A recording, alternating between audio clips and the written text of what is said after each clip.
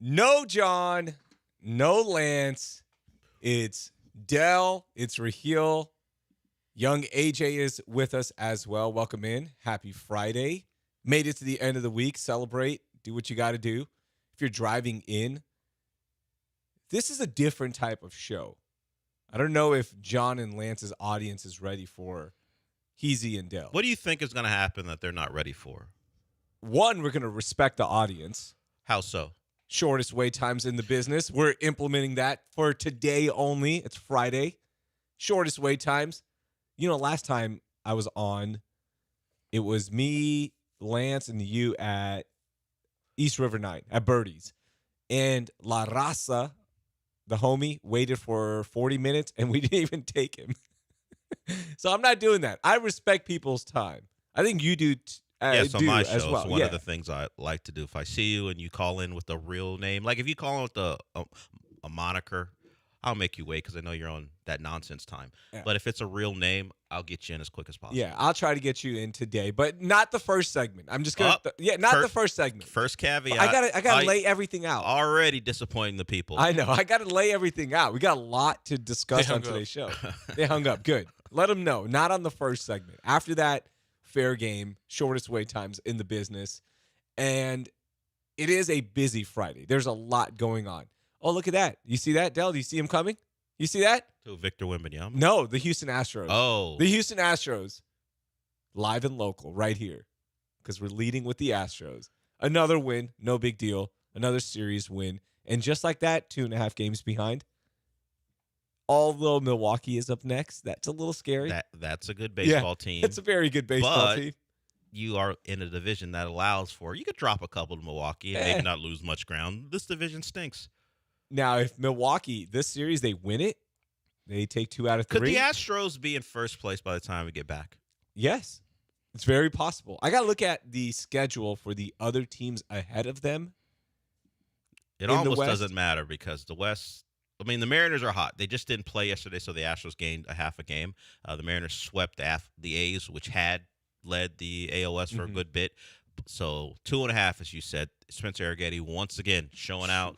He has been someone who may become the guy that Hunter Brown was. Remember Hunter Brown? We're like, is this guy a good pitcher? And then he finds like a sinker and he becomes one of the best pitchers in baseball.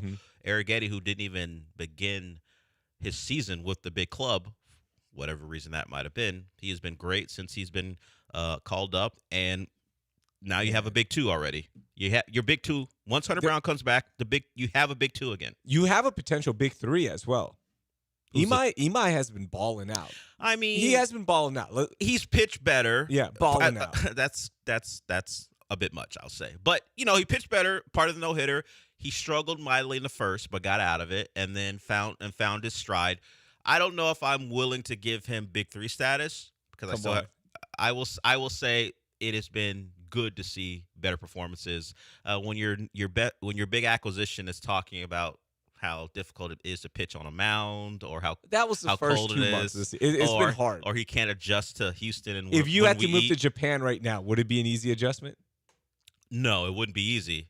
I just wouldn't tell people how difficult it is. Not with like. Why? But you had like the you English, would. like the if you were doing a sports radio show in Japan, you would talk about your struggles. No, wouldn't you? Like he has a mic in his face every day. I wouldn't say, but his job is a pitch on a mound. You know what I wouldn't say?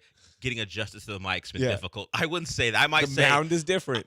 And also, if I was doing a sports radio show in Japan, I would probably learn English. So I wouldn't have that you issue. would have a translator with you the whole time. I wouldn't speak. The translator would explain it, and then I would go on and say something else. I wouldn't do that. It would be an awesome sports talk show. Japan's trying something new. Yeah, they're like, hey man, we see what's happening in sports radio here. At least not in the city of Houston, though. Like, man, I don't know if you saw our homie Barry Laminack. He was not happy with sports radio. What's his biggest issue? Oh, he's like, sports radio sucks in Houston right now. That was the whole thing. I don't know what happened. It was on Instagram, but I think he deleted his Instagram. I don't know what happened. I'll text him in a bit. But yeah, his whole thing was like, sports radio is not good right now. I'm like, actually, it's pretty good. I listen to all the I can't stations. speak to what he's listening to. Yeah. I don't listen. He said specifically 10 to 12 on ESPN. I mean, I walked right into that, but it's fine. I think about that at 12:05. Yeah, Like, you walk out, you're like, man, man, Barry's right about 10 Barry to 12. was dead on about this one. Yeah. We're gonna have fun today. So Astros win. Cam Smith, great play, dude. Cam Smith has he responded from his viral video? Is that why he's playing better? Do you know what I'm talking about? No, what's the viral video? AJ, do you know what I'm talking about? I haven't seen it. Cam Smith was walking, like, I don't know. I guess it was Houston. He was walking maybe during an off day before he had to go to the ballpark, and he has a woman beside him. Looks like they're a couple. Don't know that much about Cam Smith's personal lives. So this woman's walking by him, and they're just casually strolling, both well-dressed, having a good time, good day out. And some guy with either a camera phone or maybe has the glasses in the camera glasses, whatever. He comes up to him and goes, and Cam Smith thinks probably, hey, he recognizes me from the Astros. Cam Smith was kind of being nice. He's like, hey. He goes, hey, man. And Cam's like, hey. And he goes, hey. Oh, that was him. I know who you're talking about now. He goes, don't dilute the race with this white woman. And that wasn't the end of it. And of course, at that point, Cam Smith's walking away. He's like, I'm not going to be part of this anymore. And then the guy goes, he pretty much says the woman you're with, her grandparents were laughing and joking while your people were being hung. Whoa. And the video, yeah. And then, of course, you see her respond, oh, my gosh, and then they walk away. So mostly it's Cam Smith thinking he's in for, hey, man, glad that you're an Astro. And he gets the completely opposite interaction. Dude. I don't know how long ago it was.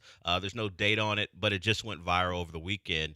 And everyone's like, oh, that's Cam Smith, because the guy, I don't think he knew it was Cam Smith. No, He just saw. I didn't know it was Cam Smith. Smith. Saw a black man with a white woman and did that. And then Cam Smith goes viral for nothing but having a good day out and trying to be nice to look like. On the video, it says, stop diluting our race, Black Kings. Yeah. AJ? I'm trying to look for it. But, AJ? What? Is he speaking to you as well? Don't incriminate yourself. Yeah, what did I text you the other day? I'm not going to. I said don't incriminate yourself. You've already texted me. I'm not going to tell people AJ, what you said. Well, stop diluting I know our race. Look, this is solidarity. I'm not going to tell you what he said. I know what he said. I can tell. You can tell. I can tell what he said. He's way too comfortable with you. I don't know. And I know I just have a feeling what he said. Either way, that was unfortunate for Cam Smith. Yeah. I didn't know that was Cam Smith. I've seen this video. Yeah. Before Astro fans pointed it out. That's As wild. I said, the guy who made the video doesn't appear to know that that's Cam Smith. He just saw an opportunity to go viral, and it did. He was unaware that he was talking to someone relatively famous, at least to Astro fans, as they pointed it out. But Cam Smith had the game's, not a game-saving home run, but he robbed a home run. Gosh. It was a great play. You see the athleticism. You see sometimes the power. He's hitting better over the last couple of days. You think, okay, that's what we're talking about here. It's all going good for them. The division has allowed them to struggle, but still stick around and out there playing better baseball. They're right in it. He should win the Guante de Oro, because that's what I'm calling it, the Gold Glove. It sounds better, doesn't it? It sounds more. I mean, it just sounds more. Are you doing that because it's the World Cup? Yeah. I mean, because it's the Balloon de Oro. Balloon de Oro. Balloon de Oro for the best player in the world. So he should get a Guanta de Oro. I don't know if that's gonna fly. We're gonna try to make. I'm gonna try to make it work. Try. I've got 2 days to do it because I'm here today and Monday, by the way. Because Lance is out on Monday, right? Yeah, Lance is following. He's a groupie for a band or something. Well, yes, he sent pictures to the group chat of he and his wife, and I imagine some friends at the Solus is there for sure. Probably at the old 97s. Yeah. We know that is the favorite band of his wife's, mostly because Lance tells us the stories about how much his wife loves the lead singer, and he sent pictures. Pretty good spot to see, and we saw Rhett Miller in all his glory, the man that Lance has to fight off because apparently, according to Lance, Nicole, his wife loves him. AJ, $100 on the line. Can you name one song by the old 97s? Nope. Same. Dell. Only reason I know of anything about him is because Lance, and I read some lyrics from a song his wife requested the old 97s play at one point, and it was about a guy knowing a woman's with someone and not caring, and she requested that song. He's just a man. Yes. The song is about him just being a man. Yes, but I think Lance's issue was his wife requested the song yeah. from that man. So she's throwing signals out there to the world. Apparently. Okay, And, so Dell's here with me, and then you're doing your show today, 10 to 12. correct. And then Monday, Worst I'm back. 2 hours of Bear Lamb next day. The worst 2 hours of his day. And then John is back Monday, so but he's back in La La Land. I believe he will be in Los Angeles. Okay, so then we'll do the show. It'll be a reunion show for that. By the way, I don't know if you saw this, but brother Wembenyama, Eid Mubarak to everybody, walked in wearing an Eid outfit is the best way to put it. He had to because explain to people. Yeah, because he's they like, thought he's he not was a monk. They thought he was honoring the monks. He goes, "No, I'm doing it for this reason." While he has been pretty open about not being specific to any religion, he did want to honor. Huge Muslim population. Yes, in San he Antonio. did want to honor them by doing in that. the South Side. Sure, if you say so. I have no idea, but he did. Man, it's Eid. He did go wear. Well, Hey. Shea Serrano, imagine. But he did want to honor whatever Muslim community may be in San Antonio, just Muslims overall. And he went out there and balled. Dude. And so the Spurs, and now They we're came out going and to a just- Game 7. It was done. That crowd. I know we're not supposed to give San Antonio props because we're used to, baby.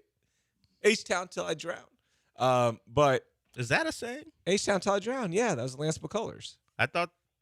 Is that what he said? Yeah, didn't he say that? Bear me in the H, I thought is what he said. No, but somebody else said. I thought it was Lance who said H-Town till I drown. I just thought, Bury me in the H is the yeah. this place, it's H-Town.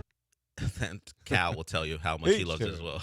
But San Antonio, when that place is popping, dude, it's crazy. It's fun, man. And I don't know if you've seen, there's been, obviously, the Knicks getting to the finals has been a content creation machine.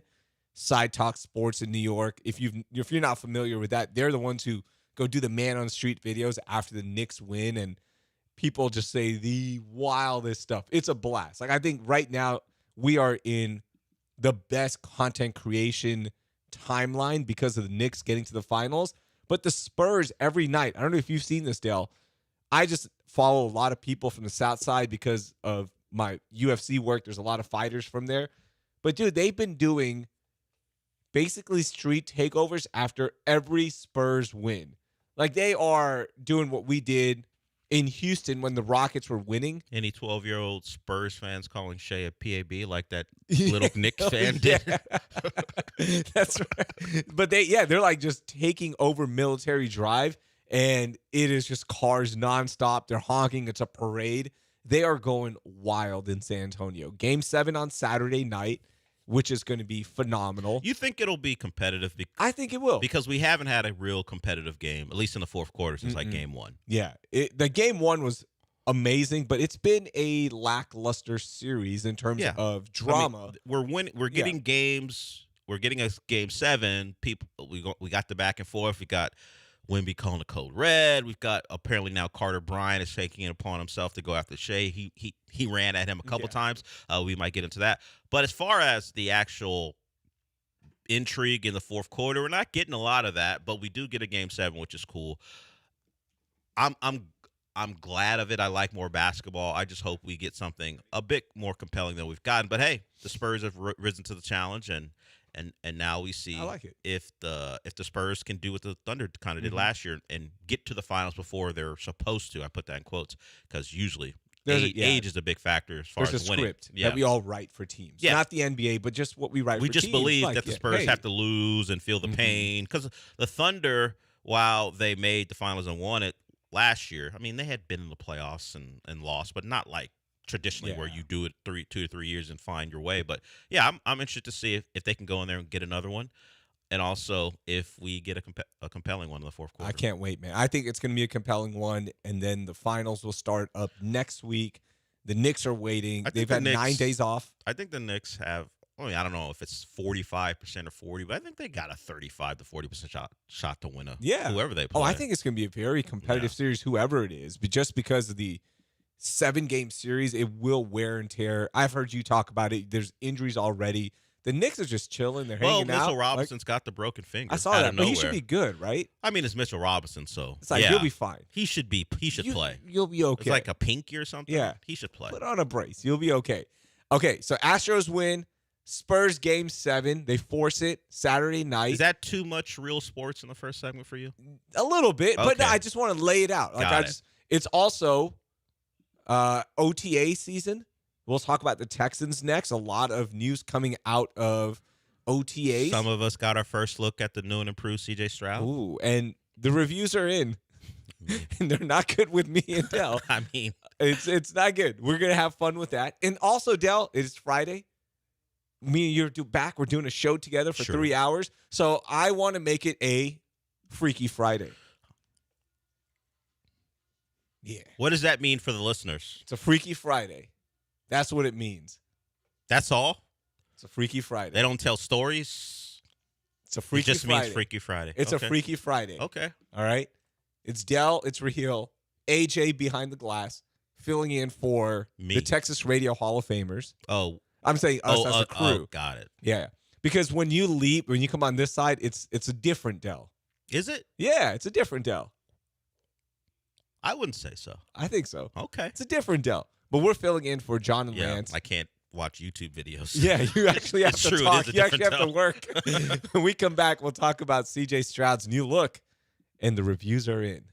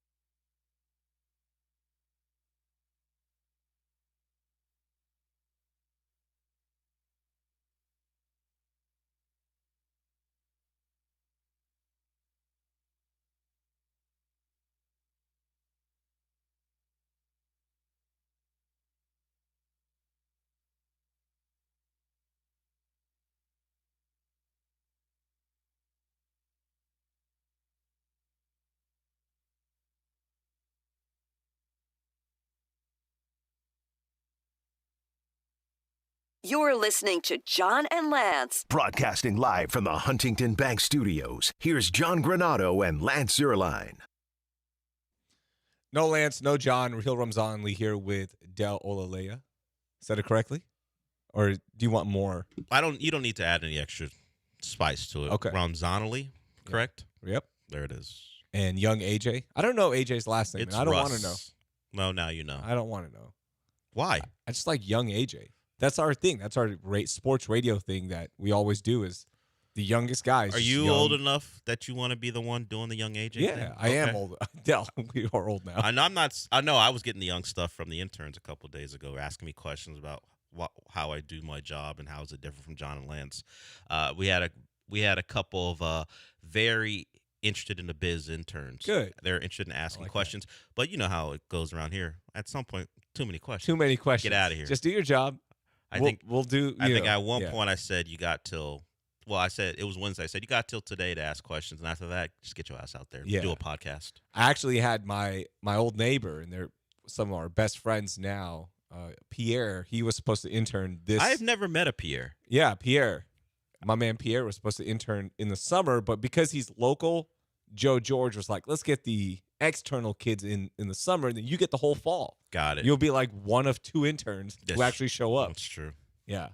Young Pierre. But I think he goes by a different name now because he doesn't like Pierre. There's a whole thing. How many Pierres is he going to run into in his life? Not many, right? But that's why you stand out. Like now you're not going to forget Pierre when he walks in next fall. You're going to be like, hey, you're that Pierre guy. I'm not going to call him Young Pierre, but Young P. Maybe. Unlikely for me. I just won't care enough. I'll just call him P. P. Yeah, I hope that's what we call him. Hopefully, when young Pierre walks in here, he'll understand that one question is too many questions. Yeah. Just sit on that table at that desk, cut up that podcast, and make my life easier. He's at U of H now, and he came to our house on Sunday. Okay, we're doing little kids because my daughter just graduated 5th grade, and she has 4 friends that were the same age. We were on the same street. COVID brought us together. We hung out every single day for hours and hours, and they all graduated 5th grade. So we had a little party for them, and P showed up. Young P showed up, and I asked him. I was like, "Hey, he has dreadlocks," and it's like, "P, we're all swimming," and I was like, "Hey, you gonna do the Memphis flip? You know how the Memphis pool parties go? Have you seen that?" No. AJ, tell Del about the Memphis pool parties where they do the flips.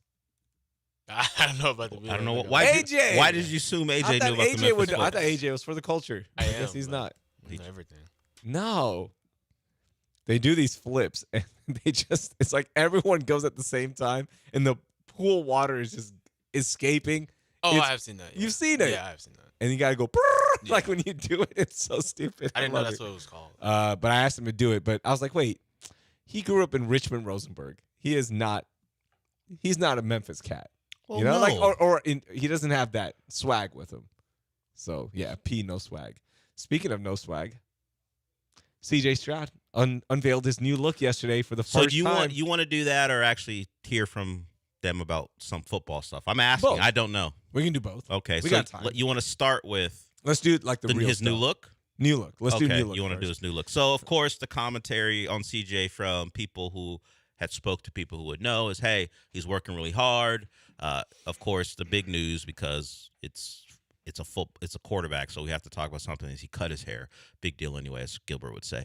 But he's supposed to be really dedicated this offseason. I suppose the last offseason when he was really dedicated. But now he's even more dedicated last season. Muscle soreness. It was general soreness. General soreness, yeah. Which couldn't be really explained. We didn't really understand why he was missing reps, but it turns out he was A-okay. It was just a silly thing put on what was wrong with him. But he turned out to be fine. He threw when they didn't want him to. He wanted to prove that he was okay. But this offseason is his first full offseason, according to Miko Ryans. I didn't really know what that meant because I heard it or read it yesterday, talked about it on the show.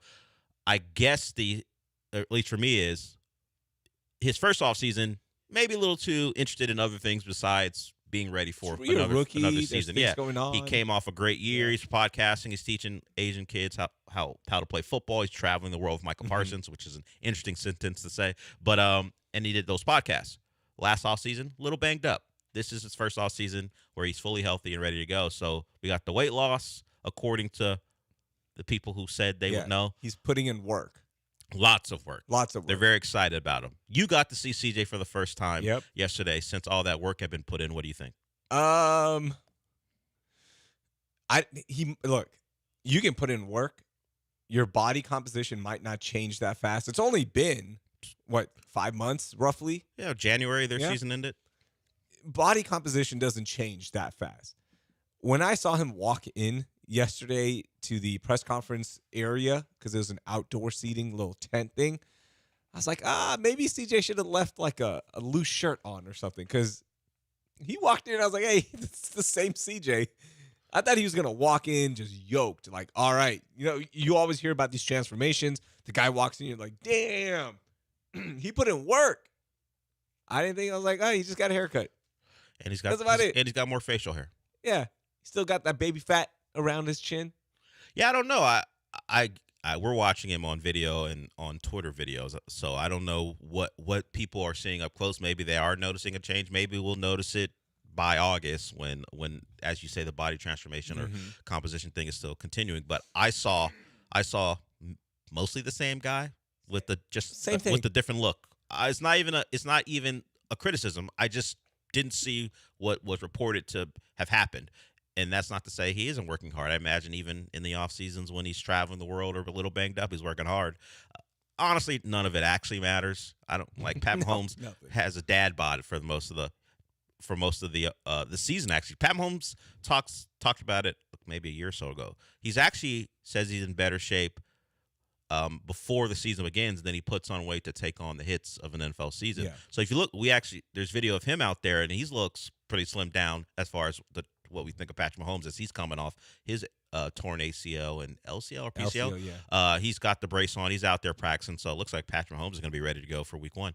But I don't particularly care about what CJ's body composition is.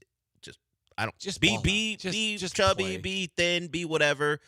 Just go ball, and that's what Tom we're Brady looking for. never had great body composition. Yeah, I don't know that it matters. I think it's just an off-season story. And hey, I know he struggled the last couple games, and it didn't live up to our expectations. But we swear. There's proof he's working hard. I think that's all this is. Do we want to hear from CJ Stroud? Like actually hear from him? Well, do we have that, or the contract stuff was asked of him because the Texans are giving out money to everyone except for him. Hey, Nico, I know you're not asking for it. I know you're not a malcontent by any means. You want some money? Aziz Al-Shair, you want to be at the time the third highest paid linebacker in football? We'll do that for you. Hey, Daniil Hunter, we just love giving you money. Daniil, come on. Hey, you guys want money, yes or no? Yeah, yes, we'll take. Nico's is the wildest one. Aziz, I understand. Yeah. Right? Like his contract will be done by the time he'll be leaving that sweet spot of prime, whatever that is. Sure. Daniil, you got it. Like you have to keep that together, keep him happy, even though, again, there's been no signs of like upset players. Well, why would you ever be upset when you know they're going to hit you with with more money before you even ask? Nico is Cody, our guy Cody Stutes, he wrote about this. He's like, why did they do this? What was the point of this? It makes no sense. I don't know what Nico Collins was saying behind the scenes. He's likely will never be someone who's very public about things, but he was, if you compare him to the other receivers in football, he was underpaid, relatively speaking. I know. Slightly. He's now like maybe the fifth highest paid receiver annually because they added on money to his contract for this year and next. He might have been someone who goes, hey, we don't really need to get into a full discussion about a contract extension, but I feel like I'm underpaid. You want to throw me a couple bucks? And the Texans are like, yeah, you know what? That's a good point, Nico. Yeah. We'll give you more money. So if you missed it, that happened earlier in the year. They added on like $9 million to his deal this year and next. So Nico gets some money. I've seen it happen where guys just get a raise out of nowhere, and you assume it's because at some point there was a conversation privately about, hey, my client's underpaid. You should make this right. That's fine. And the Texans did it. If I was Caserio, I'd be like, hey, man, here's some free money, but you got to wear the stupid hat. You got to wear the Guardian hat. We got to protect you. Well, CJ's the one who missed multiple games, so I don't know that Guardian hat's gone on his helmet. He has changed his helmet. That was a everybody that has been seen that he put on a different helmet to protect him. He missed the 3 games last season. He's got like 2 out of his first 3 years he's missed time with concussion. So that might be a concern. We know, or at least there's some speculation that the decline in Tua's play the last couple seasons is because that some guys just don't come back from suffering that stuff. So you're hoping that CJ doesn't fall in that category, and he has put on a different helmet to try to mitigate some of those concerns. You know what? Let's hear from CJ Stroud. CJ Stroud was asked about his contract, and he gave the typical franchise quarterback answer. But here's CJ Stroud on contract extension talks. And is it easy to kind of just put that to the side? You saw Will get paid, and I know you're eligible for the extension. Is that something that you just put behind you, or what has that been like, kind of balancing that, or thinking about it or not thinking about it? Yeah, I mean, I let my agent handle it, and, if it's time to do it, then it is. If it's not, my job is football, so that's what I focus on, is just getting better. And I think I've held my bargain up on that edge, so, whatever happens. I'm excited to be a Texan this year and, go from there. Mm-hmm. Thank you. Do we read into that, Raheel? Oh, yeah. I read into it. What do you think when you hear I'm excited to be a Texan this year, and I've held up my end of the bargain? That sounds like a discussion was had, and we're not ready to commit to you. Or at least not at the number you think we should. Yeah. No, that's a better one. Not at this number that you're probably thinking. And that number he's probably thinking with Mulugeta is highest paid QB.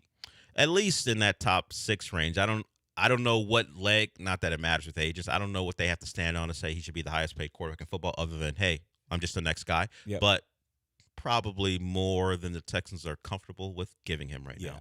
That sounds like a... It sounds like, yeah, you're right. They talked, and they aren't that close. Yeah. But, hey, the conversation was, CJ, come in, do your job, ball out, and if you get us to a level we haven't been to, you're going to get paid, and you could be that guy, that next guy up. Well, it sounds like he thinks he's already done what he's needed to do to go get his money. He held up his end of the bargain. Yeah, that sounds like a guy with who a good thinks rookie year. That sounds like a guy who thinks he's done what was required to go get a deal that meets what he believes his value is. Man, self-awareness. We're not looking for that. No. Go give me my bag. Stop asking me about self-awareness. Him getting paid next year could help work to his benefit, though, because like Caleb Williams, Drake May, Jaden Daniels, they'll be eligible, so he could get, it could be one of the biggest off seasons ever for quarterbacks, right? Like all of these guys could keep, like it'll be the first guy gets done, and then the next guy, depending on how everything plays out, how everyone plays, it's going to be that, oh, well, exactly, I'm going to get $100,000 more, and now I'm the highest paid. And then the third guy, no, I'm the highest paid. And then CJ comes out of nowhere, and he'll be like frankly, he'll be get traded. Beyond the next guys who are going to get paid, man, well, that'd be tough. Who's the Matt? It'd be funny. Well, it's his version of the Matt Stafford trade, considering how much he admires Matt Stafford. But I was trying to think of what would be his best reasoning for wanting to get his money now. Tua and Trevor Lawrence got their money. Why not me? I don't know what else. Yeah. What other leg he has to stand on if he wants to be one of those top 5 guys. You got to go play like a top 5 guy, at least close to it, and that hasn't happened the last 2 seasons. Nope. But he has a chance to do it. He's been putting in the work. Yep. And D'Amico's excited.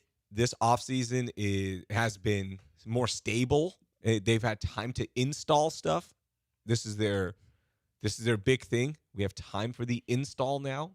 Last year we didn't have time. Well, Nick Haley was new. Yeah, but you still had time. CJ had the soreness thing, so I'm sure. But second, of course, we all know the second year with an OC always works out. I mean, there's no evidence with the Texans to suggest it won't work out. Yeah. Because they have more time now. No, yeah, Bobby Slowick had all the time, too. Football is football. So, organized team activities underway. Yeah.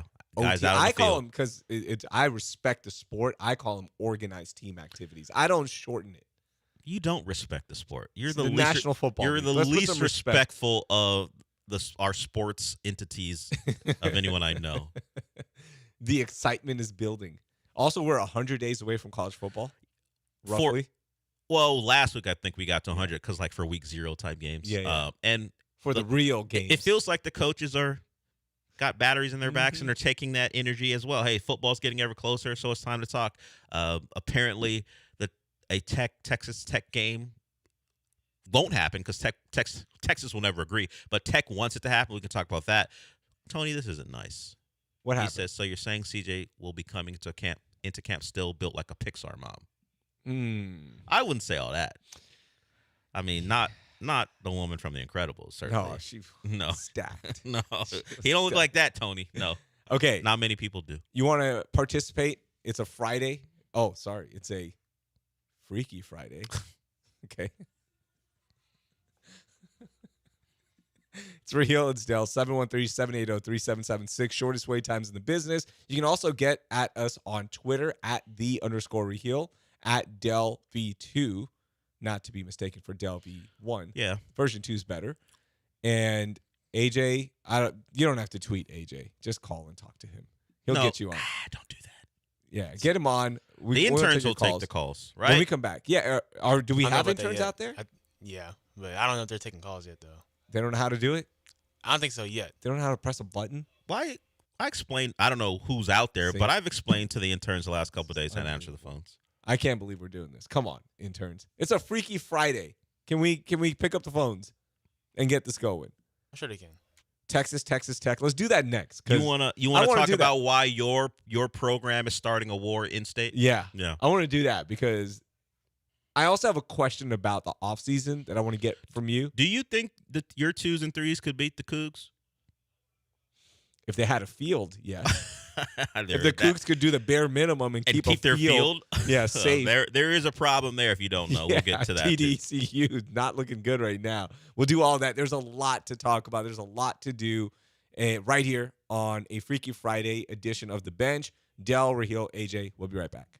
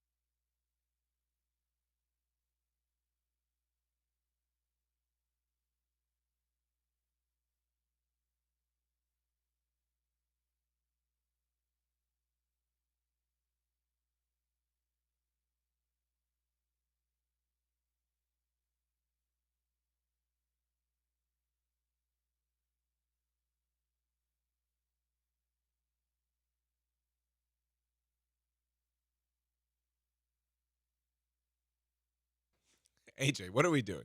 We entrust the show to you. I mean, we mentioned college football, but neither one of us root for Virginia Tech, so I'm not sure why Enter Sandman's playing. Why not? You're listening to John and Lance. Broadcasting live from the Huntington Bank Studios. Here's John Granado and Lance Zerline. I mean, it doesn't have to be rap. I mean, I don't always play rap, but I don't get to Metallica. Yeah. All right, I'll play straight trap the rest of the time. You can pick anything you want. But Yeah. Not this. Come on, you know the vibes of this show. Can't believe Are we a Metallica type show? Nah.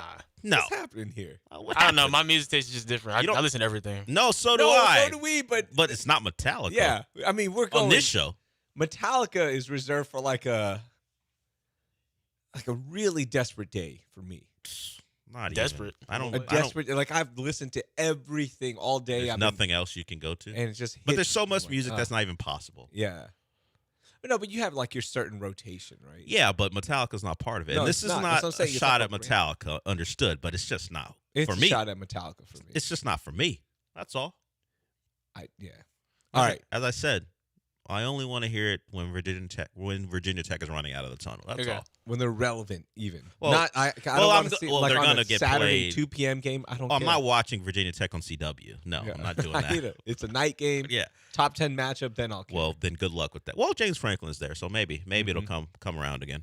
Okay, college football. I want to talk about this real quickly because it involves the flagship university of the great state of Texas, which is the University of Texas at Austin, who recently got rid of their Hispanic education program, by the way. Thank you. Did they give any reason for that? Oh, you know why. You know why. We'll just leave it there. Okay. We'll leave it there. All right. You know why. All right. But this all started. There's a lot of heat right now in college football. If you don't know what heat means, there's a lot of storylines. People are on edge. First of all, the playoff system is up for debate. How many teams? 16, 24? Or are we just going to leave it at the current format? That's all being decided still for next season, is my understanding. Right, Del? Am I wrong on that? Like, this new 24 format could go into effect as soon as this season. Shakeup.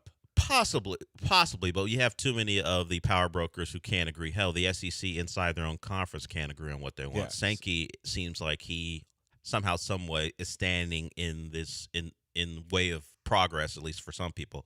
And SEC coaches are complaining now that we thought going to 9 SEC games was a precursor to the playoff expanding, and now that's not guaranteed. Why the hell are we playing 9 SEC games? Why are we making our lives hard? Yeah, so these things are still up in the air. I would not be surprised if we're still at 12 in 2027 or at the most 2026, because even ESPN doesn't want to expand to like 24. Why? They're not They don't interested. have the I mean, you have to manpower? redo a deal, I think, if you do it, and maybe the deal opens up to other networks, kind of like how the NFL has multiple bidders. I'm not exactly sure, but even ESPN's not interested in this expansion. So when they're not interested, and the guy who leads the SEC isn't thrilled with it because he says we've got contracts with Mercedes-Benz and the SEC title game. These are things that are standing in the way of the SEC being fully on board. And then when you got the rights holder not fully on board, we'll see. There's a lot too much money at play here. There's too much going on. Not a lot of people agreeing. But because of this, there have been a lot of quotes flying around. There have been a lot of tense discussions saying, well, we did this, and then this other team. Like, come on, who do they really play? That's basically what Sark was saying about Texas Tech. There's a lot of back and forth. Sark has been like on this tour publicly of bashing people, letting people know like, hey, we got screwed last year, even though you shouldn't have lost to Florida. Like, come on, what are we doing? You're Texas against a bad football team. Just win the game.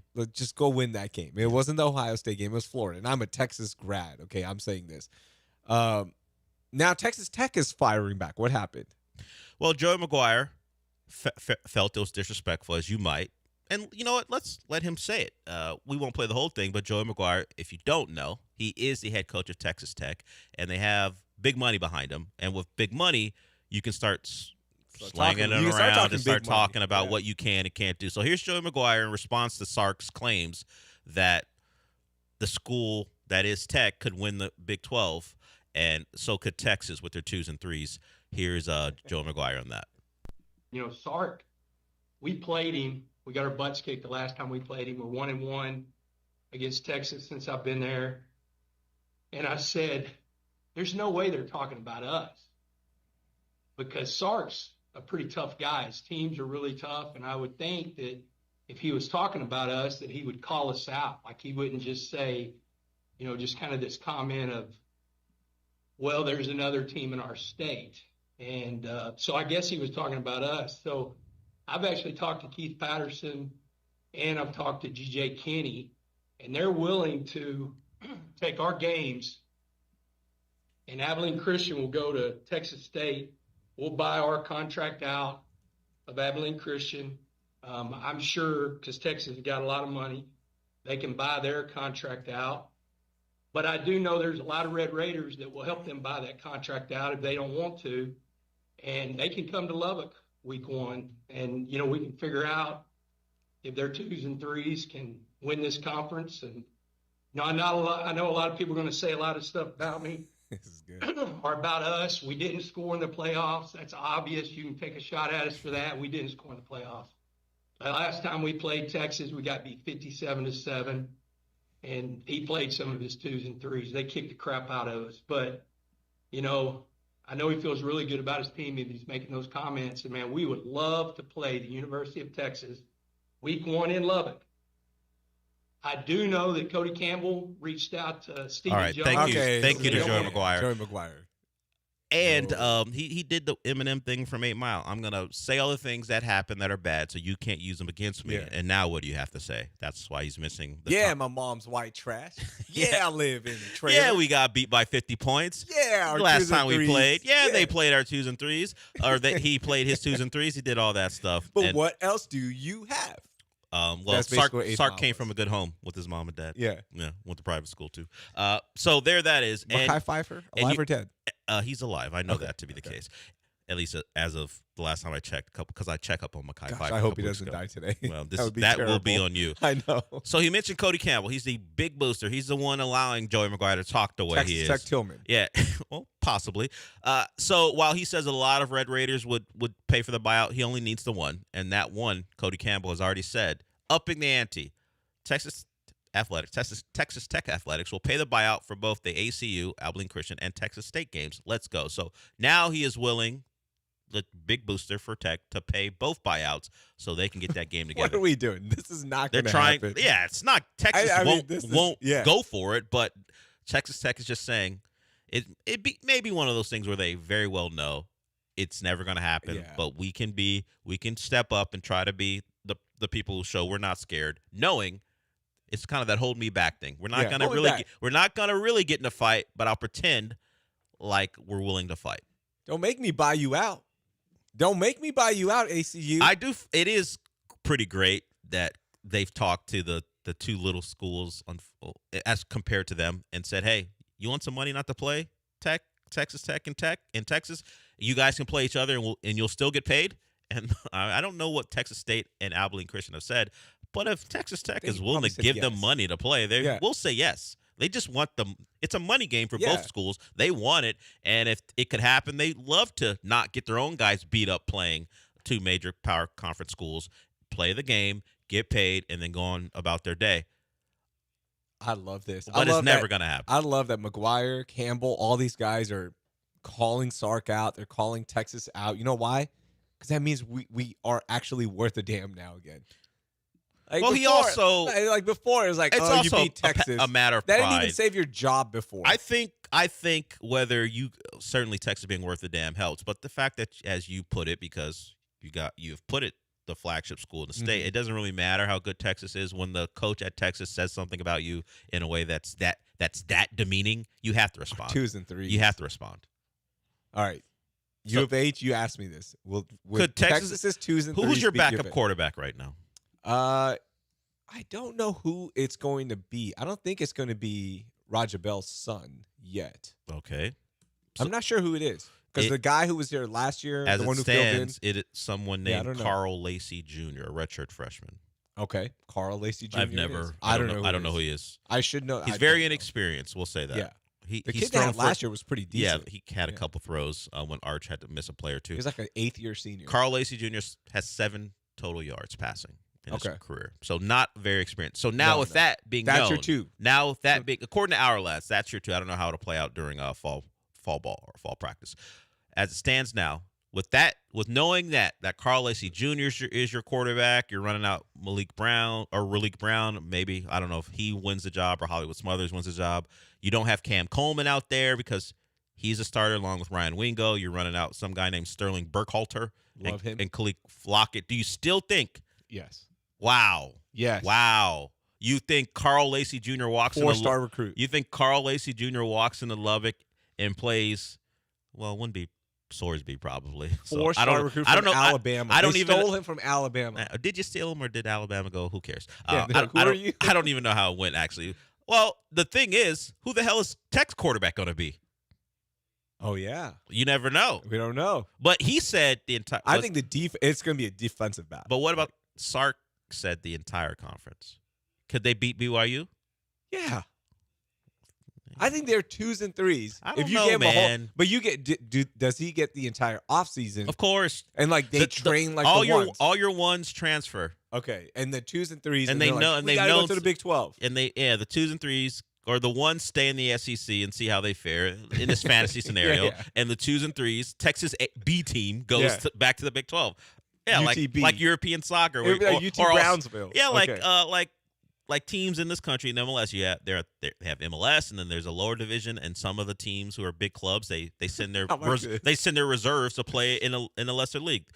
Could Texas send their 2s and 3s to not just beat one school? No, the whole because Sark season. didn't say one school; he said the entire conference they would win. Big 12 slate. Yeah, could you? Yes. And you don't get a soft schedule in the Big 12. No. You get the best teams. They won the Big 12 with 2s and 3s or last year. That was 1 year. That was wasn't a down Big 12. That's not my problem. The Big 12 is spending money now. That's not my problem. The Big 12 is spending money. So are we. But at it's your 2s and 3s. Yeah, not only 2s and 3s, 3s, but no, don't have the same type of experience. They haven't played that much football. I just told you, your starting quarterback as a 2 has thrown for 7 yards.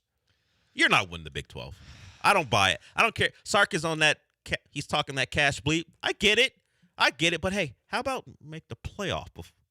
If you were coming off making the playoff, I'd accept it more. Talk. They should have been a playoff. The last time we heard from him was whining about why his 9-3 team should be in the playoff.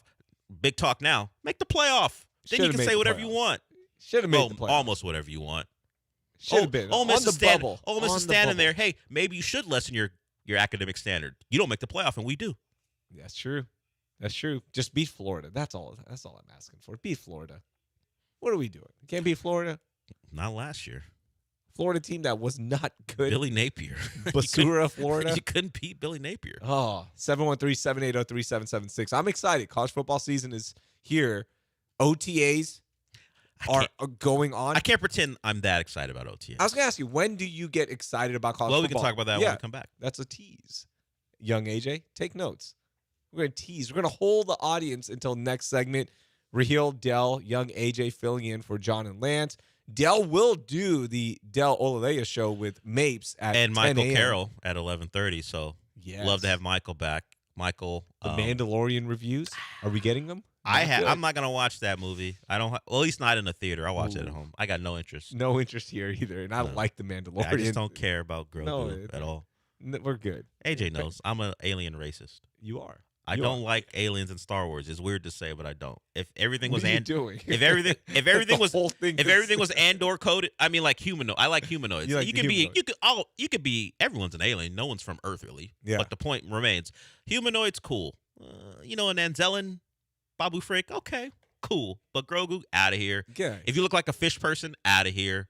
Give me Andor So coded. you didn't like Project Hail Mary? It was a rock. It's an alien. But I said Star Wars. Sorry if I ruined it. I said Star Wars. Well, they spoiler gave alert. that away in the trailer. Okay. Star Wars aliens. I'm not fond of. I don't watch trailers. I didn't know. You don't even have to. Oh, you didn't know about. You didn't know about the Project Hail Mary alien. Nothing. I had no.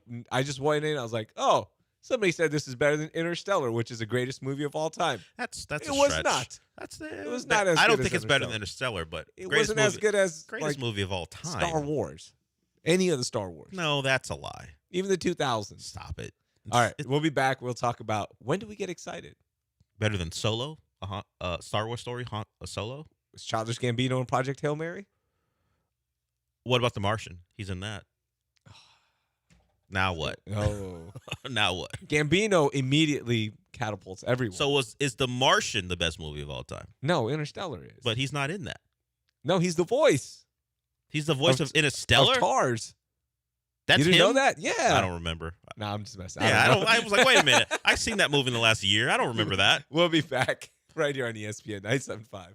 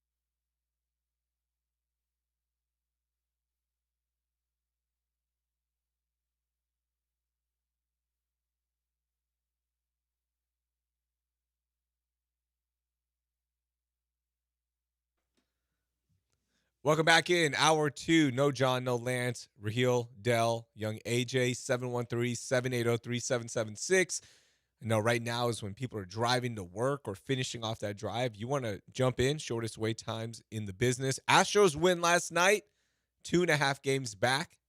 Here they come. Here come the Astros. Aaron Getty, balling. Hunter Brown, what's his expected return? Do we know? He's pitching this weekend in Sugar Land. They have to do the thing where they build up his arm before he's ready to go. I don't know when exactly he'll come back. I think the timetable may be mid-June or something. Okay, so maybe a couple more starts. Yeah, potentially late next week. Well, it's only May 29th, so we're talking if it's mid-June, maybe 2 weeks. But if he's doing a Sugarland start, well, not too far away, right? Yeah, I don't know how many innings or how many pitches he'll throw. Okay, we'll find out. If he throws 60, then maybe we're closer than we think. If it's still in that 45 to 50 range, it may take a little bit. Up. Yeah, good ramp up. Ramp up. That's what they say in baseball. Ramp up. Josh Hader should be back with the club. Yeah, I don't soon. know how he did last night. Last night was supposed to be his final outing with the Space Cowboys, and then they were going to go from there. But yeah, he's closer than all the rest as far as major contributors. Do you think he got a tribute video? Yeah, Sugarland. You can do whatever you want with the Space Cowboys. That's the fun of minor league baseball. We haven't gone to a minor league game in a while. What's the last time? 2019, I think. I've been there more recently because there was we had a night where we had all the crew out there. Yeah, it was all the crew for like one more week before like 3 guys decided they didn't want to be here anymore.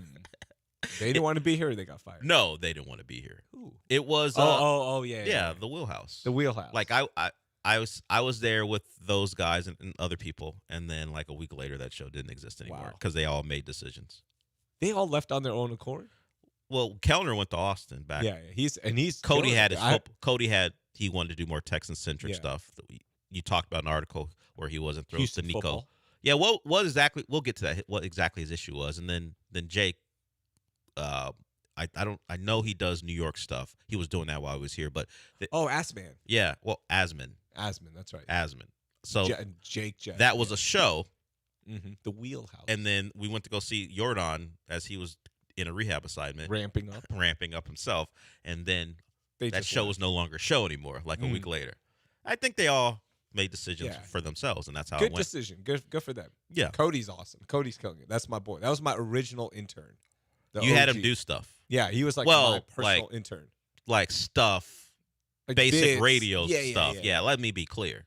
Considering the world we live in today, yeah. Not taking advantage of him. No. Well, I mean, you probably exploited him in some ways, but not in a way where you were, like, harming him. Yeah. Yeah, hey, Cody, do this. Cody, go do this bit. Yeah, that stuff. And Cody's like, you know what? I'll do this bit.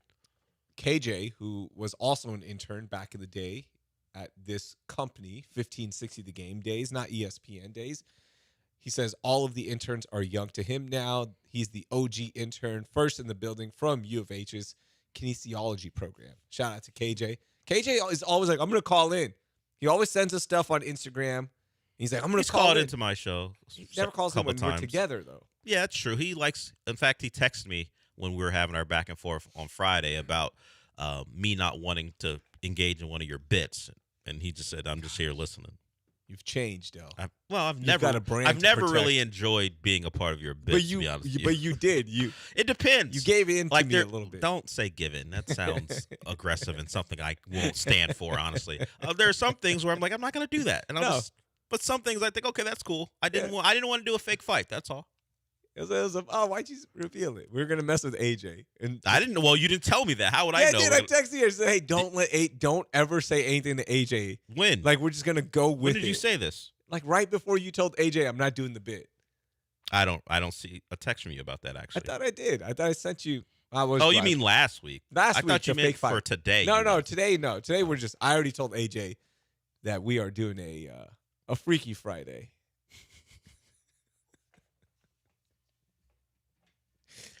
Freaky love Friday. This so much. 713-780-3776. Oklahoma City Spurs game 7 Saturday night. OTAs underway. CJ Stroud, the new body unveiled. Looks the same. But D'Amico, by the way, he talked yesterday. Yeah. All right. People are now like, we're in that. Okay, OTAs are here. OTAs are here. We're ramping up. Do we have D'Amico sound that you want to play? Let's play. I don't know what he's going to say. Let's just play. He talked about what you might consider the perfect Texan, Will Anderson. Perfect. He was being a little bit too much of Will Anderson yesterday. Here's D'Amico on Will Anderson and how he affects how they actually practice. Yeah, Will continues to wreck practice. I'm probably going to have to sit him out here soon because we have to be able to actually practice. So he just keeps wrecking practice. So just keep doing that, keep causing havoc. That's what he does. And I was showing guys that's what he does on Sundays as well. So it's no surprise that Will is the guy for everyone to watch of the intensity at which we operate. That's how Will Anderson plays. That's how I want everybody to be. That's amazing. The perfect Big hits all day. Let's talk about that. That's Kamari Lassiter, who could maybe fit the profile of another perfect guy as far as D'Amico Ryans is concerned. I'm against Swarm. You're against Swarm. The name, because it's really Swarm. Swarm. Because there's an acronym. It's an acronym. It's an acronym, but there's an E. No one uses "and" as a way to complete an acronym. No, that's not allowed. That's not what it is. So they go with Swarm because E would make it sound stupid, like Swarm. Big hits all day defense. Kamari Lassiter told a story about his mom saying that when he was a kid. Big hits all day. And that's how he operates. It's followed him throughout his football career. I think the big hits all day defense is a way to go. You could put BHAD on shirts. It just spells out bad. You got all these you got all this stuff, and yet they want to stick with Swarm. Well, the big hits all day would be Bud. No, it's big hits all day. Big hit. Bad. BHAD. Bad. BHADs. You spell bad the cool way. It's like Bad Barbie. Bad Bunny. Except it's not. It's not. Bad Barbie was spelled BHAD. It is. Right? I don't want to actually do that. Yeah, make a connection with her. But yes, it would be that. I like the idea, but I'm going to be honest with you, right? Okay. I'm going to give you feedback. Fine. We're working through this for a new moniker for the defense because I'm not a big swarm. What was the acronym? What did it actually? I gotta find it. Nobody see if you don't even know what it means. The people in the building know. I guess that's important. But as far as I'm concerned, I don't even really know what it. You would remember big hits all day. Swarm Southwest A-Leaf. No. SWA. No. Southwest A-Leaf. No, it is Richmond. Special work ethic and relentless mindset. Special work ethic, relentless mind. That is Swarm. Swarm. You don't use "and" as part of the acronym. That's not what's done. But could there just been a spelling error? Work ethic is not one word. It's two words. Maybe they thought it was one word. Like people think Sugarland is one word. It's not. It's two words. You think they believe work ethic? Who believes work ethic is one word? Football players. Okay. Let's. Okay. At the end of the day, D'Amico is still a football player. He's not Cam Scatabo though. Work ethic. If you told me Cam Scatabo thought work ethic was one word, I'd believe you. Why does Cam Scatabo talk like this? He's just a giant meathead. Yeah. Like where's the pizza? I was trying to shoot him some bail, but he had like 100 carries for 400 yards last year. He goes, you know what? If they gave me 300 carries, I'd run for 2,000. Like, I don't think he was doing math there. I think he was just suggesting that, hey, if I get more carries, I'm going to wear people down. I'm going to get more yards. But Sean was like, no, he was trying to do math. I like just saying big hits all day. I think big hits all day. But everyone, you want to write that on a T-shirt, you might want to shorten it. But I think the big hits all day defense is something you can go with. Big hits all day defense. So big hits all day. BHAD. ADD. You got to put that defense in there. Don't forget to put the D in, Dale. That's unnecessary. I would say you're better than that, but you're not. I'm not better than that. No. I'm not better than that. Don't forget. What is your timeline of excitement for the football season? But there's key events that happen after the Super Bowl champion is crowned, of course, and then then we get hyped up. Free agency, the draft. I think combine's first. Draft. Then you've got free agency. Oh yeah, free agency. Right, and then you got the draft. And then you got people showing up, practice, OTAs. I think rookie mini camp. Okay, particularly if you have a rookie quarterback or something like that. I would say once all of the uniform releases are out, whether it be for college or the NFL, when we know, although the NFL does it early, college football does it later, so maybe that's the wrong way. I would say, as far as the NFL is concerned,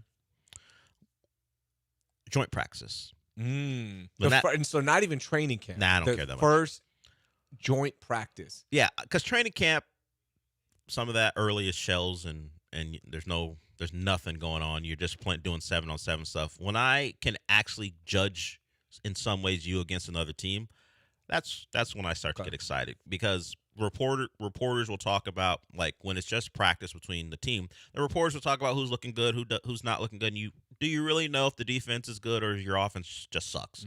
You actually get to see these guys compete. Well, we don't get to see. We get to see it's reported. Hey, the Texans are practicing against this team, and this looks a certain way. The offensive line is holding up, whatever it might be. Then you have some real competition going on. That's when I'm like, okay, it's football season. We're getting ever closer. I'm ready to go. So it's pretty late in the process for me. What about college football? I think first scrimmage report. Okay. When I get the news of what's going on and who looks good and who's rising up the depth chart, who's a surprise, who's falling down, that's based off that first scrimmage report. Because I root for a program that goes dark. It doesn't really give you any information. You need to be on some message board with an insider who's like a golden cane who gets to go to practice, and they'll tell you. So when you get the scrimmages, some of the times more people are allowed to see those. Are you talking about the April scrimmages? No, or the fall ones. Fall ones. I don't really care about spring practice that much. Okay. That's when I get excited for college football. Got it. Is that spring? You do. Like, you seem like the type. I love it. Like, you seem like the type. I'm like, oh, yeah, let's go.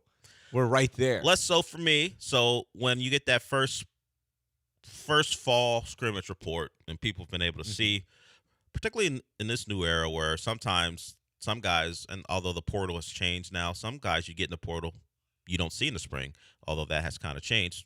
When you get to see all the guys, all the freshmen who are on campus, actually who didn't graduate early, who are there, you get your first spring or fall practice reports, and then you get to that scrimmage, you go, okay, this guy could be a player for us this year. Then I'm like, all right, then we're in. I'm ready to go. I think NFL for me is week 1. I really don't. First actual game. First actual game.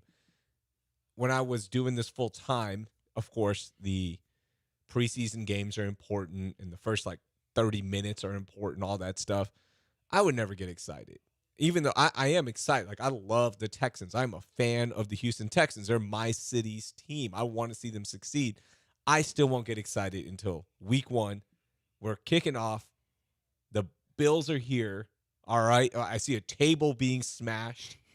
I want to see some dudes do some stupid stuff. And then I'm like, all right, here we go. It's football season. But it also could get ruined in training camp, because if there's an injury, you're like, damn it. It's true. This the sucks. training camp injury that knocks out one of your starters for the year. That news hitting one of the worst feelings as a fan. You didn't see it. You don't know how it happened. You just know it did happen, and it happened in a practice. Yeah, and it's gonna linger all year if he comes back. Yeah, it just sucks. How about you, young AJ? When do you get excited? Because OTAs are here. People are pumped for the Houston Texans. Historic defense. When do you get excited for the NFL? Oh, so for the NFL in general? Yeah. I mean, and you're a Cowboys fan, for right? People. Well, I love the draft too. I really do love the draft a lot. Okay. So, but training camp probably when it really spices up more for me. All right. Sure. What about college football? College football. So my cousin, he plays left guard at Texas A&M. So I went to the spring game last month. Oh, so nice. Probably around then. Yeah. Nice. Good for him. Yeah. What's his name? His name's Tyler Thomas. He'll be a sophomore. Well, might be a redshirt freshman this year. So yeah. Nice. Good for Tyler Thomas. Shout out to him. I'm gonna text Nuno and find out, is Tyler Thomas the real deal? Texags David Nuno. Yeah, he is. He is the real deal? Yeah. He's the real deal. Nice. Okay. If you want to let us know when you get excited about the NFL season, college football, let us know. 713-780-3776. And also, before you yeah. Another thing with my big hits all day thing. Big hits all day. The Swarm defense, I don't think it has it'll go down historically as a name that people are gonna really latch on to, because it's not even called the Swarm defense. No. It's just the mentality of the team that what Tamiko wants. But if you got the big, if your name, yeah, that's what they do, but that's not the name of anything. They don't attach it to the defense. It's just the mentality of the Texans. Yeah. If you are named the Big Hits All Day defense, big hits all day, like Legion of Boom, Big Hits All Day defense. Now Legion of Boom won stuff. Big hit energy. No, don't It besmirch. just I like don't big hits all day. I like it. The saying of Kamari Lassiter's mom with your nonsense. I love it, but I'm thinking branding potential. Does it really big hits all day? Just does big hit energy? Now we can all jump on board. Who? No. The casuals can jump on board. No, I don't want anyone jumping on. You have to have jumping on potential. No, not on big hits energy. What did you say it was? Big hit energy. Big hit energy defense. No. Big hit energy D. No. Oh, come on. We're working with something here. Why do you want? And then why do you want a name of a defense where most people are gonna go pause right after they say it? Do you want that? Yeah, it's Big D energy. No, I know where you're going. There you go. You didn't trick me into that. I just don't want it to be a thing. Okay, phone lines are blowing up. I don't know why, but they are. Because you ask people when they're going to get excited about the team. 780-3776. We'll do that on the other side. Raheel, Dell, AJ filling in for the bench right here on ESPN 97.5.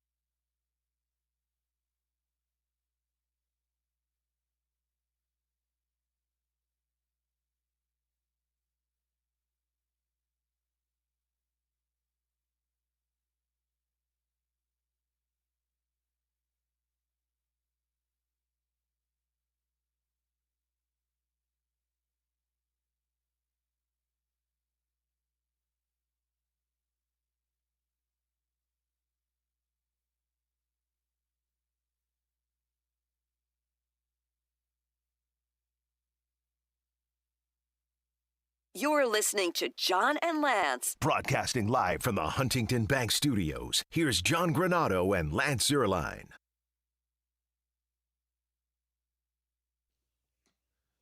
Welcome back in. Rahil Ramzanli, Del Olalea, AJ Russ behind the glass, hanging out with you until 10 o'clock. Astros win yesterday. Spurs, Thunder, Game 7 tomorrow night. Can't wait for that one. It's going to be a good one. Series has been, we all thought it was going to go 7. It's going 7, but it hasn't been as dramatic as we thought. We've had stuff happen, but it hasn't been like compelling basketball in the fourth quarter. Like we had, of course, Game 1, which was great. Wemby knocks down that shot. That was the best game maybe of the entire playoffs. Yep. Other than that, you've had the flopping. You've had Wemby looking like he asked Biyombo and Plumlee to commit hard fouls. Then you even had yesterday. I was thinking about this because basketball doesn't have the reputation or the culture of, hey, we police our own. That is kind of a baseball and hockey thing. And Carter Bryant, you know, he ran at Shea a couple times. He got called for a foul. They reviewed it. He did it again where there was no call. In a different sport, there's a Thunder, after watching the film, goes, when we see this guy, he's taking one. The Spurs have already done it to Jared McCain. You don't go after our star player like that when it's pretty clear this wasn't a normal box out. You eyed him, you lined him up and said you're going to run through him. Thankfully for Carter Bryant, he avoided a flagrant foul. So maybe it gets upgraded like the Jared McCain foul did, or at least the Plumlee foul did. If you're the Thunder, you see Carter Bryant out there, you send a message, right? But who's going to do it for the Thunder? You can't do it to our – you can't – no, not Chet. Devin Vassell was bullying Chet. It ain't going to be Chet. Yeah, Devin Vassell was all up in Chet's face. Yeah. If you're the Thunder, and while they've somehow made themselves very unlikable, just the general NBA fan, if you just go by Twitter, can't stand that team. If you're the Thunder, you can't allow it. You can't allow – while the Spurs are out of their frustration, are reacting and having more physicality than normal, someone on the Thunder has to find someone, whether it be a Carter Bryant or another player, and go, all right, nope, can't have it. We can't allow that to happen. You got to be that enforcer. It's just a thing that would have already happened in hockey. But, you know, if it happens in basketball, we're going to have conversations about. But it's happened in basketball before. You always have enforcers. Yeah, Udonis Haslem did it to Hansborough when Hansborough made Wade bleed. It's just not generally a part of what basketball is. But a star player getting a run at like that is very rare. And if like Carter Bryant, talented first rounder, but he doesn't have really any NBA pelts on his wall. So for him to do it, you get it from the Spurs perspective. But I don't know if it's retaliation at him, but I would not be surprised if there's a Thunder play. It would have to be Dort. Yeah. If you're asking for who would do it. You pull somebody in like, hey, man, Lou, not the best series. You already have the best series. You're not shooting great. You're not doing anything else. You already have this reputation. You might as well. Do something, Lou. Go. Maybe not Wemby because that's too obvious. You probably would get suspended if you do it to Wemby. But, you know, if you want to take a run at Devin Vassell or maybe Dylan Harper, you know what? Go ahead. Go ahead. The problem is those guys, the They'll Spurs fight have back. dogs. They won't back down. Fight back. Yeah, Shea will just land on the ground and say, hey, what happened? Like, what if Jared McCain just goes up to him and does a dance back? Doing all that. That's how we'll settle things. Yeah. And everyone's just watching him like, what are you doing? You think he's a step-up guy or a what? Both. You think he's both? All of them. All of them. All of the dance movies you're thinking of, he's all of them. You got served. Is he a step-up guy or you got served guy? All of them. Yes, all of them. AJ, what are the streets saying about Jared? Well, solid player, but there's off the court, there's some other stuff. Yeah. I'm sure the nicknames are flying because there's an Instagram post of the NBA like posting about his nails, and let's just say the comments were great. Why don't you pull it up? I want to hear. Why don't you read some of the comments? Yeah, that'll be good for us. Sure? The ones that you can. You make okay. You be the judge there. You think he's a bring it on guy? Because there's kind of dance battles in that too. Step It Up was more. Step It Up was more for like. Well, not Step It Up. Isn't that like a? Wasn't that the Zendaya TV show? Yeah, not Step It Up. What am I? Step Up. Step Up. The film franchise. Yeah, the film franchise. That was more like a story following the journey. Guy from the wrong side of the tracks. Yeah. Say all those movies were like that. Some guy was from the wrong side. The formula girls. was always the It's same. always the same. In the 90s, early 2000s. Yes. The aughts. Julia Stiles was in one of Yeah. those. Are you sure you want me to read these? Yeah, I want to read some of them. Okay, so who's the post by? It's by the NBA. It's like West Finals nail check with Jared McKay. And he's literally like showing them off. They're different colors. This is Jared's thing, right? Like nails. He's very comfortable being who he is. Jalen was first for us here in this city. Jalen Green. But Jared He had does his own Jared McCain nail does polish it too. line. He did. Jared McCain does it now. Yeah. as Caleb well. Williams does it too, NFL. Yeah, Caleb Williams. Yeah. Very comfortable It's a in his thing. own skin. I love that, by the way. I'm very comfortable in my skin. I don't care. Like I will wear whatever I want, do whatever. I don't care. Mm-hmm. So I'm very happy that he's like that too. But the streets are not happy. What are they saying in the streets? Well, there's a positive comment from Wingstop. Wingstop said, "Look good, feel good, and play even better." So Hot shout out honey Wingstop. rub, Yeah, hot greatest honey's flavor of It's great. Yeah, wings. fire. Yeah, I'm fire. Love the hot honey. 10 rub. out of 10. We all No. love it. Seasoning on Okay. the fries too. With Yo, that. that's Fire. ooh. You can put the hot honey rub season on the fries. Yeah. Is that what we said? Yeah. What do you feel? I know you want to do the Yo. Jared McCain thing. What do you feel about their transition from the fresh fries to the frozen ones? I didn't know that was a thing. Wingstop has gone from their what we know them as hey, the fresh fries that they cut up themselves or whatever. What? Now they just have the frozen fries. I never knew they were fresh, to be honest with you. That's what they tell you. Yeah, Or I didn't know. That's what they used to tell us. Their fries slap. They don't 10 out have of 10. No they don't have notes. those fries anymore. It's the traditional fries you get at fast food. Okay. Yeah. I'll have to try it. But I'm going to throw the hot honey rub on there Yes. now. That sounds good. Okay, so that positive comment. Let's go away from the brands. What are people saying about his nail polish? So someone said WTF is going on with this generation. WTF. Is that Granado? No. Hey, what the hell? Hey, what's wrong with you idiots? He was saying that to me 20 years ago. Like, what is wrong with you? Yeah, He's always been. we reference. Yeah. Tony says, "What about Stomp the Yard?" As far as Jared McCain, Stop the yard. I think it's I'm Stomp the telling Yard you. guy too. All Yes, of them. all of He's them. locked in on all of them. He's in Yeah. every dance battle movie thing ever. That's Granado was calling you things. Well, Back when you can call people similar to things. what Yeah. Jared McCain's probably getting in those mentions. But that was happening 20 years ago. AJ, you don't know me that well, but I'm a free spirit. Comfortable. I guess Like, I would say that. How would you tell AJ younger Raheel was? You were someone who didn't mind the traditional male criticism of a guy like yourself when you're just doing things that you think are fun. You're not going to allow someone to say something and dissuade you from doing it. There you go. And you would get the the old school What- conversations comments. about you, yeah. And All right. but it didn't bother you. Didn't bother At me. least not outwardly. You may have had some conversations with someone close to you about, hey, the guys won't leave. I don't know. The No. guys won't leave me alone. I don't know what you're doing. No. John I would said always something fight back with John him. said something really mean. I don't know, but Jared McCain. outwardly, you had no problem. No problem. All right. So Yeah. what are the other comments of this nail polish video? Let's see. Okay. Oh, this one. It says everyone in OKC is strawberry emoji, grape emoji, apple emoji, peach emoji, AF. You don't have to explain it. We get it. Yeah. Next one. Next one. I don't know if y'all saw like this like GIF of like LaMelo and his teammate. He's a GIF guy. He's a GIF He guy. says GIF. A GIF. What is Yeah. a GIF? I mean, GIF, whatever. There GIF, we GIF. go. Yeah, same There thing. we go. Anyways, but there's like this thing of LaMelo and his teammate like earlier in the season like doing a weird thing. I don't know. Oh, They that like the Hornets. The handshake ritual thing. It was something like I don't know what it was. Yeah, they got a but little yeah. got a little zesty with it. Yeah. Yeah. A little zesty. Okay. Someone said he's a whole fruit bowl. typical Duke player. Typical GHY. Duke player. Yeah. New Duke player. Old school Duke player wasn't like that. JJ Redick wasn't a. No. Well, was a pest. He was Wojciechowski, all those. No, there's No. This is a Duke newer is, generation. yeah, it's different. Yeah.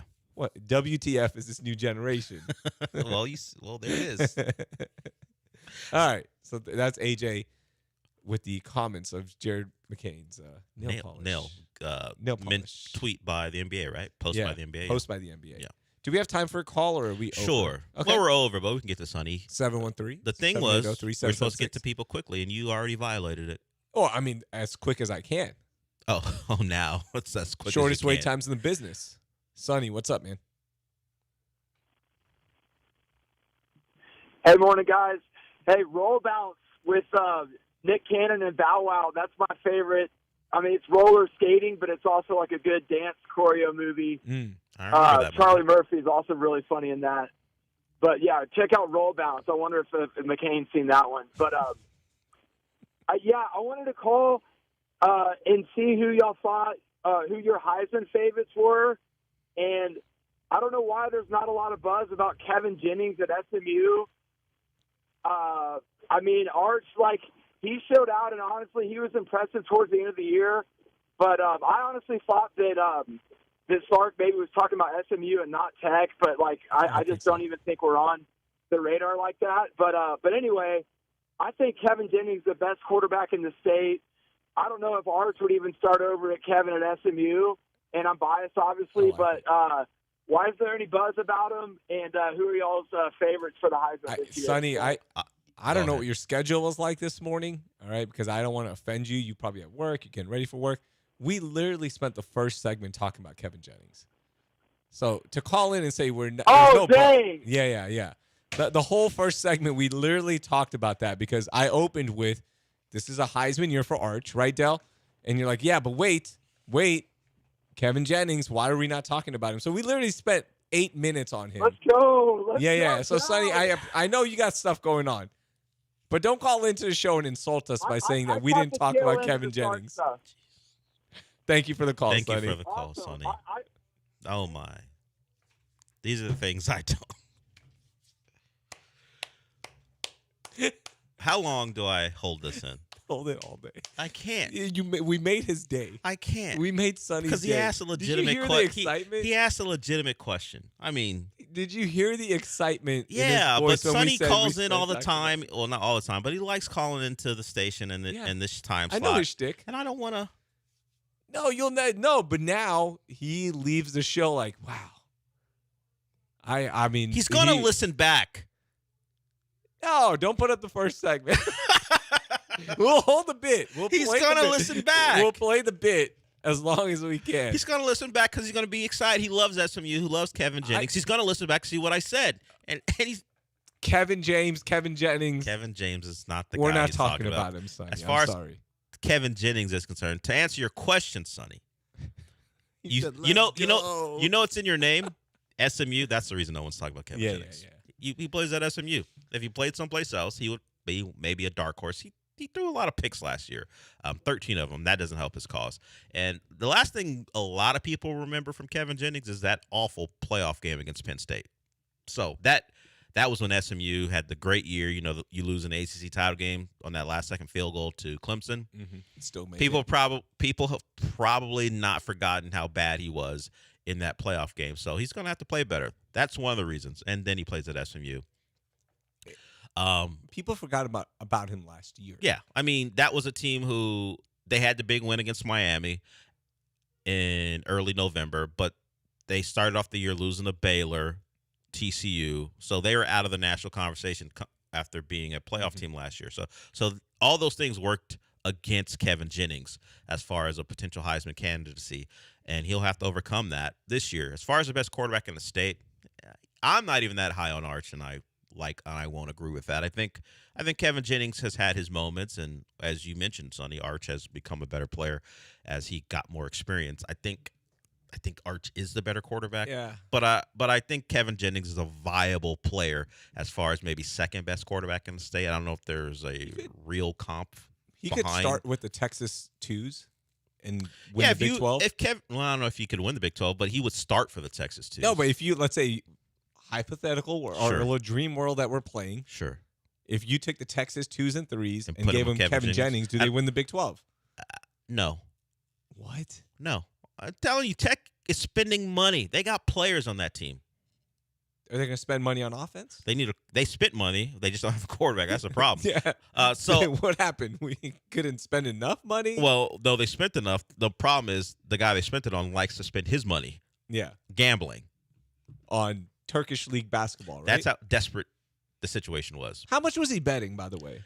He was a college player, and he was a backup when he was doing it, so I don't know how much NIL money he had at Indiana. If he was betting $10 a game, do we care? Or is it just the act he was betting on like Turkish League basketball? I think he was betting on Indiana football while he was there as well. He wasn't allowed to. I think he was not of age too. All of it came together. They're all doing. Every college kid is betting on it. I get it. It's a different standard. College athlete, NCAA, you sign stuff and all that. I get all that. Talk to a college kid right now. Well, he's I not talk to under- a lot of them.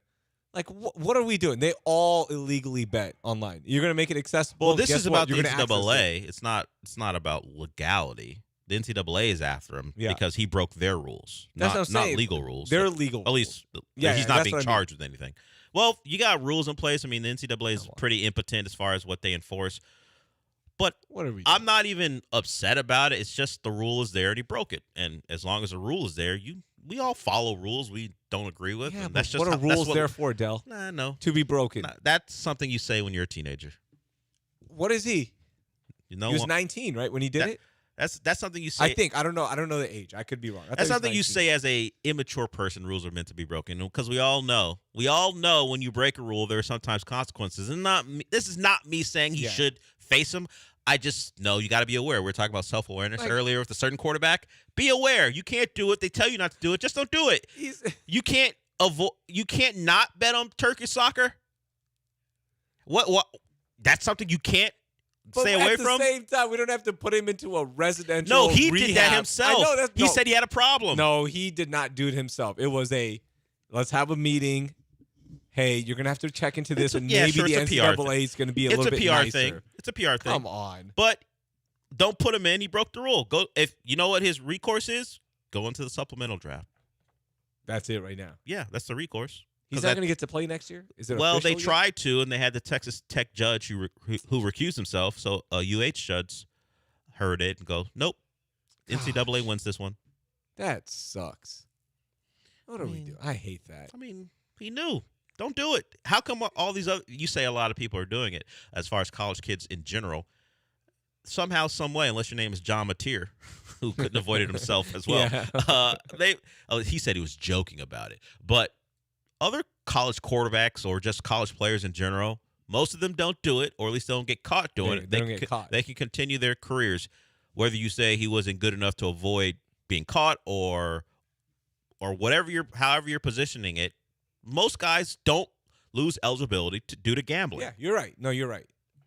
He should have hired a fall man, interpreter, gone the Shohei Ohtani route. Allegedly. There's no evidence he doesn't speak Allegedly. English. There's no evidence that Sorsby doesn't speak English, so I don't know how he's going to get that off. Good point. Yeah, he's who Big was, hole in the plot. who was he going to hire to take the fall for him? Yeah, that's a good point. I mean, maybe Maybe he was trying to maybe he could have had his girl take the fall. Yeah, because she transferred to Tech because they knew they're going to get Sorsby, so she winds up transferring to the Tech volleyball team. Maybe she could have taken the fall. Hey, and nobody cares if the volleyball player's betting. Well, she probably wouldn't be. She probably wouldn't be able to play either. But as far as Tech football people are concerned, that's a worthy sacrifice. 713-780-3776. It's Del, Raheel, young AJ behind the glass. First young AJ sounds like young AJ. He's got a SoundCloud. Yeah, he does. Young AJ, you have a SoundCloud? Well, I mean, I listen to music on SoundCloud, but like not. He didn't have any. When songs. you dropping a track? I don't know. I mean, I know how to play the drums and stuff. I play the drums at church, but I'm not dropping a track. There you go. Gospel music. Yeah. Fair. Yeah. I mean, take a hot track and then put a little. Do you have to be on the drums when the pastor goes into the thing he does when you give him the little when he's getting ramped up and he goes wow? Do you have to be on the drums for that? Like, not all the time. Sometimes, but you know what I'm talking about, right? It happens at every service where the pastor preach. Sean, I'll do it. Go. No, what? Like, I know what you're going to do it. No, I'm not. I don't want to be the pastor. Just do a sports. You take, be the bro. pastor. Okay. Do a sports take as the pastor at a black church. They thought the Astros were done. You gotta find some black organ music. Yeah. We'll do it on the other side. We'll do the bit on the other side. But maybe we might lose the momentum. Yeah, probably. But we also get to build it up. Sure. So you're going to incorporate the mannerisms of a black pastor, but talking about sports. What they thought we were done. But we didn't write back. We got to have the music though. You gotta have the music. You gotta have the music. So there's a person who do you guys get limbered up when you know he's about to get going? Like is that what happens? I mean, it's not performative. I mean, it's just I would say, yeah. look, Not for us though. not for you. Yeah. I don't know who the person is at your church, but the churches I've been to feels pretty performative. Right. You don't want to be at those. Yeah, you do not want to be at those. Drewski was telling us about that. Facts. Yeah. All right, we'll go to break. Lolasa, you want to talk World Cup? We'll get to you and anyone else when we come back.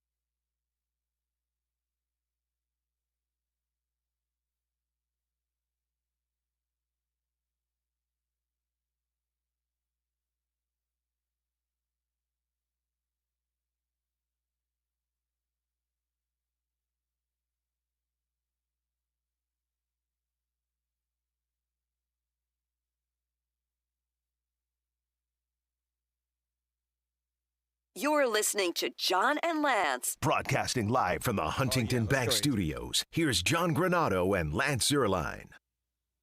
I'm hyped up. Sorry, voice guy. I talked over you. It's Raheel Ramzanli, Del Olalea, AJ Russ, filling in for the Texas Radio Hall of Famers, John and Lance.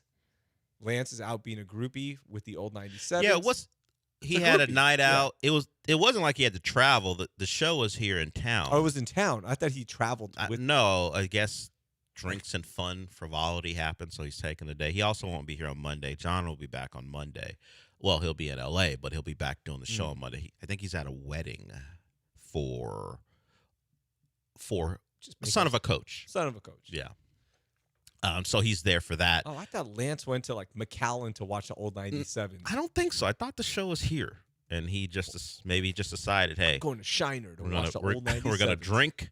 We're gonna have some fun. So I won't be back. And he might have other things to do too, and that's why he's not here, and he won't be here Which Monday. Which just shows you the care that these two have for the business, because they're not even here for the day after OTAs. The most important day in sports history. We got our first look at C.J. Stroud. D'Amico was talking about Will Anderson, all the things that they would, or at least they should want to discuss. They had no interest. Super Bowl year, potentially, and they're not here for OTAs. That's the respect that they have for the business. They're not real ones. Yep. I don't know that he's in Germany. That would be fun if Lance took a trip to Germany over the weekend. But, the old 97s were at the Heights Theater. He wasn't out of town. I thought he traveled for it. No. What are you missing work? I don't know why he's missing work. Because no respect for the industry. Never have had it. Still doesn't. That's an old bit that we used to do back when the Blitz was on with AJ and Fred. They used to get mad. Did they say it on the air? Yeah, did they say it behind the scenes? I think it was behind the scenes, but we took it on air. Definitely. Because that's what we do. Of course. What was it? It was Labor Day, right? It was the Monday after college football started. It was, back when Monday games to start the season mattered more. Mm-hmm. Labor Day game. And of course you had the weekend games as well. And the conversation was, if you don't belong in the industry, you don't respect the industry. You don't belong here. You don't really belong in the industry if you're off the day after the college football weekend begins because it's Labor Day. And we were just laughing like, shut up. What are you guys talking about? Who cares? Yeah, it's not that big of a deal. Who cares? Because we took off any they're like, hey, we're thinking about nursing day. It's a federal holiday. Do you guys want the day off? Yes. I'm trying to figure out a way to wrangle Arbor Day into a day where it's a company holiday, so I don't have to actually take it off. Just give it to us. You should identify as a Muslim. You would have gotten Tuesday off because it was Eid. Is it too late? No, you can still take it off. There's a thriving Muslim population in Nigeria. Absolutely. Why don't you just show up like Wemby did yesterday and identify, and I will vouch for you. How offensive would it be to you if you know the only reason I'm adapting parts of your faith is to get days off? I take Christmas off. Well, and we all don't take deserve it. Yeah, but no one has deserve it. No, I know Christmas has religion surrounding it. No one takes it off. It's a cultural holiday now. Yeah, it's a cultural thing. It's for everyone. I will take Ash Wednesday off. Okay, that's aggressive. I will take any of those days off because you take Good Friday off. Yeah, I used to take Good Friday off. Because it would always fall before my birthday. And what was your reasoning? Birthday weekend. No, it was just because everybody else was off. Yeah, that's fine. So I was like, I'm gonna take off. You're picking things where and I'm taking everyone takes the day off. No, but they would be like, Raheel, you want to fill in? Because you're not Christian. Some people would say that to you? Yeah, I've had that before. Okay. I've had that before. No. Like, hey, you want to fill in? And in fact, no, I don't want to fill in. I identify as Christian. As a human. Holy Spirit. A Houstonian, and other people are off, and I want to be off too. Yeah. I think you deserve Eid. I'm not taking Eid off simply. I'm not adapting parts of the Muslim faith just to take it off. No, he's honored. He didn't take the day off. He honored. He honored it and identified for the edge that he got yesterday. You think look different. You think his willingness what joke are you gonna go with here? Nah, I don't want to do it. do it. You think his no? It's not a joke. I'm actually asking you a question. Okay. You think his willingness to honor Muslims in that way led to a great performance? Yeah. It's a big holiday. Was it a battle between the two primary gods that we know of, the Christian God and the Muslim God? No, nothing like that. It Okay. wasn't like that. No, it's actually more. This Eid is more on the sacrifice side. Got it. It was God saying, I don't want to like give the whole story away. Spoiler alert. No, go ahead. That's what we should do. Yeah, spoiler alert. It's in the Quran. But basically, I'll sum it up like, hey, man, you got to sacrifice your son. Are you going to do it? And the guy's like, yeah, I'll do it, man. Of course. I got you. You're God. You're Allah. That's a story that's Sacrifice. highly featured in the Christian Bible. Spoiler alert. Spoiler. They're They're pretty much. There's one. I'm just telling you, it's one author. Yeah. Okay. Wow. True. So yeah, the spoiler alert. Sacrifice. What was the name of the father in the Quran? Can't tell you. That's not allowed. No. I can tell you it was Can't tell you. Abraham. Same guy. That's what I thought. I can't tell you though. You can't tell. No, I can't. I got to swear you in. 713-780-3776. La Raza, shortest wait times in the business. What's up, man? Rahizi, Ramzan, Young AJ, Delvin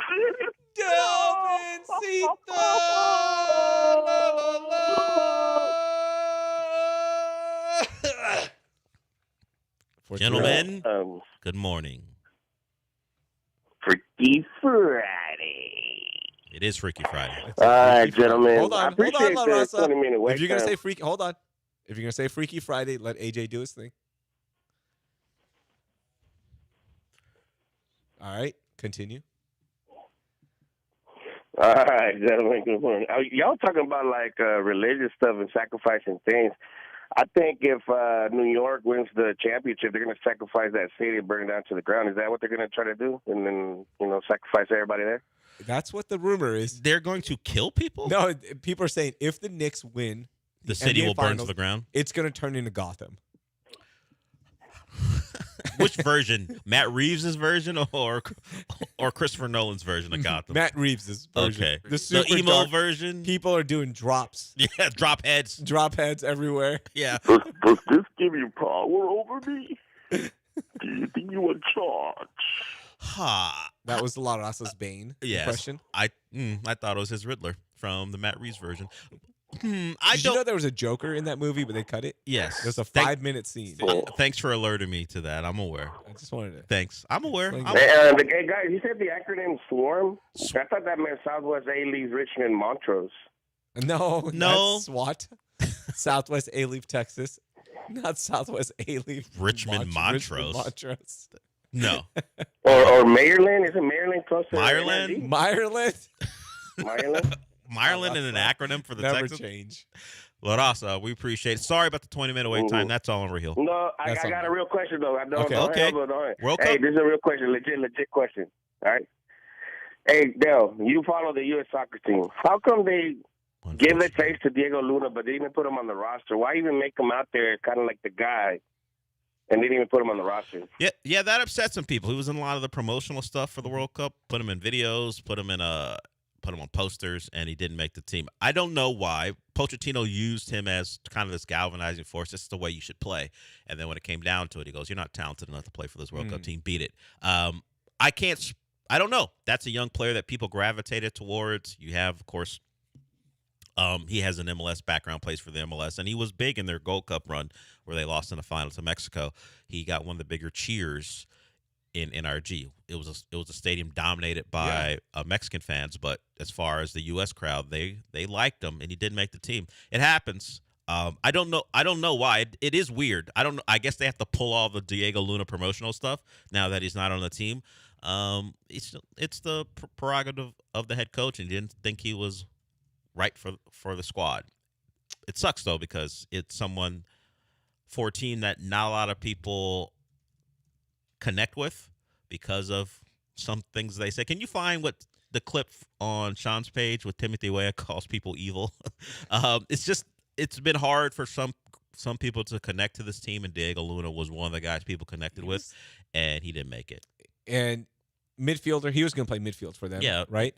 And they only have like 2 midfielders. They have more than that, but one injury is going to put them in some real trouble. Yeah. They don't have a lot of duplicates, like a guy who could just come in and if a guy gets hurt or yellow card accumulation and fill in. Yeah. It's For me, I just feel like they're really equal. That's Timothy Weah from a doc. He was talking about other or former U.S. players commenting on the team. Yeah. He said he feels like they're evil for the way they talk about the team. So it's just That a lot of roster is getting disconnect. picked apart. I haven't been as tuned in on the roster discussion. I know Glenn wasn't happy with it.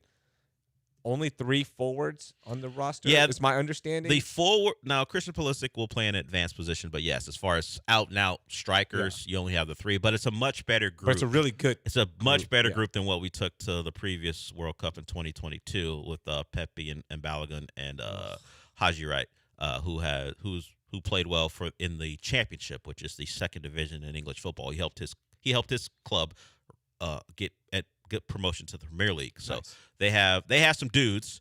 We'll see how they perform on the international level. But yeah, there's some questions. But Pochettino likely will play 3 in the back and have 3 center defenders and have guys on the outside like Anthony Robinson being kind of like winger types, where they can be a back 5 if they're back, but they can fly up the wings and stuff like that. So I get it. Questions, because everyone has an opinion about what it should be. Yeah. I don't know that there's anything I feel that strongly about. Tanner Tessman, some people thought could make the team. Diego Luna. Christian Roldan makes a team. I'm like, ooh, that's not. I don't know that I want to see that guy in really tough spots. Give me in really a player big spots comp for him. NBA. For Christian Roldan. Yeah. Well, he feels like a guy who, I'm trying to think of a guy who's okay but can't dribble. Because I don't really want him on the ball that much in tight situations. So Jaylen Brown. No left? No, Christian Roldan's never going to wind up being the MVP of a big tournament. Okay. So it won't be him. He's not Jaylen Brown. You know how the thing with Jabari is don't take more than a couple dribbles. I feel like Roldan's fine. He's a fine player. Just stay in your lane. Do what you're good at. I would like I wish we had a different option. Okay. And maybe that just speaks to the level of midfielders for the U.S. I wish we had a different option. That's fair. I would say, to give you some context, he's most likely to commit a Michael Bradley type mistake. Remember 2018 when he lost that ball and then Portugal went down and immediately scored to tie the game? He's most likely to do that. No. I'm not saying he will, but if you could pick a guy, I would pick him. Center of the don't field. remind me of the Michael Bradley Center of the days. field, not a lot of pressure. All you got to do is hold the ball. You're going to get one of the more famous wins in U.S. World Cup history, beating a Ronaldo-led Portugal team, and you lose the ball. Roldan could do that.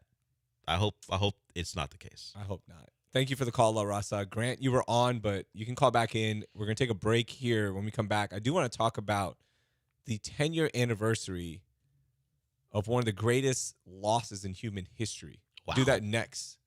Del Raheel, AJ.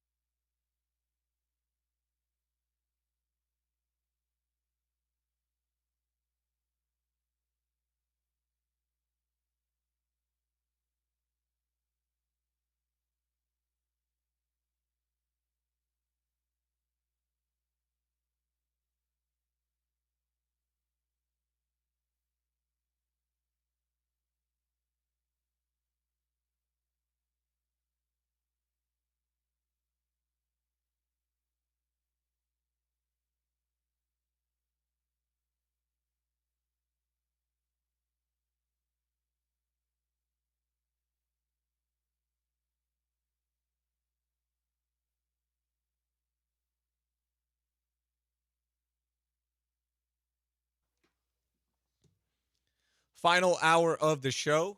Appreciate everyone listening and joining us on the bench. No John, no Lance. Instead, it's Dell, Raheel, and AJ. Coming up next, it's going to be Dell and Mapes for a Friday edition of the Del Olaleo Show. Yep, and Michael Carroll will join us at 11:30. Yes, my favorite segment of the week. I love listening to it. Love talking to Michael about movies and television. We'll get a comic. What is it called? Comic-Con?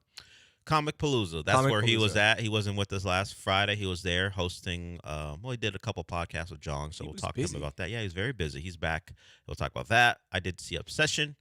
It's a new thriller / horror movie. Yes, one of the major surprises of the year. Didn't cost a lot to make, and it is doing very well in the box office. Nice. Created a new star in Inde Navarrete.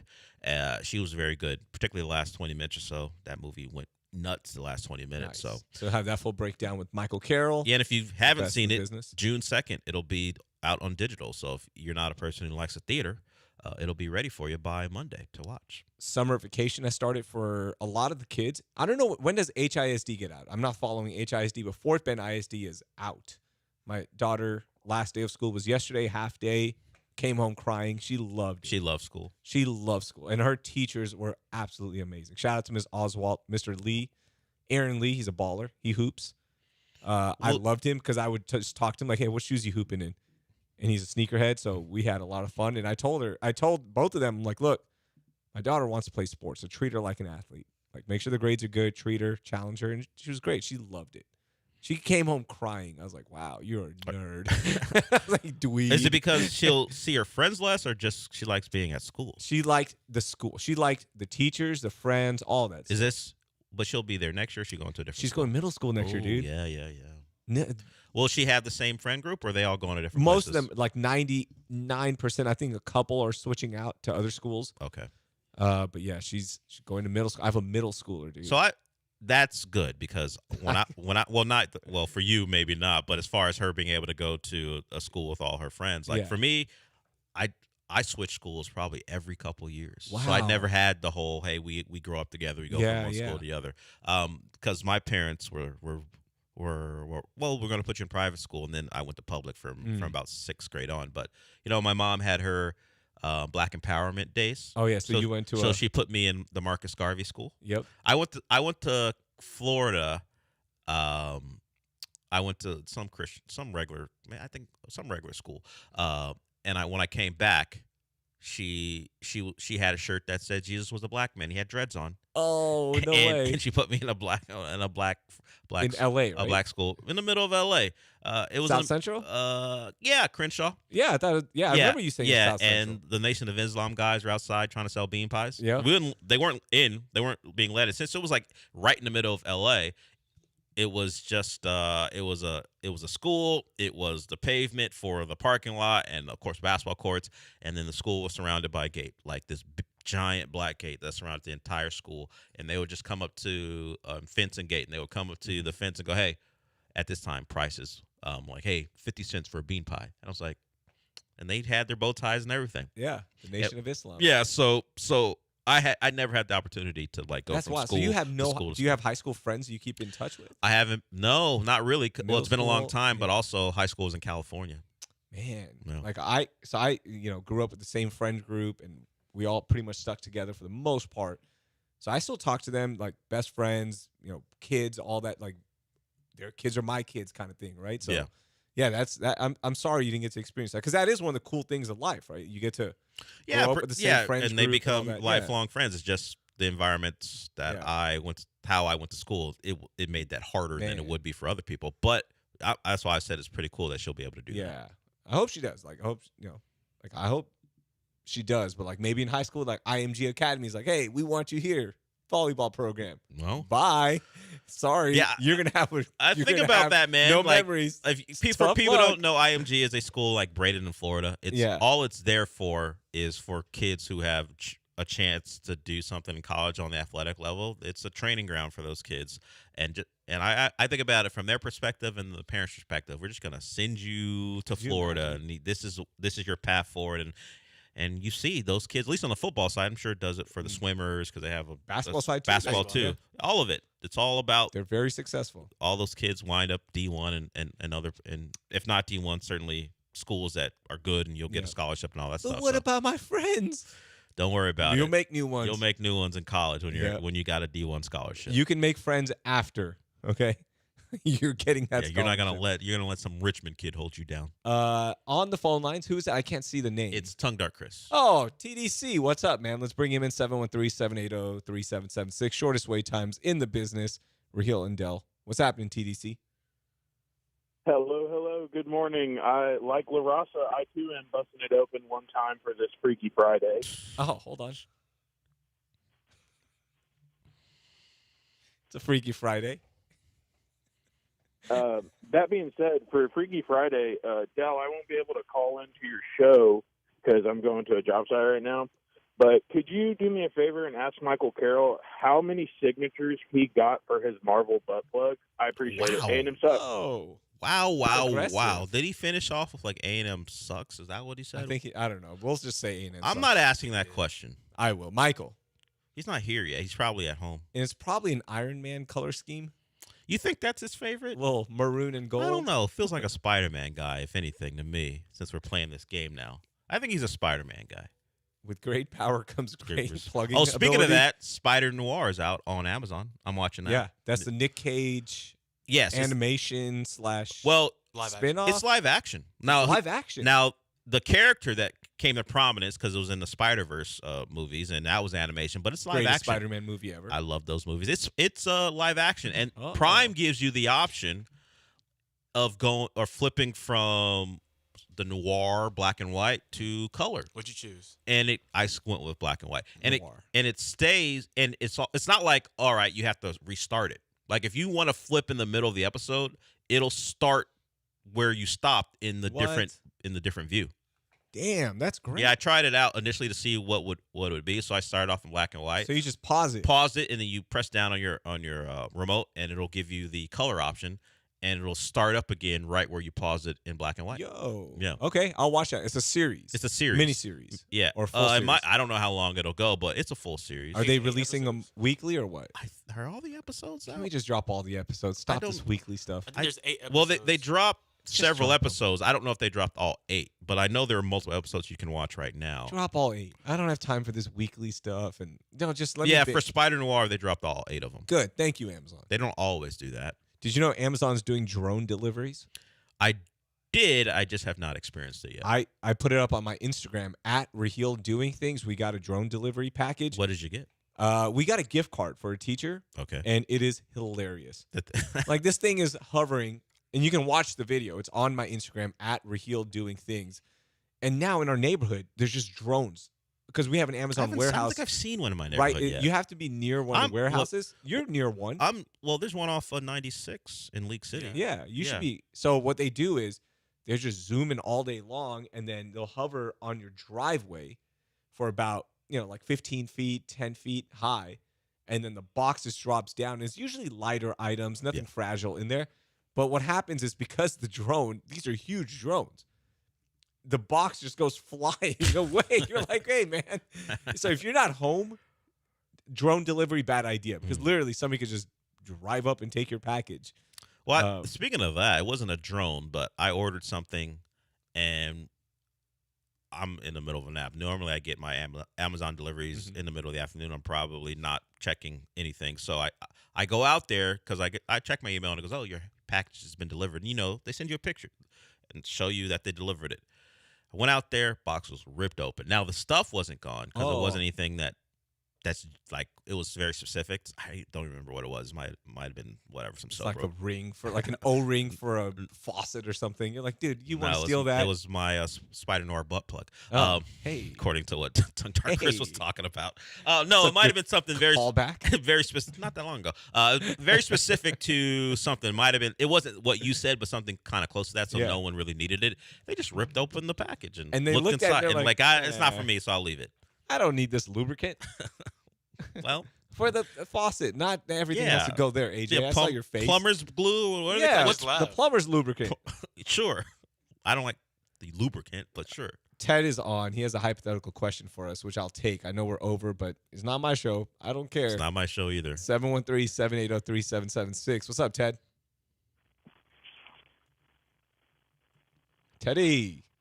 Teddy boy. Hello? Teddy Long. Is your name Ted? Yes. Okay. Hold what's on. up? We're not done. How many more Teds can we do? Ted-O. Ted Bundy. I'm not calling him Ted Bundy. Go ahead. T-Dog. Oh, that's fine. Go ahead, Ted. Okay, we're done. Go All ahead. right, hypothetical. Who should be more mad? My girlfriend because I text other girls, or me because her brother tried to shoot me? Wow. Whoa. I'm going to leave you with that. Don't hang up. Don't hang up. This is a good one. Follow-up question first. Go, Del. Why did he try to shoot you? For texting other girls? No, he was just mad. Okay, he's just you don't want to elaborate. Got it. Who should be more mad? I think if a guy tries to end your life, you should be more upset. Okay. I have thoughts on this one in that in today's world, you could get shot at just driving. So I'm Okay. not that mad. What? Like it's a common But this is occurrence someone you that- know who's trying I'm to not shoot that you. mad. It's like Come on, hold on. Okay. Hold on. I think the trust issue is a bigger deal. Like, Well, yes, I'm not saying what Ted is up to is great for a relationship. Yeah. But someone tried to kill him. we don't know he was trying to kill him. Ted, Trying to hurt him. Ted, do you think did he aim below your waist to avoid a prison murder charge? What did he do? How did he aim his gun at you, Ted? Yeah, again? Did he try to kill you or did he try to scare you? What happened? He pointed the gun. I pushed it away. He shot me and grazed my arm. Oh, come on. Oh, there was a graze. Come on. Oh, he actually shot him. Yeah. Oh, I thought it was like just hey, I'm gonna shoot you. No, he shot him. He You shot said he him. tried to shoot him. I knew Grazed. he pulled the trigger. I was trying to figure out. Six times to be exact. Six? Come times. on. This is Y'all not didn't even leave close. that out. It's not Ted, close. Ted, work on your storytelling. Yeah, 6 honestly, times. but I think what he did was great because we get more information as we continue to ask We played questions. into Appreciate it, Ted. Call the police? Oh, hold on. Authorities called? Are we calling the authorities, Ted, or is this guy still walking around? He died the next weekend. Wow. This is. I don't know if I've had a better experience doing this job. 10 out of 10. Best call He ever. died the next week. Rest in peace. All right. Well, I think. T's and Why- P's. I don't know how how did he Ted die? feels. Ted, was it an accident? I'm not. Don't incriminate yourself. Ted, did he die by natural causes? No. Oh, How'd he die? wow. Tell me. What Tell is me. going on? It keeps unraveling. Spill the tea. Ted, Armed robbery gone wrong. so he continued to try to use Habitual. that gun. Habitual. Yeah, he tried to use that gun again. It didn't work. He's a habitual line crosser. Well, yes, he tried to shoot Ted Correct. 6 times, and he died using that gun again. Question. Was he trying to rob you when you got shot? Oh, hold on. Yeah, Ted. No. Oh. No. Okay, so Ted, I will say after all this information has come out, I appreciate you allowing us to unravel this onion. I'm going to say you should be more upset. But do you use her brother trying to kill you against her when she gets upset with you? No. Okay. And when Stand could up you? guy. Yeah. When Stand could up. you do that? Well, she goes, hey, Well, I have a better part of it. You want to hear the better part of of it? course. What are we doing No, here? Ted, we don't want to hear the No, better hold part. off on the better part This of the is story. enough for us. Yeah, what's he She talking about? was mad that I didn't go to the funeral. Okay. Ooh, How about it? that's How about okay. it, Raheel? This is a tough one. If a guy tries to kill you, he shoots at you 6 times. 6 times. He's related to your significant other. Grazed week your later. arm. And he by the actually way. hit you. He hit you as well, grazed you with the bullet. Are you expected Correct. to go to the funeral once he dies committing a criminal act? A week later. A week. You don't even have that time to process. You may still be dealing with an injury from the bullet wound. I think your girlfriend is out of line. I think you did the right thing. I think you don't belong there. It's not something. It's not for you. The guy just tried to kill you. Ted, I'm not that mad that you're texting other girls. At this point, with all this information, I don't really think you're in the wrong. I want to dig into the texting real quickly. Okay, Ted. you want more? Okay, go ahead. Old texting Ted here. Okay? Texting Ted. Teddy Teddy the texter. There it is. Look at Ted-O. Go ahead, Real. What are you texting these girls? And be honest, 100%. You don't have to say your last name. We're not No, gonna. we're not looking for that. What are you actually texting them? Be 100% honest. Drunk text. Trying to hook up. Okay. He's trying to hook up, he said. He's trying to hook up. Okay. Which I expected. So you will Teddy. acknowledge that it's not great, even from his tone. He knows it's not Teddy, great. what are you doing? Look, I agree. Yeah, he knows he's not doing a great thing. I know he's but not. To his original question, you should be more upset with him than she should be with you. But as far as now that that's over, Ted, do you still like this woman? Yes. Then what are we doing? Man, she must be putting it down. What are we Well, doing? this was prior to it. Yo. So the texting was prior to getting the getting shot at was prior to all the texting? Correct. Okay. I would say you gotta figure it out, man. Do you like her enough to stop doing the drunk texts? Maybe. I don't want to tell anyone, considering what seat I'm sitting in, to curb your drinking. This seat shouldn't be allowed to say that, considering who sits here. That's the Coors Light chair. Yeah, it is the official Coors Light chair. Coors Light so chair. I should not be saying it, even though I'm not a Coors Light drinker. I would say if you like her, you're still with her after her brother tried to kill you. And he's out of the picture now. Yeah, he's no longer a threat. Maybe we show her a little bit more respect. Yeah. That's all. Maybe dial back on the drunk text. That's all. This is not an advice show. He's a married man. I abhor marriage. So we're at me getting shot at. So it happened prior to getting shot at. The texting. Have you stopped the texting? Correct. Yeah. Okay, stop it. He's not doing it so anymore. He's better. Okay, you're good And what now. was his reward? Getting shot at. Go back to the texting. Maybe he stopped texting after he got shot at.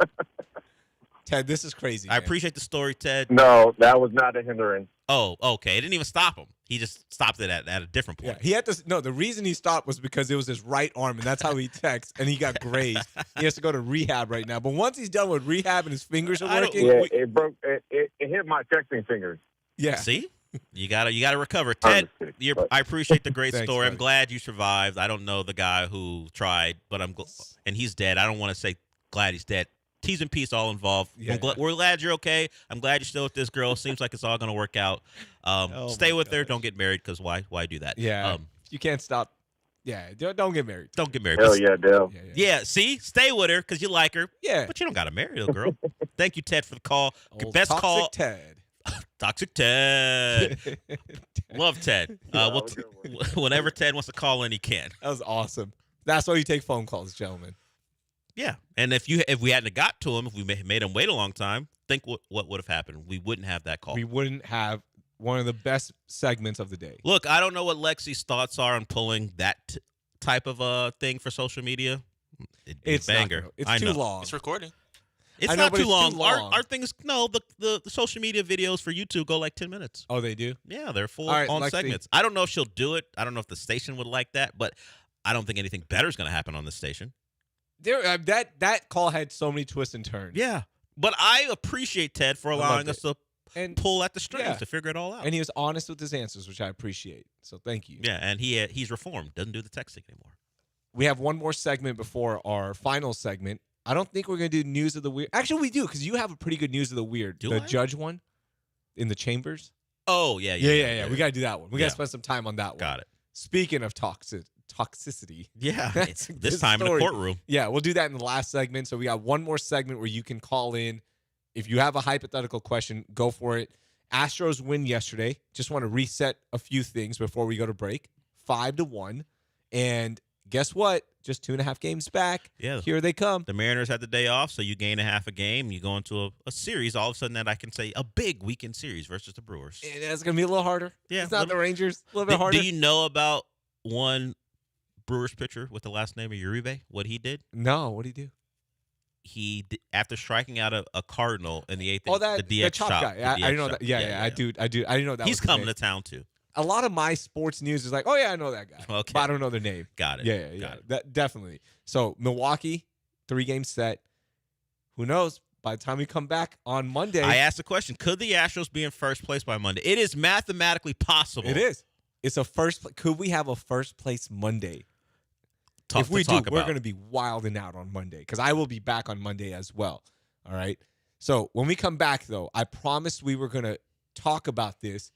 One of the greatest losses in human history happened 10 years ago. I'll tell you what it was. If you don't know already, Dell, Raheel, AJ on the bench on ESPN 975.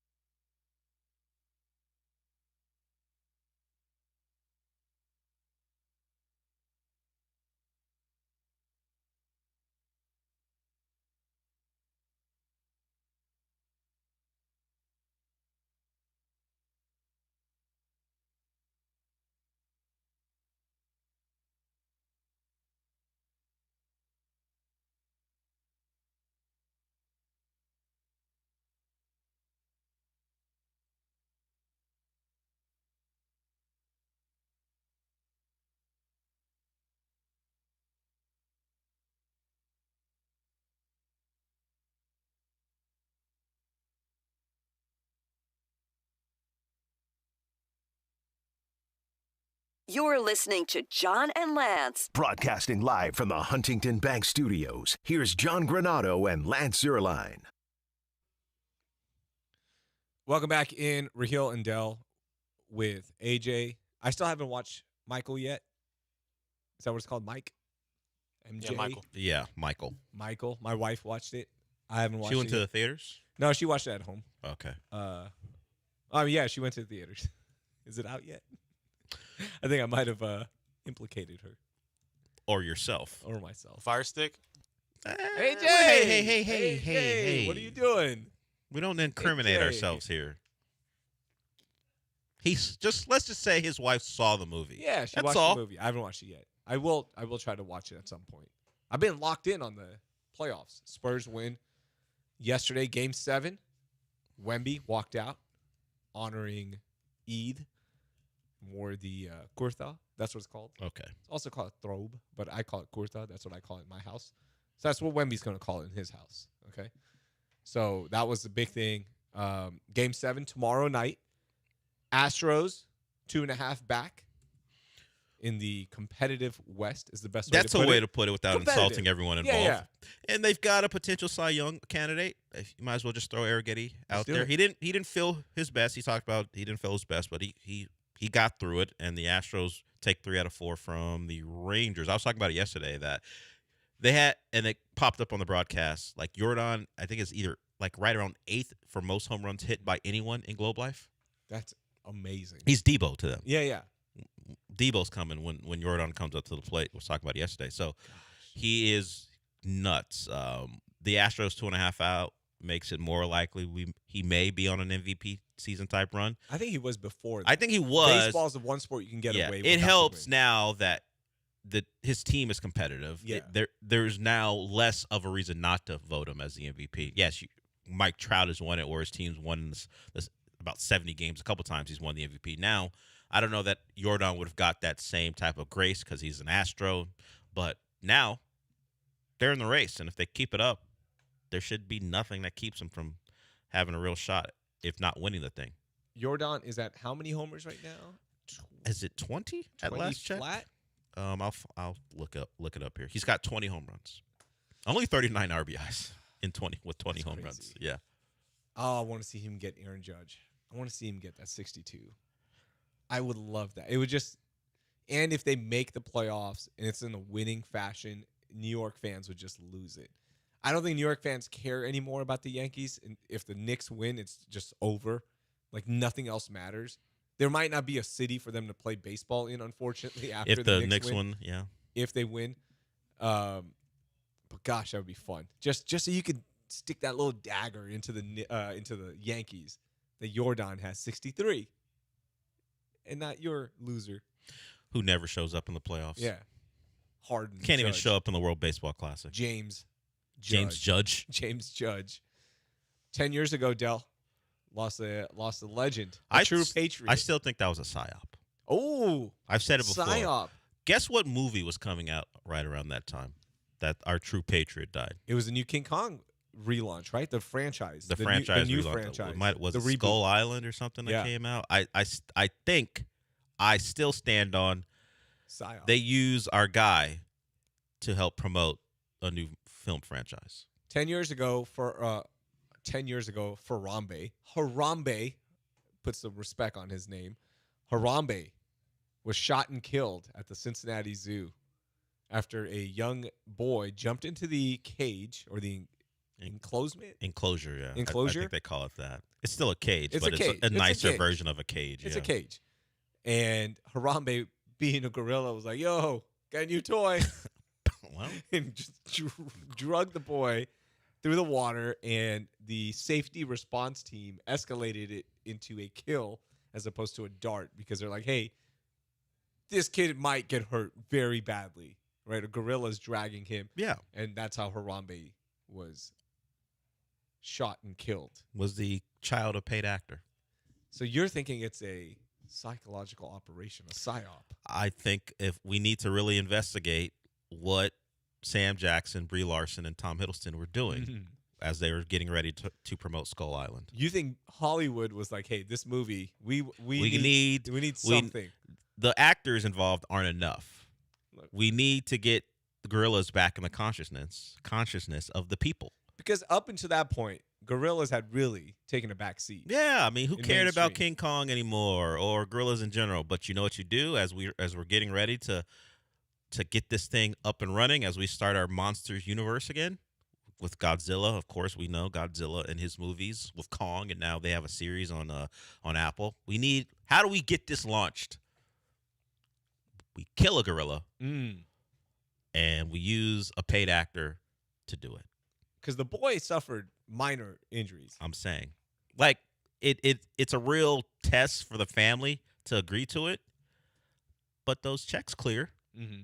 So once the kid drops down there, if they guarantee, we're not doing the dart thing because it's a gorilla. Full kill. He may very well be able to overcome it. What we're going to do is shoot him, and your boy will be fine. You'll get paid, and you'll successfully launch our Monsters universe. How old was that boy? He was 3 years old. 3 years old. Okay, I have a 3-year-old. Okay. Would you? How much would it take to put her in the hands of a Harambe type gorilla? Putting little trickster. And also you get the joy of knowing that you helped keep Sam Jackson's career alive. Oh, that's the bigger win. Yeah. That's the bigger win. My number to tell my daughter to jump into a gorilla cage enclosure for a psyop. Look, it's Hollywood money, man. So you know they got the money. They got so how much? How much? The money. Think about you're helping to launch a movie franchise. Yeah. She's not going to remember it. What do you remember from 3 years? Hopefully. No, when you're 3 years old, you don't remember anything. Some of the trauma may remain, even though she doesn't know where it's coming from. That's what you have to take into account. She's like, we're going to the zoo, which, by the way, 4 people to get to the zoo. How expensive is it now? $170. What are we doing? Oh. What are we doing? $170. In this economy. And she walks in, goes by the gorilla enclosure when she's 10. And she doesn't know why she's in fear of the gorilla? She's just always afraid of gorillas. You got to take that into account, too. Well, what's the price, actually? What's the number? You haven't given us the number. $2.5 million is my number. You think you're getting 2.5. Did Brie Larson get that for the movie? That's a good point. Okay, realistic number. You get 6 figures. $800K. Okay. Is that something Hollywood will work with? I think you are putting your young child's life at risk. But they guarantee no. But how can they really there's guarantee? No guarantees. Harambe wound up getting his hands around the kid. Yeah. So if in my PSYOP scenario, you can't be guaranteed. The White House tweeted about Harambe. Yes, the White House is tweeting about Harambe. It's 2026. Just buckle up, guys. Mm-hmm. Just buckle up. Just get used to it. Part of their tweet said, he became a symbol of loyalty, strength, chaos, unity. Chaos. And the strange beauty of the internet bringing millions of people together for one cause, never forgetting loyalty. Harambe. What loyalty? Loyalty? Us being loyal to him because we were sad? What do they mean by loyalty? I love the troll tweets. That's so stupid. It's like, what are we doing? Yesterday, Pablo Torre of Pablo Torre Finds Out, which is an award-winning podcast, one of the best sports podcasts. A Pulitzer, however you say it, Pulitzer. A Pulitzer Prize. He won a Pulitzer. They actually uncovered the Harambe tapes, and that's why I wanted to bring this up. This is a sports tie-in because Pablo Torre is a sports podcast, so that's how we're doing it. In some ways, sure. Creative liability here, a little bit. Is that license? Creative license. License, not liability. License. Creative license. So they brought on Harambe's personal photographer. Real thing. Most zoos have it, by the way. No side talk. Like, they have personal photographers for these animals. And that picture of Harambe that was shared everywhere, people made shirts out of it. Pro Football Talk, or not Pro Football Talk. What's his name? PFT commentator of what's that show called, dude? I don't listen to it. Pardon My Take. Pardon My Take. They made shirts, and the photographer was like, "Hey, hold on, you don't have the license for this." So they actually had a settlement. I'm sure it was a lot because the shirts were popular, but this guy also gave Pablo the Harambe tapes, and the Cincinnati Zoo was holding these tapes to make sure they never got out, and they somehow got these tapes. So what is so damning about these tapes? It's just Harambe eating his own poop. That was the big reveal. Did they just not want to sully his name by having people know that the gorilla ate his own poop? That was the big thing. it wasn't a thought. I know they throw it at people. Yeah. I did not know that it wouldn't cross my mind that they ate it, but I don't think any less of Harambe knowing I don't that. either. Yeah. He's a gorilla. He's a gorilla. He wasn't. Perhaps I throw think. it at people? Yeah, they. Oh yeah, you've never seen that? Yeah, they. Yes, gorillas will. I've had that happen. It's not even. And AJ, it's not even like it's been laying on the ground. They No, will. fresh. Boop, and then boop. Oh my god. It's a fresh batch. Yeah. Yeah. If you Guaranteed if you freshness. agitate them, they'll do that. Oh yeah, I've had that happen at the Waco Zoo of all places. A gorilla threw a book at me. A book. Yeah. Why did it have a book to throw dude, at I you? wasn't doing anything. I wasn't trolling the gorilla. I was just literally just there, looking at the gorilla, minding my own business. He didn't like it. A book was. Did you thrown stare me. at him in his eyes, and that's what got him? Hell no. What got him I'm upset? not trying to make eye contact. Nothing. Maybe he wasn't down with Pakistanis. I You don't think know. Maybe he had a traumatic encounter. Does the White House know about this one? True loyal. What was it? They may he became love a symbol of loyalty. They may love that gorilla. But Harambe died 10 years ago, and the big reveal was that he ate He ate his own poo. big log. That's Big deal, anyway. Yeah. How old were you, AJ, when Harambe died? I was 13, about to get ready to go to high school. Was that a so- big deal for you? Because it was a huge deal for us. Like we talked Well, about it was it a lot. story, certainly, we talked about that and I was doing the PSYOP thing back then, and I still hold to that. I made marketing material around do Harambe. they and know show. about what you were on at the time? Will they come after you? For what, the material I made? Yeah. I used a generic gorilla. Okay, not Harambe Because himself. you know me, I'm always thinking, like, hey, what if this goes viral? Yeah, Copyright you'll be in issues. real I just trouble. used a generic gorilla, if I remember correctly. So was that a big deal for y'all at 13? I remember everyone talking about it on social media and stuff, and like at school. So yeah. Did you guys mourn the loss of Harambe? Some people did. I mean, I didn't, but You didn't get sad? no, Mourn the loss. no. A vigil was held at AJ school. In 8th grade. Well, In 8th grade. I'm going to find out if schools had vigils for Harambe. I'm sure some schools did. 100% they did. Schools in Cincinnati. That's where the likely. tragic murder occurred. Are we calling it a murder? Yeah, it was murder. You don't think it was just a force to save that child?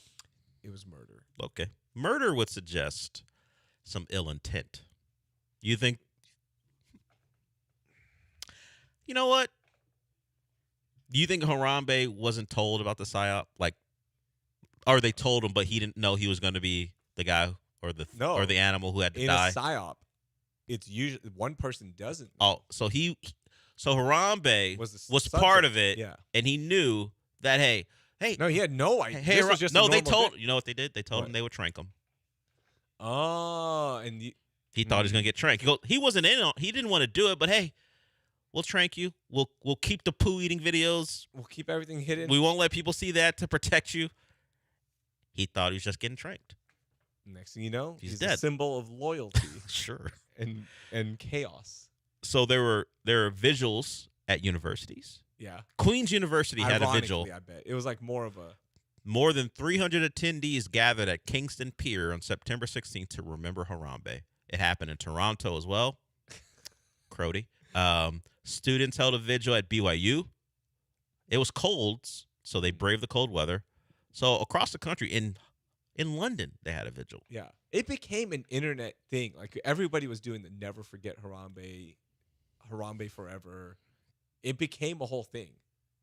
So that's why I asked, like at 13, when you're in 8th grade, you do stupid things, funny things, ironic things. I was wondering like if AJ held a vigil or something maybe, but he didn't. Nah, not me. You were too worried about the Warriors at the time, I bet. Yeah, that's what I was pissed about that. Yeah. You're like, God, I can't beat the Warriors again. Like, this is what we're doing. If only Harden, come on, game. If only- He's actually good in the playoffs. If only AJ was near definitely- high school AJ knew that he had to suffer through Yeah. multiple years of that, and it even stretched into 2 years 2020, later. 2025 and 26. It's still going on. Still going on. Can't beat the Warriors in a playoff series. He's actually good in the playoffs. Did you make those arguments? Oh no, I mean when that 2018 season though, when they were the first seed though, I was. pretty You're hyped. ready. You were ready. It didn't work. And then it didn't work out. Right. Yeah. All right, we got one segment left, a partial segment, and Dell has a story for me and you, the listener, And everybody. that you should I think really stay tuned for this. I think one. it's a prime example of how our justice system works. Yeah. You can take that for what it is, and then we'll talk about it. We'll be right back on ESPN 975.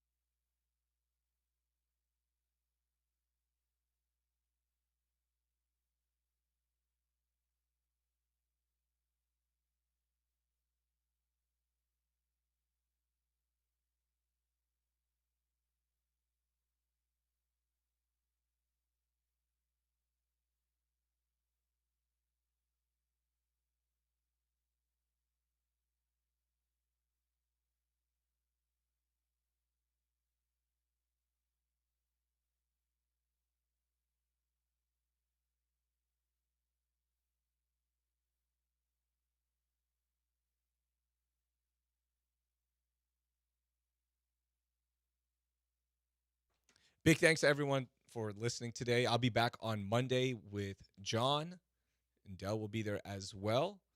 Dell and Mapes are going to do their show still for the next 2 hours. We had one person tweet us saying, "Hey, I'm enjoying the show. Can Raheel stay till 11?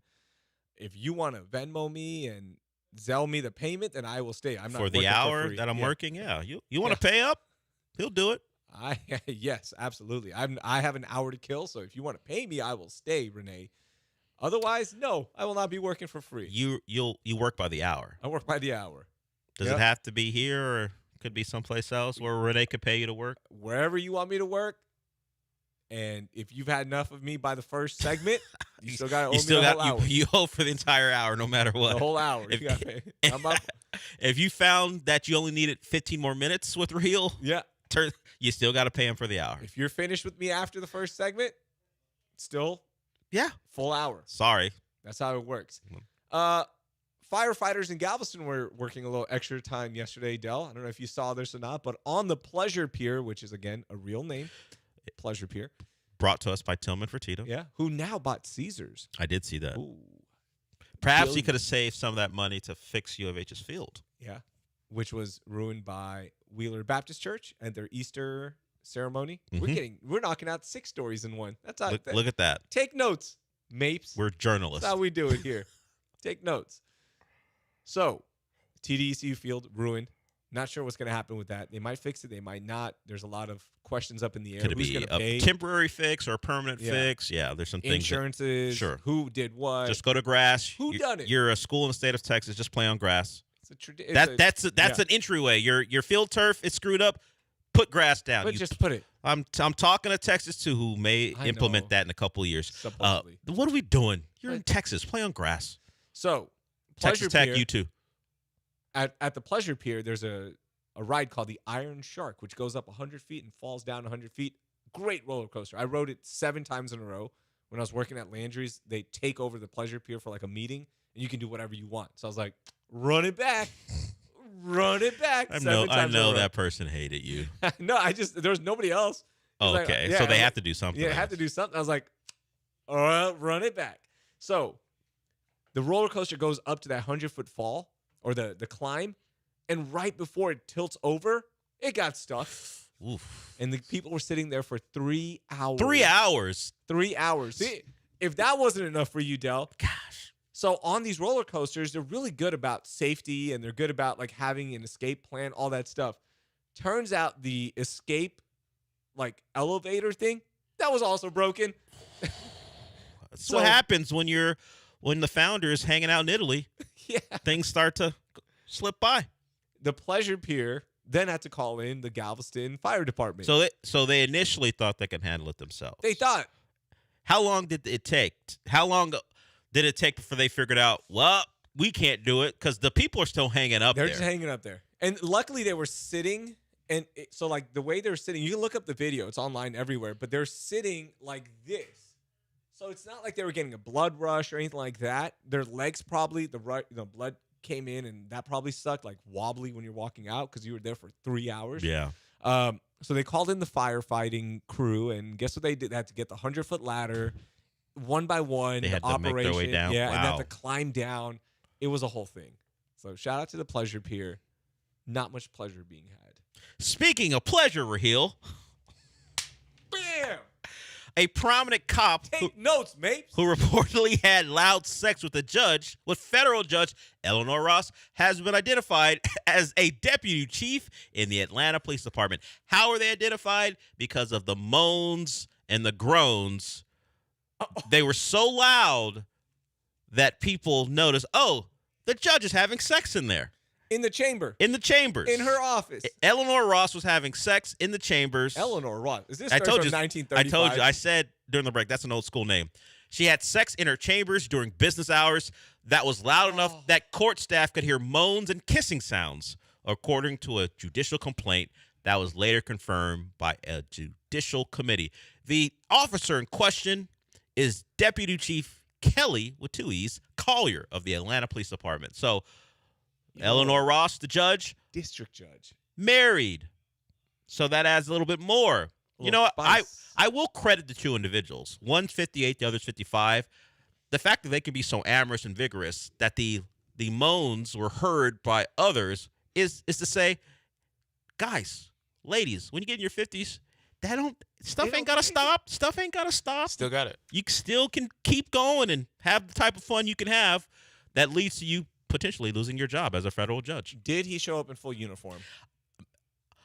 See, we're looking at him in his dress blues right now on the New York Post article, and she's like, in her, is it a robe? Is that what judges? Yeah, the judge's robe. So I don't know if that was part of the kink, where they both wore their official gear as they did stuff. Their official gear. Like he came in. He didn't come in his regular cop attire. Yeah. He came in his dress blues, and she wore her robe. Sorry, phrasing there. And she wore her robe as they did the thing. Credit to both of those individuals. In your 50s, having some fun. Unfortunately, Miss Ross is married, so there's a husband that may have to deal with the consequences of her actions. I do appreciate the Post alerting us, hey, this isn't a Trump appointee. She was appointed during the Obama administration. I don't know why that was necessary. I don't know why. I mean, I can look at her and go, oh, she was appointed by Obama. Yeah. Trump ain't doing that. Atlanta, stand up. Yeah. Hey, I like that. Yeah. In the chambers. In the chambers. Loud and vigorous. AJ, when you're up here alone. Oh, no. Have you invited a young lady up? No. No. What are you doing? What do you mean, what am I doing? I mean, when I was younger, I gave a tour. I didn't do what they did. Yeah. I brought one. Yeah, I'm not telling you to go into Michael Carroll's production studio. And record some stuff, audio-wise. But Don't have do you that. brought someone up here to show her what you do? It's probably not. That's what I do. It's kind of tough, though, because when I did it, Michael Carroll walked in. It's kind of tough because the board was clean when I showed the young lady what I did for a living. It was a little bit newer. Yeah, this was back on the 1560 days still, so it was much newer and cleaner. If he brought a woman up here, it's like, the board's all dirty. She's nothing to look at. She's gonna look at it and go, ugh. This is what you do. It's disgusting in here. All right, so have you ever brought a woman up here? I don't think he has. No.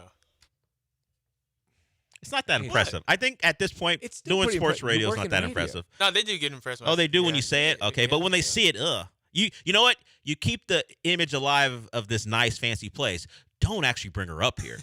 That's true. Don't actually show her what's going on. You're right. Back in the day, we had the whole floor. Yeah, now we're like cordon off. Like we had to put a window in our door because we used to have multiple ways to get out of here. Now we just got the one, and you had to put like a window in so it doesn't really feel like an enclosure. Yeah. Like we're all Harambe's. Good callback. Although with the window, people can look through and view, and then hey, don't stare at me in the eyes, or I'll throw poop at you like Harambe would.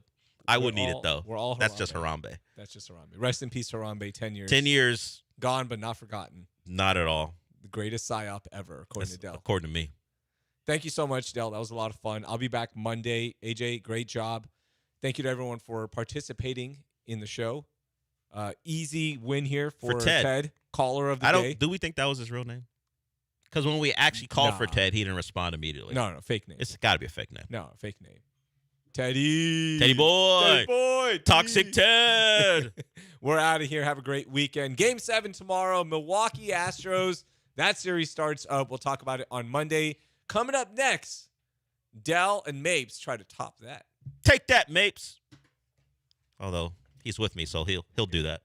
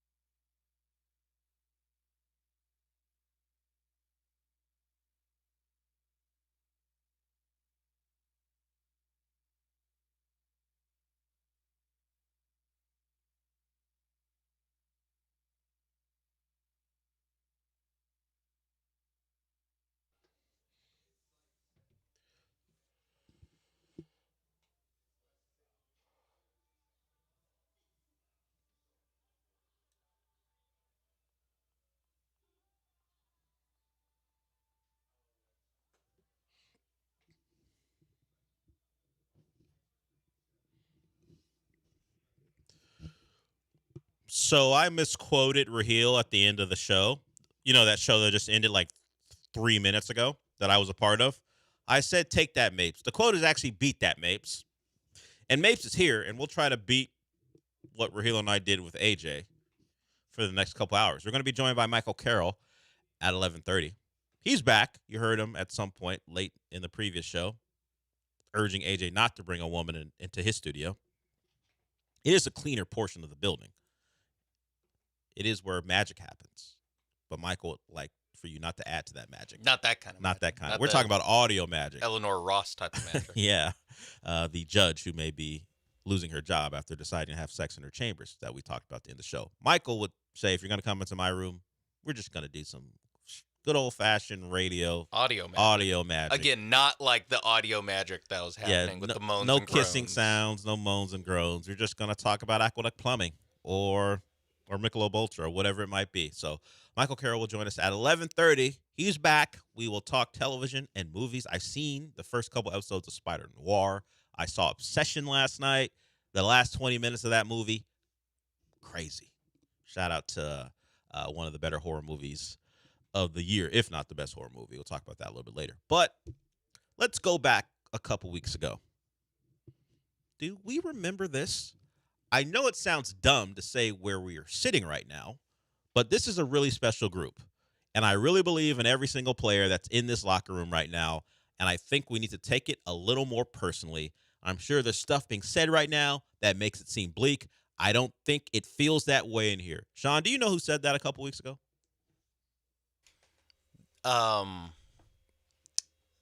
Spencer Arrighetti. That would be correct. And since that point, the Astros have turned it on. They've played better baseball, and they now stand 2.5 games out of the division thanks to another win last night against the Rangers. The Mariners didn't play. They're hot. They're relatively for the AL West. They won 3 in a row because they swept the A's. But the Astros now within 2.5. They've played well enough, and ALS has played poorly enough in front of them that we could come back on Monday, and mathematically speaking, the Astros could be leading the AL West. Now, they'd have to take care of a good Brewers team. The Mariners would have to have a really bad weekend, which is possible. And look at that. The A's had to do their part too. But look at that. First place, in sight, all of a sudden. And does the Spencer Arrighetti quote become the rallying cry? It will be. It's already being pointed to by Chandler Rome in his article as a potential turning point. The team has played better for multiple reasons.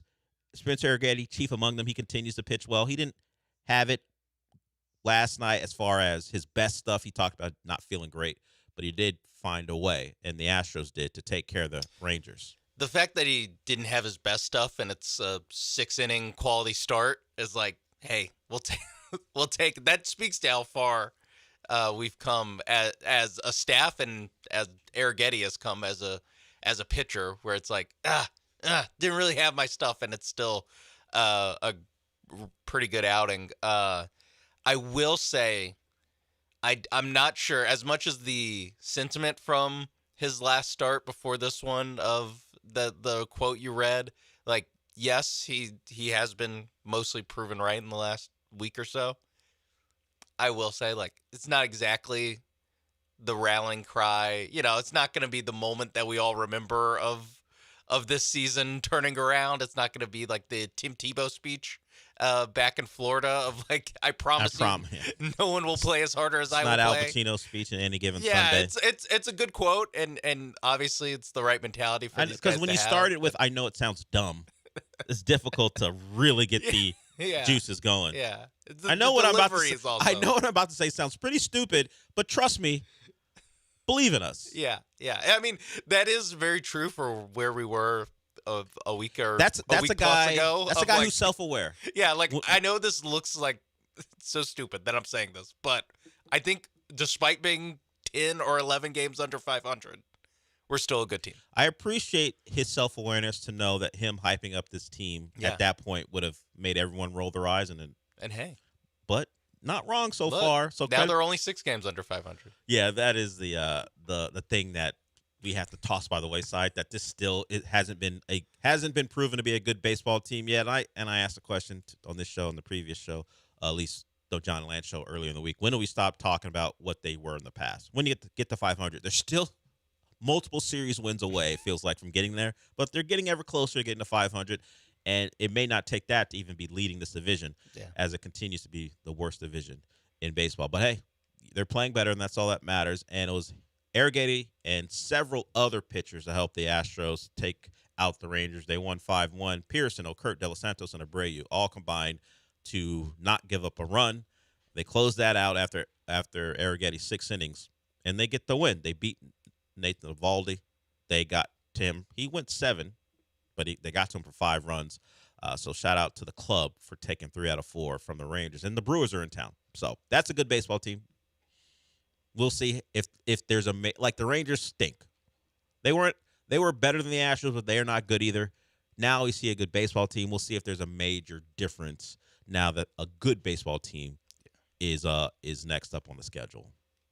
I hope not. I hope what we're seeing is the Astros playing good baseball, and they're now a good baseball team. They just have to have the record reflect that as they continue to win more games. I don't want to come out of that series going, man, thank God for the AL West. We're already doing it. If the Brewers take the series and do it in convincing fashion, like, this is an AL West thing more than it is the Astros are playing good baseball. I don't think it's a must-win series, but it is like a, hey, let's not embarrass ourselves. Don't get embarrassed out there. Yeah. Especially you got Imai is the probable on Sunday, where it's like, I'm not expecting a no-hitter. I'll say that right now. Not expecting a no-hitter. I'm glad the expectations are in check. But I need to see some of that. I need to see that closer to that level, Imai, than his previous 5 starts in MLB. I need to see that more.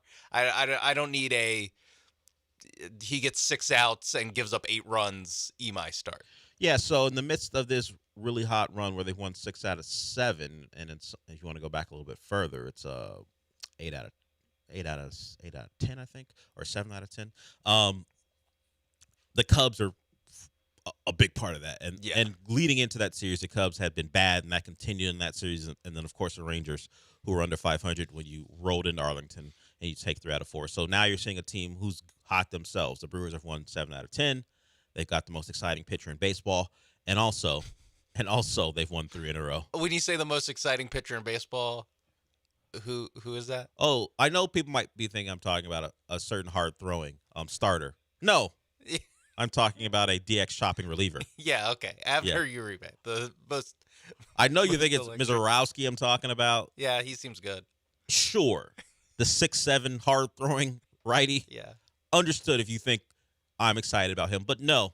I've seen tall pitchers throw the ball hard before. I've never seen a pitcher do what Uribe did, so he's my guy. He's my guy. So that will be.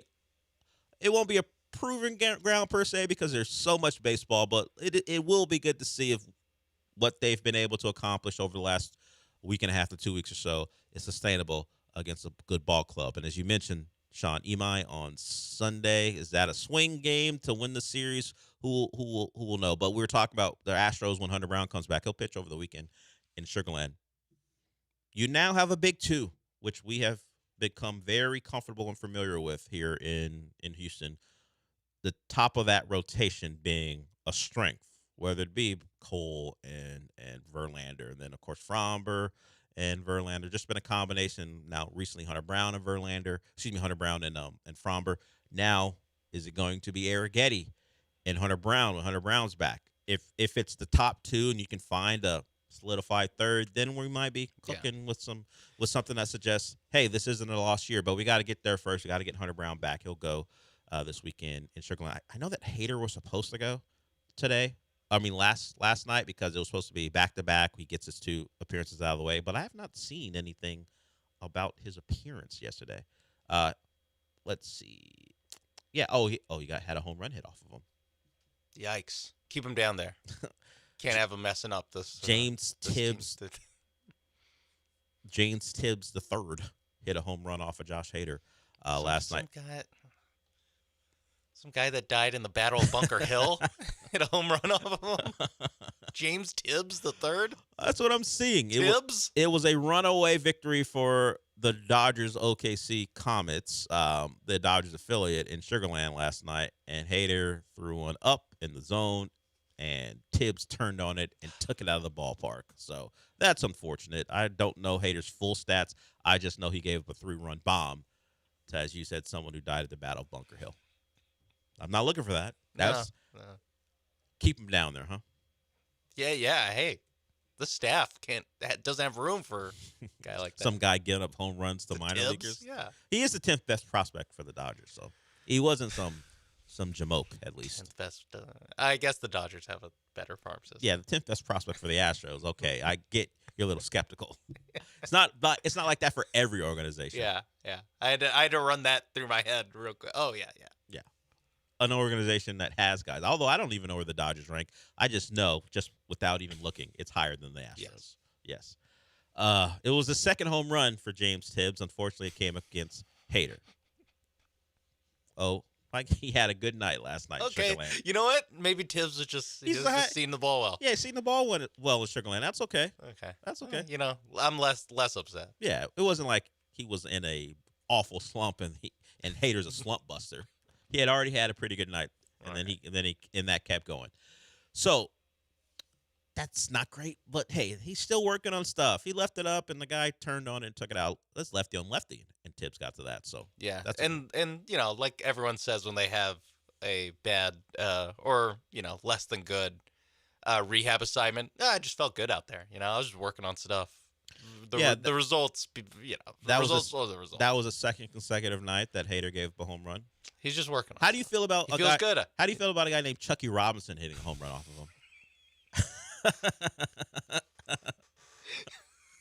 him? Since Tibbs the third bothered you, what about a guy named Chucky and it's Chucky IE? Okay, that was actually Robinson. going to be my next. I know you. I know. Okay, he was what, an opening act for James Brown?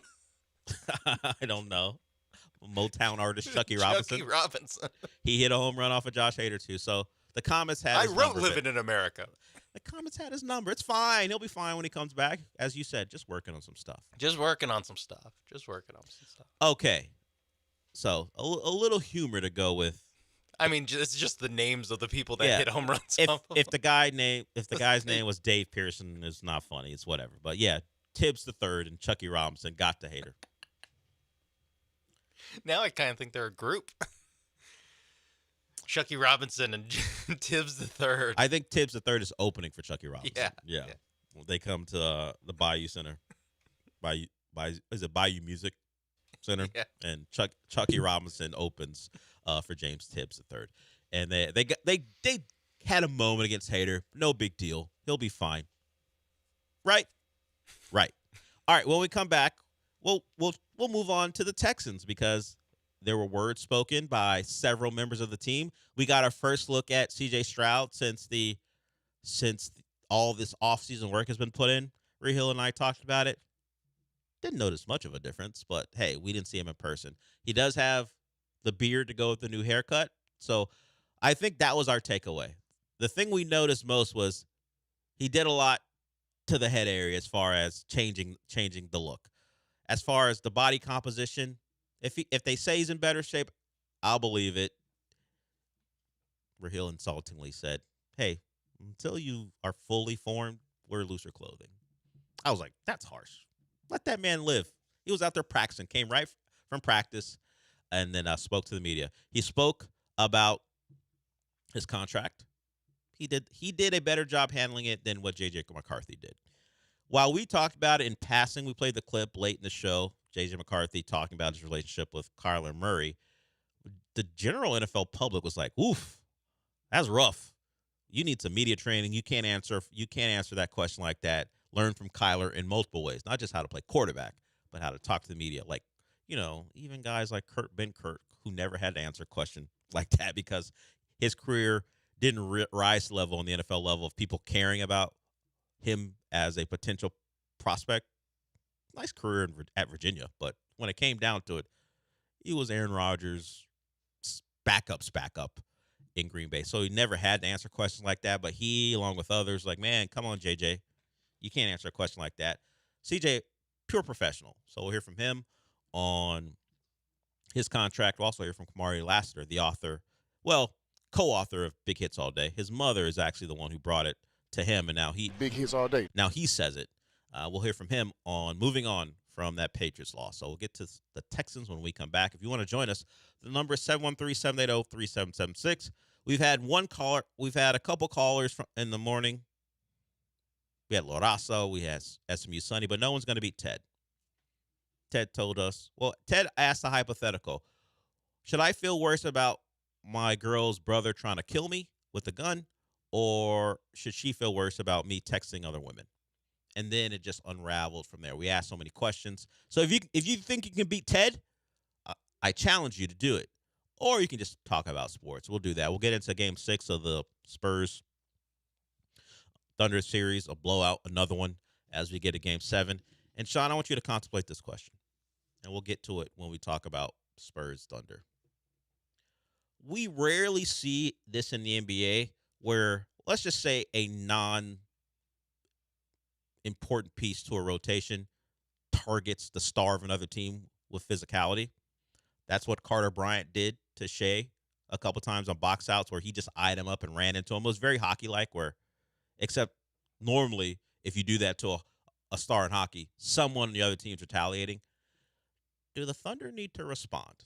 And actually the question for me is, do you think it happens? Do you think some Thunder player takes a run at a star Spur or just Carter Bryant in general? Because if you missed it, Shea hit the ground a couple times, but this time warranted. Carter Bryant went after him and got him. One almost got upgraded to a flagrant. One of them wasn't even called a foul. The other one, they called it. They thought about calling it a flagrant, did not. I would not be surprised in this series that has had conversations about physicality and flopping that you see some Thunder player, likely Lou Dort, because what else is he doing? He's been terrible in this series, takes a run at some Spur. And if he actually wants to be specific, Carter Bryant, because I was surprised that it didn't happen in the game. But maybe the Thunder ain't got them dogs in them like the Spurs do. So we'll talk about Game 6 at some point. But before we do that, I want to talk about a big event that's coming to Houston. It's World Cup 26. FIFA World Cup 26 is coming to town. And if you like to be out and about, you got a chance to win tickets. Michelob Ultra is the one giving you that opportunity. So all you got to do is take advantage of what's out there this weekend. We're going to start with what's happening today from 5 to 8 p.m. and all these times at 5 to 8. And this whole event, or at least promotion, is going through the 14th. But as far as this weekend is concerned, all times 5 p.m. to 8. You get out to maybe Vita Moriscos in Cypress. You can go to Bombshells in Stafford, Vita Garden in Midtown, and Conejo Malo in downtown. All 5 to 8 p.m. All you got to do is go there and participate in and win a soccer shootout interactive game. And if you win, you get a pair of tickets to a Houston-based FIFA World Cup game. That's today, 5 to 8. Go out to one of those places and get your chance, or get in a place where you can have a chance to win those tickets. I'll talk about the Saturday opportunities a little bit later in the show. The Bullpen will also be broadcasting from Kirby Ice House in the Heights on Saturday from noon to 2 p.m. As you might imagine, an event will be there with another chance to win tickets. I'll talk about that a little bit later. But play for your chance to witness history, because Superior is worth playing for. Michelob Ultra, the official beer sponsor, of the FIFA World Cup 26.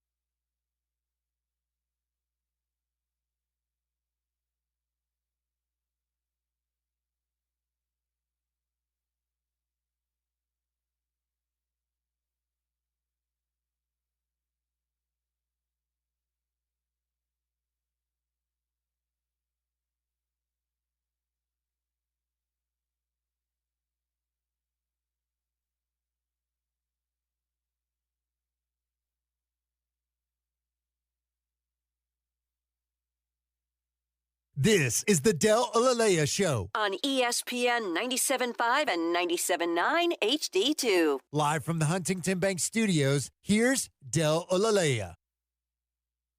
So we'll get to the Texans, but it is Friday, and we do talk movies and television on this day.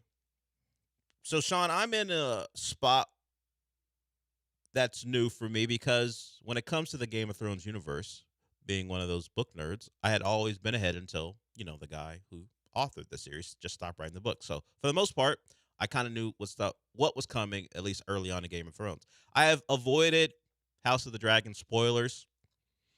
Even when I listen to podcasts, there's a podcast that will tell you, all right, we're going to do book spoilers now. So I turn it off. I don't want to hear it. The final trailer for the new season is out. It came out this morning. New season, June 21st. They gave away as far as how at least some of the big things is who's going to be ruling, at least initially, after this battle that'll take the better part of the first couple episodes is over. And if you remember what happened at the end of last year, they kind of tell you, all right, this person's in charge. And then it feels like it's all about power slipping away from this person. So I did not know how it was going to go. But for someone who did not read the books, there's a lot to all right, I guess this is the tone of this season. And I did not know that it would be the way. This is why I stopped watching trailers. There's so much that for a person who can decipher, it's like, oh, okay, this is how it's gonna go. I had no idea. I watched the first trailer that comes out because normally that one's like either a teaser or it's at least like it's what trailers used to be, where it's just like, hey, here's some interesting things in this movie, and then like there's always the one that comes out 3 weeks before the show comes out or the movie comes out. That's like, here's 3 minutes of and like beat by beat what happens in this movie. I'm like, yeah. This they had done a pretty good job for someone who had never. Yeah, where it's just like voiceover and you see people dragons looking off flying in the distance and terror because of dragons and death and all that. But this gave probably too much context. Yeah, and I will not watch. Yeah, don't watch it. I will not watch. If you've been able to hold off on seeing things that would spoil it for you, this one is like, sure, there's a lot of stuff up in the air. I don't know how this story particularly ends. I feel like I know how it begins in season 3. Yeah, I know what happens this season of, or at least like this half season of television. I know someone has an upper hand early, yeah, at least as far as their ultimate goal, and we'll see how it plays out after that. All right, so that happened.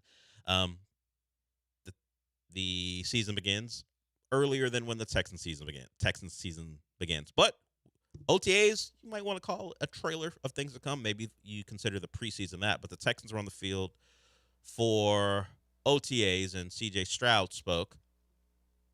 He was asked questions about what happened against the Patriots and how he's moving on, but he was also asked questions about contracts. We know the Texans don't mind giving out money to people they value. Aziz got a new deal. Nico got new money. Will Anderson got his big deal, and that is a frame of reference for this question. I believe Landry Locker asked a question. You may be able to hear him as part of the opening couple seconds here. Here's C.J. Stroud on contract talks with the Texans. Is it easy to kind of just put that to the side? You saw Will get paid, and I know you're eligible for the extension. Is that something that you just put behind you, or what has that been like, kind of balancing that, or thinking about it or not thinking about it? Yeah, I mean, I let my agent handle it, and if it's time to do it, then it is. If it's not, my job is football, so that's what I focus on, is just getting better. And I think I've held my bargain up on that edge. So I'm. Whatever happens. I'm excited to be a Texan this year and, go from there. Thank you. Do you take anything from that little added this year? Does that mean anything to you? Not really. I don't, because there's really no way for him not to be a Texan even after this year if they wanted. Yeah. So like, because the 5th-year option has been. It's already been picked up. Yeah.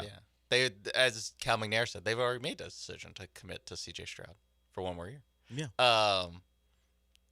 Yeah, I think that this is like we compared it earlier to J.J. McCarthy. Like I feel like this is more in line with the Kyler Murray. This is on the Kyler Murray scale of things of like nothing really inflammatory. This is a good answer because you can glean almost nothing from it.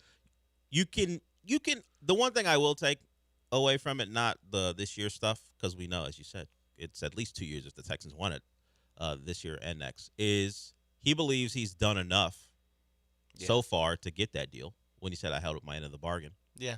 I believe from his words, it sounds like a man who believes his contract should have followed right behind Will Anderson's. Not in terms of money, but hey, Will got his deal.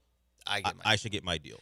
And maybe, I mean, he starts it by saying my agent handles that. Maybe that is something that they are working. Maybe that tells us that they are currently working on it. It's not as, cut and dry as we on the outside are like, make them wait. Let's see it one more year.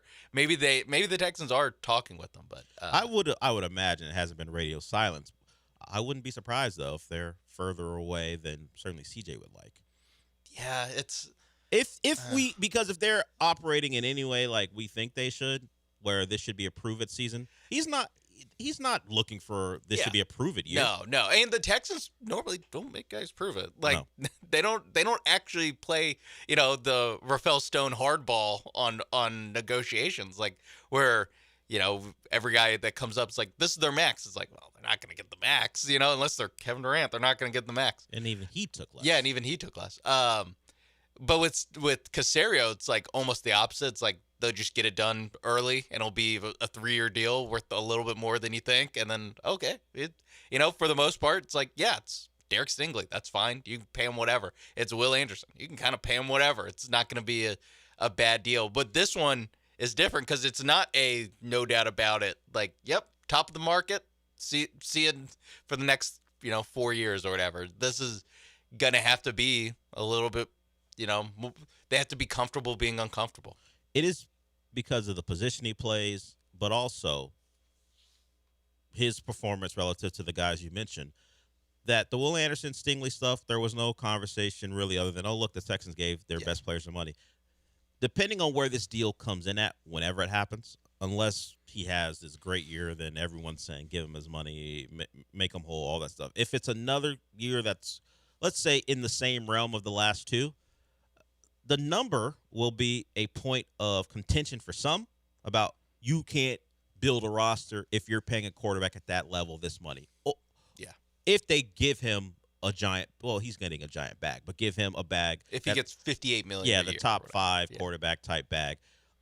It'll be not just a national conversation. It'll be a local conversation about, hey, it's not a proper way to distribute your funds because you have proven you'll pay elite players at that level and no one's balking. Yeah. This one will be one where I think it'll be, unless he proves, I won't say wrong, unless he proves to be the guy who he looked like in year one, their most tense negotiation as far as back and forth. Maybe tense says something that's a bit combative, but it'll just be something where there will be likely more back and forth than they've been a part of as far as their other top players, and I don't think that's a problem. It's part of what you are there for, to negotiate as opposed to acquiesce to the demands of, let's just say, a prominent agent who generally gets his guys their money. Yeah. And if he doesn't get the guys their money, sometimes those guys are gone. And in some cases, he gets the guys their money and they still leave. So you are dealing with an agent. That's why he's the best. I mean, he doesn't have Boris's reputation yet. I think the Mulligetta reputation, as far as how he's thought about, is a lot of it's Houston centric because of his clients and particularly the one client, Deshaun Watson. But there is I was talking about Jordan's Debo. Mulligetta has some of that too. Debo's coming when it comes to negotiations with the Texans. He generally, at least it feels like, outwardly gets what he wants.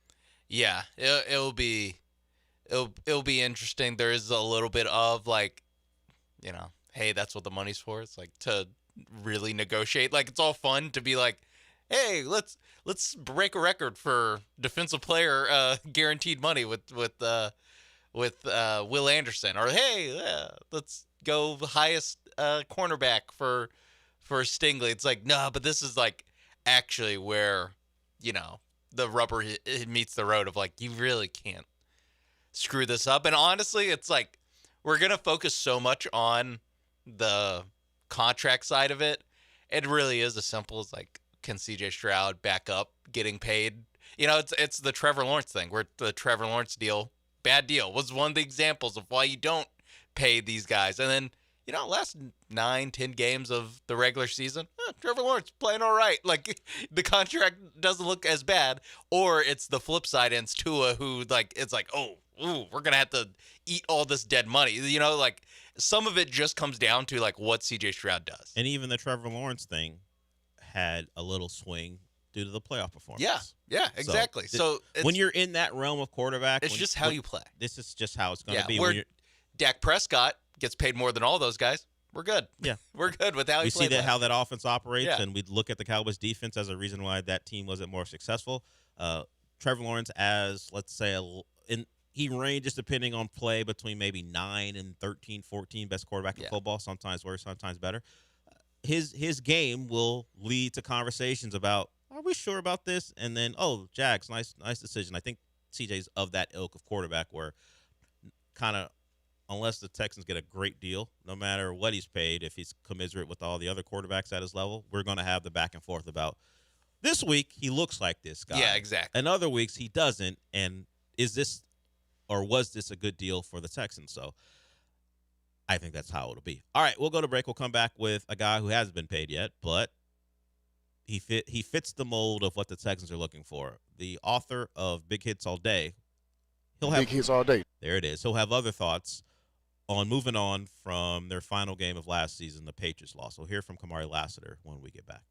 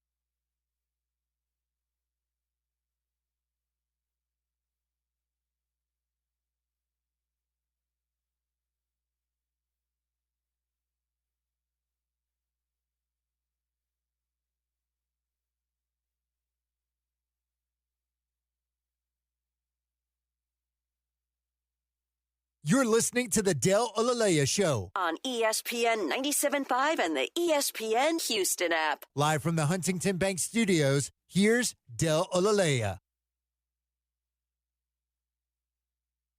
So we'll get to Kamari Lassiter, and then we'll get into, you would say, the current biggest story. I forgot that has that little uptick in the song. The current biggest story in college football. Old rivalries die hard, I guess. Red Raiders versus Longhorns continue. Even a conference separation can't stop the back and forth. So we'll get into that. But let's hear from Kamari Lassiter after practice yesterday. That's a defense who we know, championship caliber. They were a good, or let's say an average quarterback performance away from at least making the AFC title game. Instead, they go down to the Patriots. Here's Kamari Lassiter on the loss, what to learn from, what to move on from. Kamari, you talk a lot about your competitiveness, but the way the season ended last year, how long did it take you to kind of flip the page, or is that something that you still kind of think about? Flip the page.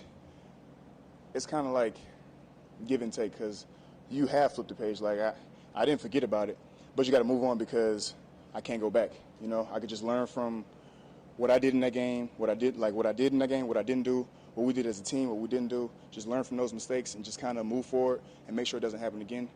But you flip the page real fast because if you don't dwell on wins or losses. You learn from your losses and you learn from your wins. So as soon as we lost, it's back to work. Kamari Lassiter yesterday after practice. So, also, D'Amico talked about Will Anderson wrecking practice and jokingly saying he was going to have to sit him down to let them operate offensively. That's what he does. He does it. If he's going to do it to offenses on Sunday, I expect that to happen at least early in training camp. It's one of my Texans offense. It's one of my favorite bits that coaches with great edge rushers always do, or any pass rusher really, where they're like, yeah, I had to take him off the field. We got to be able to run our practice, you know, where it's like, this guy is so good, it just ruins practice. You know, it's only because you only ever hear, it's never like we had to take Darrelle Revis off the field so we could finally run some routes to complete a couple passes. Yeah, it's like, it's only like the edge rusher just blows up every play, which is a compliment. And frankly, thankfully, we know that Will Anderson does that in actual games, so it's we don't have to extrapolate. Sheldon Rankins, we had to get him off the field. Man, that O-line sucks. We don't have to do that because we know he actually does it in actual games. But if you just take the opposite, it's like, wait a minute, you guys can't figure out how to get a couple plays off. But we know he wrecks real games, so and I no one can really figure out how to deal with him. Yeah, and it's also just a standby. Yeah, first days of mini camp. How you compliment one of your best players by telling the world that even if he was going half speed, we can't run practice. We can't block Will Anderson. Everyone laughs. Thanks for that. Thanks for the insight. There it is. Will Anderson, great player. Informed again on that. In case you forgot. In case money will spend. In case the contract wasn't well. Is that what Nick Casario and Cal did? Hey, D'Amico, remind people just get little the money we spent. Let them know. He's not slacking off at all. Not that anyone thought so. So there that is. Will Anderson still a great player. Okay. Let's talk about a conference that doesn't have enough great players to keep Texas from winning it with their 2s and 3s. The Big 12. Ouch. Those are the words, or at least the thoughts plus words of one Sark, otherwise known as Steve Sarkisian. He told us that the Big 12, while not telling us, didn't say it specifically, but we all knew who he was talking about. A team in his state could win a power conference despite not really playing anyone, and his team's 2s and 3s could win that conference. So we had an SMU caller call in and go, hey, why is everyone assuming he's talking about Tech? SMU Sonny called it. At a certain point, it is offensive to SMU. Like, wait. Yeah, I don't. Is Baylor good enough to be insulted by that? The Cougs?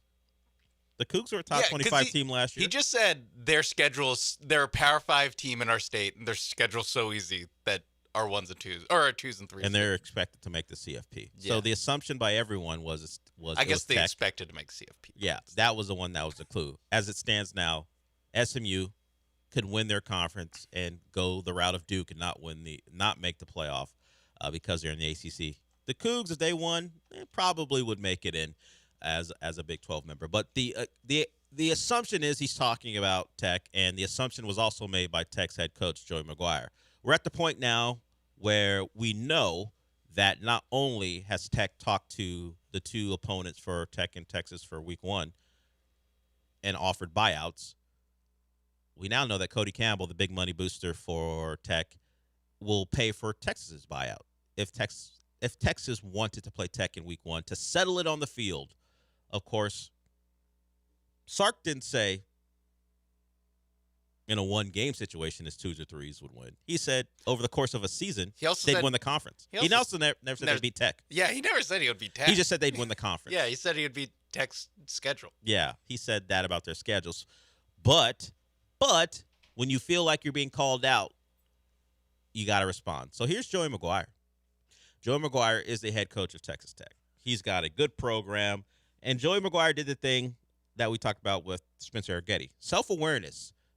He also pulled the B Rabbit thing from 8 Mile, where he talks about all the things that are wrong with him. So you can't I live do with it. my parents. Yeah. I'm a whatever.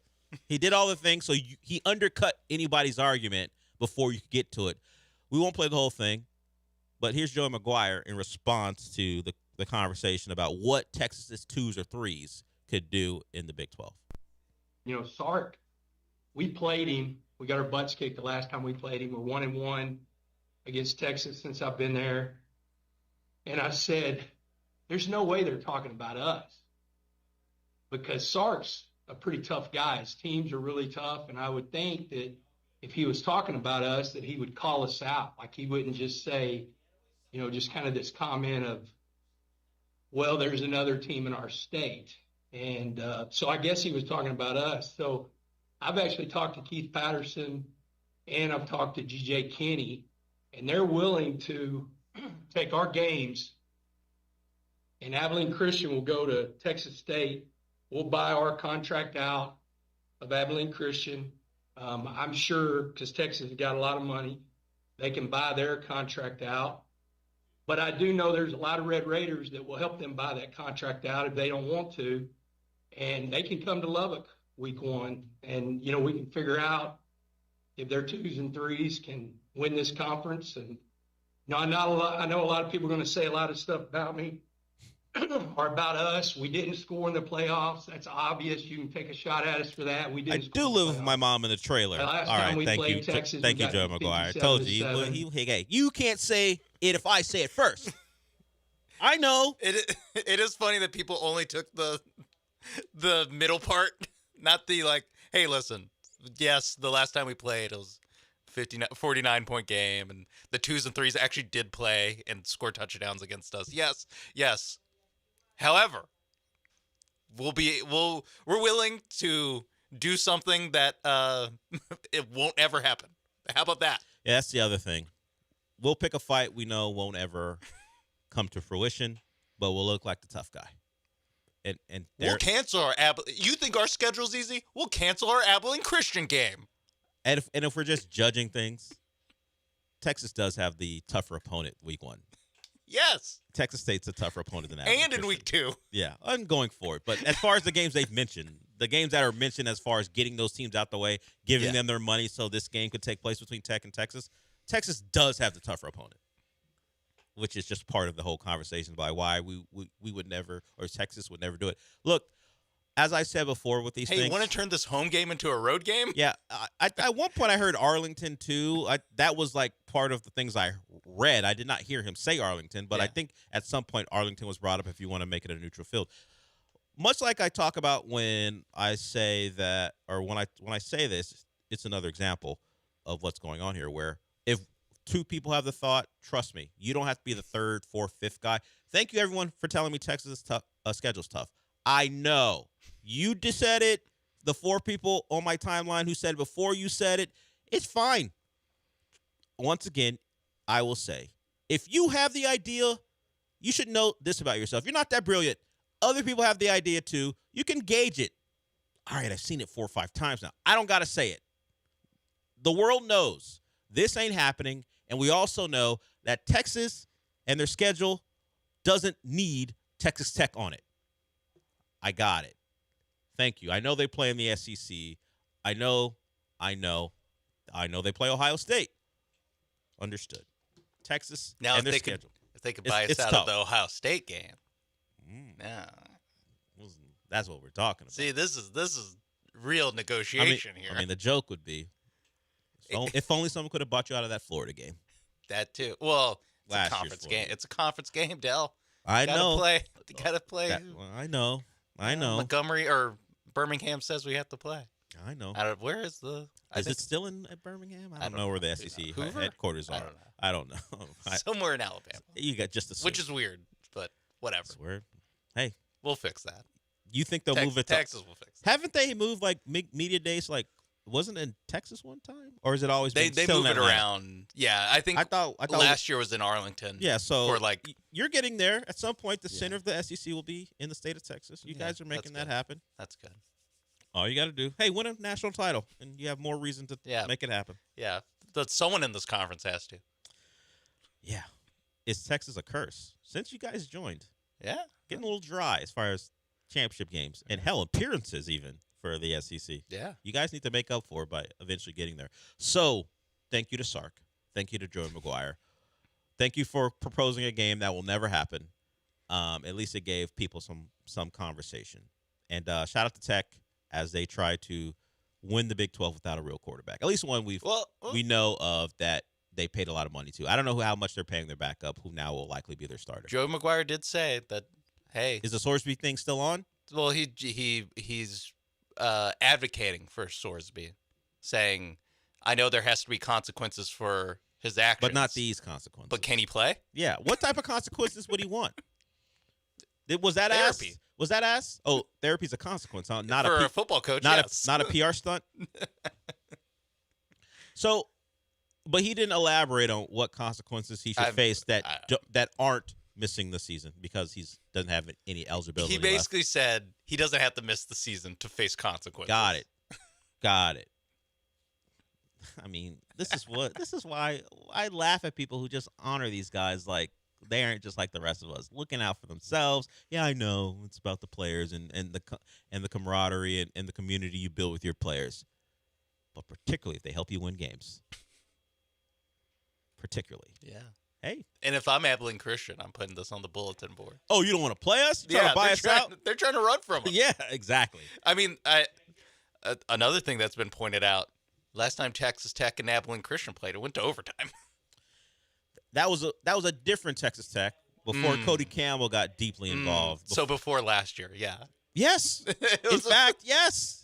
Back when they could get beat by Texas by 50 points or so. Now they're making playoff appearances. Yeah, I know we don't score any points. Yeah, thank you. I got there before you did. Joe McGuire. Yeah, they don't shine shoes anymore. Yeah, they also don't score points in playoff games. Except for Oregon's very nice shoes. They will shine those. That may not have needed any shine after that game. So the Orange Bowl wasn't a great experience for Tech after a really good year. They won the Big 12. Ran through the Big 12. It's a tough schedule. Beat BYU a couple times to win the Big 12. But when it came down to it, when I got to a real power conference team, tough sledding down in Miami in the Orange Bowl. Different year, though. Worst quarterback. It looks like. We'll see. Yeah, I mean, their backup was the backup to Morton last year. So. And Morton was like playing on like one leg and arm.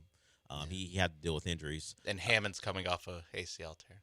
That's why Sorsby was so important. That's why Joey McGuire's telling you, yes, consequences for your actions, but not these consequences. We need that guy to play. It's a big year for me. Cody Campbell's always looking.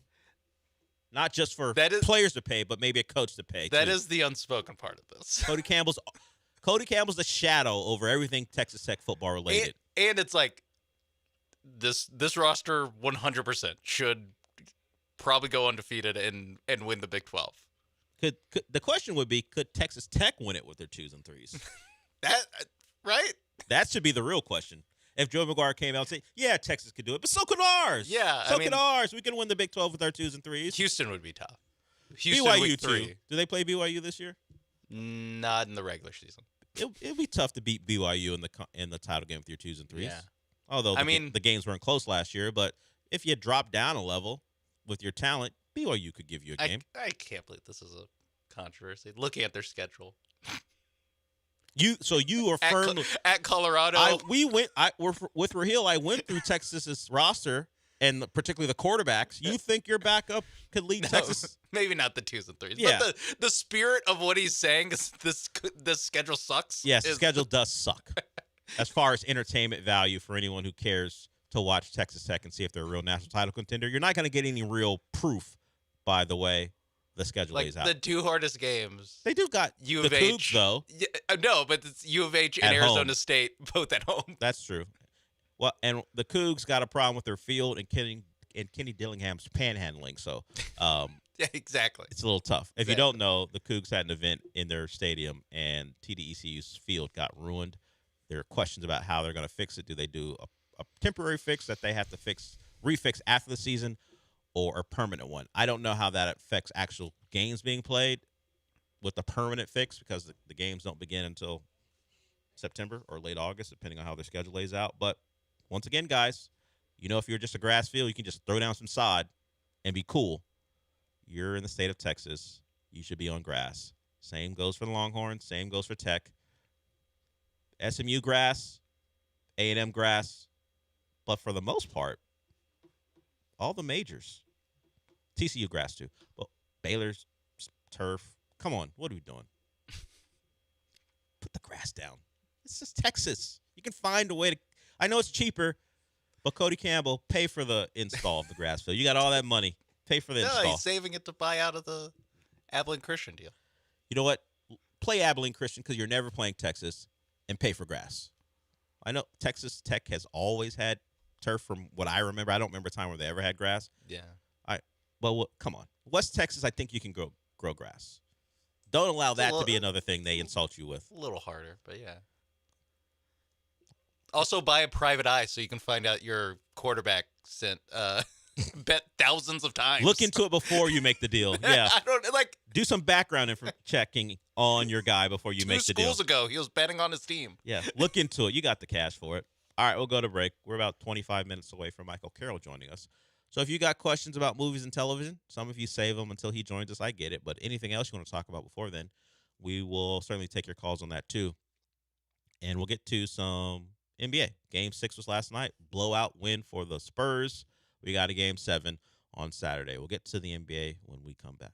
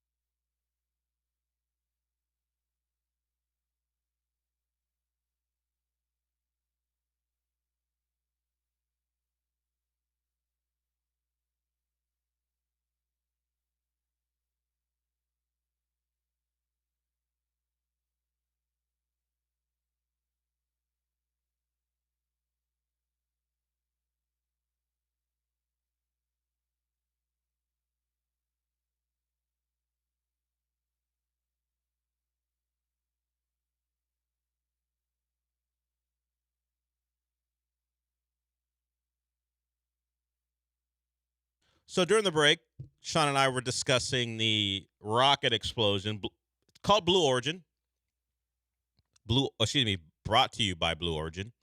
Their rocket exploded into a giant fireball. If you haven't seen it, you should look it up. It is under the umbrella of all things Jeff Bezos. He called it a very rough day and it's a major setback for the company's space venture. Elon Musk said of the incident, rockets are hard. It was, thankfully, from what's being reported, it was an incident that didn't result in the death of anyone. And the only way I see it happening is there's no one within at least a mile of it. Like, it feels like the heat simply from the explosion would have killed someone. It's just this giant fireball, as Sean put it. It almost looks like something people would have told Michael Bay to tune down as far as how big the fireball was. Hey, that's a little unrealistic. If a rocket blows up in a movie and makes this big of an explosion, people are like, all right, dude, this is too much. No, apparently that's what they look like. So it was uncrewed, and it belonged to Bezos and his Blue Origin company. And it was 300. It was that's the operative word. 322 feet tall. It ignited on the pad in Cape Canaveral about 9 p.m. and then just big bright orange flame. It's a spectacular thing to see, a nutty thing to see, and thankfully, no one passed away. Since no one was killed by this, I can say it looked awesome. I kind of wish they would do it every once in a while. Yeah, it would be. They just intentionally blow one up. It'd be something if in a movie you would go, what a great scene. Yeah. Except it costs billions of dollars. Yeah. That's why they wouldn't blow one up every fifth time. They just you never know, and it's like, this is the one that's just gonna blow up on the pad. They call it an anomaly, or an anomaly caused the incident. So we'll see what one small little thing. What investigation is launched to figure out someone didn't screw it in all the way. And speaking of that, there's a scene where, unfortunately, it's a TV show, so I shouldn't say that. Unfortunately, there's a scene in what the hell is the name of the show? Oh, For All Mankind, where a rocket blows up on the pad and people are killed. And I bring it up partly because of that, and also there is a For All Mankind universe. While this shows an alternate history of the space program, they're also doing an alternate history of that universe from the Russians' perspective. So we're going to get a Russian show. I think it's called Star City, where we're going to get the view of the Russians in the space race. So it's the same scenario, just from the other point of view. Yes, we're going to see how the Russians, I guess, if you don't know, For All Mankind, in that scenario, the Russians win the race to the moon. They win the space race initially, and then we're trying to catch up to them. So we're going to see the Russians and how they beat us to space in that alternate universe. It's called Star City. I did not know For All Mankind had that type of juice where they could have a spinoff and have a complete universe of alternate space history shows. Yeah. Apple TV loves sci-fi, loves space, and they're going to provide us with Space City. So far, Rotten Tomatoes gives it 100%. In fact, the premiere is today of Space City on Apple TV. Wonder if Michael has that as a rec. Hopefully I didn't spoil something for him.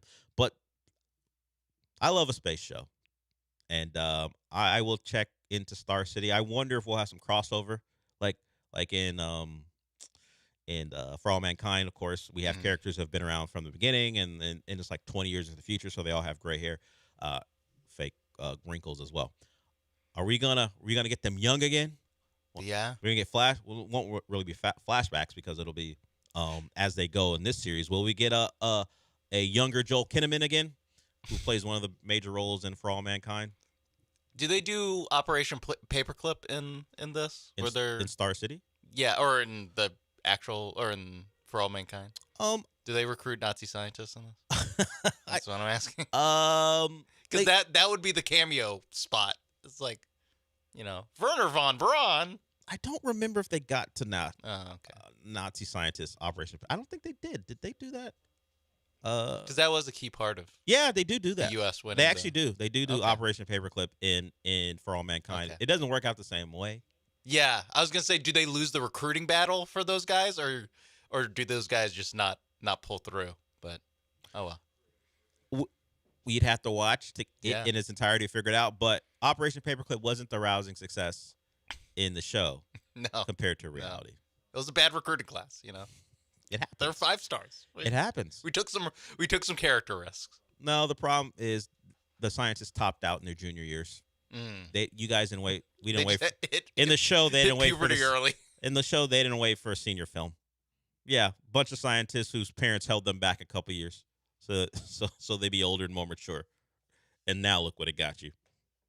Shout out to Mac Brown having his recruiting class done by Get your feet up. the summer before senior year. Look how that worked out late in the process. Perhaps don't do that anymore.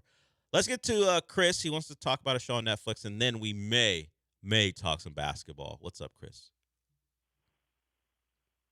Hey, Dale. Hey, guys. Love the show. My question was, I haven't seen the series yet, but I'm getting a lot of mixed reviews about it. It's a show on Netflix called Nemesis.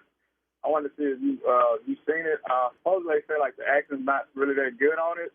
So I'm trying to see if it's going to be worth me tuning into it to check it out or not. I'm just wondering if you've seen it or heard anything about it. I appreciate it. I hang up the list. Appreciate it. The most I've heard about it is your mention of the acting not being good and people just making fun of the show.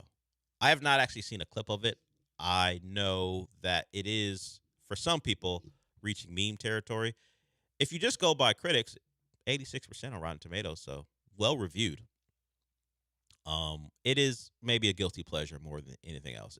I don't know that the substance of the show is what people are latching on to, but I have not seen it.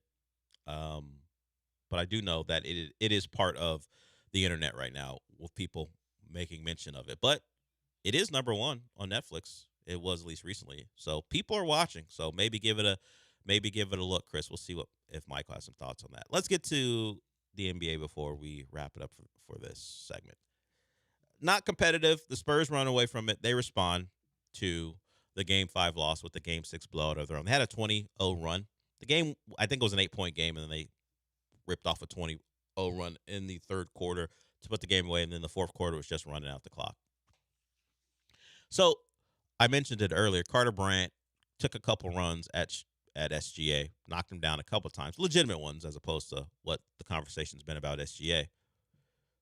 Do you think we see a Thunder response? Because they didn't respond to Jared McCain getting smacked around. They just let it go. I don't think they have it in them. I don't think it's part of their personality. Even when Lou Dort does it, he claims innocence when he's tripping someone or running into the back of their legs.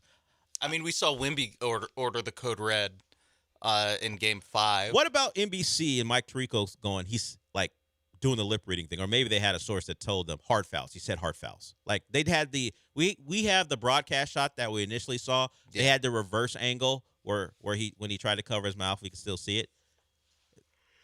Tirico's like he said hard fouls. Snitching. Do we know that to be the case? Snitching ass Tirico. Like by reading his lips. It doesn't look like it. So he would have had to have someone tell him. Yeah. He said hard fouls. Was Zora Stevenson leaning in? Or he made it up and just assumed because of what happened afterwards. Like, how is that sourced? But either way, snitching ass. Out here snitching. Yeah. But at the same time, in Game 6, when Shai Gilgeous-Alexander gets subbed out with like 9 minutes left in the fourth quarter. Shai didn't go, hey. You got to whisper to Kendrick Williams. Oh, Nikola Topic. Yeah. Well, hard fouls. Topic. Is Kendrick Williams likely to do it? But at least Biyombo and Plumlee are big. They have a history, too. Plumlee don't back down. Oh, he got after it with Steven Adams. Yeah, Plumlee's a dog. And Biyombo just looks ripped. Don't mess with him. Yeah, the Topic.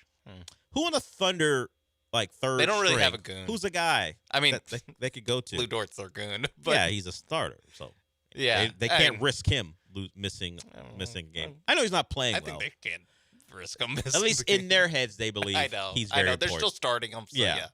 But yeah, that I mean, I think Game 6 was the time, if you were gonna retaliate, would be the time to retaliate there.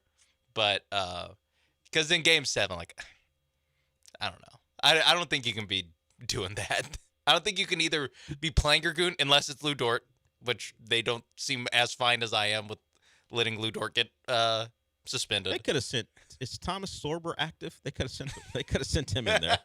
Just looking at the sent the rookie in there to go. Hey, he's little. He's a 6'9", 250. He's a big Yeah, guy. yeah, I just bigger. don't know if don't know if you want to put that on a rookie. Although if we go back to the Heatles era, they sent your guy Dexter Pittman in there to elbow a dude. Yeah, what did he like clothesline? Yeah, bang. So it has been done. They have asked young players in the past. So if Thomas Sorber's got to be the one, he's got to be the one. But he wasn't asked. Yeah. Also, Dexter Pittman, a couple more pounds on Thomas Sorber. Yeah, a couple inches too. Dexter was a big individual. But yeah, I think in game set, I mean, I kind of believe what you said, where I don't think the Thunder like have it in them, which is really weird. I mean, that the champion, like, you know, defending champion back against the wall, and we're like, I don't think they have it in them to be like as like nasty with this. Like they're good at the falling down and pulling people's arms and hair part of being but to be openly aggressive to prove a point, that ain't them. No, they're Gen Z. That's too cringe and try hard. They're nonchalant. Meanwhile, they fall down every time they take a shot. Meanwhile, the guy who ordered the Cold Red is as maybe he's not Gen Z. He's going over to hang out with monks and then honor. Yeah, he's a little different. Yeah. But Chet, like, come on. Chet. Every high school in America has 15 Chet Holmgrens in it. They're just I don't know, a foot and a half shorter. I was in an HEB. It wasn't a high school. It might have been a high school kid. It wasn't a worker. And you know how people will say, C.J. Stroud better not have a bad game. We're going to put up an image of someone who looks similar. Yeah, that guy. I saw a kid who looked exactly like Chet, except he's like 5'11". Yeah, exactly. Just had the same haircut. That's the only same build, too. Yeah, skinny, 5'11". Looks like if he had Chet's money, he dressed exactly like Chet. He was trying. He doesn't have Chet's money.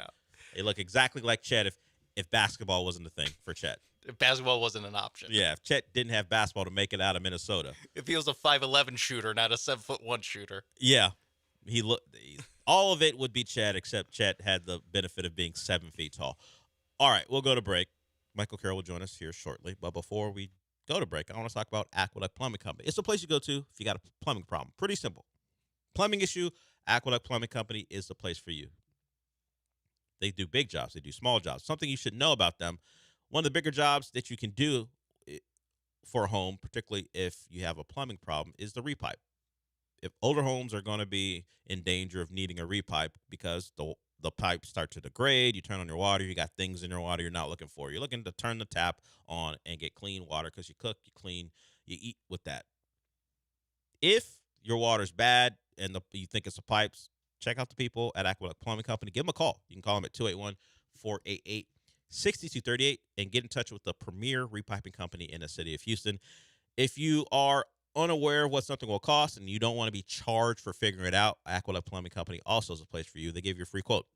No one likes being charged for an evaluation. That sucks. You're already going to have to pay for something for the services. You don't want to get charged for the estimate of what the services are going to cost. So whether you are looking for a repipe or a tankless water heater repair or having it looked at, or the traditional water heaters as well, they do all of that. Just check out their services menu. It's right on the homepage. It drops down. It shows you all the things they do. Go to aqueductplumbingcompany.com. That's aqueductplumbingcompany.com.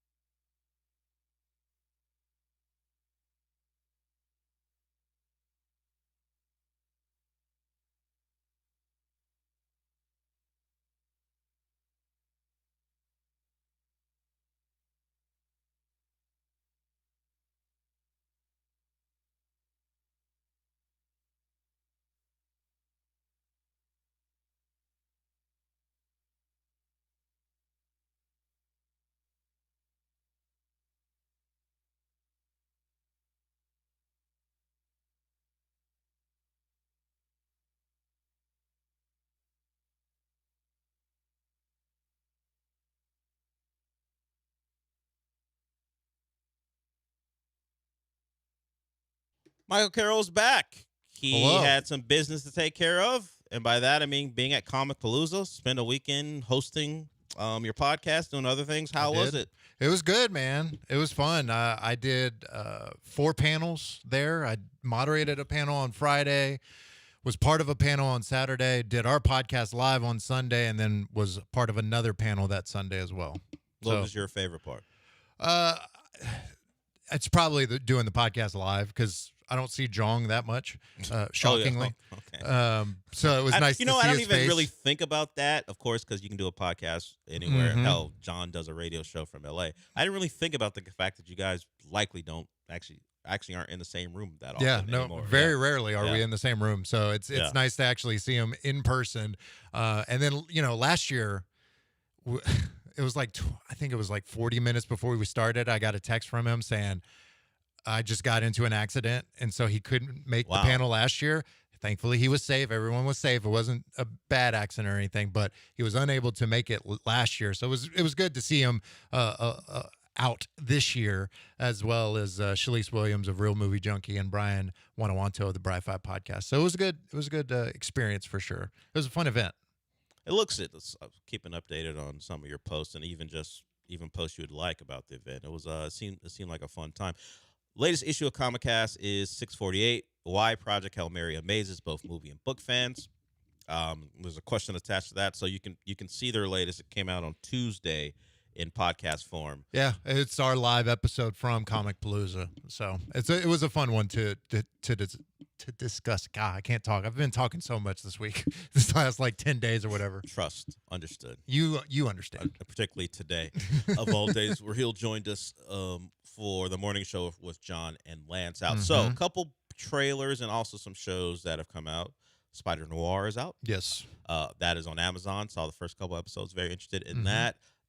You have Nick Cage live action of Spider Noir based off the success of the character in Into the Spider-Verse, the movies. So now that turns into live action. Nick Cage being a superhero. We know the conversations about Nick Cage as a superhero really was about Superman. Yeah. And they used his image in the Flash. If the long lost footage of Nick Cage in a Superman suit became an actual thing in a movie. But now he actually has a character that is fully fleshed out. Ben Reilly doesn't play a Peter Parker. He plays Ben Reilly. I've seen the first couple episodes. I have chosen the black and white noir version.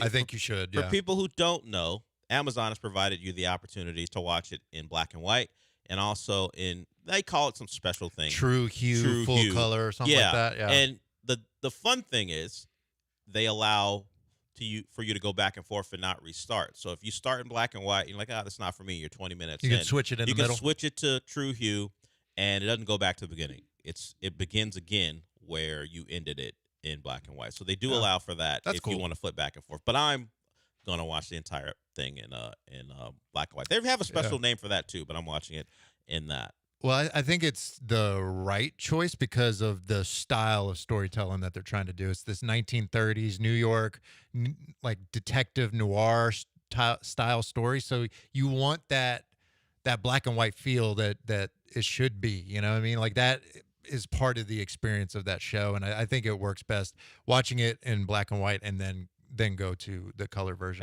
Have you been able to check out any of it yet? Only a little bit. I haven't been able to really dive into it this week, but I'm looking forward to it. It was one of those series where I first heard about it. I might have talked about it here. I know I talked about it on Comic-Cast. When I first heard about it, I was like, all right, Spider Noir, sure. A live action, sure. That's not gonna work. He doesn't talk as noirish as he does in the movie. Yeah, he does. Yeah, he's more of a human, like a real human being, a Nicolas Cage human being. Yes, sure. that you throw that on there. That's an important thing to mention. It is still Nicolas Cage, but he doesn't talk like in the noir cliches that he does in the cartoon movie. It plays, or excuse me, animated. Yeah, animated. It plays to, I think, his strength. You know, like Ghost Rider was. I forget he was in Ghost Rider. He was in Ghost Rider, and that was an experience for sure. But I think what this benefits from is, he's a big cinephile. Like he loves his movies, especially classic films. So having him be like, you're gonna play this 1930s superhero, have a ball with it, and I think you let him unleash, and You get something that's actually done very well with critics and audiences. And it has the classic, the wife died, it changes your life. How do you respond? Type of scenario. It plays a big part, and you see that from the very beginning in the show. So Spider Noir is out. I mentioned the Sean, and Eric. We see you, and of course Michael will give his recommendations on things to watch in theaters and in movies, and television. I saw the last trailer for House of the Dragon as far as season 3. Oh, it came out today. Mm-hmm. It gives me too much. Yeah. There's too much. That's too much. Have you seen it yet? I haven't seen it yet. I saw that it's posted, but I was like, I'm for good. you, if you don't know, like I don't know if you know about what happens, maybe you stayed away from spoilers, maybe you didn't read the book, Fire and Blood. I did not see any spoilers. I've avoided it at all costs. I don't know how it ends. And I don't know how it ends from the trailer. But I do I can figure out how it begins. Like who comes into power. Yeah. And it's all about that power being wrestled away potentially and what is being done to keep it in the trailer. And I feel like that's too much for someone who who doesn't know how this goes. You gave me a clear start to the season. Beyond the gullet battle, which will be a big part of the first couple episodes, you've just given me because you're showing me what King's Landing looks like. Yeah, that's one of the things I've been, depending on what it is, like when it comes to like Spider-Man, which comes out in July, I'm probably going to watch the second trailer. I don't care. I want to see more of that. But like something like this, or even something like Obsession, I only watch like maybe the first thing and I'm like, I'm good. Don't show me anything else. Yeah. Let me check it out and go from there. Have you seen Obsession? You saw the whole thing? I love that I movie. saw it last night, and What'd you think? I enjoyed it throughout, but the last 25 minutes, man, I remarkable. Insane. What they did the last 25 minutes. It takes it from, okay, the character beats, what's going on, let's soft boy, his back and forth about what I should do, I love all the things, typical, and him being conflicted by what's going on inside this person he claims to love, but doesn't appear to be willing to do things that would help her. And then at the very end, you're like, whoa. It's like you start watching that movie. It's like, okay. And then just things start happening. And it's like this big snowball effect, as I've described it. It's just once it gets going, and then like you mentioned, those last 25 minutes, my heart was racing, beating through my chest. I was nervous. I was just like, I didn't know what to expect. Never going to look at an acceptance letter like in the same way ever again. Never. It's nuts. It's still in theaters. Go watch it. Doing very well. If you haven't seen Obsession yet, go watch that. It also did the rare thing where it made more money in its second weekend. Yeah. That's word of mouth. Wild. Word of mouth. It was already a hit because of how much it cost to make and then what it made opening weekend. And then people were like, oh, this is a thing I need to go watch. And people decided they need to go see it. Because it also has one of the best performances of the year, I think. Yeah, and glad that they had that big uptick because this is the final weekend that it won't be on digital. It'll be on digital June 2nd. June 2nd. Yeah, that's right. So yeah, go see it in theaters. It's well worth your time in theaters. Yeah. It has some laughs. I think they're played for laughs, but still, it's like the last where you're like, I can't believe that this is happening, and then you're laughing. I mean, it's not nothing's really humorous. Yeah. No one's making jokes, No. but you can tell what's happening is being played for laughs in a way because it's so contradictory to kind of the overall tone of what's going on. There was a person in the press screening that I went to where he was like, I laughed just because I didn't know how to react in certain moments because, like you said, some of it's done for laughs, but then some of it's just like, oh, I don't know what reaction to give right now. Yeah, it's done for laughs, but I don't know that any jokes were really told. It's just the reaction. Reaction situations. Yeah, and it all comes together for a really good experience. So go see that if you haven't. I guess some people will want to wait to watch it. Either way, I think you'll have a good experience if you watch it for at home, sure. But go to the theaters if you can. Let's get to Eric, and then we'll get to a couple reviews, then we'll go to break and come back with more. What's up, Eric? Hey, guys. Great Comic-Con last weekend, Michael. You did good. Thank you. Yeah, Obsession. I think it made more money the second week because I was promoting it a lot last week. Sure. A couple of weeks before. But I found it more humorous than horror. I'd also heard there's starting a part 2, a sequel to it. I don't know how that's going to work. Maybe I don't want to ruin it for anybody, but The Wish. So maybe something which is something that they come back maybe. I don't know. But also, Disclosure Day. I saw the trailer for that. How do you feel about Disclosure Day and the Masters of the Universe comes out next week? And Evil Dead Slow Burn. I'm excited for that. I'll hang up to listen. So Curry Barker, who is the filmmaker behind Obsession, he has another movie coming out. It's set in the same universe. I don't know if it's a direct sequel, but Anything But Ghosts is his next movie, and it is in the same universe. He did say that there is a like Easter egg to Nikki, the character, or no. Let me back that up. He said it's an Easter egg for some character. I don't know that it's Nikki, actually. But there is an Easter egg for some character from the film that it helps you realize that, oh, this is happening in the same universe. And in terms of a sequel, he's talked about it a little bit, but he's also talked about the idea of doing like a series, almost like an anthology type series, where each person, like each episode is a different One Wish Willow. Got it. But in that case, it doesn't always have to be horror. It can be like I think he expressed it in interviews. You could word your wish in a way where it's not a horrible thing that happens to you. Yeah, there was a moment as the protagonist was trying to figure a way out of this. He asked his friend to do something, and the friend was like, "Whatever," and then he wished for something, and he got exactly what he wanted. And it would have been positive. Mm-hmm. Then something else happened. Then something, less positive. So it would be interesting to see if, hey, I wish for fame and fortune, and generally when you do that in one of these scenarios, it always goes bad. But it would be interesting to see if things go right. Well, is there any drama if the things go right in the wish though? No, yeah. probably So I don't know not. how you do it without all of it going poorly, no matter what the situation is. Unless it's people questioning you and then going at you in that way because of the new thing that you've gotten or whatever. I don't know what I would wish for if I was in that case. I've seen enough of these things to know that at some point it's going to go poorly for the person who makes the wish. So I would be very aware of all the scenarios and may never make the wish because if Obsession is any clue, you got about a week. Yeah, that's really? Yes. Well, 100%. I'm sure it went longer as far as the timeline of the movie, but as far as before things start turning poorly or going bad, you got about a week. Thank you for the call, Eric. Yes, he's right. Masters of the Universe comes out. Disclosure Day. I'm excited for that one. Yeah. So those are a couple movies that have gotten a lot of promotion that are out in kind of pretty soon. They're going to be out pretty soon. So take a look at that if you decide you want to go to the theaters. Let's get to a couple things before we go to break. What do you got, Michael? Theaters this weekend. I'll focus on 4 wide releases. Backrooms is a new horror film, like kind of in the same vein of Obsession in terms of it's a lower tier budget. It's not this big budget thing. Got the A24 brand behind it. Got the A24 brand.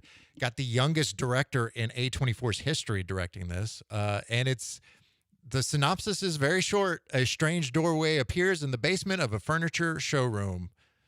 That's it. And I know there's other aspects. Old. Yeah. The director, Kane Parsons, 20 years old. And he comes from doing a YouTube series based off this. Yeah, he's also known, Sean, premise as Kane Pixels. Does that make you more likely to see a movie? Kane Pixels? That's his other name. He's known as Kane Pixels. More interested. Okay. Oh, there you go. Not just in I was going to see the movie anyway, but more interested in this young man, and I can call him a young man. He's a decade younger than I am. Yeah. Welcome this to my young world. man's career. It's an interesting So it's based off a short, right? It was originally a short. Well, it was like a YouTube series or something. Well, even before that, the thing Backrooms originated on a post on 4chan, which oh boy, all right. But then somehow Kane Parsons made the thing into a YouTube series, and then it led to the Hollywood adaptation that we're getting now, starring a great actor in Chiwetel Ejiofor. Got a good cast. It's got a very good cast, and I think it's the big thing is the premises, or at least the tense feeling and the unsettling nature of just trying to get outside of this building in this just empty, foreboding type rooms. I don't know. Like, it's on paper, it's like this shouldn't work, but I mean, it's getting good reviews from critics, 88% right now. So that is Backrooms. This one's sci-fi horror. So if that's your thing, it's been a pretty good year for that. And this one may very well add to it. It's in theaters wide release right now. what's next? Pressure, a new World War II film starring Andrew Scott, and Brendan Fraser. He would be the hot vicar from what was the show called? Oh, I don't remember. Yeah, that one show. Yeah, it had why am I? Oh, it's a Fleabag. There you go. Well, hot priest. He's not that in this one. He is basically a meter. Like, I didn't expect there to be a new angle to explore of World War II at this point, but there is. Apparently, in the tense 72 hours before D-Day, and with the fate of the free world hanging in the balance, Pressure follows General Dwight D. Eisenhower and Captain James Stagg as they face an impossible choice: launch the largest and most dangerous seaborne invasion in history, or risk losing the war altogether. All based around weather. Yeah, I've seen the trailer. I did not know how important weather was to never would have thought of D-Day. that, honestly. Yeah, and it's another one where it's getting rave reviews right now, 85% with critics. Andrew Scott delivers an incredible performance from my understanding from a friend of mine who has seen the film. So it's definitely something that's maybe worth a watch this weekend. Brendan Fraser. Brendan Fraser is just added again. He plays Dwight D. Eisenhower in the movie. I didn't know that I would like that. I didn't feel like he would make sense as Dwight D. Eisenhower, but somehow it works for this subject matter. So you have that. But I do want to highlight, before we go to break, one of the, I think, better movies of the year that's kind of flying under the radar is available in wide release this weekend, and it's Tuner. It kind of reminded me, when I first saw the trailer, it kind of reminded me of a little bit better version of Baby Driver from 2017. A talented piano tuner's meticulous skills for tuning pianos leads him to discover an unexpected aptitude for cracking safes, heist, turning his life upside down. This stars Leo Woodhull. I think he's in White Lotus. People might recognize him from that.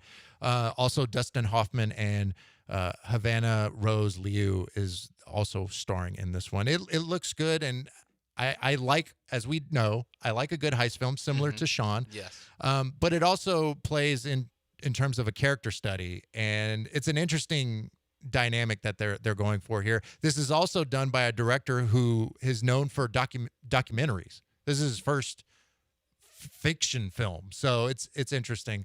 95% with critics, 97% with audiences that have seen it so far. It's a good one that I would recommend this weekend. So we'll come back with more with Michael. We've got one more segment to go, but before we do that, I want to remind you, sure, you can go out to the movies this weekend. Michael's giving you some choices, but maybe you want to go someplace where you can win World Cup tickets, and I got you here. These are for tomorrow. All these times are 11 to 2, and this is brought to you by Michelob Ultra. If you want a chance for World Cup tickets, it's pretty simple. Go out to one of these locations, participate and win in this interactive soccer shootout game, and you'll get a pair of tickets to a Houston-based FIFA World Cup game. Okay, tomorrow from 11 to 2 at McIntyre's in the Heights, you can play Phoenix on Westheimer in Montrose, Velvet Oak Tavern in Upper Kirby. You got Sawyer Park Ice House in Spring. You got Kirby Heights Ice House, and that's a special one, in the Heights, and also Molly's Pub is from 4 to 7 in the Woodlands. The other ones I mentioned 11 to 2. And I say Kirby Ice House is a special one. The bullpen's going to be out there from noon to 2 p.m. Go out there, see the guys, watch them do the show, and also get a chance to win tickets to the FIFA World Cup here in Houston. Play for your chance to win. Witness history, because Superior is worth playing for. Michelob Ultra, official beer sponsor of the FIFA World Cup 26.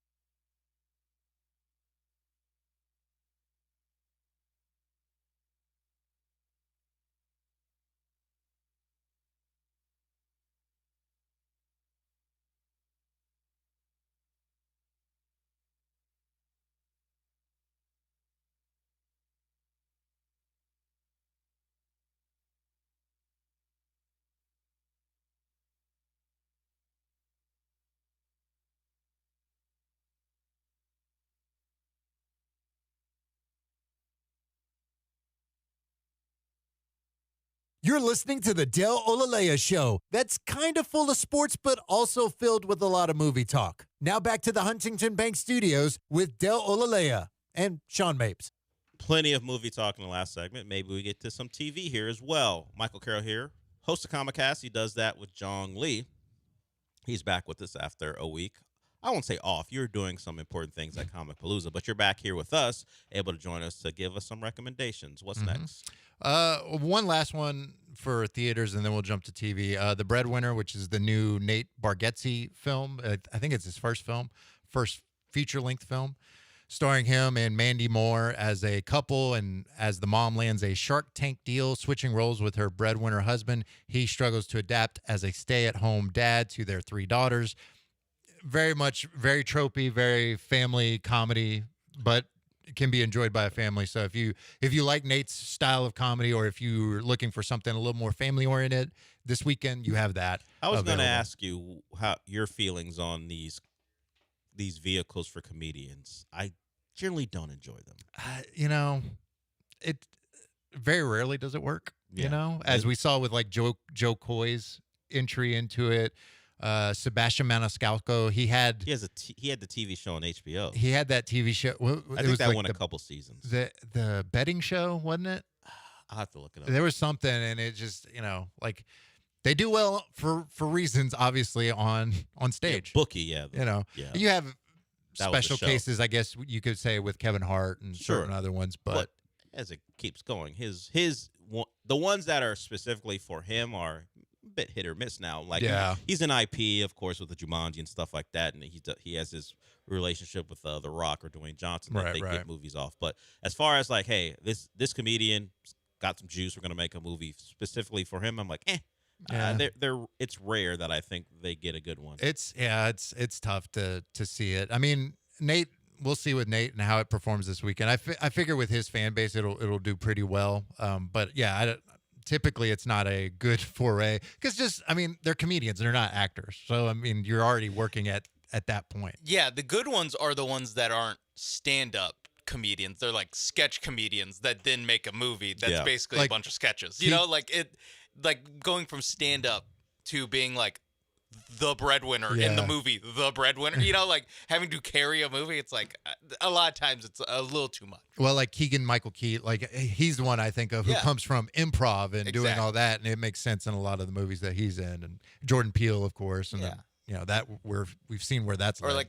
Going back for like Will Ferrell and all those. They're on Saturday Night Live and then doing this. It's a reasonable jump. Will Ferrell doing a full Spanish movie. Who could have foreseen? It kind of lost control there. Well, yeah. Sometimes you fly too close to the sun. So that is The Breadwinner with Nate Bargatze. Yeah. What else you got, Michael? Of course, we mentioned it. Spider Noir Season 1 is available right now on Prime Video. All 8 episodes are available, which I was surprised by, but all 8 episodes are available now. 91% with critics, 92% with audiences. This is the series that I want to dive into the most this weekend. You mentioned it earlier. It caught me off guard. Not you mentioning it earlier, but the show itself, because when I watched the trailer for this one, I was like, okay, this seems interesting. And then it was like, oh, it's connected to For All Humankind on Apple TV. Oh, it's the story, but told from the Russians' perspective? Yes, Star City. Star City Season 1 is available. The first 2 episodes are available now, and then the next episodes are released on Fridays, I believe. Thursdays or Fridays. But that, the first trailer had me hooked. Now, I'm not the For All Humankind fan. Mankind. So I don't know that this is for me necessarily, but it seems like an interesting watch. So I had a big gap between watching it. I watched the first couple seasons, didn't watch it for a couple years, then got through season 3 pretty quickly. I'm about to get into season 4. So I said, okay, I started. I'll get back to it. I just not watching it when it first comes out. I'm interested to see this because I always like, even though it may be an English production or American production, how they position how the Russians think about us. Yes. It's usually like, of course, from our perspective, bad Russians and all that stuff. But when they make the Russian side of it, it's always like, of course, American capitalism is a problem. So you just see this different variation of two sides going after each other, but for different reasons why they don't like each other. So I wonder if that'll play a huge part in how this story is told. And the suspense of it all. Like, it felt more like watching the trailer, it felt a little bit darker than the other one, and it felt like there's more tension in this one rather than the American version. Yeah, we in the For All Mankind, some of the back and forth about having women astronauts as part of the space program was a plot line in that show, excuse me. And from the trailer, you just see, I don't know if the Russians had that same type of back and forth, but you see a female astronaut as part of the program. So though I think that was a bit of the story in For All Mankind, how the Russians thought differently about female astronauts as opposed to Americans. So it's set starting I think in 1969 in the Soviet Union.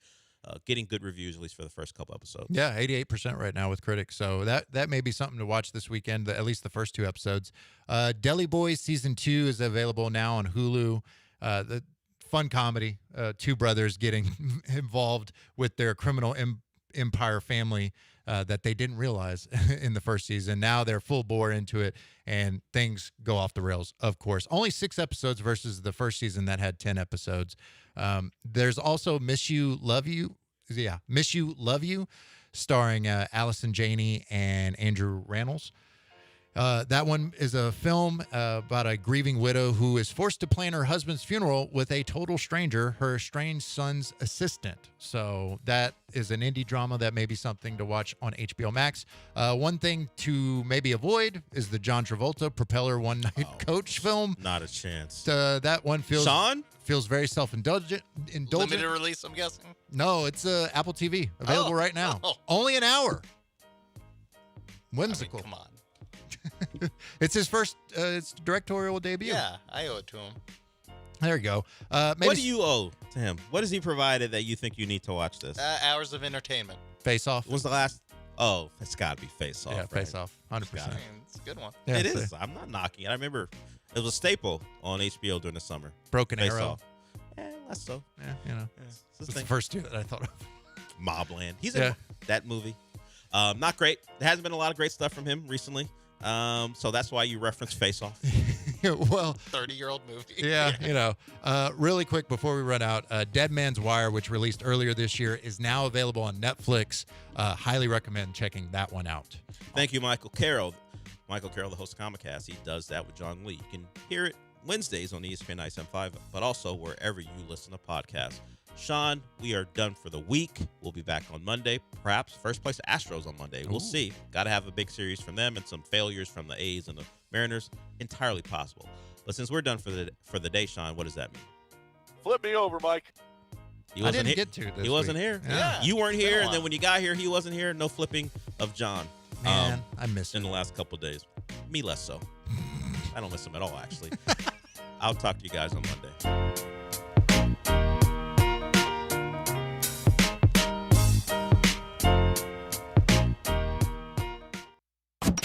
Do you have the ESPN Houston app? Download it now in your app store.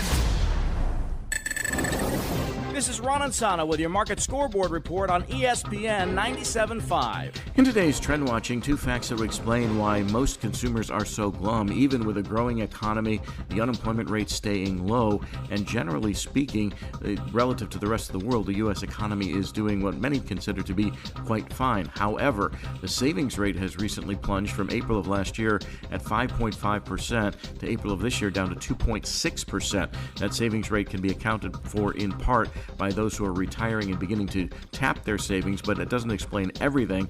As economist Heather Long suggests, consumers are spending more to get less, which is draining their savings. And then Greg Gipp writes in the Wall Street Journal that labor's share of domestic income sank to 51%. That is the lowest since records began being kept in 1947, while profits are the highest since 1950. So corporations are making a lot more money, but their workers are not. Their savings are being depleted, and that would explain why consumer sentiment is at an all-time low.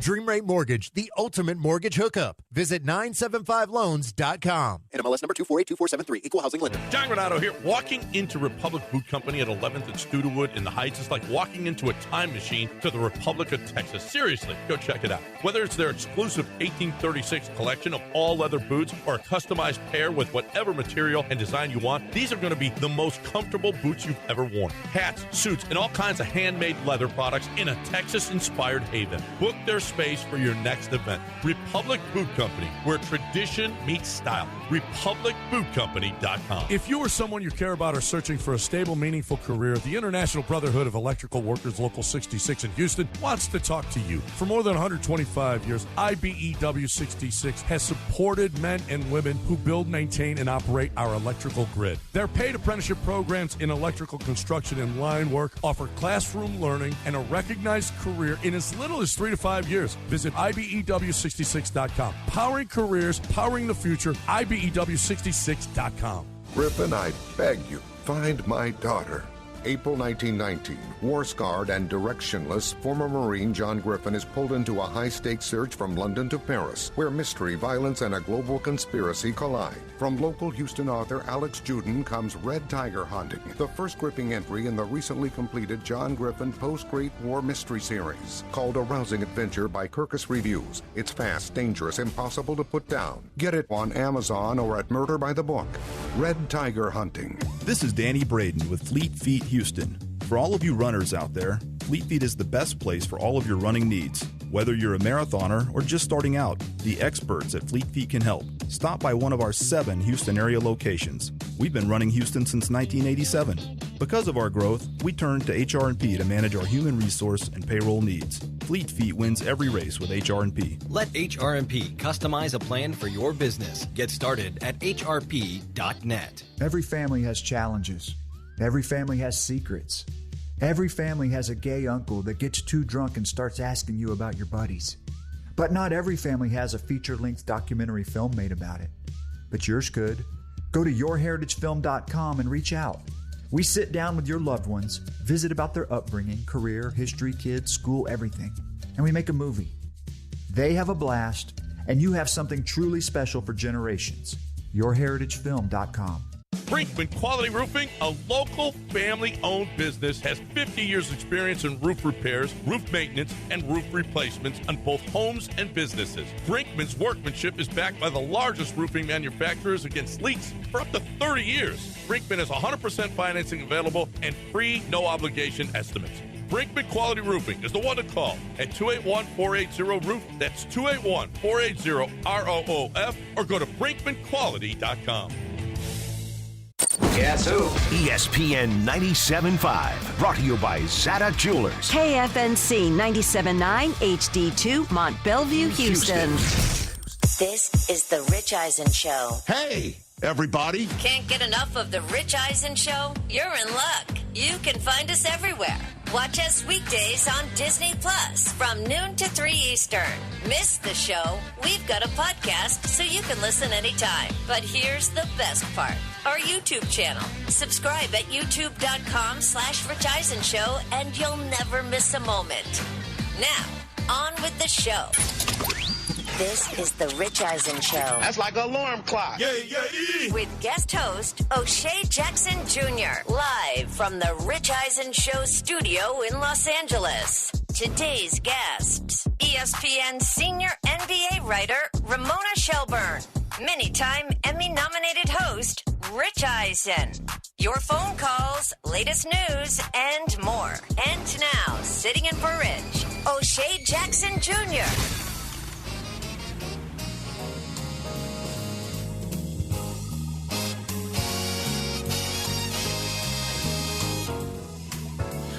Ladies and gentlemen, I am that smooth molasses in your ear gate, film and television and now radios.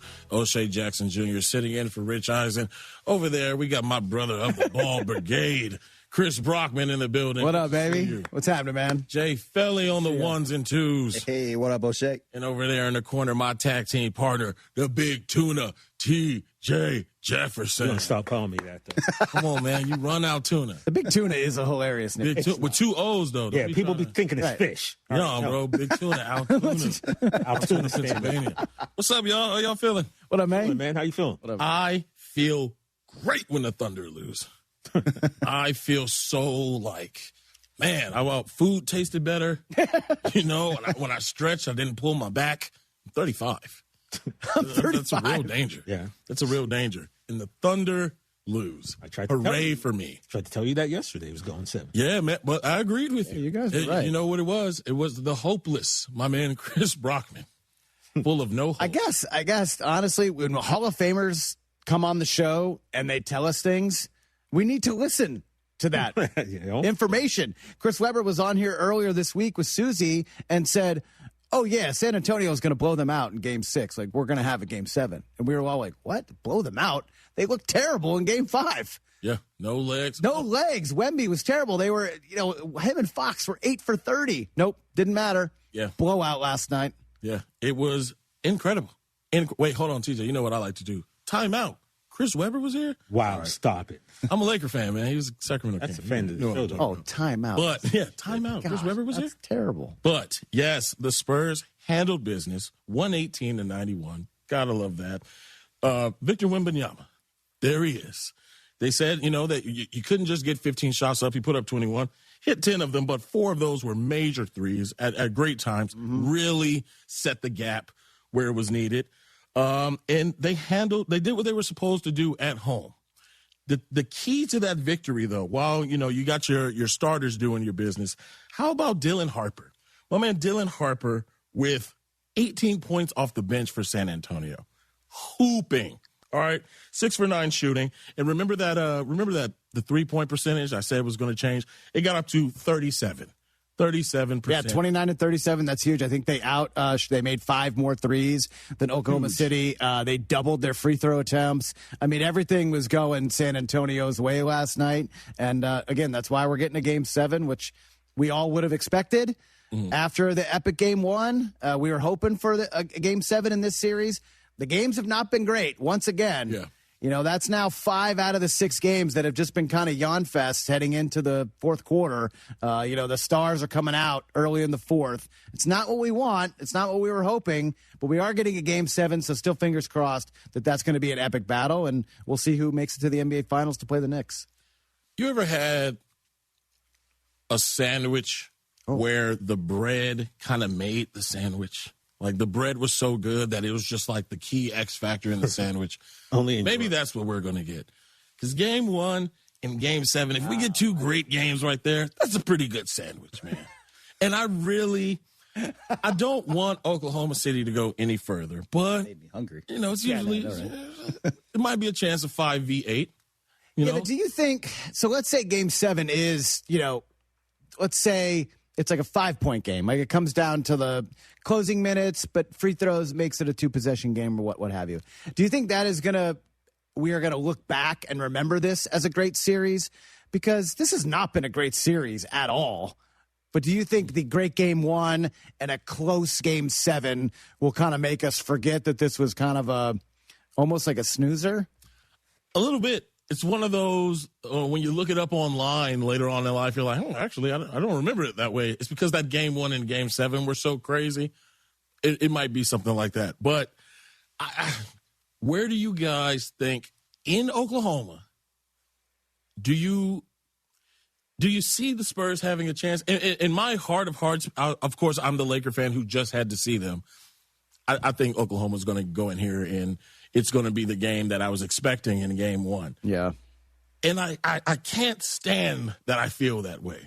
And I'm hoping when you beat a team, you make sure that you have to beat them a certain way. Because in basketball, really in any sport, that you get multiple games in a series, you don't want momentum to go, either direction. And getting your tail whipped in Game 6, the Spurs are going in there with a level of confidence that might be scary for the Thunder, but you know what the tale is. The calls that they might get in that building. And so it's going to be interesting to see. And would you rather watch a rematch of 1999 or the battle of blue and orange, OKC versus the Knicks? I'm pulling for the Spurs. I like them more. I like the way they play basketball more. But I hate to bring this back to officiating, guys. It's like you look at the free throw numbers. It's obvious. You look at the free throw numbers. They shoot 12 last night, I believe, in San Antonio. Game 5 in Oklahoma City, they shoot 38. Like, come on. You know what I mean? They shoot 18 in Game 4. It's just, I'm saying the disparity is so great that you can't help but wonder, TJ, are they going to shoot 30 more free throws in Game 7 at home? And we're just going to be complaining about it on Monday that officiating once again decided a game in this series. Well, it's funny you brought that up because I was literally going through and looking at the amount of foul shots that were taken throughout this series. I realized yesterday, I think the refs were letting them play because good. Let's see, Oklahoma City was 11 of 12 from the line. The Spurs were 21 of 25, a little bit of a discrepancy. And yet we're talking there was one game, I think it was game 3, both teams attempted 33 foul shots. And I noticed it yesterday. It looked like they were getting a little physical. Okay. Refs were kind of taking the whistles and putting them in their pocket.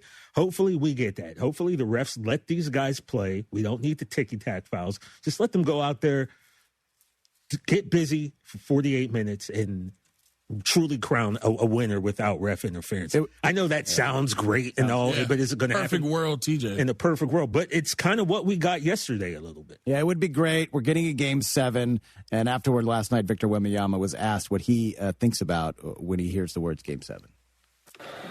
First thing is listening to, the experienced people, whether it's on our team, on our staff, or outside.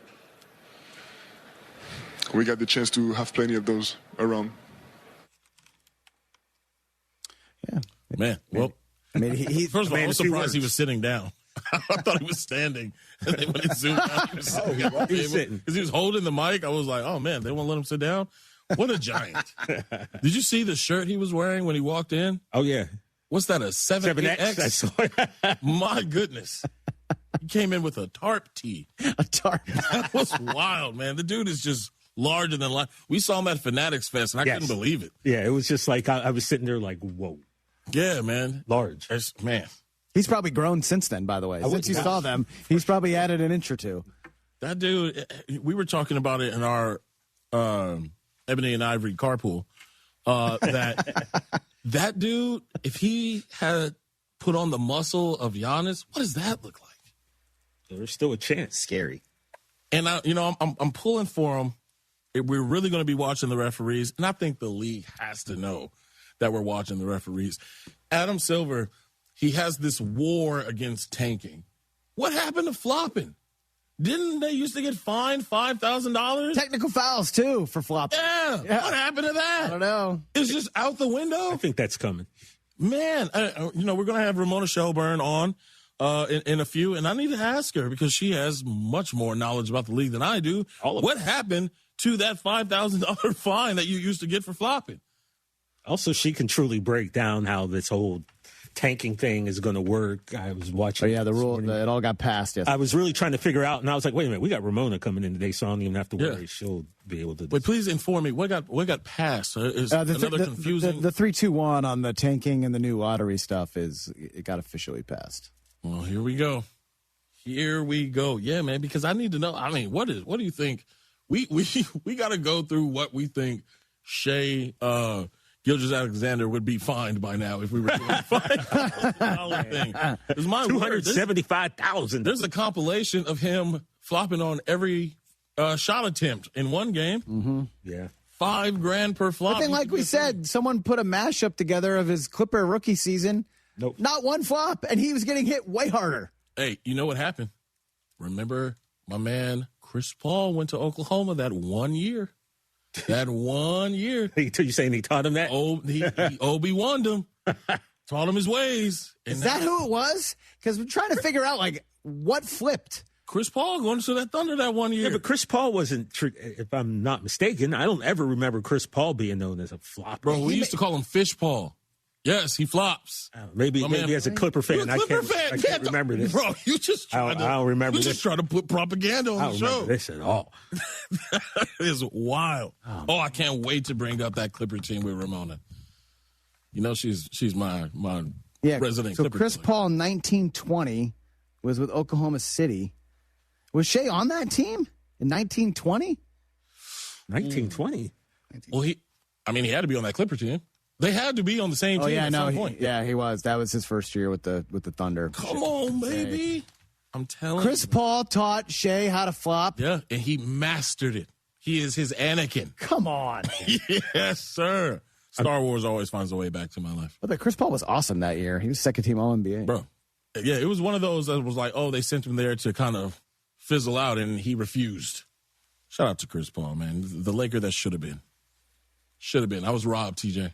What a sliding door. Am I tripping? Are we sure Chris Paul was on this team? I mean, he's looking on Beyonce's internet right now. Okay. Yeah. I guess that just escapes my memory. The 2019-20 season, Chris Paul was on the Thunder with Shea. Okay. Yeah. See, you see that? You see how they try to make me seem like I was crazy. I got paperwork to say I'm not crazy. I mean, you're wearing an Austin 316 shirt today. Yeah. How's that make him crazy? I don't know. I'm just saying he has a painting of himself next to the desk. Hold on. Let's not forget. Come on, y'all. Thanks, Felly. On the ones and twos. Don't worry, the chaos will be over at 12, and Rich will be back here Monday. We're going to talk about this all day, but what do we think is going to happen in game? Like, who is ultimately going to win this game? The bench. Whichever bench steps up. I don't think this game is this way without Dylan Harper. The dude was 6 for 9 for the night, 2 for 3 from 3, 18 points off the bench, the highest scoring player on the bench, a plus 19. That's huge. It's got Kawhi's number. That bothers me. But, I mean, you play like that, go ahead. You got whatever number you want. Gas was 59 cents a gallon, Disco ruled the radio, and D&M Leasing opened its doors in Texas. For 50 years, Texans have trusted D&M because they make getting a vehicle easier, smarter, and often less expensive than traditional dealership experience. No negotiating, no pressure, just experts designing the right lease for your life. Call 713-290-1000 or visit dmautoleasing.com. We make leasing easy at D&M. Danny, what's on your mind? Clara, I'm thinking about Canada. It's a beautiful place. When do you want to go? I wasn't planning on actually going there. Uh-oh. I can see the wheels turning in your mind. Canada is buying back 2,500 different models of firearms from their citizens. Well, what does that have to do? You're planning to buy all those, aren't you? I'm going to do my best. You're just going to pick up the phone and call the Canadian government? No, I've hired a couple of ex-U.S. attorneys. They've got experience talking to governments of other countries. You're serious about this, aren't you? It would be a shame to destroy all of those when we've got collectors here in Texas who would love to have them. The best gun shops in America are in Texas, of course. Collectors Firearms. Right on the corner at Whiff-Timer in Voss and Houston on Alpha Road in Dallas. One block east of the tollway. Collectors Firearms. Frio Vodka. It's not just cold, it's cool. Frio Vodka. The Colonel's cooked up a new $10 bucket of the day just for you. Monday, 24 nuggets for $10. Tuesday, 8-piece fried chicken for $10. Wednesday, 10 wings for $10. Thursday, 8 tenders for $10. Friday, 24 nuggets for... Ooh, you guessed it, didn't you? $10. The $10 bucket of the day deal. Every weekday. Only at KFC. It's finger-licking good. Prices and participation vary while supplies last. Not available on third-party ordering platforms. Tax extra. If the world were like a Sleep Number mattress, everything would adapt for your comfort. Because as your life changes and your body changes, Sleep Number mattresses adapt and shift to give you personalized comfort night after night. And now everything's on sale during our Memorial Day event. Save up to $1,200 on mattresses, plus free delivery when you add a base. Ends Monday. To experience a whole new world of comfort, visit a Sleep Number store or go to sleepnumber.com. Sleep Number. To a good life sleep. John Granato with Robin Orlando from Houston Powder Coaters. What an exciting time, especially for you HOA people. It is time for you to move on this because spring is coming. Yes, and those pools are opening up by Memorial Day, so get your furniture in now so we can get it turned around and back to you in time. What's the turnaround time? It's going to be about 4 weeks, 3 if we're lucky. So you got to move now, people, because spring is going to be here before you know it, and you want to be out by the pool. But not only that, what about everything around that pool that you guys can come and fix too? Yes, so you HOA members, look at your fences, your bridge railings, your light posts. We can come out on site and get those spruced up for you. Houston Powder Coaters. Give them a call, 281-376-3888, or go to HoustonPowderCoaters.com. You'll probably talk to Robin at some point. Houston Powder Coaters. We've been talking about them for years. We love them. HoustonPowderCoaters.com.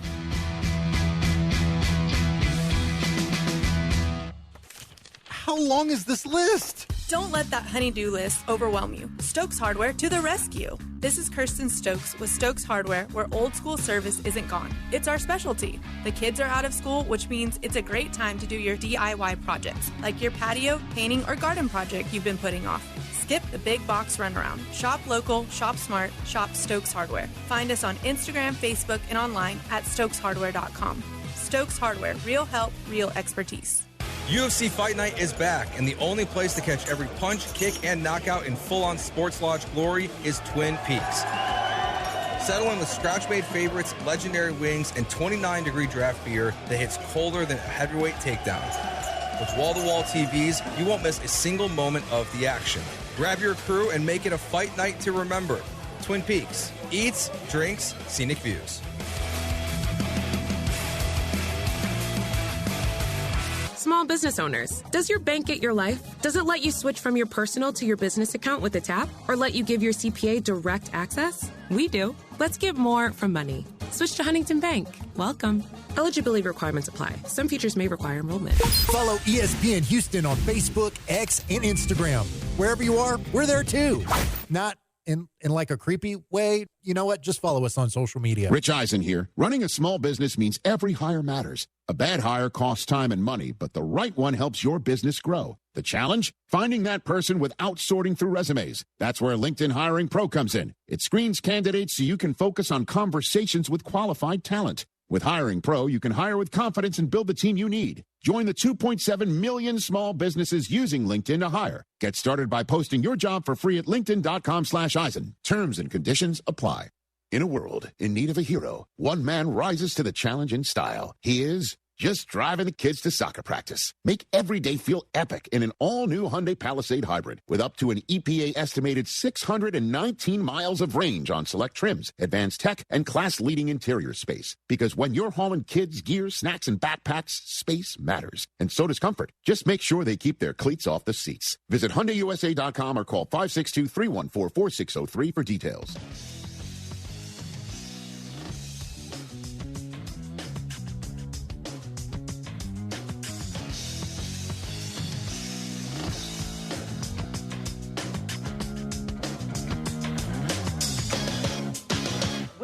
Like, you have to sit around and wait to see who comes out of this 7-game series, and then you gotta summon what you have, this run you've been on again once we get to the NBA Finals, which are going to start in the West Coast city. And so it's interesting for New York. Like, they're so happy, and yet they know the job is not done yet. Yeah, absolutely. We are sitting here with Ramona Shelburne of ESPN, my favorite, Momo in the building, doing work on the Rich Eisen Show. And we're talking about these Knicks, man. And you know me, all I need is a little bit of Lakerdom to get attached to something. So Josh Hart, Jordan Clarkson, you know, the last I got one days, better for you, Jay. I got one better. You know Jalen Brunson is a Kobe guy. He just wears Kobe shoes. Yeah. When he says job's not done, you know where he got that from? Kobe. Come on now. Okay. Like, this is... There's a lot of Lakers in this team, and there's a lot of Kobe and Jalen Brunson. Like, you know, I'm always working on stories, so I'm trying to figure out how the heck, of all the people who wanted to be the Knicks savior, of all of them, like Phil Jackson came to New York saying, like, I'm going to do this. I'm going to bring us back. Like, we haven't won a championship since I was here as a player. Melo, Jeremy Lin, Mike D'Antoni tried to coach. Everybody's come to New York trying to win. And the one guy who's brought them back is this 6'2" point guard who was a second-round pick out of Villanova. Like, how did that happen? And I think the answer is that he never sought out to be the savior of the Knicks. Like, he just shows up and he works and he plays. and he's solid, and he's got that Jeter kind of thing where you don't get too high, too low. He's super poised and have all these big moments. That's why he's clutch player of the year. That's why he's, that's about the most emotion you're going to see from him right there. Yeah. And it was after the game. And even after, you know what they were listening to after the game? I think a few of them went to see the Michael Jackson movie when we were on the road. So Jalen had control of the aux box, and they were just playing Michael Jackson songs in the locker room afterwards. Like, come on, man. Do you remember the time? That's what I heard when I walked in there. I was like, okay, you guys are in a good place mentally. And it's a lot of pressure on them. You know, a city like New York, I keep bringing up the Knicks fans, and the Knicks fans, how they're just insane. People have to realize the Knicks have not won a championship since 4 years after Martin Luther King was assassinated and 4 years before the last guillotine execution. That's a long time. Long time. That is insane. Where did you pull that from, Che? Shay knows stuff about things. I got a random. I never know if that's actually true, though. You just make things up, too. No, I promise you.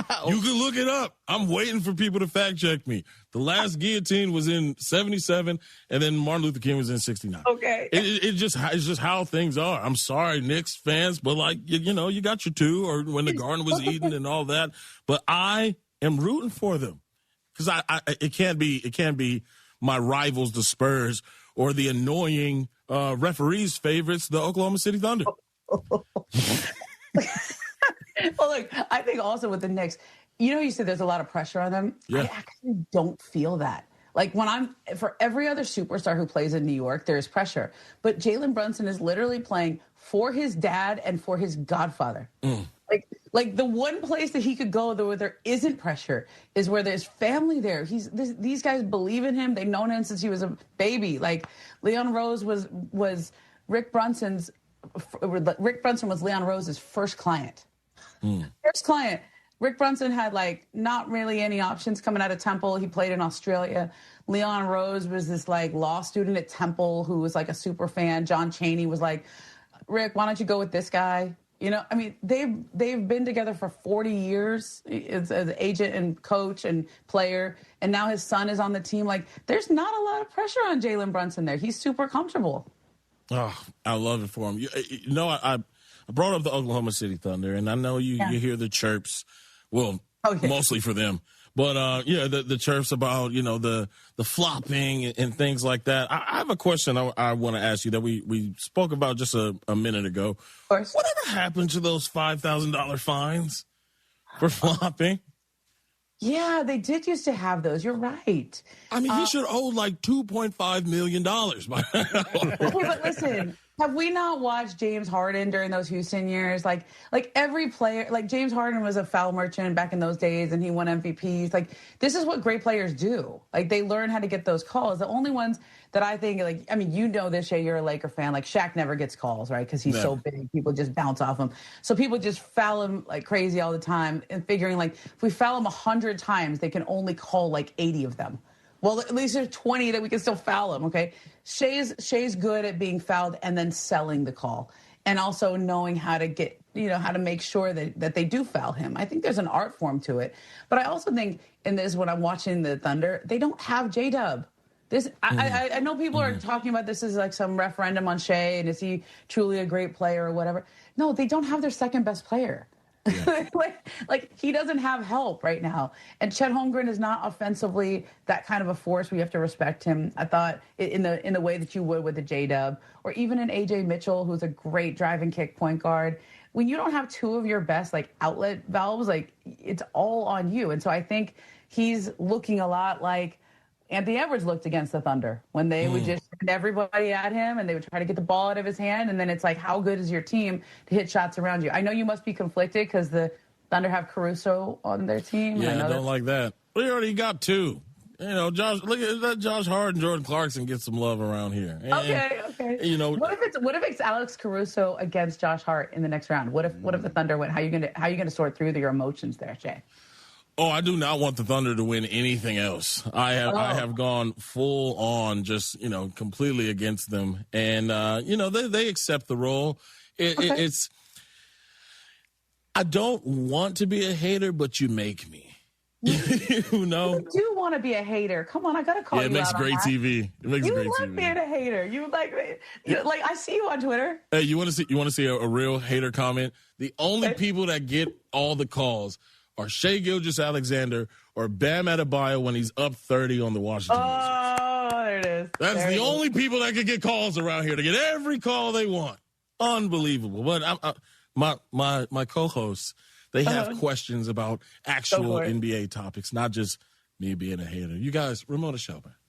I like that everyone has forgotten that Bam's. I don't even remember what the actual number was. But It was 83. I've forgotten about it already. Because I've never seen it before. So, yeah, I'll always remember that. It happened. Clipper fan TJ Jefferson, by the way. 83. There it is. Yeah. Ramona, what is going on with Giannis and the latest there? Because I know there are some cities with teams that are very interested in his potential future basketball playing home. I got to say something. I think as much grief as the Milwaukee Bucks took for not trading Giannis the last year and a half, like we all were like, they probably waited too long. The best offer is already because he only has 1 more year guaranteed under contract.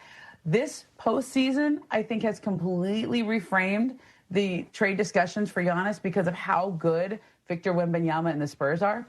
Every single person watching these playoffs says, oh, maybe we better get Giannis. Like, oh, maybe we need that guy. Like, I don't know how we're going to compete with the Spurs for the next 5 to 10 years if we don't have another star like Giannis. And so I think they might have looked into some better offers because there's a lot more teams that have motivation to go trade for a Giannis Antetokounmpo to try to compete with the San Antonio Spurs and this looming giant who is going to dominate the league for the next 10 years. Who's got the most motivation?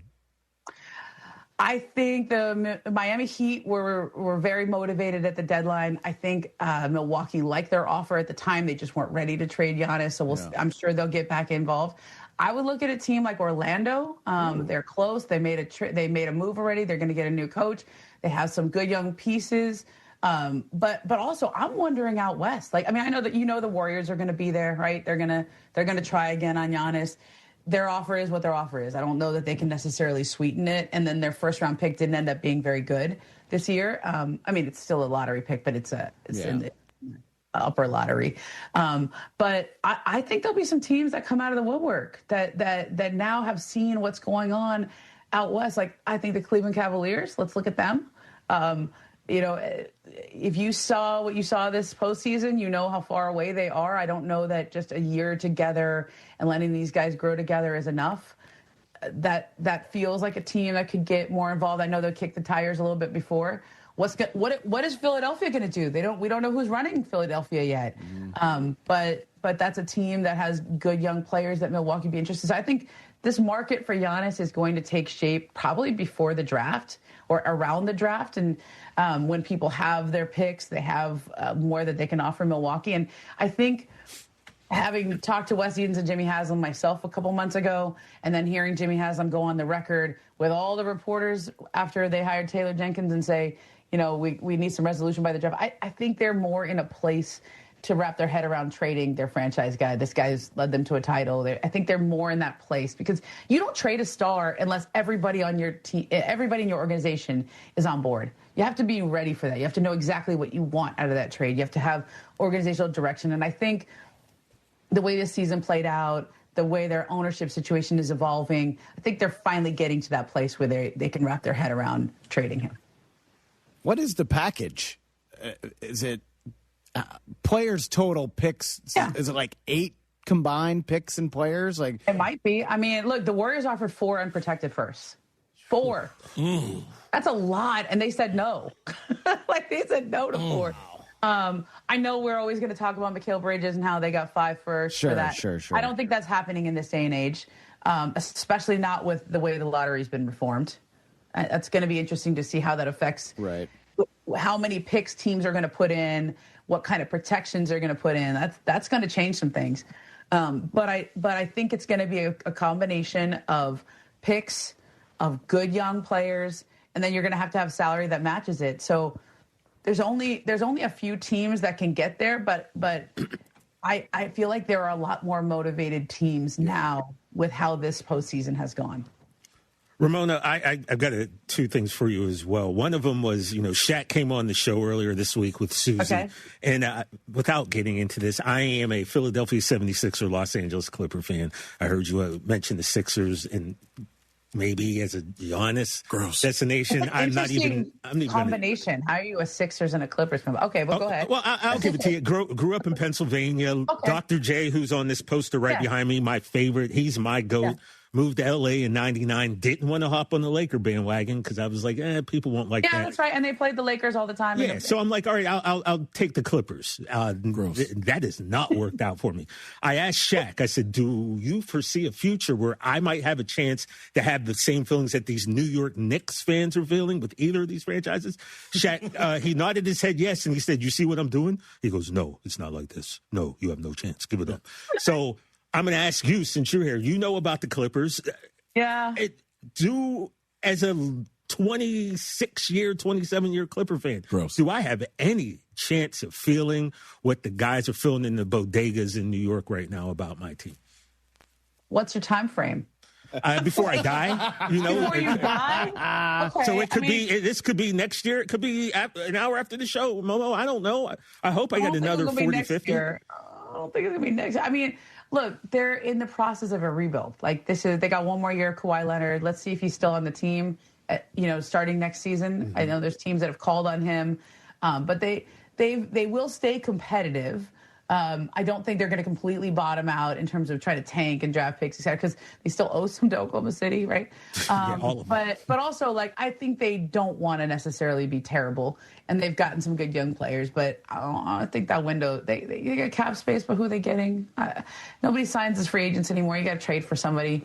So I think they're a ways away. And last time you had cap space and you got Kawhi Leonard and Paul George. Yeah, no one conference finals out of it. I don't know. It's we hard. all saw what happened from you getting Paul George. You made the Thunder. There you go. True. Yeah, so maybe I truly should be a Thunder fan if you think about it. Gross. And lastly, Ramona, I was I'm very confused. I'm not a dummy, but I don't understand this whole anti-tanking thing. And I started reading up on it, and I was like, you know what? I knew you were coming on today. I figured maybe I just asked you to break it down for me because obviously you know way more than I do. Yeah. Look, essentially what they're trying to do is incentivize teams to actually compete during the season because the last third of this season kind of sucked. Right? There was you literally could predict who was going to win each night based on who was tanking. There's so many teams that were incentivized to tank. And so it's now the odds are flattened for all the lottery teams. And then also there's not a huge incentive to be one of the worst teams. And something Adam Silver said, this is the best thing. This is the easiest way to describe it. Because everyone was tanking, you're not sure that the worst team actually gets the worst record because they might just be the best tankers. Right? They might just be the best at getting dudes out of the G League or Bosnia or, the Philippines to come play on a 10-day and call it an NBA team for a night. Some of the rosters that we saw the last month of the season were I've never heard of some of these guys. I'm like, where did he play in college? I don't remember. Where did that guy come from? And there's just too much of that. It's not good for the game. It's not good for teams that are trying to win. They're playing these teams, or it's a sketch. Well, if you had a game against the Grizzlies in March, it's a different as a game against the Grizzlies in November, right? That's not really fair to competitive balance, but it's also not fair to the fans who are watching these teams, the television partners, et cetera. And so they're just incentivizing teams to not completely make a mockery of the last third of the season. Mm-hmm. That work for you? Because the teams that have the worst records, we don't know that they're the worst teams. That's what the lottery was supposed to do. It's supposed to give the worst team the best chance. But we're just giving the best tankers the best chance. Okay. Well, does that work? Pretty solid. She knows her stuff. Yeah, she does. And that's one of the reasons why I love Momo. She went to Stanford /Cal, though. I have a funny Ramona story. I have a funny Ramona story. She will have no idea. She won't remember. I think it was 2019. You were here on the Eisen show. You came in studio. About a week later, I'm in New York for something. I think the show went to New York. Yep. It's dark. I'm on some street corner. It's dark out. And I see her walking towards me. So here's my big 6'3", 260-pound self. I go run up to her like, hey, Ramona, I'm TJ from Rich Eisen Show. You were just on. And she was like, oh. Okay, and then I realized, oh, yeah, I just ran up into this woman in the dark street in New York. So I was in New York. So I was promoting the podcast. I think that's what I was doing. I was car washing the podcast. Yeah, so I like I said, I don't think I doubt you wouldn't remember, but I do. And I was like, oh, okay, maybe I should have just walked up. But I was very excited. Was I with my niece? I brought my niece to New York. You were with someone. It was another. Yeah. I brought my 13-year-old niece and to New York with me on that junket. We were like all over town doing all the promotion for the podcast that we were doing. So yeah, that whole trip is kind of a blur. Yeah, you wouldn't remember, but I did run up on you, and it was like 7 o'clock. Was I nice at least? Hopefully, I was nice. You were very nice. You're like, okay. Well, one of my I got two favorite Ramona stories. Number one, this could be dangerous. Me and Momo and Steve Mason. Shout out to Steve Mason. Yeah. We the Jeannie Bus episode of the show, that was amazing. That was when Mason and Island Jeannie came in and sat in, and I never thought I'd have an opportunity like that. Yeah. But my favorite Momo story, I was courtside back with it was Kobe's last season. Okay. Kevin Durant and Russell Westbrook were on the Thunder. I'm giving Kevin Durant the business like most of the game. So you were like the Lakers Spike Lee. You kind of I was on the floor just like grilling them, and it was halftime, and I think I was either talking to you or my agent, and I felt a hand hit me on the shoulder, and it was Kobe, and he said, "Oh, you finally made it down here," and I dapped up Kobe. And when I dapped him up and hugged him, I closed my eyes. You're like the John Hamm meme. You're like, oh man, I've been waiting for this for a long time. Ramona comes up behind me. I saw that.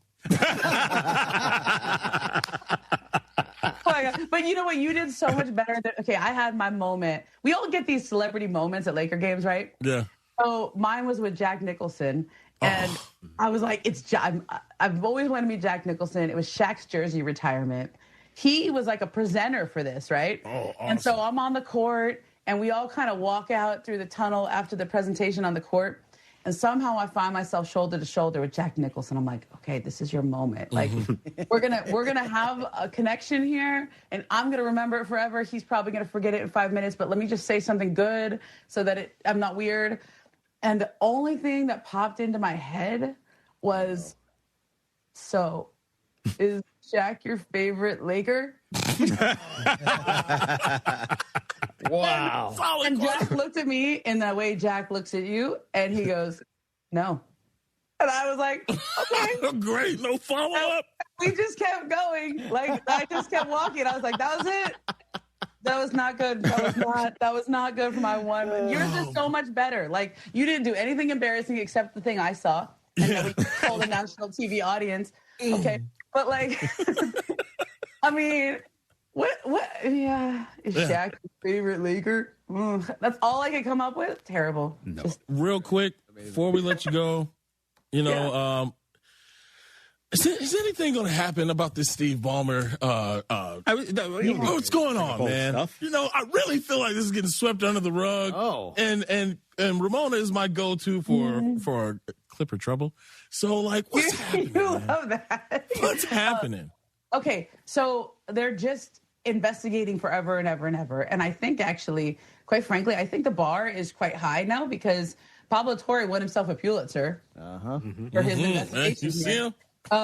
So I think for being nosy, they got to really make sure they really got to get this right. And I also think, Shay, you knew how these things go. Like the NBA, there's an investigation going on, but they're not gonna drop the results of this in the middle of the NBA playoffs. Like that's such a huge distraction for the rest of the league. I think when nothing came out before the end of the season, I was like, okay, we'll talk to you in August, July, August, whatever it is. And who knows, maybe they'll take even longer, but I don't think we see anything. It just wouldn't make sense from a health of the league standpoint. Plus, there's a whole process that you have to go through. Like I know that they've done interviews with most of the principals by now. My question, and from what I can gather, I think it started with aspiration, but I think the questions have expanded into a lot of other things. That'll be interesting to see how far back they go. I know they did one investigation back in 2019. They closed that, but they said if any new evidence comes up. So I think they're just digging and digging and digging and digging and then re-interviewing people, then trying to find more people. The only thing I could tell you, which I think is important, is that it's about who cooperates with the investigation. They don't have subpoena power. They can't get your phone records unless you work for the team. I mean, if you work for the team, you have to turn things over. But my sense is they started getting a lot more cooperation about January. So the first 3-4 months that they were getting some level of cooperation. Then in January, February, they started getting more. And then when you find one thing out, then you start asking other questions. It opens other doors. So I think this is a fairly comprehensive investigation that's going on.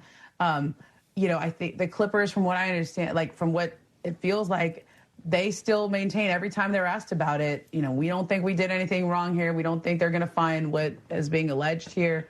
So we'll see where this comes out. But I would expect this will.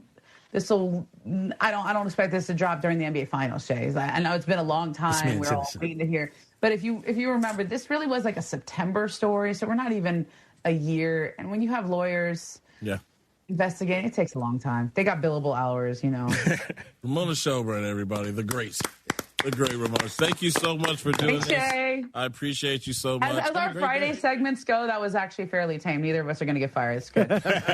Good. Good seeing you. See you, Ramona.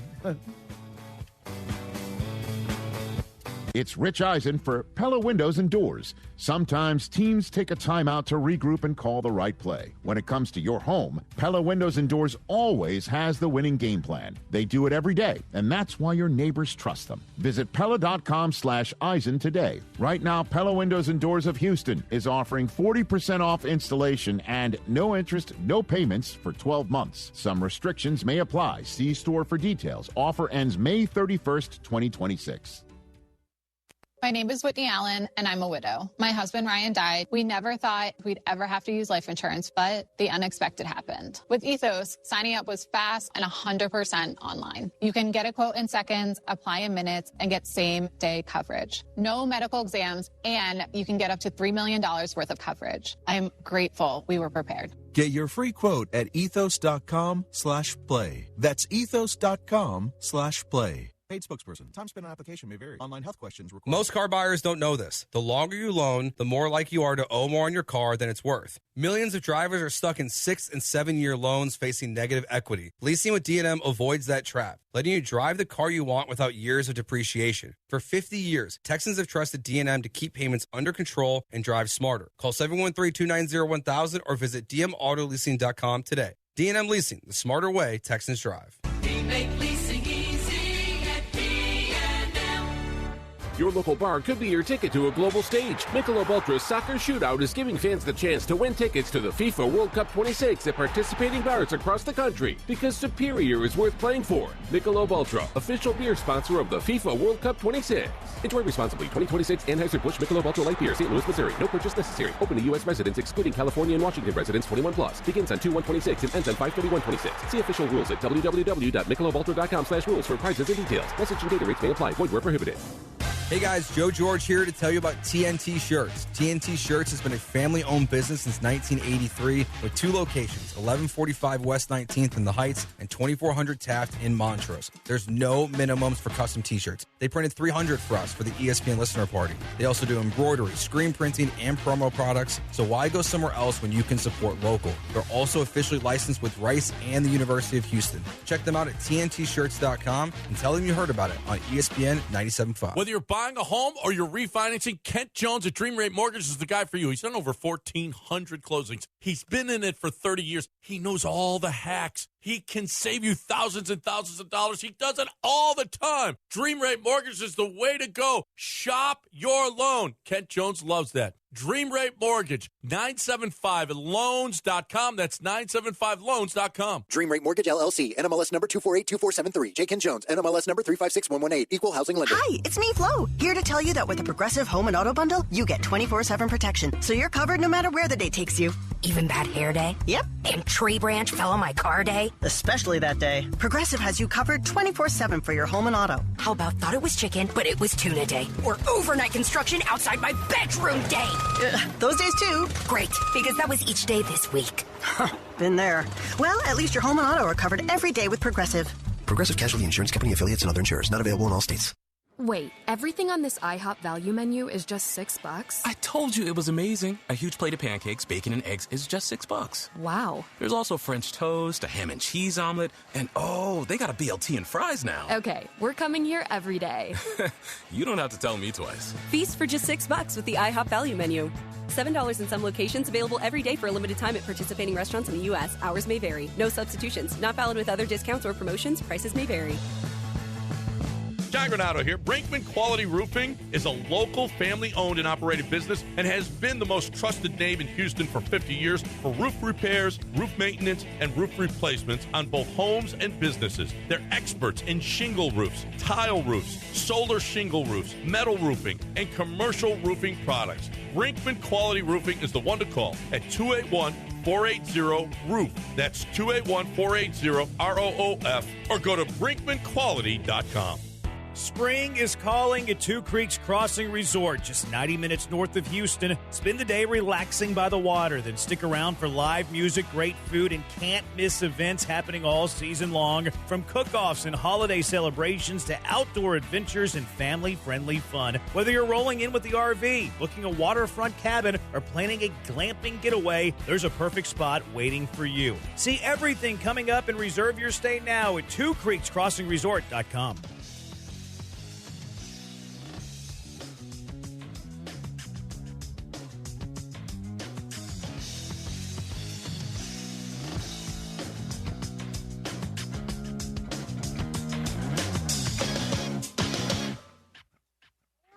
Jack Nicholson? Anyone else see that? Anyone else see that? Man, I gotta meet Jack, man. I know you got a cool Jack story, but I need a cool Jack story. I've got an all-time Jack story that we got to animate that. Not here for Disney, but not a Disney story. But it is when TJ's True Hollywood Stories finally come out. I will put that on there, and it's a great one. I hear we got some footage of that Wembanyama fit. Yeah, you were talking about Wemby's fit. I didn't see this, like Shaolin monk style. Yeah, man. Let me see it. Man, boy, he swagged out still. That looks so comfortable. 100%. My goodness. That could probably fit across my entire king-size bed. 100%. I could. And my man Dylan Harper, who I think is the star of the game, he was asked about it. Let's take a look at that. You see him come in with I don't know if you saw with the Shaolin monk robe. And, I've seen it. And he's animated like that, before the game. Did you kind of have a feeling he was going to, come out that hot of a start? Yeah, I mean, we all had a bad taste in our mouth after the last game. We felt like we left a lot on the table, and that's just what Vic do. I think that's the type of guy he is, man of his word. So when he kind of came with that outfit, I think everyone knew what was going to happen. The man meant business. Yeah, it's a statement. Yeah. 100%. I mean, from Shaolin, Allen. We've seen the NBA guys come in with some wild stuff. Yeah. This is a man that was about his business last night. He looked comfortable, like. I hope I don't get to the point where I'm mad at him too. Oh, you will be. Oh, what do you mean? Because he's going to eliminate the Lakers from the playoffs multiple times. I'm not listening to the Clipper and Celtic tell me about that. All right? That's what's going to happen. I'm just not. There's a level of respect that I have for certain guys that I'm like, even when we lose to them, it's like I still tip my cap to them. Yeah, but you're Petty Guerrero, so you won't like it. Thank you, man. Radio, we'll be right back. This Deere season, John Deere wants to give you the home field advantage. We're bringing you the best offers of the season, whether that's cash off on select new machines or a shot at the ultimate Major League Baseball prize package. Because right now, you can enter for a chance to win an MLB All-Star experience for you and 3 friends, complete with travel and lodging for All-Star Week this July. Deer season is going on now through June 3rd. Visit johndeere.com/deer season to enter and view the offers and complete contest rules. Major League Baseball trademarks used with permission. Progressive knows there's no one more important to your team than your pet. They're like your top draft pick.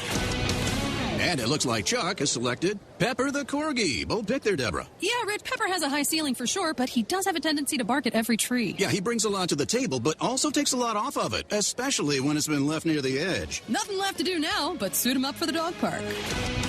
Protect your top draft pick from injury and illness with Progressive Pet Insurance. Get a quote at Progressive.com. Progressive Casualty Insurance Company affiliates and third-party insurers. Not available in all states or situations. Covered subject to policy terms. Looking for a career that offers real opportunity? IBEW Local 66 is opening the door. With more than 4,800 members, their apprenticeship programs combine classroom instruction with paid, hands-on training so you can earn while you learn and build a nationally recognized career in electrical construction or line work. Whether you're just starting out or ready for a new direction, they're ready to help. Visit IBEW66.com. Powering careers, powering the future, IBEW66.com. Rated one of Texas Monthly's top 25 barbecue joints and now recognized by the Michelin Guide. J-Bar M Barbecue is serving up world-class Texas flavor. Sink your teeth into legendary brisket, house-made sausage, and timeless barbecue classics. Kick back with $15 buckets of beer and $4 well drinks every Friday and Saturday. Unwind with friends at Houston's Michelin-recognized smokehouse, J-Bar M Barbecue at 2201 Leland in the heart of Edo. Visit jbarmbbq.com and follow on socials at jbarmbbq. Place your next bet at the DraftKings Sportsbook inside the Golden Nugget Lake Charles. Catch all the action and immerse yourself in over 3,200 square feet of LED screens. Wager, watch, and win in the sleekest setting with the best odds. Order your favorite game day bites and sip on an award-winning cocktail at your game day headquarters. Only at the DraftKings Sportsbook, Louisiana's largest sportsbook at the Golden Nugget Casino, Lake Charles. A 2-hour drive from Houston. Must be 21 or older. Gambling problem? Please call 1-877-770-STOP. Griffin, I beg you, find my daughter. April 1919, war-scarred and directionless, former Marine John Griffin is pulled into a high-stakes search from London to Paris, where mystery, violence, and a global conspiracy collide. From local Houston author Alex Juden comes Red Tiger Hunting, the first gripping entry in the recently completed John Griffin post-Great War mystery series. Called a rousing adventure by Kirkus Reviews. It's fast, dangerous, impossible to put down. Get it on Amazon or at Murder by the Book. Red Tiger Hunting. Hey, this is Chance from Heritage Films. You know what I miss about working in sports radio? Raiding the supply closet. I loved all that stuff. Paper clips, sticky notes, those little black clamp things that you put on the end of your finger. I love stealing stuff from the supply closet.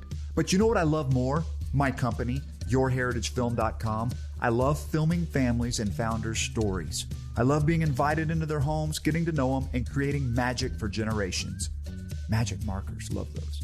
yourheritagefilm.com. John Granato here. Walking into Republic Boot Company at 11th and Studewood in the Heights is like walking into a time machine to the Republic of Texas. Seriously, go check it out. Whether it's their exclusive 1836 collection of all leather boots or a customized pair with whatever material and design you want, these are going to be the most comfortable boots you've ever worn. Hats, suits, and all kinds of handmade leather products in a Texas-inspired haven. Book their space for your next event. Republic Boot Company, where tradition meets style. RepublicBootCompany.com. Hi, I'm Kirsten Stokes, your neighborhood hardware store owner.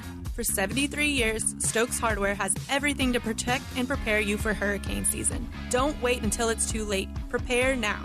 We're family owned, 3 generations strong, a small business with competitive pricing. Come see our knowledgeable team today.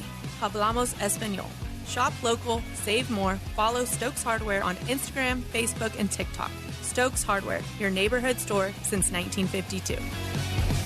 Hello, I'm Lisa Holland Nelson. And I'm Shavonna Robber-Schreiber. And we are so excited to be bringing you Culture Club HTX every Sunday morning from 8 to 9 on ESPN 97.5. Our show is about sports, community, fashion, and of course business, and all the things that make Houston the heartbeat of Texas. Our community, that's our favorite, right? That's one of our most favorite. So every Sunday, 8 a.m., ESPN Radio 97.5. We can't wait for you to tune in. Can you dig it? Hey, yo, Houston, it's Booker T. And you already know every Tuesday and Wednesday, we're bringing the heat on the Hall of Fame. That's right. It's me, the Boat Brad Gilmore, and we're talking all things wrestling, UFC, boxing, and the biggest stories in sports and entertainment. If it's making headlines, we're breaking it down. Hot takes, real talk, and behind-the-scenes stories you won't hear anywhere else. Don't miss the Hall of Fame with me and my man, Brad Gilmore, every Tuesday and Wednesday on ESPN 97.5. Sunday Night Baseball on ESPN Radio. Heated rivals take center stage in St. Louis. Way back there. God! Alex Bregman. Alex Bregman and the Chicago Cubs face Jordan Walker and the Cardinals. Game coverage begins Sunday at 5:30 on ESPN 97.5. ESPN 97.5, KFNC 97.9, HD2, Mont Bellevue, Houston, a Gal Media station. This is The Rich Eisen Show. Hey, everybody. Can't get enough of The Rich Eisen Show? You're in luck. You can find us everywhere. Watch us weekdays on Disney Plus from noon to 3 Eastern. Miss the show? We've got a podcast so you can listen anytime. But here's the best part. Our YouTube channel. Subscribe at youtube.com/Rich Eisen Show and you'll never miss a moment. Now, on with the show. This is The Rich Eisen Show. That's like an alarm clock. Yeah, yeah, yeah. With guest host O'Shea Jackson Jr. Live from The Rich Eisen Show studio in Los Angeles. Earlier on the show, ESPN senior NBA writer Ramona Shelburne. Coming up, many-time Emmy-nominated host Rich Eisen. Your phone calls, latest news, and more. And now, sitting in for Rich, O'Shea Jackson Jr.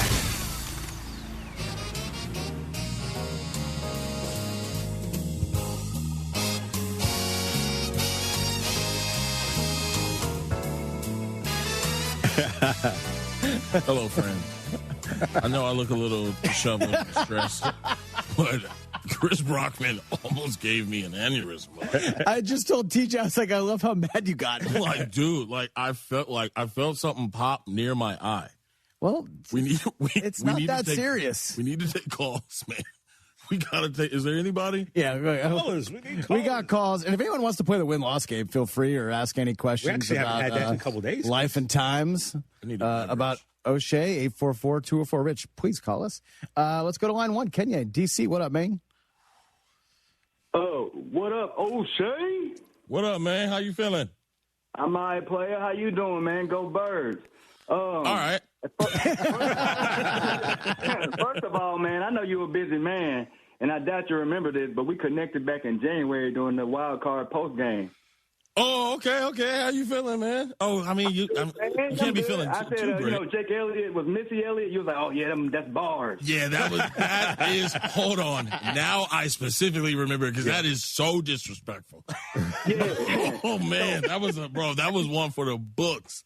Yeah, man. So, but what I'm hitting you up about, man, you ready for October the 4th? You know y'all got to come to the link and see us, baby. You know that, right? Let me tell you, I had probably one of the worst times at WrestleMania I've ever had in that building. So, I know it's going to be cold down there, but, I mean, you got that bird chest out, don't you? Man, you know I do. I'm going to tell you why. Because out of the last 10 meetings since 2008, we kicked y'all ass. Hold on. Kicked y'all. I mean, if I'm not mistaken, you were only one throw better 2 seasons ago. So let's not act like you just beat us up. Hey, it all comes down to wins and losses. All comes down to wins and losses. Yeah, man. Where was y'all this year, man? I really needed you to, you know where I was at. You heard how I felt after the game. You was right there. Man, I wish we had a clip of that because I'd love to hear you in misery about one more time right now. No, you got the clip of it. It was on this show. You got the clip. Run that Listen, footage. I don't have it. I got to give them at least some time in advance, man. I didn't know it was you, but now that I know that October 4th is circled, bro. You know, I'm part of the Ramley, La Ramelia, if you will. And we don't forget. You know, we were in the NFC Championship, and it kind of stings. It kind of stings a little bit to see the Seahawks have any type of success. I know we both can agree on that. But now you're giving me a reason to look at that Philadelphia. So look, I got a couple more things for you, man, real quick before y'all cut my line. How do you feel about the Ty Simpson pick? Is he ready? Is he ready? Is that quarterback drama going to happen? And last thing, since you and that hating cowgirl, Big Tuna, got the wrestling podcast over there, which I follow on IG, y'all should follow me back, like my boy Brock C. He's a man of the people. You think I'm going to follow you back after that? What up, Kenya? But you're a little younger than me, man, so you missed the 80s, but which era of wrestling was your favorite? I was a huge Rock and HBK DX era, you know what I'm saying? I see you rocking that 316. Oh, absolutely. You know, I started watching wrestling about 98, 99. So that early 2000s, man, that's when, you know, I'm in third grade. So that was when we're meeting up at the apparatus talking about what happened on Monday.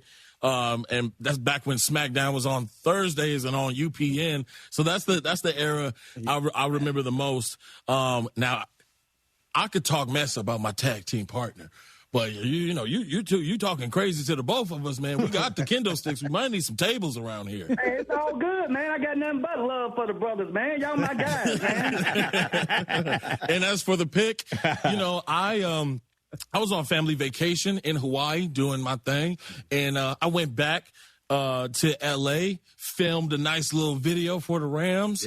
You know, had the internet on fire. Sure did. And then they messed around and picked the wrong guy, you know. And I'm always going to be supportive, but it does raise a couple of questions. You know, there's word that my coach didn't even like the pick, so it's definitely a head scratcher. But we shall see. You know, there's nothing I could do as a fan, but always support. And we still are taking over Los Angeles. We are the team that reps Los Angeles the best. But yeah, it's a head scratcher, man. I don't know how I feel, but that's why I'm here and they're there. Yeah, SoFi is Lincoln Financial West. You know, the Eagles own that out there, man. No, if y'all don't stop stealing the 49ers joke. By the way, shout out to the 49ers. I hope you guys are 0-4 in the Super Bowl. That's our house, baby. Our house, please. Por favor. Hey, but anyway, man, go Birds. It's kidding you. Listen, man, I'll put some wings on the grill for y'all. All right, man. Some dirty yard. Thanks, Kenya. See you, man. Yay. Hey, here we have Eagle propaganda. I hate Eagles. Like I said, lowercase Eagles. All right, let's get a little more friendly in here. Jimmy, what's up, man? Big win last night. Yeah. ¿Qué pasó, hermano? Hey, hola, muchacho. Hey. Is Susie there?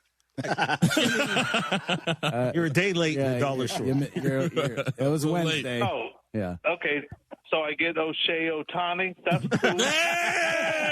Oh, yo, put a star next to that. I need to know about him every week. Jimmy's got his own card when he. Yeah, I saw that. His own graphic. That was nice.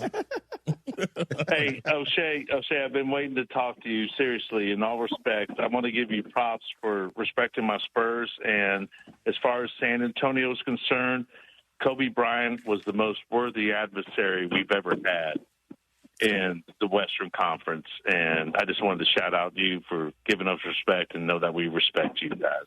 Absolutely, man. The Spurs have always been, you know, they talk about, you know, the rivalry and things like that, but they've always been the organization that I have to tip my cap to, because I know if we don't get it done, at least I can count on San Antonio to come in and clean things up for the West Side. We all know who's got better street tacos, and it ain't L.A. It's San Antonio. Hold on, bro. Hold on. We're going to start a fight. Listen, man. Listen. Don't get me started, man. All right. I know neither of us got the best looking river in the world, but like, that's funny. I know we eat too much flour tortillas. That's why we're kind of chunky. It's okay. Don't let Charles hear about that, man. But Dylan Harper, bro. I really feel like he was the star and he was the X factor for y'all. O'Shea, I told that other host, that other one, Tommy P, that it's all about Dylan Harper, to be honest, because Wemby's going to be Wemby. But Dylan Harper, when he goes off and when this kid ages, he's going to be running the Spurs, not Wemby. And he showed it last night. He takes over stuff when you don't expect the young rook to do it. And he saved us last night with those runs when Wemby was out. We all saw it. It's just amazing that this little kid, and I say little kid because he can't buy me a beer. He's useless to me. But he's legit. Absolutely, man. And go ahead. I have two questions.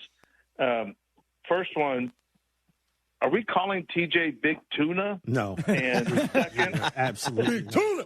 Knock that crap off. Listen, he is the representative on television and film and radio for Altoona, Pennsylvania. Everything that I know about Altoona is because of TJ Jefferson. So when I see him, my big brother, I have to call him the Big Tuna. That's TOONA.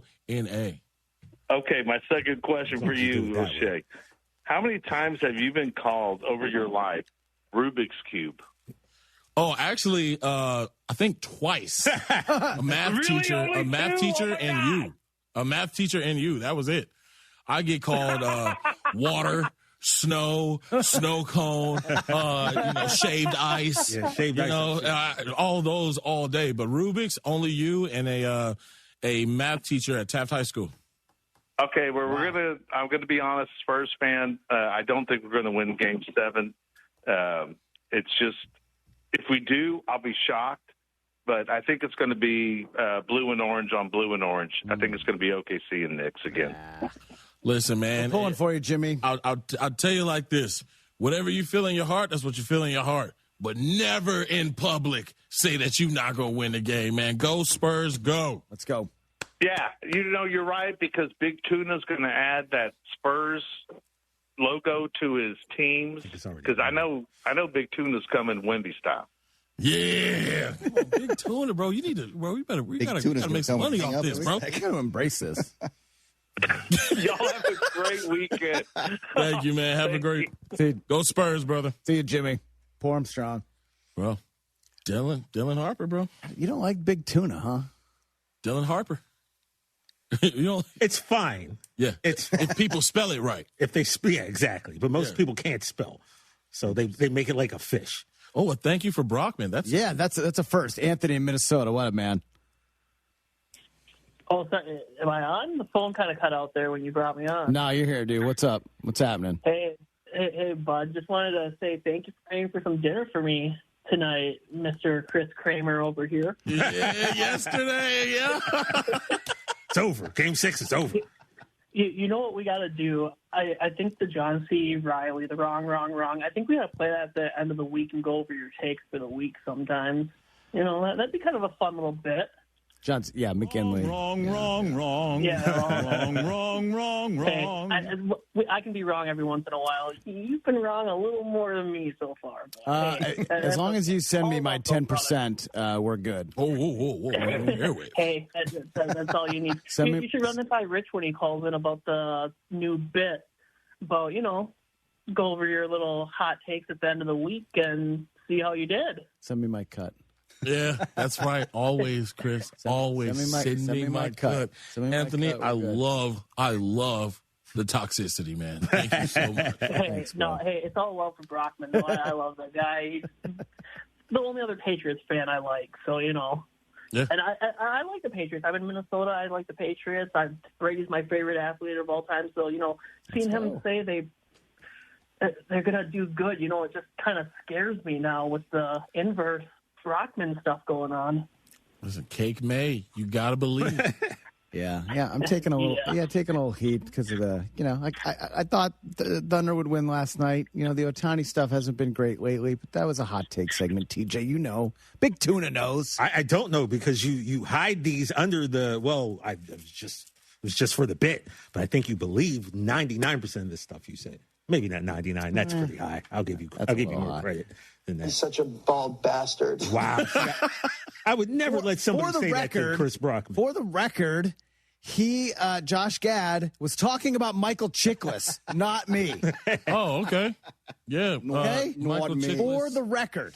What was that show? Shield? Shield. Yeah. And he played the thing. Yeah, those fancy. Yeah, and he was Red Auerbach in Winning Time. But you know who was actually talking about Brockman? Bob Costas once yelled at him, and Costas yelled at him. What? Oh, shut up! He told him to shut up. Yeah, but we don't even remember what that was about. What happened. Yeah, I don't remember, but I'm sure you did. Brockman, you got Bob Costas. I don't know, but that's Syracuse on Syracuse crime. I don't think that was. Yeah, that was. I don't think that was. Carmelo Anthony wouldn't stand for that. Yeah, but Bob Costas. So you got it, Jay? You and Vince McMahon got Bob Costas. I'll never forget that. What was that, Jay? Let me hear that. Oh, shut up. Oh, yeah. Again, I don't remember what that was about. I don't remember either, man. Because when I hit him up, I was like, we should do a basketball prequel. He was kind of into that. You asked a random question, and it just out of nowhere. Yeah, shut up. Bob Costas. I must have been right. See? That is the toxicity. I must have been right about something. Man, I love that, man. Chris Kramer. Yeah. Oh, who's that? That guy said John McGinley? John C. McGinley. Johnny C. Are we done yet? He's in that. I met him as a kid. Back in the day. I love that dude from Scrubs. 2007. How about that? He's the man. I think we got to pay some bills around here. We definitely do. Because I got this Hyundai read, but I got about 20 seconds. Yeah, a little inside baseball right there. Oh, anytime. Fantastic. Thank goodness. You have 20, but you don't necessarily need to use in my head, it. bro. But in a world in need of a hero, one man rises to the challenge in style. He is just driving the kids to soccer practice. Make every day feel epic in the all-new Hyundai Palisade Hybrid with up to an EPA estimated 619 miles of range on select trims, advanced tech, and class-leading interior space. Because when you're hauling kids, gear, snacks, and backpacks, space matters, and so does comfort. Just make sure they keep their cleats off the seats. The all-new Hyundai Palisade Hybrid. Visit HyundaiUSA.com or call 562-314-4603 for details. And after this break, got the great Rich Eisen. Oh. That was impressive.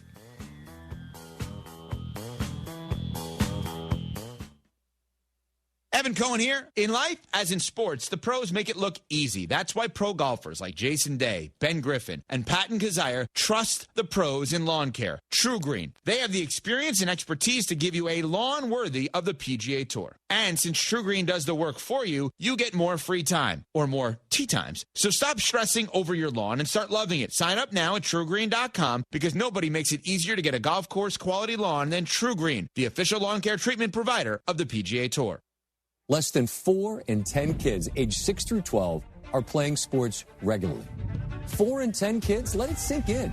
Just 4 in 10 kids. ESPN is building a nationwide coalition powered by Disney called Take Back Sports, with the purpose of training more coaches, expanding access, and creating community-driven sports programming that puts kids and fun first.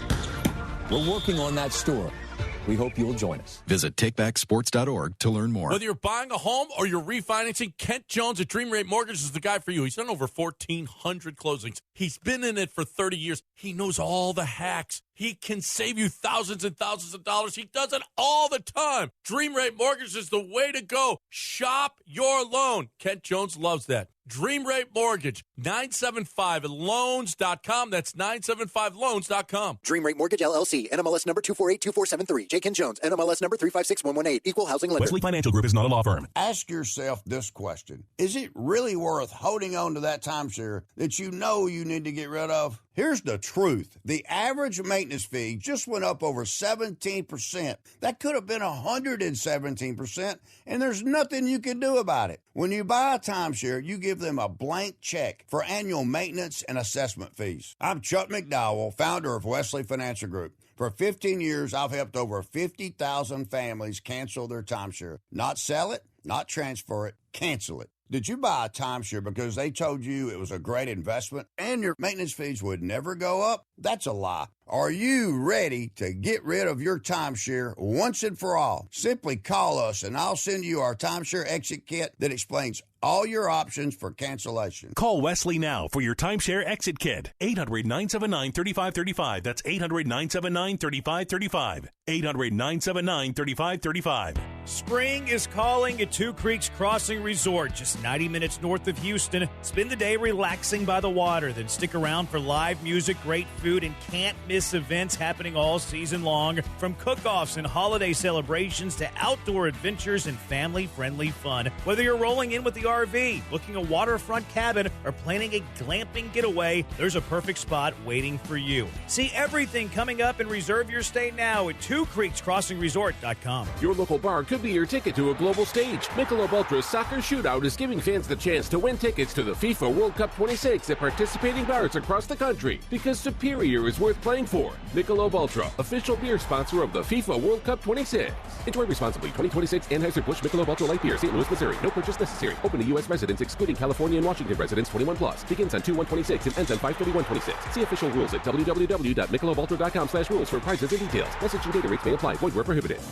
John Granado here. You know what the bosses here did? They bought an unlimited corporate membership at East River 9. You know what that means? More golf for me. East River 9 is offering annual memberships for individuals, families, and your business. Unlimited golf, exclusive promos, and much more. Spots are filling up fast. Reach out today to secure your spot. Sign up online at eastriver9.com or call the Pro Shop at 713-913-7033. I'll see you on the links, baby, at East River 9 with our unlimited membership. Howdy, Ags. Andrew Monaco, voice of the Aggies, here for HRMP, a proud partner of Aggie Athletics. For nearly 25 years, HRMP has been protecting the interests of Aggie-owned businesses. HRMP provides comprehensive human resource services, including HR compliance, benefits administration, and payroll. If you're an Aggie-owned business, let HRMP customize a plan to eliminate your HR burdens. Learn more by visiting hrp.net/AGS. That's hrp.net/AGS today. Hey guys, listen, if you've got old electrical parts and equipment, don't scrap it. Sell it to M&J Electrical Supply. For over 30 years, M&J has been buying new surplus and used electrical equipment. You get more money from M&J. Circuit breakers, transformers, disconnects, fuses, panels, switchgear, and more. You've got it, they'll buy it. Contractors, M&J Electrical Supply buys, sells, and removes electrical equipment. Call 713-699-5055 or email sales@mnjelectrical.com. It is important in life to know what you can and can't do. And one thing I can't do is fix a plumbing issue. You know where you go? If you're like me, you go to Aqueduct Plumbing Company. Whether it's an emergency or something you have planned out, like a replacement for your tankless water heater or your traditional water heater, maybe it's a big job like a repipe. They'll take care of it all. Check out all they have to offer at aqueductplumbingcompany.com. They've been servicing the community for a long time. You should be next. Any plumbing concerns you have, just go with Aqueduct Plumbing Company. That's aqueductplumbingcompany.com. Thousands of dealerships compete for customer satisfaction every year. For the 11th year in a row, D&M Leasing was named America's Leasing Company of the Year by Cars.com. Ranked number 1 in the Southwest for service and customer experience. D&M makes getting a vehicle easy. No dealership visits, no pressure, just leasing experts who handle it all. Call 713-290-1000 or visit dmautoleasing.com today. D&M Leasing, America's Leasing Company of the Year. We make leasing easy at D&M.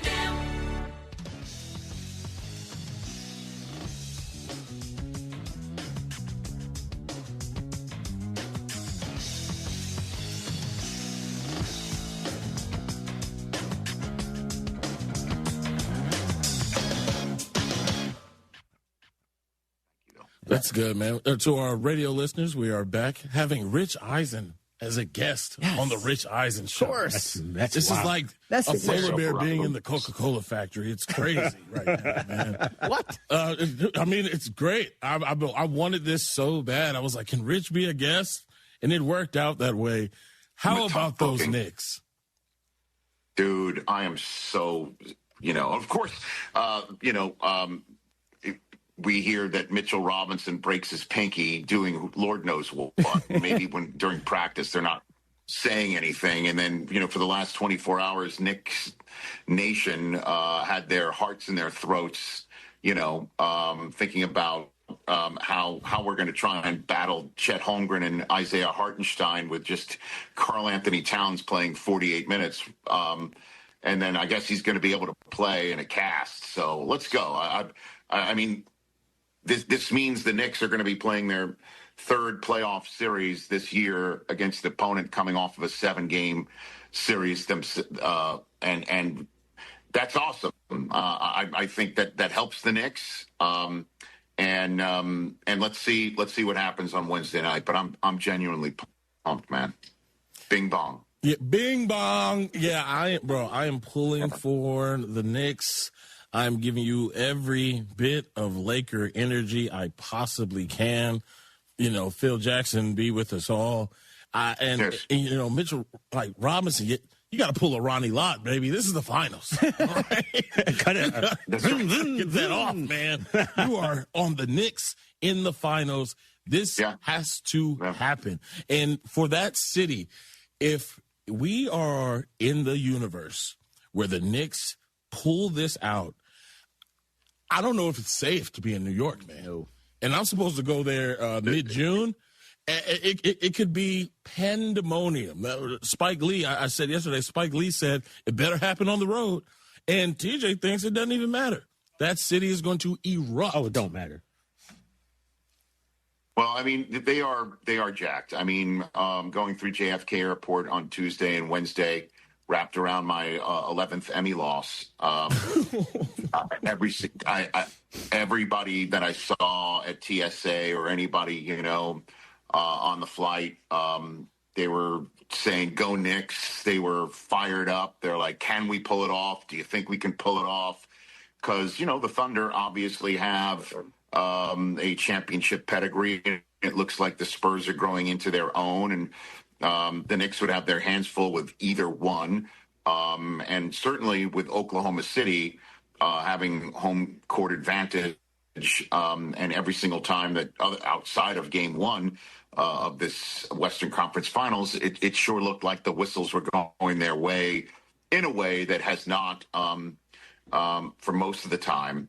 So I think, honestly, I'll hold off my breakdown once I finally find out who is in the series. But I can't wait for Game 7, and that is just going to be an absolute Donnybrook, and I hope it's going to be like Game 1, where it's a competitive game, as opposed to many of these other games where Shea or Wembanyama is checking out top of the fourth quarter, not to be seen again. I do hope we get a competitive Game 7 like that. Yeah, you think so? I'm not hopeful that we are going to get a competitive Game 7. Game 1 has proven to be the only actual competitive contest in this series. Yeah. I don't really get it. I thought we were getting this, epic 7-game Western Conference Finals based on Game 1, but all these games have just been, a yawn fest in the fourth quarter. Yeah, I don't know why. It's weird. Than the fact that I don't know, and I don't want to blame the officiating. It's a tough enough job for them to do. I guess you could. You know what I mean? Like it seems so inconsistent. It's inconsistent. Come to San Antonio, and we're not going to fall for the flops. Go to Oklahoma City, and all of a sudden you breathe on somebody, and there's a whistle. That's what happens when it's for Oklahoma City, and then again, I go back and forth about this team, the Thunder, by giving them their flowers because of how well coached and how their offense gets well executed and how talented the roster is. And then you go to San Antonio and the whistles aren't there as much and they're seemingly exposed. So again, I think the Knicks are deep enough and talented enough to beat either one of those teams. Certainly when there is some momentum. They haven't lost in over a month, which is, I think, a fact, TJ, you dropped on the show over a week ago. So it's been longer than a month now. So I am just, New York is pumped. You're right, O'Shea. I think if they do win, you're there mid-June and the series goes deep into Game 6, Game 7, you will still be seeing the revelry going down in that city if they pull it off, and it's going to be fun to see. And it might just be the Spurs in a total rematch of 99, the last time the Knicks made it. So we'll see. Yeah, Rich, you're not here today, obviously, but why don't you tell everybody what you're doing? You're in Kansas City, correct? Yeah, I am in Kansas City, in Kansas City, Missouri. I don't know if we can maybe even see out the window. You got a good, nice view? Oh, my God. No, can you see that's the World War I memorial? Oh, nice. Outside the window here. Yeah, there it is. I had no idea there was. That's where the NFL draft was. Yeah, that's where the NFL draft was a few years ago, right next to Union Station.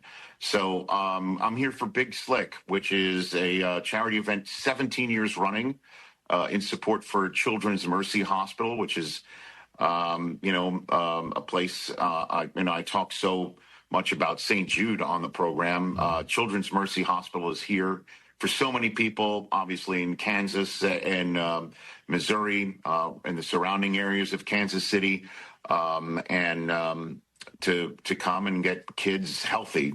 And the now 6 large, I believe, group of Kansas Cityans who have gone on to great things, Paul Rudd, David Keckner, Rob Riggle, Jason Sudeikis, Eric Stonestreet, and Heidi Gardner, are the hosts for Big Slick Kansas City. And once I'm done with this, we're going over to Children's Mercy and playing games with the kids and the parents. And and helping out in any way that we can. Tomorrow night at the T-Mobile Center is going to be a massive fundraiser, including tonight. There's a dinner in Royal Stadium. Normally, there's what Big Slick wants to do is to have a charity softball game on the field of the home of the Royals on a Friday night, and have an event at T-Mobile Center on Saturday night. But with the World Cup coming next month to Kansas City, they couldn't get a weekend where there was a Royals game and also a night free at the T-Mobile Center. So this weekend is that. We're going to go and have a fundraiser in at the home of the Royals tonight, and then tomorrow will be the fundraiser. And hopefully, last year they raised $4 million for Children's Mercy. Awesome. You know. And so that's tonight. I know Sarah's on her way. Is she here? She's there. She's there already. Yeah, I think she might be actually hosting the Family Feud. I'm not sure. Fantastic. I will then see her downstairs as soon as I am done with you. And she's performing tomorrow night. So fantastic. I'll just be sitting around, just lending my help and spirit. You know, that's all I got left. You know. Yeah, I've been to a few of those, Rich. It's one of the most fun events that you could possibly go to, and obviously it's for the best cause possible. So, and also, thanks, Rich, have fun. Also, Rich, all of that is amazing. What they do down there for the kids, but there's also something that happens. You guys really go on like a little tour of the best barbecue around. How's the barbecue situation? Well, I think that's a Stone Street thing. Stone Street gets all the best barbecue, and they hand out all the finest meats in the town to everybody who attends. So it's pretty cool, man. It's a neat event. I haven't been here in years because of our show and everything that's going on with it. So I decided to tap out, put O'Shea and his self-portrait in the chair, and come here to Big Slick. That's what's up. All right, Rich. Well, you're here, and it's Friday, so you know what that means. It's What's More Likely. It's What's More Likely, presented by Pella Windows and Doors. Hit it. What's more likely? Never say never, but never. It's What's More Likely on a Friday, presented by Pella Windows and Doors. When it comes to your home, Pella Windows and Doors always have the winning game plan. I'm going to read it right now anyway. That's why your neighbors trust them. Pella.com/Eisen. Okay, here we go. We've been hearing about it forever. June 1st is Monday. The more likely 2026 team for A.J. Brown, the Eagles, Patriots, or the field. Oh, I'm taking the Patriots. You just wanted me to say it. You just wanted me to say it. Well, look, you're hearing Chiefs and Rams rumors still. So, you got to put the field in there, Rich Eisen. You don't know. Someone might swoop them in. I don't think Adam so. Schefter saying the teams are not close on a deal. Okay. All right. It's just a lot of singing and dancing. I know. Singing and dancing right now. I'll still say your Patriots pull it off. But so let me ask you, how do you answer this question?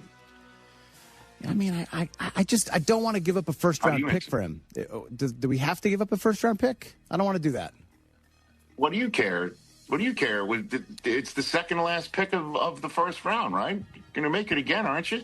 Second to the last pick of the first round. What do you care? I don't know, Rich. Have you seen Cake May these days? Looks like he put on some weight. Cake May. Got some muscle. Oh, Cake He's got some muscle. Cake May. Cake May. Two C's. He is coined that apparently in the yesterday. field at the He's apparently in the field at the American Century Championship next month. Oh, you're going to see him.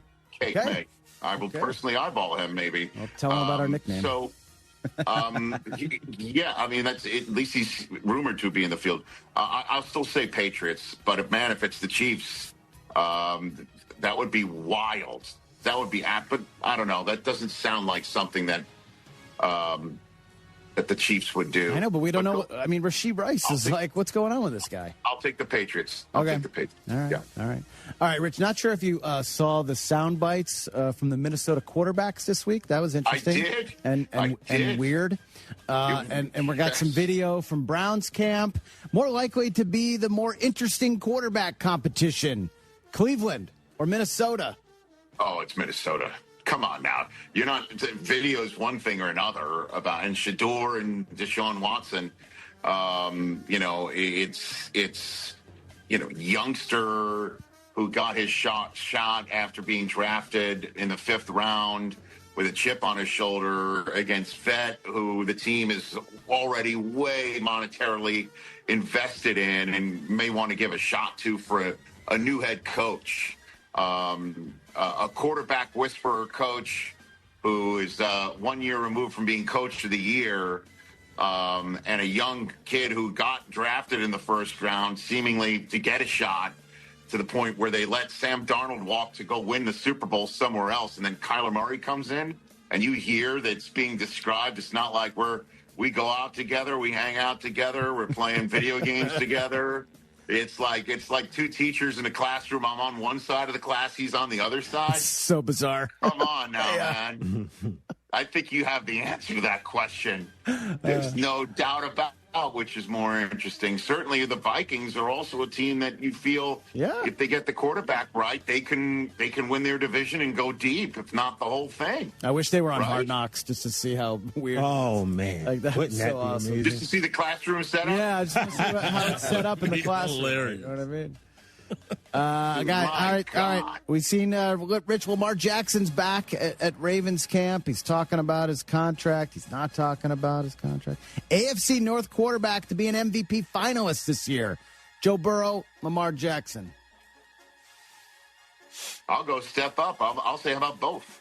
I knew you were going to do that. That is not the game. So that was not an option. What's more likely? I said 2 quarterbacks in this topic bar are going to be MVP finalists. Yeah. That's right. I knew you were going to do that. I don't know. I'll go, obviously, with Joe Burrow over Lamar Jackson here on that front. I mean, there's Jamar Chase and there's T. Higgins and there's an offense that he's been running.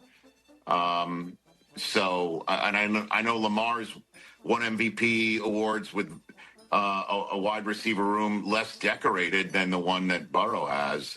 But I'll just take Joe Burrow if I have to choose one over the other. I'm curious to see what the Ravens' new offense looks like for real. Yeah, agreed. And they brought in a new OC from the Ben Johnson world, so that's going to be fascinating to watch as well. But for the moment, based on the information I have here on the final Friday of May, I'll go Burrow. All this talk about A.J. Brown, there are some wide receivers still out there without a team. Free agent wide receiver likely to sign somewhere first. Stephon Diggs, Keenan Allen, Deebo Samuel.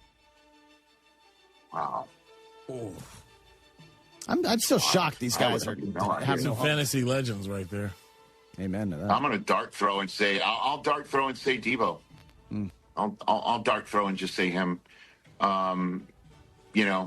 But that's going to be fascinating because if they're not some sort of I mean everyone's going to go through OTAs. These guys are probably going to go into August. Yeah, seems like and that is amazing. But I'll dart throw and I'll say Deebo. I have no idea. A lot of touchdowns scored between those 3 guys. All right, Rich. We got a Game 7 this weekend. The most best words in sports, Game 7. But who's more likely to win the NBA Finals? Thunder, Spurs, or Knicks?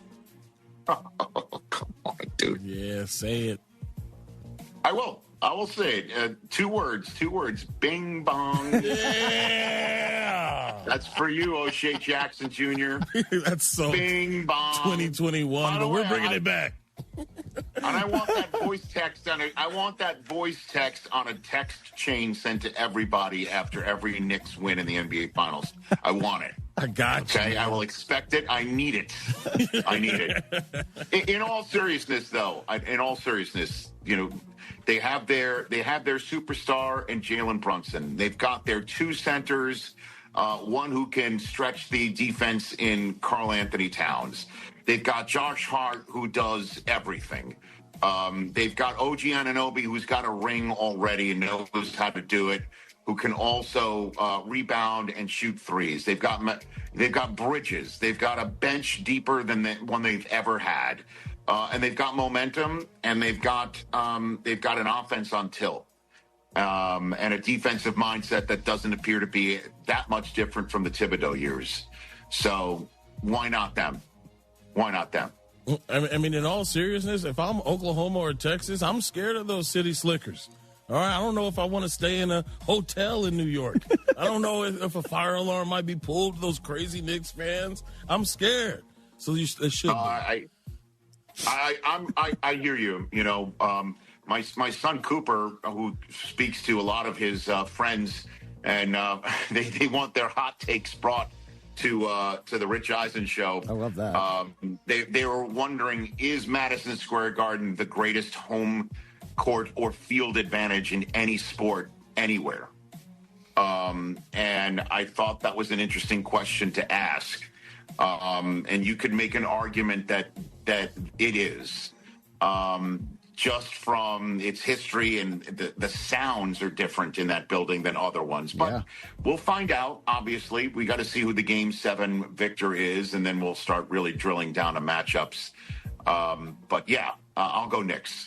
I'll go Knicks there. All right, two more, Rich, and then we'll send you on your Kansas City way today. It's the take that won't quit.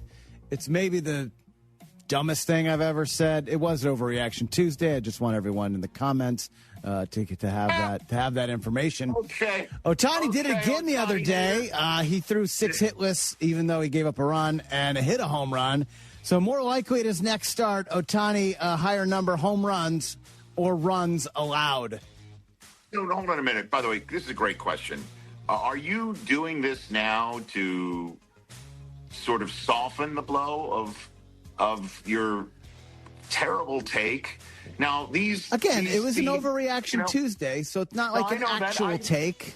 Yeah, actual take. take. It's a take-ish, except for the fact that even when you're not doing that segment or in front of that microphone, in that chair, in this spot, on this show, you do say these things about Ohtani, that he shouldn't pitch anymore off camera? You do that? They don't need him to win. They don't need him to pitch to win. That's all I'm saying. Okay.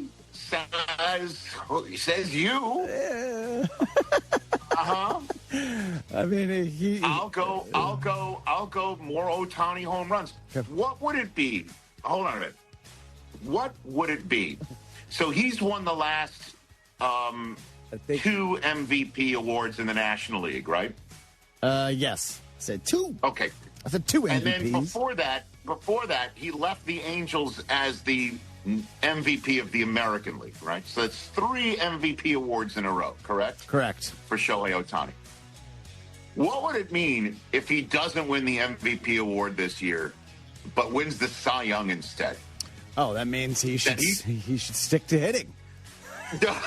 Like, I mean, what do you mean?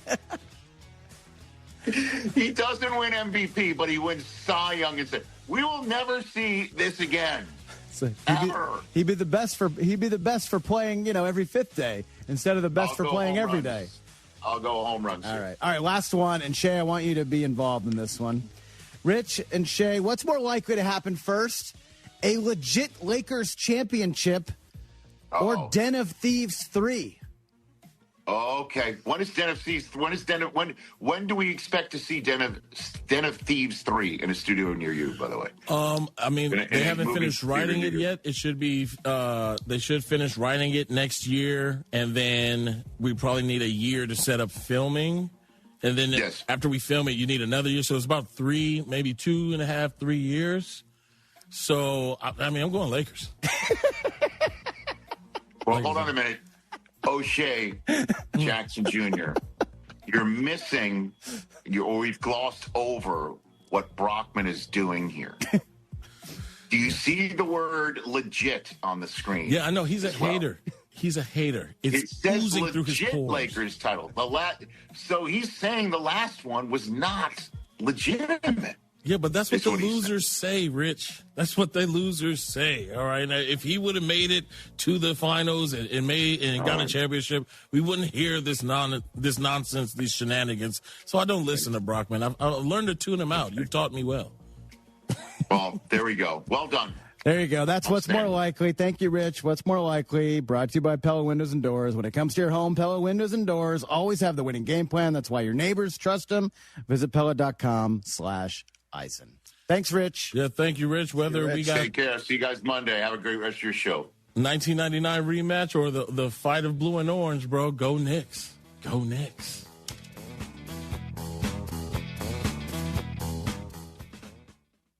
Harry Douglas here. I don't wait for birthdays to celebrate. I grab Confetti Craze 5-Hour Energy. It tastes like rich vanilla birthday cake with buttery funfetti goodness. Seriously, it's unapologetically extra in the best way.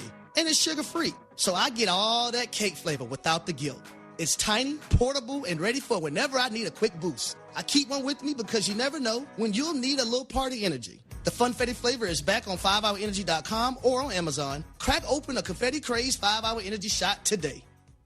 Evan Cohen here. In life, as in sports, the pros make it look easy. That's why pro golfers like Jason Day, Ben Griffin, and Patton Kazire trust the pros in lawn care. True Green. They have the experience and expertise to give you a lawn worthy of the PGA Tour. And since True Green does the work for you, you get more free time, or more tee times. So stop stressing over your lawn and start loving it. Sign up now at TrueGreen.com because nobody makes it easier to get a golf course quality lawn than True Green, the official lawn care treatment provider of the PGA Tour. Dream Rate Mortgage, the ultimate mortgage hookup. Visit 975loans.com. NMLS number 248473. Equal housing lender. You know, there's nothing I hate more than dishonest business practices. So I built the company GiveMeTheVin.com around this slogan. We do what we say we're going to do when we say we're going to do it. At GiveMeTheVin.com, we show up at your house, check in hand, pay off your payoff. It's just that simple. GiveMeTheVin.com. We're the only 5-star BBB rated car buyer out there. Sell us your car.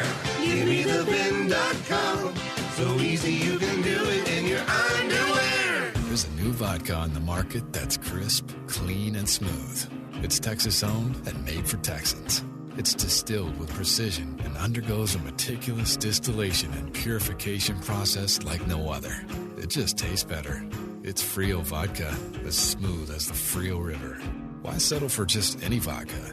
Choose the one that's handcrafted for Texans with taste. Find Frio Vodka at Specs, Total Wine, and fine liquor stores across the state. Learn more at FrioVodka.com. Hey guys, Joe George here to tell you about TNT Shirts. TNT Shirts has been a family-owned business since 1983 with 2 locations, 1145 West 19th in the Heights and 2400 Taft in Montrose. There's no minimums for custom t-shirts. They printed 300 for us for the ESPN listener party. They also do embroidery, screen printing, and promo products, so why go somewhere else when you can support local? They're also officially licensed with Rice and the University of Houston. Check them out at TNTshirts.com and tell them you heard about it on ESPN 97.5. Place your next bet at the DraftKings Sportsbook inside the Golden Nugget Lake Charles. Catch all the action and immerse yourself in over 3,200 square feet of LED screens. Wager, watch, and win in the sleekest setting with the best odds. Order your favorite game day bites and sip on an award-winning cocktail at your game day headquarters. Only at the DraftKings Sportsbook, Louisiana's largest sportsbook at the Golden Nugget Casino, Lake Charles. A 2-hour drive from Houston. Must be 21 or older. Gambling problem? Please call 1-877-770-STOP. John Renato here. Walking into Republic Boot Company at 11th and Studewood in the Heights is like walking into a time machine to the Republic of Texas. Seriously, go check it out. Whether it's their exclusive 1836 collection of all leather boots or a customized pair with whatever material and design you want, these are going to be the most comfortable boots you've ever worn. Hats, suits, and all kinds of handmade leather products in a Texas-inspired haven. Book their space for your next event. Republic Boot Company, where tradition meets style. RepublicBootCompany.com. Spring is calling at Two Creeks Crossing Resort, just 90 minutes north of Houston. Spend the day relaxing by the water, then stick around for live music, great food, and can't-miss events happening all season long. From cook-offs and holiday celebrations to outdoor adventures and family-friendly fun. Whether you're rolling in with the RV, booking a waterfront cabin, or planning a glamping getaway, there's a perfect spot waiting for you. See everything coming up and reserve your stay now at TwoCreeksCrossingResort.com. You hear the word catering and think, yeah, not me. I get it. But think about it. Office meeting, birthday, family dinner, last minute, what are we eating tonight situation. Yeah, that's you. Good thing Valencia's Tex-Mex Garage makes it easy. From 4 people to 200, fajitas, tacos, enchiladas, even wings. Order online in minutes, pickup, or delivery. No stress, just great food, and you get all the credit. Valencia's Tex-Mex Garage, catering made easy at TexMexGarage.com.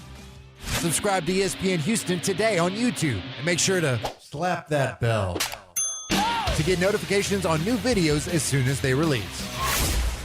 Looking for a great way to listen to ESPN 97.5 whenever and wherever you are? Then download the ESPN Houston app. Just search ESPN Houston in your app store and download today. The ESPN Houston app is brought to you by Dream Rate Mortgage, U.S. Coins, and Texas Card House.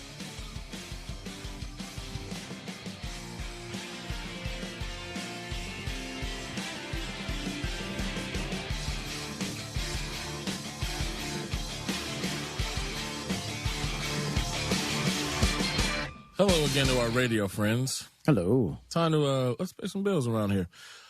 Running a small business means every hire matters. A bad hire costs time and money, but the right one helps your business grow. The challenge? Finding that person without sorting through resumes. That's where LinkedIn Hiring Pro comes in. It screens candidates so you can focus on conversations with qualified talent. With Hiring Pro, you can hire with confidence and build the team you need. Join the 2.7 million small businesses using LinkedIn to hire. Get started by posting your job for free at linkedin.com/Eisen.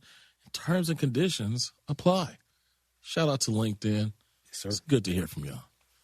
But yeah, man, Del Tufo with the goatee keeps me up at night. Del Tufo's that old Eddie Murphy joke, Aunt Bunny is coming to get me. That's how I feel about Del Tufo with the goatee. I don't have everything ready. Del Tufo's such a fraud, man. I'm going to tell you. Whoa. I'm saying, I said it yesterday, I'm going to say it again. All he does is talk about how much he loves. I can't wait to show O'Shea this. I love O'Shea. Blah, blah, blah. Woo, woo, woo. And then you're here, you're hosting. He knows you're going to be here. And he decides, I've got to work one of my other 12 jobs. I'm like, get out of here, Mike. I don't want to hear you say this man's name. Yeah, what is my tag team partner anymore. I don't know my schedule often, but I knew I'd be here for this. Yeah. So. Thank you, man. Jay Felly on the ones. Are you defending Del Tufo? I'm just happy I knew my schedule. You're a fraud, too, because you won't talk smack about Del Tufo. Listen. 8 wheels, no brakes. We don't know what type of traps he might leave at that desk. He's looking for his safety. Also, Jay Felly, he's part of the NCW crew. We either have him or Del Tufo every week. So yeah, man, we're in a shady group chat with him too. I tell you what, if that one ever gets out, we're all done. Yeah, man. Yes, that is true. Yeah. Honored to be a part of it. We're taking it back. We can't even say the name of it. Yeah, we're taking it back to the basement. Tell you the emojis. Emojis alone. Emojis alone. Hey, you guys want to know something that happened last night that was really, really cool, not just for me, but I'm sure for O'Shea, for Rich, for Susie, for everyone involved with this Rich Eisen show. Yesterday on ESPN2 and ESPN News, they did a 30-minute cut down of our interview with WWE superstar Gunther, which aired on ESPN. I think it was I saw it at 5 o'clock. It was probably a little bit earlier. They aired right before the game. Yeah, but then I noticed at 10 last night, Chris, back-to-back on ESPN Channel 207 was this. Women's Sports Now and No Contest Wrestling. Take over. And I saw that, and I was like, man, this... Take over. I'm sure when I sent it to Rich and Susie, I can only imagine how proud Rich was. We have two shows that come from the same studio, essentially living in the same set. And for all of us that work on these shows, man, that was a real sense of pride yesterday to pull up my guide and see that was coming, man. That was super cool to see. Yeah, man. It has been a fun ride with No Contest, and just really joining you guys here. It's been an unexpected joy in my life. Pause. It got too nice in here. Yeah, that was not not possible. So you didn't. No. It didn't feel right. But like you and Brockman, say something toxic. No, here's the thing, and I'm going to say something nice. You never know in life when you're going to meet and develop new friendships. You get older and you think, I have all the friends that I need, and I have all the friends that I want, and you just don't know when new people are going to enter your life and change your life for the better, and that's happened with you, O'Shea. It's happened with TJ and Felly, and it's most certainly has happened with Rich and everyone that works on the show. We've been doing this for a long time now, and we've gotten real close. We've been through the highs, and we've been through definitely the lows. And it's just you're just thankful that certain people come into your life and change it. And it's important to recognize those moments and appreciate them. And so I appreciate you and our friendship, O'Shea. Thank you. And also, you guys were talking about driving to work together yesterday, and you were saying how, like, you were sharing horror stories about the pandemic. Yeah. Chris, when I sit and I think, we talk about this off camera a lot, but, man, it was almost over. Like, but we hung in there. You know what I mean? And Rich made sure, like, we were like, we're rocking with you. We're not leaving. We're here, And so to have that happen last night, and just think back to where we were all those years ago, and it's just like, man, we made it. We made it through that storm. It's wild. Really cool to see, man. So proud of everybody involved. Yeah, I'm thankful for you guys and the listeners. Letting me do this and not destroying me in comments. You guys seem to be having a good time. You know what, Jay Felly? Hey. Love you, man. Hey, love you too, man. Hey, Chris Brockman, love you, man. Hey, love you, man. TJ, love you, bro. I think we're going to say goodbye to the My radio. dad passed away unexpectedly. Of course, it was awful in every way, but we are very grateful that he had life insurance. So even after he was gone, he was still able to provide for us. And that's why I have life insurance for my family. Ethos.com. They make it fast and easy to get covered. It's 100% online. You get a quote in seconds, and you can apply in minutes and get covered the same day.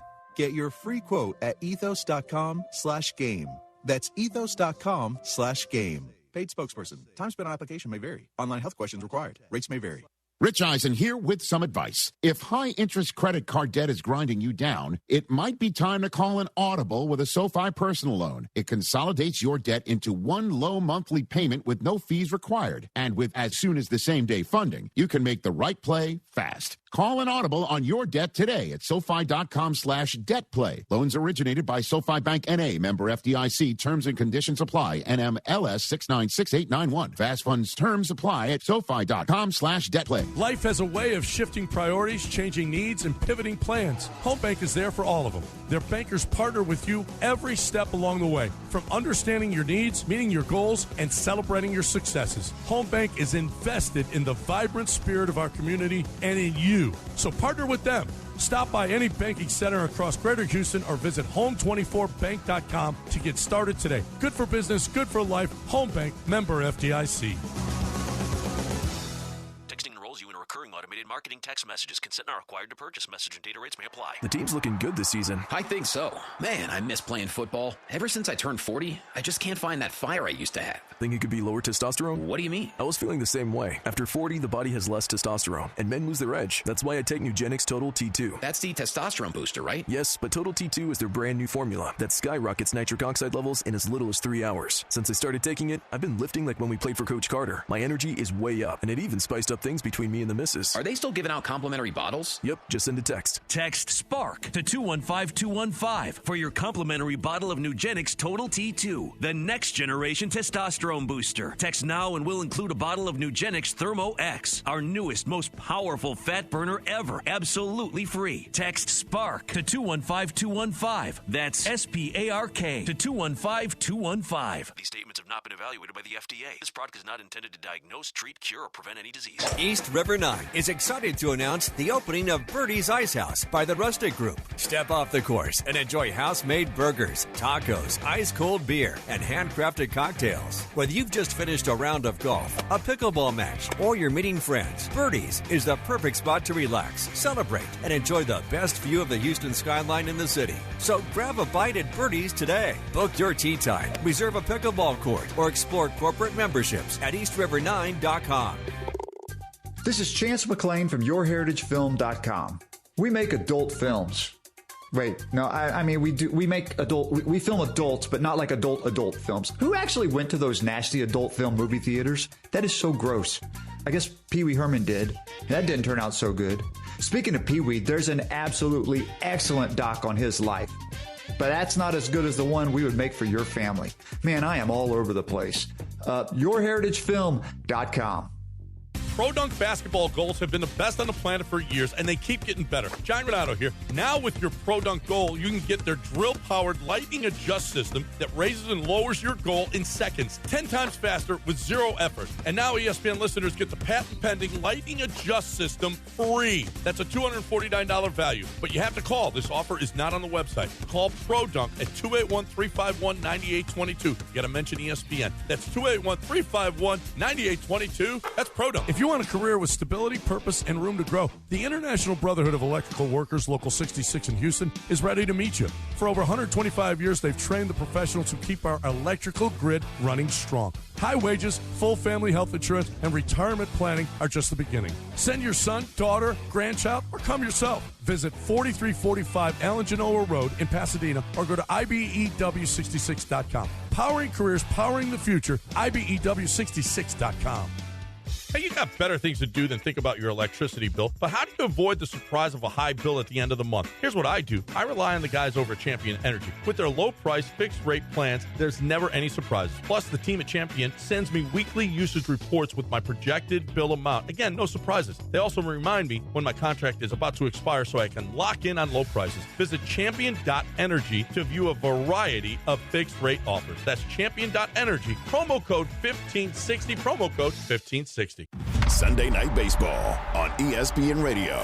Heated rivals take center stage in St. Louis. Way back there. God! Alex Bregman. Alex Bregman and the Chicago Cubs face Jordan Walker and the Cardinals. Game coverage begins Sunday at 5:30 on ESPN 97.5.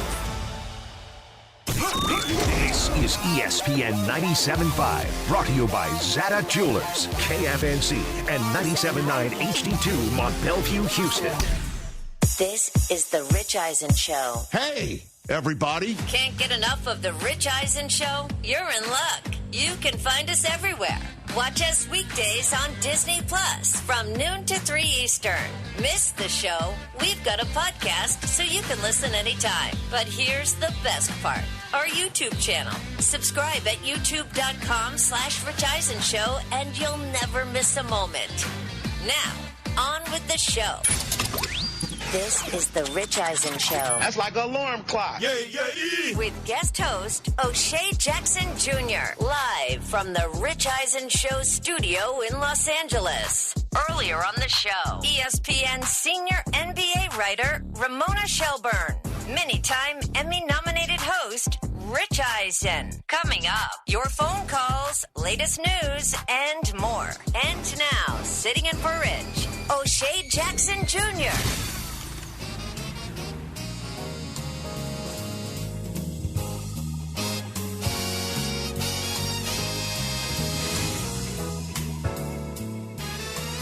Oh, hey. Didn't hear you come in. How you doing? What's going on? Who let this Sitting in guy for here? Rich still. O'Shea Jackson Jr. on The Rich Eisen Show. What up? Doing amazing things. Amazing things for the public. So I feel like we got some phone calls, do we not? Callers. Callers. Where are my callers? 844-204-RICH. Yeah. If you want to talk to Shay or us or do play the win-loss game, make sure you ring us up right now. Yeah, we haven't had any one-loss games. Yeah, we got a couple. We're going to do some right now. Couple right here. James in Green Bay. Let's do it. James in Green Bay. James, what up, man? Hey, guys. I appreciate you taking my call. What up, man? Of course. Absolutely, brother. It's cracking. What are we doing right now? Getting ready to do a little work and then enjoy a nice weekend off with the family. That's what's up. I love that, man. Now you're in Green Bay. I'm guessing Packers fan because you might just be in Green Bay. So we're doing a win-loss for the Packers, correct? Yeah, I'm a lifer. Big time Packer fan. Wife's family season ticket holder, so always a joke that I married her for the tickets. But big Packer fan. Well, are you denying this, James? Yeah, did you? Even a little part? I mean, I won't comment. Yeah, thank you. It's a plus. It's a bonus from marriage, you know. You go to Disneyland, as long as you need Disney Plus. Come on, man. It's a love, plus. honor, respect, and share Packers tickets. Yeah, man. So let's get into it, man. Let's get into this win-loss for the Green Bay Packers for the 2026 season. First week we got at Minnesota, man. Talk to me. Yeah, I love how we normally start the season, but with the running back situation currently, defense is question mark without Micah. I'm going to actually say we go lose to Kyler and the Vikings. Starting off 0-1, man. All right, now week 2 at Rich Eisen's New York Jets. We're going to beat the Jets. Okay, 1-1. 1-1. Doing great things now at home against the Atlanta Falcons. Lambeau's a different animal. We're definitely winning that home opener on Thursday Night Football. Okay, gotta love that. Nice 2-1. You know, you're on the positive end of things. How about at Tampa Bay? I actually think we're going to lose one more here against the Bucs in Tampa. Okay, 2-2. Not bad, not bad. What about at home against the dreaded Chicago Bears? Bears. We're going to take the home win against the Bears. Much improved. It's not an automatic win anymore, but we're winning at home. That's what I'm talking about, man. Now, what about against TJ's Dallas Cowboys at home, though? Yeah, Cowgirls are going home not happy, that's for sure. Okay, you're 4-2 now. What about at Detroit against those Lions? I'd argue he's probably right. The division's tough as it has been for years now. We're going to lose to Detroit in Detroit. Oh, man, dude, he's a realist right here, man. All right, now, what about at home against those Panthers? We're going to get our game back from last year where we looked flat and terrible. We're going to beat the Panthers at home. Okay, you are now 5-3 as you go into New England, Chris Brockman. I won't make fun of their quarterback situation because I think he is a stud, but we're going to pull one off on the road. Cake May. What? Oh, that's right there. All right, so now you are 5. What's that? 5-4. You said they were going to win. Oh yeah, he said Packers are going to win. Oh, Packers are going to win. Yeah. Oh man, you're 6-3 right there. 6-3. Okay, now week 10, you're at home against those Vikings again, bro. Yeah, we're gonna win the home. Lambeau's just different. NFC North's tough, but we're winning. Okay, now got a bye week now. Coming down to Los Angeles to see my Los Angeles Rams, man. What are we talking about? I actually think we're going to lose this game. LA's loaded. They're still tough. Stafford knows how to win football games. They're going to win that game. Okay, Packers are losing. Now you got to travel some more to those Saints, man. How are we feeling about that? We're going to win one at New Orleans. Ooh, okay. This is still a pretty good season right here. Now, what about at home against Buffalo? I'm excited for that game. I've never actually seen Josh Allen in person, so I'm hoping I get to see him. But the Packers are gonna win that one. Oh, that's what I'm talking about, man. Miami at home against Miami. I'm happy for Malik, but he's not gonna take one from J Love. So Packers win that one. Okay, now in Chicago on Christmas. I can't. I'm back and forth on this one. My heart's outweighing it, and I hope just because I can't stand Bears fans, we're taking that one even in Chicago. As you should. Now at home against the Texans. We're going to beat the Texans. Oh, my goodness, bro. I'm loving this. Now, what about the last game of the season at home against these Detroit Lions, man? I actually think the Lions come in and fight for their life. Dan Campbell's got them playing good, and we're going to lose the last game of the year. Okay. Now, Chris, what do you got? Have you got them at 12-5? DJ, 12-5? See, I got 11-6. 11. Everyone's got 12. We got 12-5s in my ear right here. I'll go with you guys. The voice in your head. 12-5. The Green Bay Packers, not a bad year at all. 12-5. That wins the North. I think we got a solid chance. I hoping we can make a deeper playoff run with the extension of the coaching, and hopefully Jay Love can take the next step. And I appreciate you guys taking my call. Love the show. Thanks, brother. Absolutely, James. I don't know much about Green Bay, but stay warm. All right, man. 12-5. Not mad at that. Not mad at that at all. All right, let's keep it moving. Let's go to Harry in Georgia. Harry in Georgia. Harry, what's up, man? Hello. Hey, Harry. How are you? I'm doing good. I'm ready to do the win-loss game for the Dolphins. The Dolphins? Harry, have you called in before? Yes. I knew it. You did it last year, right? Mm-hmm. What did you have the Dolphins last year? Do you remember? Probably something buns. I don't know. How old are you, Harry? I'm 14. Okay. My man. Yo, all right. What a soldier. I like him already. All Miami right, Dolphins win-loss. Here we go. Yeah, let's get it. All right. In Vegas against my father's beloved Raiders. And mine. And Jay Felix. About to make your father sad. We're going to win that one. Boy. Starting off 1-0. Now, I'm going to still need your help, man, because you're going into San Francisco with my rival, the San Francisco 49ers. Please tell me you got me. Probably going to lose that one. All right. 1-1. All right, now, at home against those Kansas City Chiefs. We're beating the Chiefs, man. I hate the Chiefs. Yeah. That's my dog. All right, now, at Minnesota. Talk to me. Man, my brother's a Vikings fan, so we're going to win that one. Yes, sir. 3-1. Now, what about at home against the Bengals? I think the Bengals will be better, but I think we're going to win that one. That's what I'm talking about. A nice, solid 4-1 for the Dolphins so far. You got the bye, but then you have to go to New York against Rich's New York Jets. What are we talking? Jets are buns. We're going to win that one.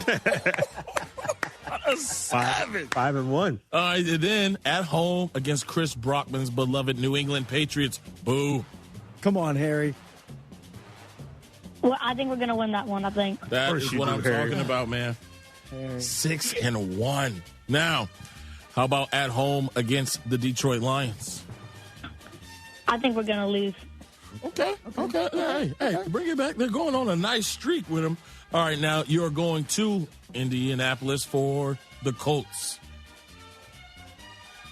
I have no idea how good the Colts are going to be, but I think Devon Chain's going to do good that game, so we're going to win that one. Okay, I'm loving that. Next, we got at Buffalo in November.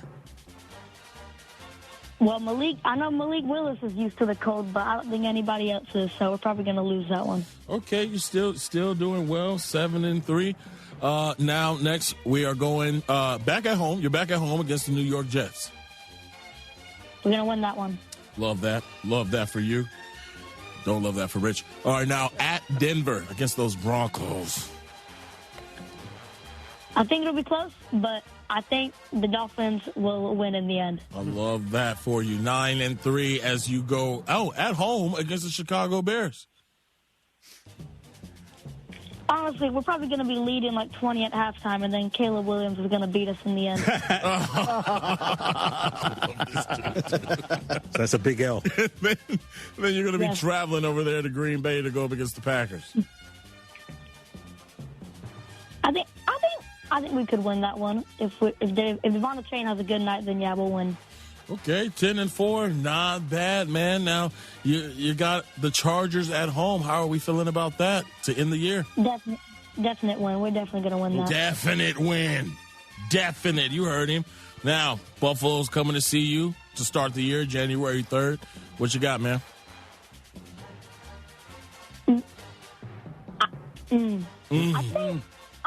I think we could win that one, maybe. So I'll give us a win on that one. No, Harry, we need to say it like you mean it, baby. Not a could. Come on, Bo. I need you to say it like you mean it. Say it with your chest. Pardon me? Say it with your chest. Say it with your chest, man. You going to beat them Buffalo Bills or what? We're going to beat the Buffalo Bills 72-0. Loving that. 72 dot. Now, write that down. You're going to New England. Last game of the year against the Patriots. Talk to me. We are going to beat them. Yes. Harry. 13-4 for the Miami Dolphins. They are praying, they are hoping, they are wishing, but he is confident. He's confident. Does Harry know that Dan Marino no longer plays for the Miami Dolphins? Is he aware? Harry, great job, man. I loved it, man. Call back. Please call back. Have a great day, bud. Yeah. Enjoy your summer. O'Shea. The Dolphins' win total, by the way, in Vegas is 4.5. Oh, see, Harry knows something they don't. Hey, man. Listen, Harry made me a believer. All right? We out here. Yeah, Harry's 14. Hey, go Fins, baby. You know what, O'Shea Jackson Jr.? It's your turn. I think it's time. Put it up. Oh, no. Ram schedule. Y'all not going like this. Let's go. O'Shea, week 1. Mm-hmm. Prime time.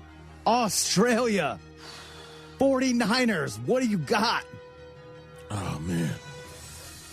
I'm flying all the way to Melbourne. You're going? I'm going. and I'm going to go see a victory. I'm going to go see a victory, man. Those Niners have been a pain in our side for too long, and I'm ready. I'm ready for some blood, man. Let's go. 1-0. Monday Night Football. Home. G-Man. Oh, that's done. That's done. We got that. That's another W. Sunday Night Football at Denver. I think that's going to be one of those annoying games. You know, the altitude. You know, we're still probably going to be a little recovering a little bit from having to start off in Australia. Yeah. That's one that's going to sneak up on us. I think we're going 2-1 after that. 2-1 at the Philadelphia Eagles. Oh, we beating them. You heard that phone call earlier. I'm not being disrespected, bro. I'm putting some wings on the grill, and they might be Eagle. I hope the government don't come after me. You really can't do that, though. I know. Thank you, bro. Could you imagine if you ate a bald eagle? Please don't. Week 5, Monday Night Football, home for Buffalo. See, it's one of those, like, when you go all out for that, because the Eagles kind of had our number. So, you know, they're putting a lot forward with that. But it's a tough schedule to start. Yeah, bro. I think Buffalo got us right there. Wow. It's going to be annoying to see them after the Eagles. 3-2, home Arizona. Oh, we're winning that. What? We're winning that. We're winning that. 4-2 at Vegas. Split house. We're winning that. We're winning that, no problem. 5-2, Battle of SoFi. Chargers. We're winning that, no problem. Whose fans are going to be at that game? Blue and gold. 6-2 at Washington. Winning that, no problem. Winning. 7-2 Arizona. Winning that, no problem. 8-2 at the bye week. Mm-hmm. Thanksgiving Eve, home Packers. Week 12. Wednesday. Thanksgiving Eve. Yeah, but coming off the bye, I don't know when. I'm gonna take that win because I don't know when the Packers bye is. Okay, but I'm taking that. I'm taking that dub. I'm taking that dub. Wow. All right, 9-2. Thursday night, the following week, week 13, Kansas City. Yeah, Packers bye is also week 11, but whatever. Mahomes should definitely be back by then. Yeah, of course. He's taking that. I'm looking well. You taking it? Taking it. Wow. 10-2. I'll let your man. At San Francisco, week 14. Taking that too. Oh, wow. Ducats. Week 15, 11-2. Taking it. Don't even talk to him. Don't even talk to me about that. 12-2 at Seattle, week 16. We're losing that one. Okay. 12-3 at Tampa to start the new year. Taking that. Wow. Final regular season game, probably for the 1 seed, according to you. Home, Seattle. Taking that. 14-3. That one's everything. O'Shea Jackson, 1 seed to win the West. Whose house? Rams' house. Let's go. Recognize or step aside. This one is for number 9. Come on, baby. Okay, you were real ignorant in week 15. I'm just going to point that out. That's just because you my friend. Completely bypassed it. Like it was a foregone conclusion. He loves you, though, but you're his friend. Yeah, man. I love Caleb Downs. Maybe love me back. I love Caleb Downs. All right. I need something to read. Tired of this. Oh, hold on. I'm about to put my voice. Oh, yeah, do the voice. Yeah. In a world in need of a hero, one man rises to the challenge in style. He is just driving the kids to soccer practice. Make every day feel epic in an all-new Hyundai Palisade Hybrid with up to an EPA estimated 619 miles of range on select trims, advanced tech, and class-leading interior space. Because when you're hauling kids, gear, snacks, and backpacks, space matters. So does comfort. Just make sure they keep their cleats off my seats. The all-new Hyundai Palisade Hybrid. Visit HyundaiUSA.com or call 562-314-4603 for details. I got a top 5 coming up. You guys aren't going to want to miss it. It's ridiculous.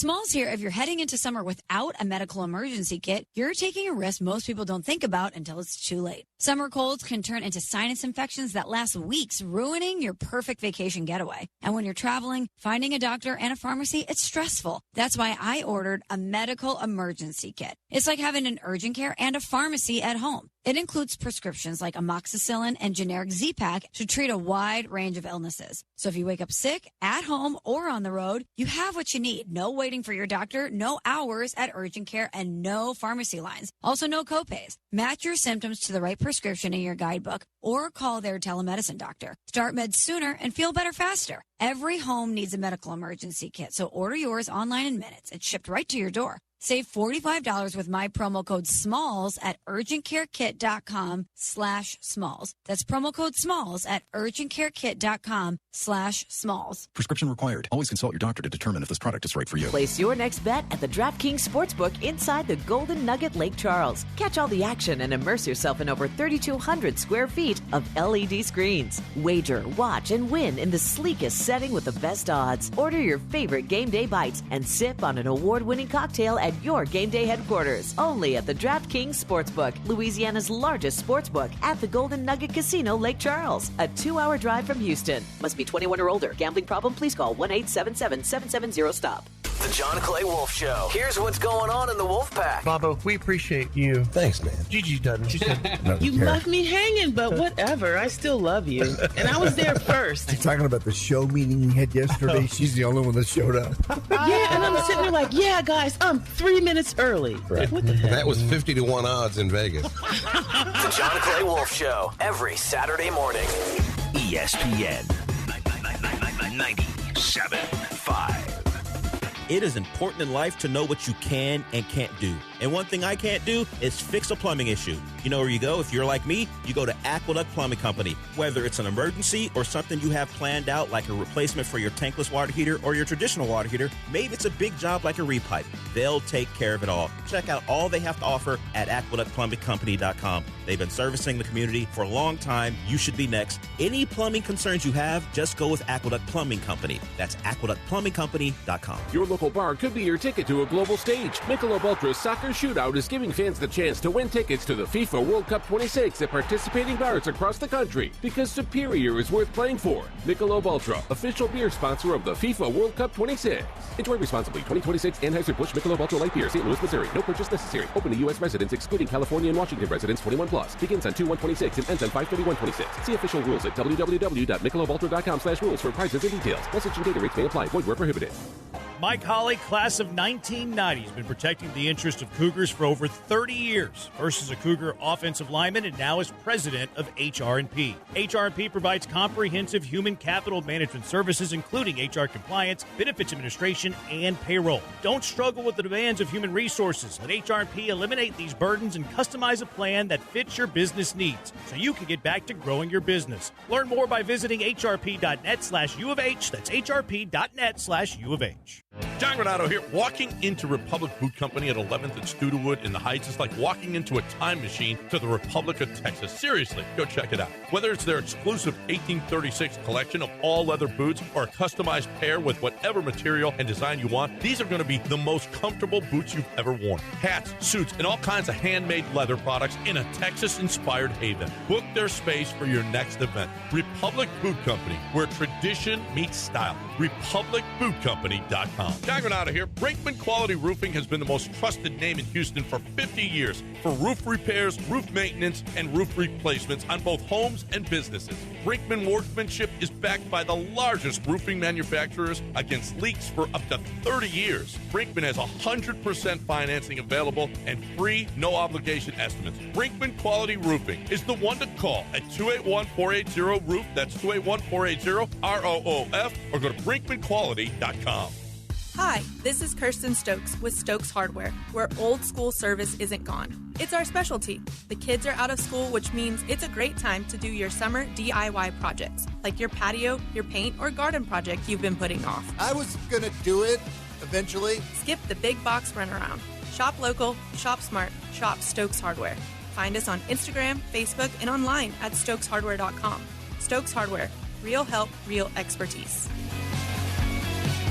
Rated one of Texas Monthly's top 25 barbecue joints and now recognized by the Michelin Guide. J-Bar M Barbecue is serving up world-class Texas flavor. Sink your teeth into legendary brisket, house-made sausage, and timeless barbecue classics. Kick back with $15 buckets of beer and $4 well drinks every Friday and Saturday. Unwind with friends at Houston's Michelin-recognized smokehouse, J-Bar M Barbecue at 2201 Leland in the heart of Edo. Visit jbarmbbq.com and follow on socials at jbarmbbq. Whether you're buying a home or you're refinancing, Kent Jones at Dream Rate Mortgage is the guy for you. He's done over 1,400 closings. He's been in it for 30 years. He knows all the hacks. He can save you thousands and thousands of dollars. He does it all the time. Dream Rate Mortgage is the way to go. Shop your loan. Kent Jones loves that. Dream Rate Mortgage, 975loans.com. That's 975loans.com. Dream Rate Mortgage, LLC, NMLS number 2482473. J. Ken Jones, NMLS number 356118. Equal housing lender.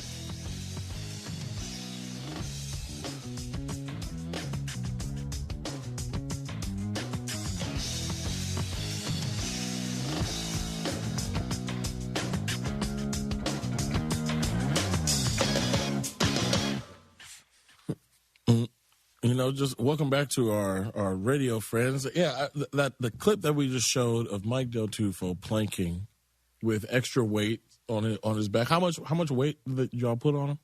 Like 45 pounds. Yeah, 45. Extra 45 on him. Wait, extra 45. An impressive feat. Yeah. It was goatee Mike Del Tufo, so, you know, I am just confused. Just confused. But that's not the guy I know. It's just not the Dodger fan that I know. Oh, gosh. You know what, Chris? Michael D. Walking the floor with an 8 wheels, no brakes mix. And get skating. Wow. I got all these random Del Tufos. Random Del Tufos. Of course. I'm against his labels. So of course, he has those readily available. You know what I mean? Yeah. Well, they just say Del Tufo. Usually you two hide stuff. National treasure. I don't hide them. Hey, let's play a little quarterback sound here before we get to Shay's top five. That could be anything. As we all know, Patrick Mahomes missed the end of last season, tore a couple ligaments in his knee, but he's battling back. You've seen some video online. He's moving pretty good. He's got a giant brace on his knee there, but he was asked if he plans to be ready for week 1. Patrick. Yeah, for sure. I mean, as a competitor, I want to be out there with my guys. But I know that's still a long ways away. And so all I can do is just execute the day and do whatever I can to be better that day. And so we've done that up until now. And we've kind of set these checkpoints and these goals of like where I want to be at. And I've gotten to those. And so now I just got to continue to do that at the right pace. So there's absolutely nothing. Yeah, you know, they're going to give me a bunch of stuff to do, and I'm going to do it to the best of my ability, and here I am. I'm Patrick Mahomes. That's it. That's all he said. That's all he said. Thanks. Thank goodness. Is it good news? I'm glad you're doing your PT. I don't know. It'll get handled when it gets handled. Yeah, exactly. My goodness. Do you think he's going to be out there week 1? You know. And here's the thing. Would you rather him maybe sit out a month and make sure he's back at 100% when he comes back? If I'm a Kansas City Chiefs fan, 100%. You know, Patrick Mahomes he is the new sliced bread. You know, I hate that he's a Kansas City Chief, but I do love me some Patrick Mahomes. You know. Yeah, he's one of the most exciting players we've had in the league in quite some time. Surefire Hall of Famer. He's exciting to watch. You know me, Chris. I love me a quarterback, too. My God, Patty Mahomes helps me win a lot of arguments on Twitter. But yes, much power to him. Less power to the Chiefs. So if he needs to rest, he should rest every single game that he needs to. So this schedule gets a bunch of holes in it. But you guys said he should definitely be back by the time the Rams. Oh, for sure. But look at this. It sets up nicely for Kansas City to be 2-2, 3-1. And then he comes back after the bye in week 6 against the Chargers, no? Week 6? Yeah, no. He's going to be back before that, brother. Yeah, he's going to. I'm saying the schedule works out great for him to sit out the first month. That's all. But he ain't going to. Yeah. I say a couple weeks. But who knows? Who knows how the knee injuries, man. And it wasn't just a clean ACL tear. Yeah, I mean, it both, was, right? Yeah, it was ACL and LCL. Ooh.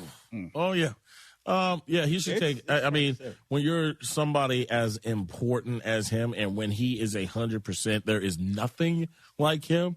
He should take whatever time that he needs. He seems very excited to get on the football field. But that quote right there told me nothing at all. Patrick Mahomes. All right, let's hear from another guy. He's made the playoffs the last 3 seasons. Won a playoff game the last 3 seasons, TJ. C.J. Stroud. He's due to get paid. Is he thinking about a new contract? When is it going to come? CJ. Yeah, I mean, I let my agent handle it, and, if it's time to do it, then it is. If it's not, my job is football, so that's what I focus on, is just getting better. And I think I've held my bargain up on that edge, so, I'm, whatever happens. I'm excited to be a Texan this year and, go from there. I forgot he cut his hair. Cut his hair. I forgot he cut his hair. I have a theory about that. I don't like when athletes cut their hair that they're kind of like known for. Yeah, their thing. Yeah, I don't like it. Like Allen Iverson cut his hair, power's gone. Carmelo, that first year he cut his hair, powers were gone. Trey Songz, Ludacris, Bow Wow, everybody when they got like that long hair that they known for and they cut it take a little bit for your powers to come back, man. And like Samson, so it's much more power to him because he's one of the quarterbacks that don't play for my team that I like. Took the world by storm. Yep. But yeah, man, it just shook me a little bit to see what his haircut. I got weird superstitions. TJ, you know this. Do you buy that, TJ, that Stroud said he's held up his end of the bargain? Yeah, that's a little dig. I mean, look, he did not play well last year, right? We're all in agreement. Well, the playoff game was pretty rough. That was rough. Against the Patriots. Yeah. So, I mean, up until that, the first couple years, we were riding high on CJ, and it looked like he took a step back. So it's going to be interesting to see. I'm telling you, man, these Houston Texans are going to be a problem this year. That defense is scary. Yeah, man. David Montgomery, they've added him to the backfield. I mean, if I'm a Texans fan, I've got some hope. If I'm a Texans fan, maybe I'm thinking like, if the Knicks could do it, maybe we could do it. So who knows? But with that defense, brother, anything is possible. Well, ain't that the truth? Did he take that slump after he cut his hair? I think the hair was already cut, though. But he had a bad year. I mean, yeah, a little bit. Cut his hair. Cut his hair, bro. Telling you, man, there's something to it. Okay. Because when you are somebody who grew out your hair, you are used to certain, like, it's just certain, your aura it changes when that hair is chopped off. TJ, here's the thing. Black people, bro. Don't cut your hair. How long have you had your hair? Since I was like 8 months old. No, the hair that you have now. Oh, the current hair. Well, I locked my hair in 1999. Okay. Have the Clippers or Sixers won a championship with your hair like that? You know the answer to that. For the record? On the court. For the record? No. Maybe if you cut it, you'll give your team some luck the other way. Man. That would make sense, right? But you heard what Ramona said. You heard what Shaq said. There ain't no chance. So, no, I'm not going to cut it off for them. Mets. Christopher's just being mean. The Mets. Me and Jake were just talking during the break. I haven't seen a Met game in probably Cowboys. 5 weeks. Cowboys, we're going to get it done soon. Don't worry about that. Yep. Cut your hair and give your team some luck. That's all I'm saying. Yeah, and then what if I cut it and it stays par for the course? I'm just going to be mad. Don't know if you don't try. Taking hair advice from Chris Brock. Isn't that wild? He hasn't had hair since he was 12. 24. Oh, man. Hey, man, I got stuff to complain about. Let's go. So, you do? Yeah, bro. Oh, so how you going to do that? I'm going to list my top 5 things that trip me out. Oh, okay. I don't really like. Here we go. Five. Look at the graphic. 3, 4, 5. O'Shea's. Top 5. These are the top 5 things that bother me. They kind of keep me up at night. They rub me the wrong way. Well, follow you on Twitter. I don't even know if 5 can be contained. But. Yeah, now, we're going to start off number 5, okay? Number 5. Well, I talked to Don Bowie about this. About Playboy Don? Yeah, about 1 in 200 men on the planet are related to Genghis Khan. We were talking about that the other day. Yeah. And your name? My name, Temujin, is Genghis Khan's real name. My dad named me after Genghis Khan, yes. Yes. I saw a statue a while back that has been bothering me ever since because I'm almost certain there's some Genghis Khan somewhere in my DNA. Probably, can we have a statue? Come on, man. Come on, bro. What is that? A relative. What are we talking about? It trips me out. Oh, man. There's no way. So you might be related to Temujin? I'm telling you, bro, something is in the water. I mean, all right. It's hard to, that paternity test is not going to go. That is hilarious. Ooh, bro, yay. Come on, dog. Wow. I am telling you, something is up. Something's amiss. It keeps me up at night. That's I get that. That makes sense. Number 4. We were riding on the freeway today. We were. Carpool lane. Yep. What happened to all the PT Cruisers? A car that was everywhere. I see none of it nowhere. That's a good. The PT Cruiser. I haven't even seen anyone speak about a Plymouth Prowler in how long. Prowlers There's got to be were somebody hot. with some classics somewhere. There's a Prowler around the corner. Yeah. Thank you. Yes, it's around in the back of the building. The dude drives a yellow Prowler. Where are the PT Cruisers? I haven't seen the PT Cruiser since at least 13. Oh, my gosh. 14. Fell off the face of the earth. The simulation deleted them. I rented a PT Cruiser and drove home from Vegas once. It was amazing. Shout out to my boy Roman. We hit 100 in the Prius one time going to Vegas. It was all right. Number 3. There's a place off the coast of Australia. I think they said it's the Tiwi Islands, but there is a thunderstorm that happens every day. What? At 3 p.m. It's 12 miles high. 3 p.m. A thunderstorm that happens at 3 p.m. every day. Every from day? September to December, or sometimes from September to March. They call it Hector the Convector. They named it.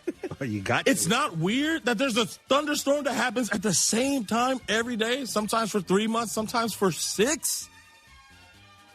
Hector? What is that? No one cares. What is that?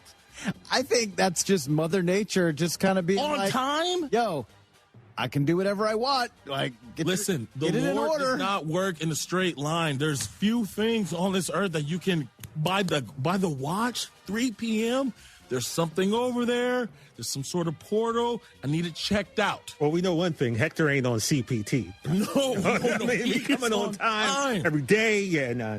They're like, yeah, pilots use it for CPT. navigating in the sky. This thunderstorm that happens at 3 p.m. every day for months? Day?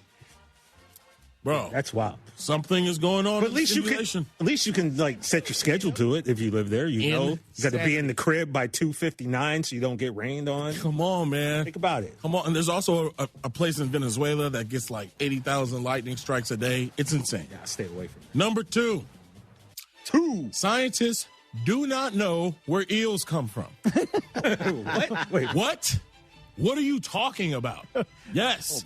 If you look it up and Google it, scientists don't really know where they come from, but American and European eels at the same time all go to the Bermuda Triangle and come back with more eels because, you know, it's obviously Freaknik down there. But, like, what do you mean? What are you talking about? And also the Bermuda Triangle.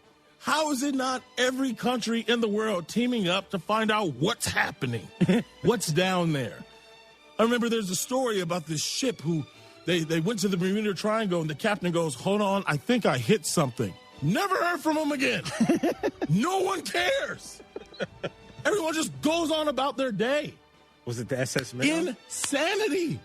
Why are we not checking there all the time? The Bermuda Triangle trips me out, and we don't know where eels come from, and everyone's supposed to be fine about that. Anyway, my number one thing that bothers me. Very excited about this. Yeah, I know. What could possibly be number one? I got a hint, and I'm excited. Whoever made up the word hippopotamonstrosis quipedalophobia. Hippopotamonstrosis Quipidolophobia. Do you know what that phobia is, TJ? I'm going to just take a wild guess and say a fear of hippos? Nope. That would make sense. Hippopotamostrosis quipidolophobia is the fear of big words. The fear of big words? The fear of big words. It's like one of the longest words I've ever seen in my life. You know how evil that is? Right. They can't even tell you what they scared of. It's hippotopotopotopotop. This is the sick world we live in, and I'm tired of it. Hippopotamostrosis quipidolophobia is the fear of big words. And whoever made that up, you're a sick man. They should get super kicked for that. My God. What you scared of, man? I don't want to talk about it. Like, what do you mean? Well, I can't talk about it because I can't say it. I can't say it. What do you mean you can't say it? I physically can't. A phobia, you physically can't. Hippopotamostrosis. Yeah, hippopotamostrosis quipidolophobia. It's right there. Big word. My goodness. I'm afraid of that word now. All right, so breaking down this word according to the Google AI, the term was created by playing with a mix of Greek and Latin roots to highlight the very size of words being feared. So hippo and potamo is Greek for river horse. You know, which is a hippo. Monstro, Latin for monster. Sesquipedalian is Latin for measuring 1.5 feet, which, and then phobia, obviously fear. Yes. Yeah. So just putting a bunch of weird words that mean big things and putting them all together. Evil. Yeah. Evil. Yeah. And those are the top 5 things that keep me up at night. I'm bothered.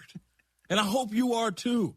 We need to solve these mysteries. And also, as an honorable mention, pandas aren't real.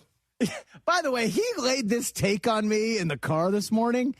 They're not. What do you mean they're not real? That's a man-made bear. I'm telling you. What are you talking about? They don't know how to do nothing. They don't know how to do nothing that is survival.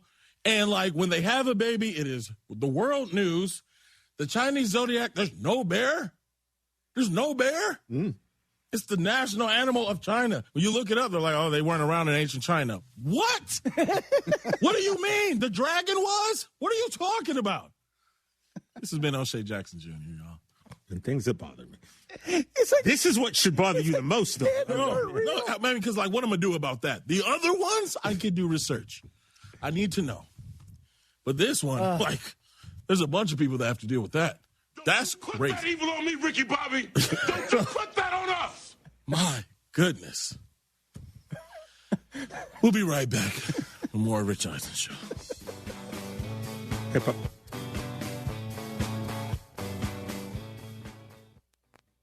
Evan Cohen here. In life, as in sports, the pros make it look easy. That's why pro golfers like Jason Day, Ben Griffin, and Patton Kazire trust the pros in lawn care. True Green. They have the experience and expertise to give you a lawn worthy of the PGA Tour. And since True Green does the work for you, you get more free time, or more tee times. So stop stressing over your lawn and start loving it. Sign up now at TrueGreen.com because nobody makes it easier to get a golf course quality lawn than True Green, the official lawn care treatment provider of the PGA Tour.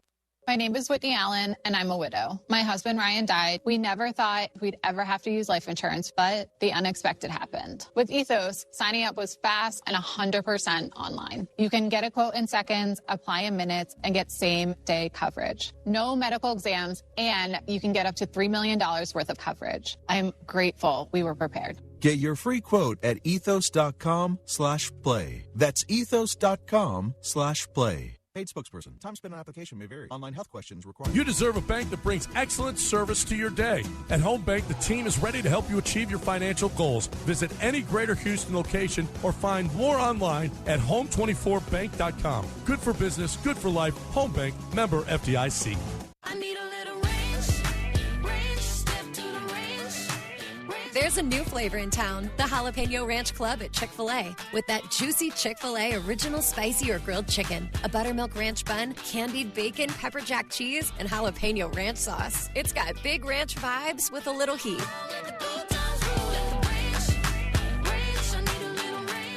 Chick-fil-A's new Jalapeno Ranch Club, available for a limited time only. Order ahead on the Chick-fil-A app. At Liberty Mutual, we love helping people with things like Customizing car insurance just like how we customize a song for you. Catered country tune. Liberty Mutual, saving you bucks by protecting your truck. 'Cause 30 told me to only pay for what I need. Thank you, Limu. I'll always trust in Limu with Liberty, Liberty, Liberty, Liberty. You ever stare at a Tex-Mex menu like it's a final exam? Not at Valencia's Tex-Mex Garage, though. Their mix-and-match lunch makes it easy. You pick what you love. Tacos al carbon and a crispy taco? Boom. Flauta de pollo and tortilla soup? Yes, please. No stress, no overthinking, just really good Tex-Mex fast. And yes, margaritas at lunch are encouraged. Valencia's Tex-Mex Garage mix-and-match lunch on 34th and Oak Forest and at TexMexGarage.com. The average car payment in America is now nearly $800 a month, and many auto loans stretch longer than 6 years. That means millions of drivers are paying for vehicles long after they're ready for something new. Most people don't actually have a car problem. They have a loan problem, and that's why more drivers are calling D&M Leasing, the nation's leader in automotive leasing. Call 713-290-1000 or visit dmautoleasing.com. We make leasing easy at D&M. Hey guys, Joe George here to tell you about TNT Shirts. TNT Shirts has been a family-owned business since 1983 with 2 locations, 1145 West 19th in the Heights and 2400 Taft in Montrose. There's no minimums for custom t-shirts. They printed 300 for us for the ESPN listener party. They also do embroidery, screen printing, and promo products, so why go somewhere else when you can support local? They're also officially licensed with Rice and the University of Houston. Check them out at tntshirts.com and tell them you heard about it on ESPN 97.5. Blue Mountains cold beer.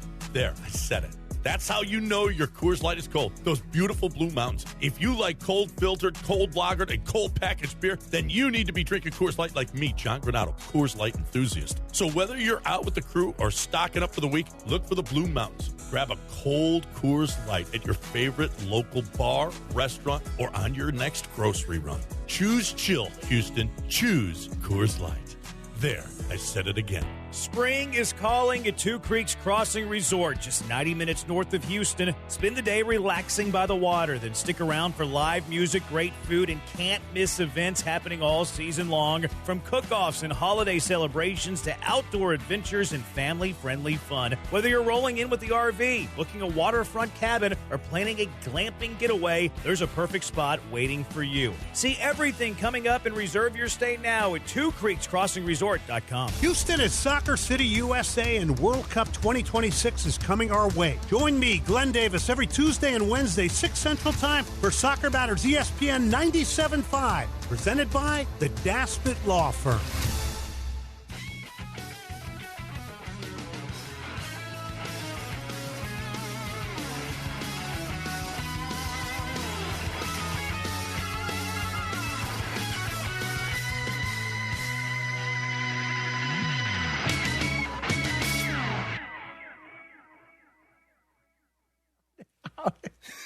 Hold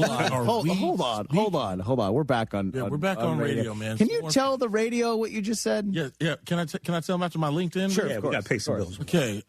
I'm sorry. Running a small business means every hire matters.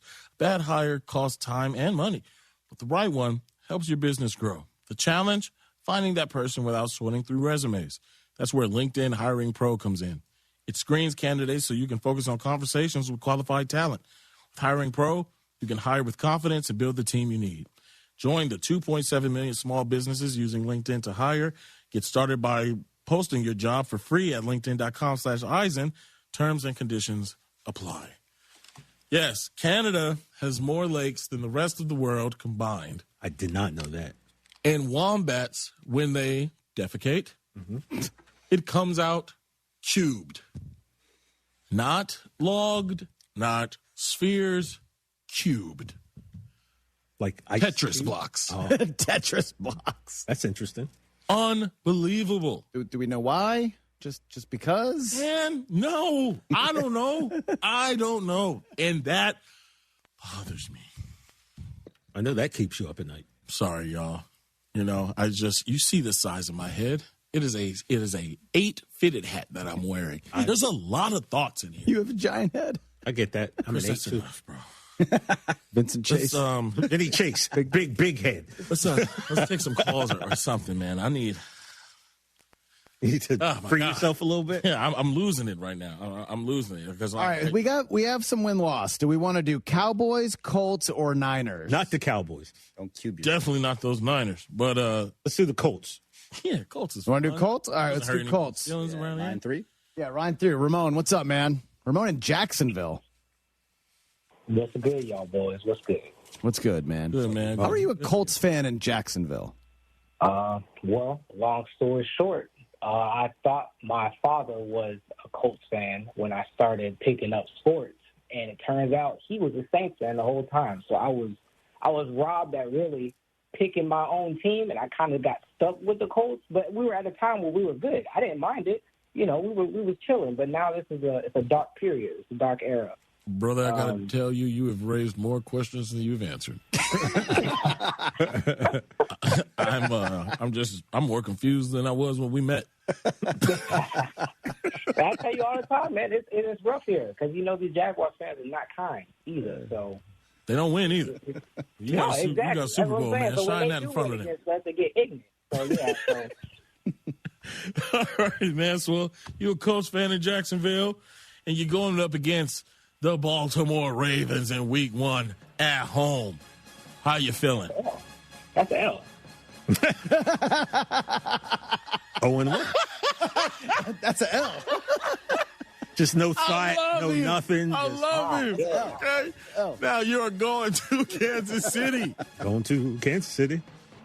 And I don't even matter if it's Patrick Mahomes or Justin Fields. That's an L too. Okay. Attaboy. Ramon, is Daniel Jones back in your scenarios here? And that's what I'm saying. I don't even we hearing Anthony Richardson trying to like come back into the fold. We don't even like give our what was the young dude that we drafted? We ain't gonna give him a chance, I guess, because like we threw all these bucks at Daniel Jones. We don't even know what he's gonna come back like. So I'm going with whoever's at quarterback. Honestly, I didn't even look at our schedule. This is news to me.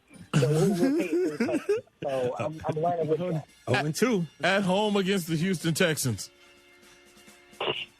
L. All right, at home against the Washington Football Club in London. That's it. L. Fantastic. I love this for you. All right, at Pittsburgh. Aaron Rodgers going to throw back the hands of time. That's 4 touchdowns for him. So that's another L. Ooh. Okay. Now, what about at home against the Tennessee Titans? All right, now we be taxing them. Yeah. We might split. I'm going to give us this one. I'm going to take this one. Okay. Give us our first one. 1-5 got the first dub of the year. I love that. What about at Minnesota? That's an L. Okay. Back to life. All right. Now, okay. At Jacksonville. Personal. Oh, we haven't won here in a long time, bro. I go to every single Jaguars Colts game. I leave disappointed every single time. So that's unfortunately to go throw up another L, bro. Okay. Man. Now, at home against TJ's Dallas Cowboys. For whatever reason, I feel like we're gonna show some life. We're gonna make it a little bit tough for them, but that's an L too. Sure, you're right. All right. At home against the Miami Dolphins, man. What you got? Malik Willis about to show why they paid him all that money. He gonna look like a all-time QB. So that's another L, bro. Okay, now we got ourselves a prime time game. Thursday night football at Houston. Yeah. Dang, that's it. They gave us a prime time game. That's far for Houston, I guess. But no, that's an L too. At home against the Giants? Yeah, we're at 1-10 against the Giants. How are we feeling? Jackson Dart, because he shook hands with the you know. With the you know. You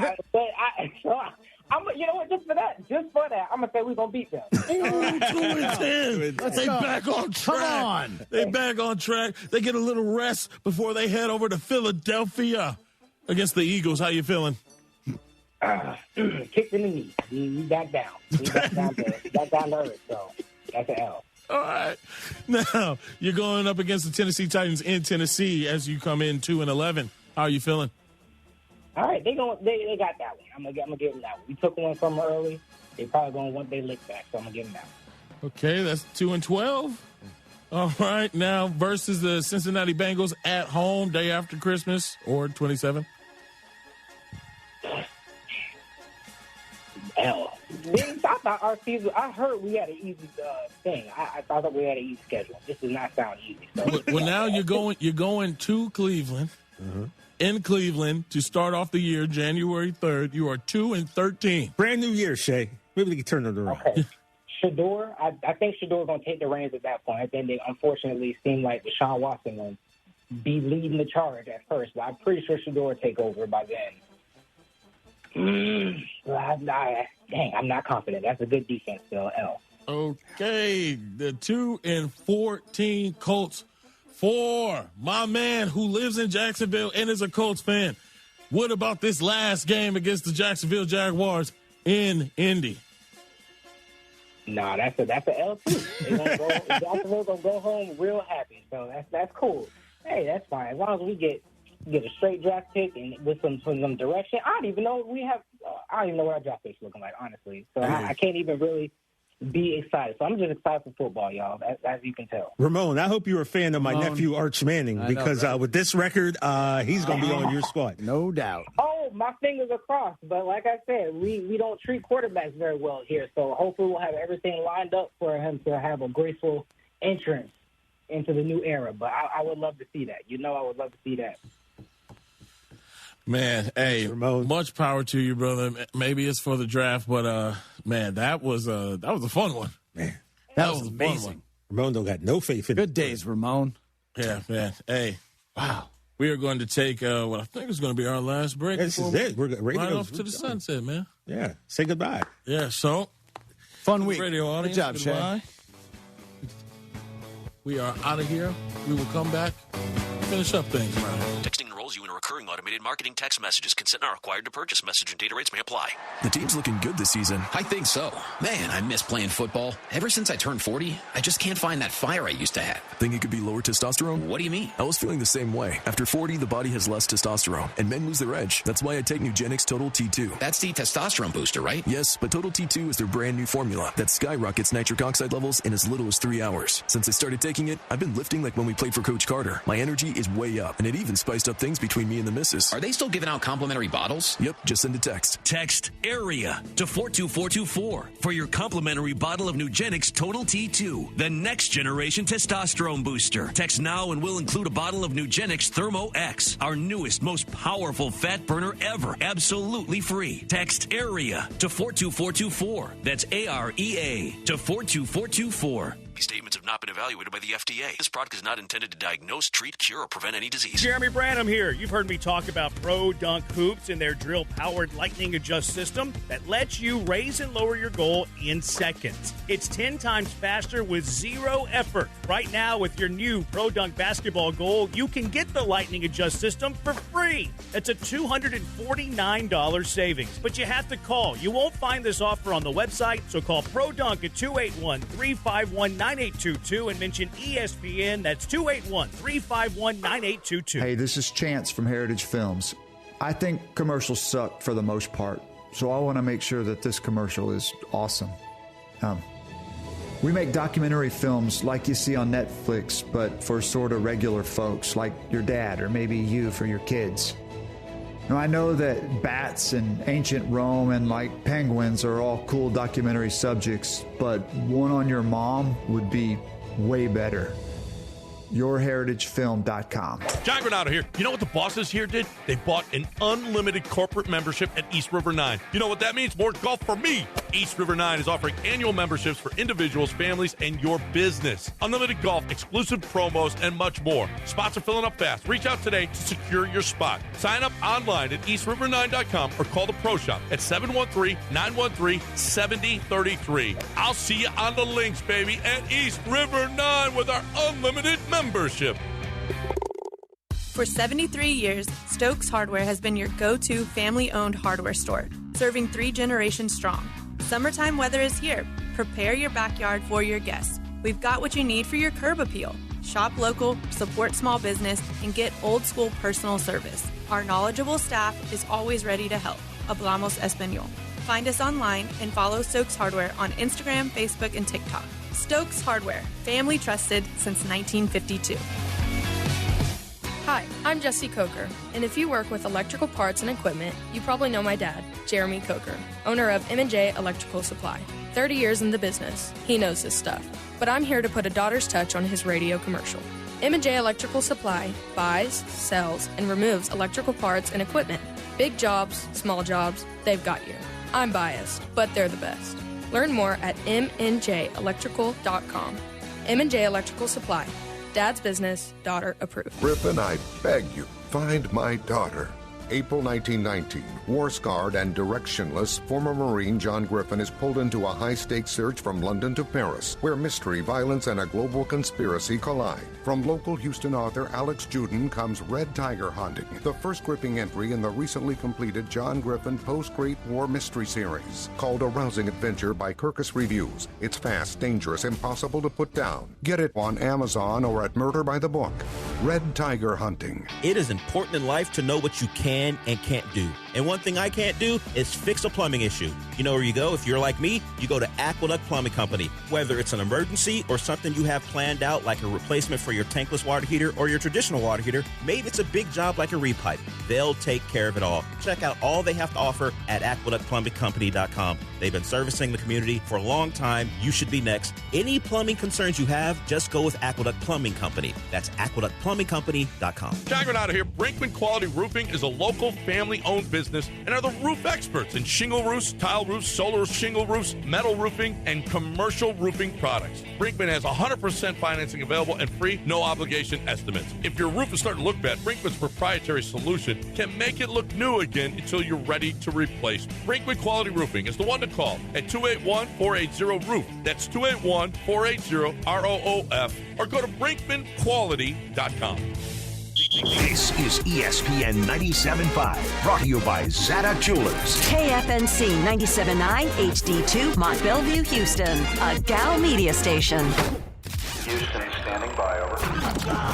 Jeremy and Joe starts now. On ESPN 97.5 and 97.9 HD2. Live from the Huntington Bank Studios, here's Jeremy Branham and Joe George. Hello, Houston. My cohort Joe. I'm Jeremy. We're Jeremy and Joe. Brian's around as well. Good to have the band together. Lots to get to today. It is a Friday. Fridays are always fun. Mailbag Monday on a Friday. Bad Take Boulevard. The voice of the Astros, Todd Callis, will join us. You will join us. 713-780-ESPN. Number to call. Number to text. I had somebody in my TikTok yesterday, Joe, saying stop doing full segments of text. And then I had another one saying read more texts. So I'm not really sure what to do. I like more. Yeah, I like more and more too. Yeah, we interact with our texters. That's the way we do it the most. Yeah, I am kind of defiant too. So. Yeah, if you tell us not to do something, we're just going to keep doing it. If not, do it more. Yeah, it's a bad habit of mine, I'll admit. But we start with the Astros. Astros winning a baseball game yesterday. Chase the fight. They're in the thick of the fight, guys. They're really chasing it now. They're 2.5 games out of the American League West lead. Can you believe it? No, honestly, I cannot. No, I can't believe it. I didn't think they'd be here. And now their slogan actually makes sense, unlike earlier in the season. Like, now they're actually chasing it. They're right. They're in the thick of things. They are. But they're in the thick of things. They looked good last night. Look good in the series. They look good recently. What, 7 out of the last 10 they've won? 7-3 on this 10-game roadie. It's very good. Which it's better than that, right? Like, if you wanted to go, like, the best way to talk about the current play, they just took 3 of 4. They swept the lowly Cubs. Mm-hmm. So, like, they've won 6 of the last 7. Yeah. 6 of the 7, it sounds better because then you still have to include a series loss versus the Twins if you go the last 10. But even past, like, because you can go past that, too, where they won their last series versus the Rangers as well. Like, you can even go deeper. That you can say, you know, they've gone, what is that, 9 of their last 13 as well. You can do whatever you want. You can split it however the cookie crumbles, Jeremy. You can do it. Yeah. It's been fun though, and I think my biggest takeaway from yesterday's game is that Spencer Arrighetti needs to be getting some Cy Young love. And whenever you say that, people are like, "Oh, you're saying that he should be the Cy Young." No, I'm not saying that he should be the Cy Young. I'm saying he should be getting some Cy Young love. And he does have the quirky thing because he didn't start the season with the team. Certain people feel some kind of way about that, but he has the best ERA in all of baseball, all of the American League. If you were just to take his ERA right now, and you look at the rest of Major League Baseball, Spencer Arrighetti is right there at the top. Yeah. Now he doesn't have the innings pitches to qualify, but if he did, he would have the best ERA in all of the American League. Yeah, he definitely deserves a lot more respect than he's getting for even just what the raw stats are. He's not getting any recognition. Honestly, I just pulled up the AL Cy Young odds for this year. What do you think he's listed as? Plus 1,000. Well, he's not listed, so that's the problem. Well, that's a trick question. I know. You're setting me up for failure. I set you up good there. I got you. But like Garrett Cole, you got to be able to get it somewhere. Yeah, probably. But at least this book that I'm looking at doesn't have him even on here. Garrett Cole, who's made 2 starts, is on this list at plus 10,000, and Spencer Arrighetti's not on it. He's been phenomenal this year. He absolutely deserves to be mentioned in it with how good the numbers are, frankly, this year. He has 7 wins on the season. His 7 wins on the season would put him in 3rd place, tied for 3rd place for the most wins in the American League. That is one off the pace of Gavin Williams of Cleveland, and then the Martin guy, Davis Martin from Chicago, which, where did this guy come from? How many people know who Davis Martin is? 713-780-3776. And then is that guy? Right. And then you look at the ERA, Spencer Arrighetti would be number 1. Now, he doesn't have the innings to qualify. 134 ERA. He would be ahead of Schlittler, who's at a 150 ERA. This Nick Martinez guy, who was a free agent in the offseason, he's got a 151 ERA. Tampa Bay does a great job with their pitching. So I don't know how you would have somebody off the book that's 1 win off the American League lead and would be in the ERA lead. And, you know, the argument, well, he needs more innings. Well, yeah, he does. Like, I get it. He doesn't qualify for the ERA. But you know what's going to happen if he continues to pitch in games? He's going to pitch innings. Yeah, he's going to qualify. He's going to get to the innings. And the rule on that is you have to pitch at 1 inning for every game your team has played. I looked up the numbers a little bit earlier. I think the Astros, after yesterday, they're 26-32. So what is that, 58 games? I think he's pitched like in 47 innings, something like that. So he's chasing it, right? Like he'll get there, though, as long as he stays healthy. Yeah. And I'm not saying that he should win the American League Cy Young if the season were to end today. I'm saying he should be in the conversation and he should get some votes. No, he absolutely should be in the conversation. It's ridiculous that he's not. What else more could a starter do? If he had a splashy name, he'd be at the top of the list. Wow, he's off the board according to ChatGPT due to low betting volume. So I guess you have to ask for it? He said, the ChatGPT said if a sportsbook were hanging a line right now, I'd expect something roughly in the 20-1 to 50-1 range. Yeah, the one I'm looking at, Luis Severino is the last guy on this list at plus 30,000. He's probably off the book because they don't want to, they don't know where to value him. Because he can't be plus 3,000. His numbers are too good to be plus 3,000. Yeah, but you'd have, do you want to put him at plus 800? To put him behind DeGrom, Cease, and Schlittler. Said it wrong. You have to dump that. It's okay. Did he dump it? He doesn't have to. He looked like it. Why doesn't he have to? Because he told me not to. Because I said a name. I just missed it. You didn't say the name right the first time. This is not Ivan Ivanschitz, former MLS player. I think I'm okay.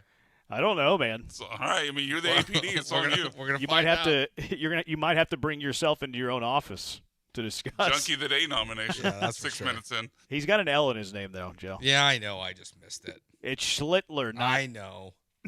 Yeah, don't even repeat it. I'm not going to. No, I'm scared to. I'm just gonna call him Cam. Yeah, Cam but good. S. I mean, it's a pretty easy name to say, Schlittler. I know it is, but I just say it 10 times fast. No, not doing that. Schlittler. I'm stopping at 5. That's a good call. Yeah, there we go. Yeah, he's good, though, from the Yankees. But he's no Spencer Arrighetti. You know, Arrighetti, despite giving everybody else a head start in the American League, he's 7th in pitching WAR. Like, this dude should finish top 10. And look, whenever I say votes, they vote for, their top 5 or whatever? I think that's correct. He should be – I think he would be – if the voting were to end today, I think he should be in the top 5. Yeah, I mean, what's the argument against it? That he doesn't have enough innings to qualify for the ERA. Yeah, but there's other guys who are. I mean, but like I immediately saw Garrett Cole getting promoted as could he win the Cy Young this year after 2 starts? It's going to be a huge uphill battle for him to qualify. Well, he's just got a name. No, I know, but it's what's the only difference there is the name. So if you're going to use the innings thing, you can't consider a lot of guys at this point. Like the stats are there. Well, Cole wouldn't get votes though. Like you're looking at Vegas odds. Like we're talking about the writers. I think if Cole puts up a Cy Young season, he'll. We're talking. Votes. I said if the season were in today, if everybody was voting on it today. No, he deserves it if the season ended today. Even without the innings. I'd have him top 5. He's not going to win it, but he's 10 innings off. It's not like he's 30 innings off, and this is three or four starts. Yeah, and he has counting stats. Like he's one off the American League in wins. On a team that's he's below 7th 500. in WAR. Yeah. Dang it! What is that? The Astros have how many wins? The Astros I don't know what that is.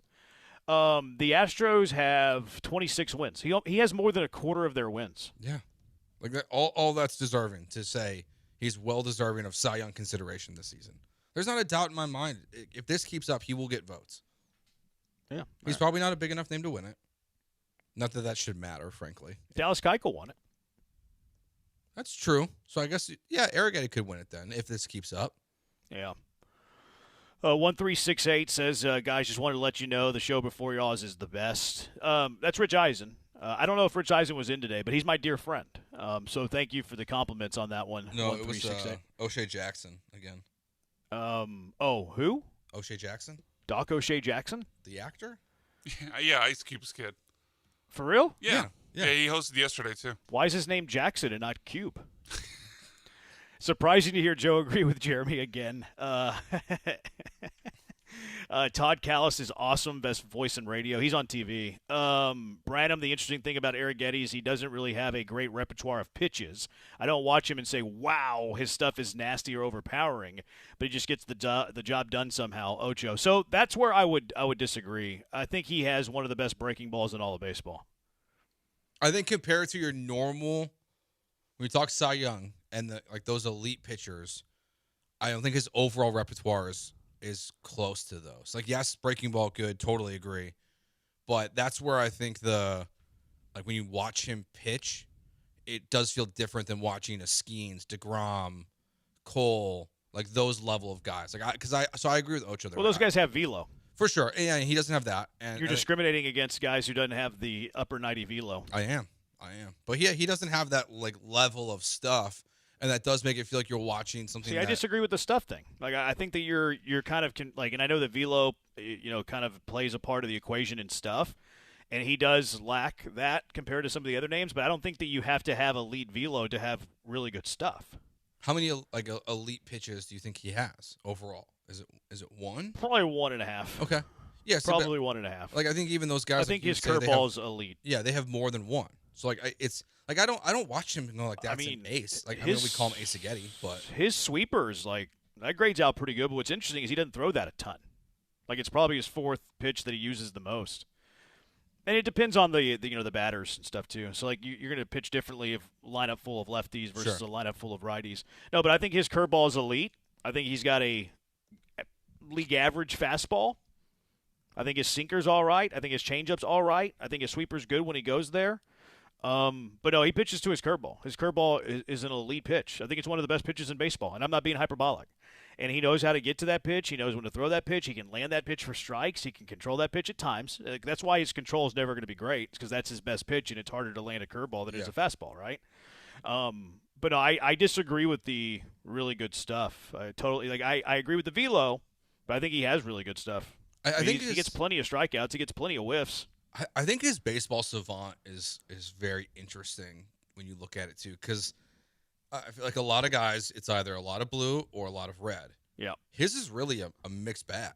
Yep. His expected ERA is pretty poor, but his expecting batting average is really good. His average exit velocity is very good. His barrel rate's good. His hard hit percentage is good, but then his chase percentage is the 24th percentile in Major League Baseball. It really is a major mix of some stuff that he's very good at and some stuff that's not as great. It's really strange when you look at how good the results have been to see it be so mixed on Baseball Savant. Here's what I've learned over my years following baseball and then the analytics, and I've dove all in on analytics. Love the numbers, love the analytical side of the game. Huge fan. Loved Moneyball. I know analytics has those things out there. I'm so old that I love Bill James. I love the numbers. The extra 2%, the numbers that are around now, your Baseball Savants, your Fangraphs, I love it all. I love the numbers. Here's the one thing you need to know about the numbers, especially when it comes to pitching. There is not a single analytic measure out there that measures a guy's pitchability. There's not a single analytical number out there that is able to measure a guy's ability to know how to pitch. Yeah. No one can measure it. Dallas Keuchel won a Cy Young. Go look at his Baseball Savant numbers that year. Not good. But why was he able to have a period of time where he was very successful? His know-how to pitch. Why is Spencer Arrighetti a guy that he has a mixed bag of Baseball Savant? He's got some very elite stuff, and he's got some other stuff that are average at best. Because he knows how to pitch. He knows, like, the demeanor. That's something that will never be measured. It can never be measured. Yeah, and you're right. And the only thing you can measure that with is kind of what you're saying is eye test, right? Yeah. Like, you only watch the starts and see how he performs on a day-to-day basis or a start-by-start basis to see those results play out. I do think, some of that you can see maybe a little bit in terms of, like, barrel percentage and things like that because, it's not an exact science of that, but I do think a high barrel percentage might lead to some indicator of pitchability. Is that fair? Yeah, I mean, you're not getting barreled up. You're missing barrels. Yeah. So Yeah, it's not a perfect, 1-to-1, but I think it can be like a good indicator of that. Yeah. Like probably that plus like walk percentage and strikeout percentage. No, no, it's ability. Like sometimes you're going to walk a guy. Like sometimes you have a runner at second base, 2 outs, and you want nothing to do with Yordan Alvarez. Yeah. So like that dings you in the walk percentage. So what? That was the right thing to do. Yeah, which like it doesn't show on a box score. Like that's my annoyance with the analytics. Like it doesn't have value for that. It doesn't have value for like, okay, well yeah, he walked a guy. There's a tally in that column, but he should have walked the guy. That was the right decision to make. Like how does analytics measure that? No.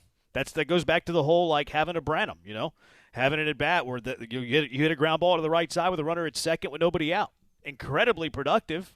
It could have even been a weak grounder, right? Let's say you hit it at a 25-mile-per-hour exit velocity to the right side. Second baseman picks it up, throws you out. You're 0 for 1.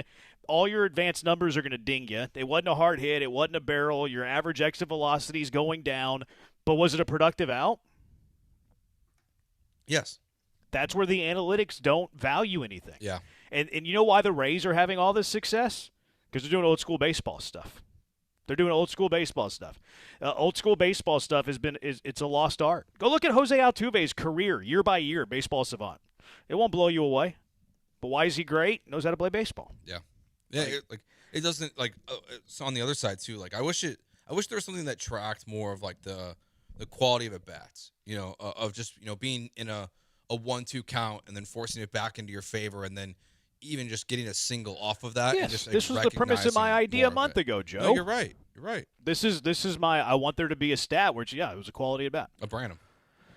Yeah, although the Branham now is like basically what I think should be a sacrifice that it isn't counted as a sacrifice. Yeah, that's what we've been using it as. You've been tracking those? No, I haven't been tracking them, but every now and then when somebody does it in a game that I'm watching, I'll just be like, "Oh, he sucked with a Branham." Oh, okay. And then a few of the dozens and dozens of our listeners that follow me on Twitter be like, "Yeah, it's a Branham." I think the name hurts it a little bit. No, hey. What would be better, a Joe? No, I don't know what it would, but. Yeah, that wouldn't be any better. All right, 713-780-ESPN. We'll get some of your thoughts on Arrighetti. There's more to talk about in this game, too. There's some things I liked about in this game. Cam Smith flashing the leather. Cam Smith doing it a little bit with his bat. But also the recipe for success for this team kind of around Yordan Alvarez I thought was on display yesterday. And I want to tip my hat again to Mr. 201. Joe Espada, who picked up his 201st victory after last night's game. You said you weren't going to do that. I know, but it sounded cool. I just rolled off the tongue. I wasn't planning on it. Okay. Sometimes I get over my skis and I just talk and I start rambling and I just, things enter my mind that I probably shouldn't say a lot of times. 713-780-ESPN, though. That's the number to call. That's the number to text. You can Twitch at us, twitch.tv/ESPN975. You can YouTube at us at ESPN Houston on YouTube.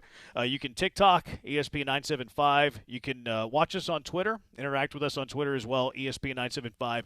Joe's at Joe George Radio. Brian's at Sacked by BMAC. I'm at Jeremy. That hurt a little bit. I'm at Jeremy Branham. It's Jeremy and Joe on ESPN 97.5. 1976, D&M Leasing opened their doors with one mission, making a vehicle easier, smarter, and more affordable than buying it the old-fashioned way. And they make it really a simple process from start to finish. You just have to call 713-290-1000 or visit them at dmautololeasing.com. You don't have to go to a dealership and waste hours and hours. You can just talk to a veteran sales agent who's going to show you and talk to you about all the cars that you could be looking for. They have a major inventory, so they can walk through all the different pricing, mileages, everything you're looking for. They can find the right car for you with the inventory that they have. And you can see it all at dmautololeasing.com. When it comes time, they'll bring that brand new car right to you and take your trade-in as well, so you don't have to leave the comfort of your own home. Give them a call right now, 713-290-1000, or visit dmautololeasing.com. ESPN 97.5. Place your next bet at the DraftKings Sportsbook inside the Golden Nugget Lake Charles. Catch all the action and immerse yourself in over 3,200 square feet of LED screens. Wager, watch, and win in the sleekest setting with the best odds. Order your favorite game day bites and sip on an award-winning cocktail at your game day headquarters. Only at the DraftKings Sportsbook, Louisiana's largest sportsbook at the Golden Nugget Casino, Lake Charles. A 2-hour drive from Houston. Must be 21 or older. Gambling problem? Please call 1-877-770-STOP. You've probably heard all those ads for life insurance. Just a few dollars a day, apply online in minutes, no medical exam. Simple, easy, and cheap, right? Now you're thinking, maybe I should get a quote. Well, smart thinking. Everyone should have life insurance. But here's what they don't tell you. Those few dollars a day rates, they're for young people in perfect health. That's why everyone calls Big Lou the 50 to 60-year-old not-so-perfect candidate. Like you. You take prescription meds, and you're overweight. Winner, winner, fried chicken dinner. Well, Big Lou works with life insurance companies that want people like you, with no surprises after you apply. In fact, if you're a 50-year-old guy with a few health glitches, Lou could probably find you $1 million of term life coverage for about $200 a month. So, yeah, you need life insurance. But unless you're young and healthy, you gotta call Big Lou, because he's like you, older, heavier, and on meds, too. Get a quote right now at 800-511-3535, 800-511-3535, or biglou.com. Whether you're buying a home or you're refinancing, Kent Jones at Dream Rate Mortgage is the guy for you. He's done over 1,400 closings. He's been in it for 30 years. He knows all the hacks. He can save you thousands and thousands of dollars. He does it all the time. Dream Rate Mortgage is the way to go. Shop your loan. Kent Jones loves that. Dream Rate Mortgage, 975loans.com. That's 975loans.com. Dream Rate Mortgage, LLC. NMLS number 2482473. J. Ken Jones. NMLS number 356118. Equal housing lender. Stand by. Cue announcer. The Del Olalea Show. Weekday mornings from 10 to noon.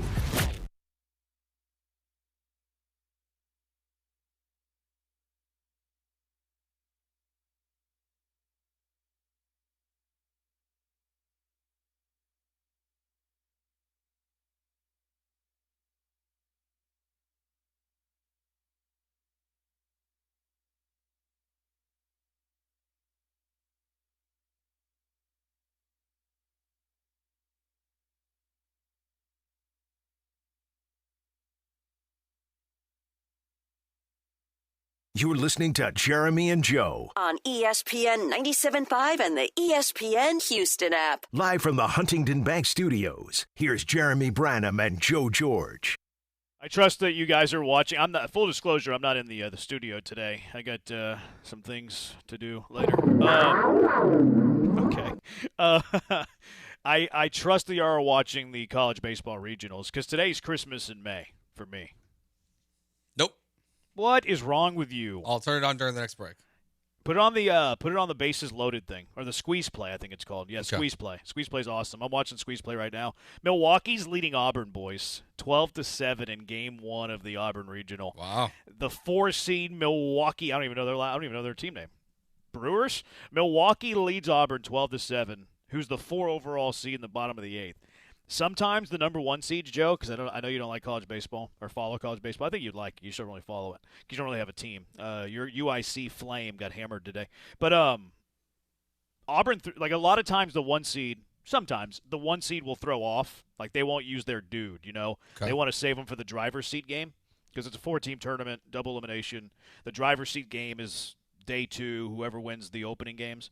So a lot of times the top seed, when they feel like there's a mismatch, will throw off. They won't throw their dude. They won't throw their ace. They'll hold their ace back for the driver's seat game.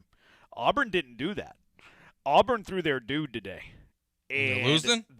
They're 3 outs away from dropping the opening round game to 4-seed Milwaukee, despite throwing their dude. So we're following that. SEC overrated. Oh, I didn't realize this game was in the 14th inning. See, I was running around getting ready for the show, and I hadn't had it on in a while. Oh, Texas is up 19-0 on Holy Cross. My goodness. Texas is back, folks. I didn't even know that they were hosting a regional. East Carolina and Tennessee are in the 14th inning. Like, this is awesome. It's just it's March Madness for college baseball. It's around the clock. Squeeze play takes it all the big moments. Highly recommend it if you're a college baseball fan. Don't turn us off, though. Just, watch this on mute like I'm watching it off my phone right now on mute. We're also sweating of the day. We didn't have much to do. I can't bet college sports, so we're not betting college baseball. I just can't do that. You guys can, but I am not. So our sweat of the day, we have a little golf bet going. We have JT Poston, rhymes with Boston, over Putnam. That guy. Andrew Putnam. Hopefully he's not I putting do not them in know the this cup. man. Poston's Boston's 2 under through 9. And Putnam's even through 9. So we currently have a 2-shot lead on Andrew Putnam as we make the turn on our sweat of the day. That's so bad, man. We're giving. Why is that bad? It's such a dad joke. Oh, the joke? It was pretty bad, I admit. I almost ran you for it. I was like, no, he still needs to be here for another 2 hours. Because he's not in studio, he could actually just leave. Yeah, he could just turn it off and call leave. technical issues and walk off. You didn't like that? I hope he's not putting them in the cup. You should text that joke to Will Doctor. Tell us what he says. Okay, I will. I'll do it during the break, though. Thank you, Junkie. What do we always tell you guys? We always tell you guys that we have the most sophisticated listenership in all of Houston Sports Radio. The dozens and dozens of junkies that we have are the smartest in the business. It's Milwaukee Panthers. Okay. I didn't realize there was Panthers in Milwaukee. There's not. There's not sure why they call them that. But they call them that. Junkie, after listening to yesterday's show, I was patiently waiting for Branham to come out with the Mr. 201. See? It's the most sophisticated listenership. He knows me better than I know me. A Branham is what I say when I'm about to sit on the toilet. I got to take a Branham. That's not very nice. Somebody says a cup of Joe is better. That's too played out, though. Yeah, okay, it's too cheesy. It's probably better, but it's too played out. Brown, here's like the this is a perfect example, I think. This is a microcosm of glass half full fan, glass half empty fan. Back-to-back texts we just received on the HRP listener line, 713-780-ESPN. You want the good one or the bad one? You want glass half full, glass half empty? Let's go empty first. All right, glass half empty. First one. I am afraid that this stretch the Astros are on is going to end, and they will return to sucking. This team does not have enough good, healthy, consistent starting pitching to keep this up. Okay. Glass half full, another texture, seconds apart. Brown, Arrighetti, Tang, that's a solid 1, 2, 3. Hader and Tuve on the brink of return. We are so back. So half full, half empty, back to back. And I think both are fair takes, honestly. Yeah, I guess you're looking at Arrighetti and his walks is probably the thing that is unsustainable for him, and then just not a believer in Tang just yet if you're glass half empty. Because Burrows is a mixed bag. No, it's totally fair. Like Arrighetti, we know what his career has been so far. It's obviously been nowhere near this accomplished at this point. Now, it does feel like he's figured something out, in terms of like you said, like just knowing how to pitch against these teams. So I don't think it's going to be at this level where he's going to be deserving of Cy Young recognition all season, but it doesn't mean that it can't be well above average throughout the season. I like Kai Tang. I'm kind of a believer in him as a starter at this point, more than like a Burrows or obviously an Imai. So I think it can be solid and good enough. It's just, will your lineup be good enough to win games when the other guys are not there and to support these pitchers when they give up a couple runs? I think is more the question for me. Yeah, I think that you have I think it has a shot to be solid. Like I think Hunter Brown, Arrighetti's solid. Even good. Can K-Wei Tang be a solid 3? Can Lambert be a solid 3, 4, 5? I'm not really sure there. And then Burrows, can he be a 3, 4, 5? So you still have those question marks a little bit. I did read, though, I think it was Matt Kawahara that tweeted this. I saw this in his story, that the Astros are going back to a 5-man for the time being. Okay. So you don't have. That's why the Alexander was sit down. I mean, also because they gave up 8 runs in the first. I think that played a part too. But they are shortening their rotation a little bit, so you don't have to see that 6 starter for a little bit, and then Hunter Brown back in a little bit. So yeah, I think that there's some to be optimistic about there when it comes to the pitching staff. Yeah, I mean Hunter Brown back on the mound tonight. What do you think? Like one more rehab start after this? Just guessing.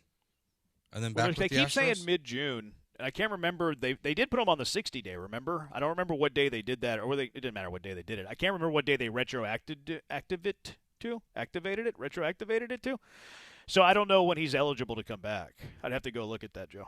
That's a good question. I don't know that either. I asked the best questions.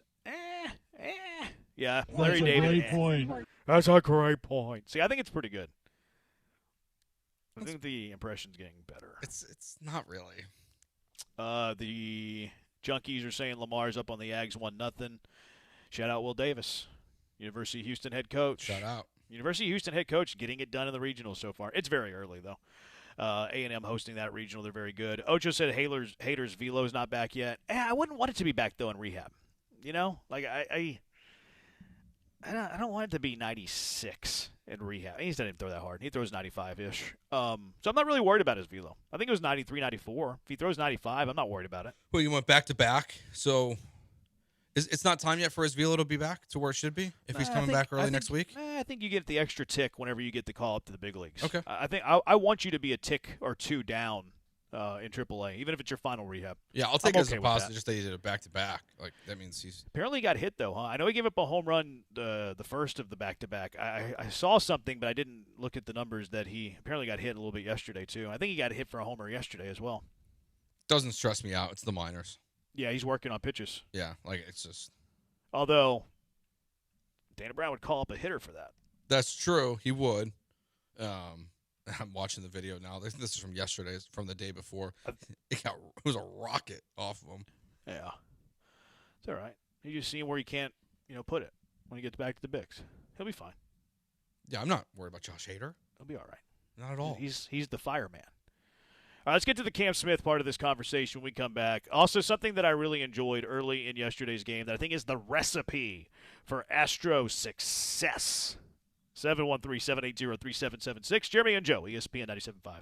Your local bar could be your ticket to a global stage. Michelob Ultra's Soccer Shootout is giving fans the chance to win tickets to the FIFA World Cup 26. All you have to do is show up and compete. This event is running now through June 14th, and it is happening tonight. But all you have to do is show up and compete at one of these bars, compete in their soccer shootout, and the winner will go home with a pair of tickets to a Houston-based FIFA World Cup game, thanks to Michelob Ultra. Tonight, from 5 to 8, you can go out to Bombshells in Stafford Vita Garden in Midtown. Tomorrow, from 11 to 2, you got McIntyre's in the Heights. Phoenix on Westheimer in Montrose. Kirby Icehouse from 11 to 2 in the Heights. The boys, the bullpen, Sean Bryan and Cam Smith will be out there from 12 to 2, so go hang out with them and get your chance to win FIFA World Cup tickets to a game here in Houston, thanks to Michelob Ultra. Play for a chance to witness history, because Superior is worth playing for. Michelob Ultra, official beer sponsor of the FIFA World Cup 26.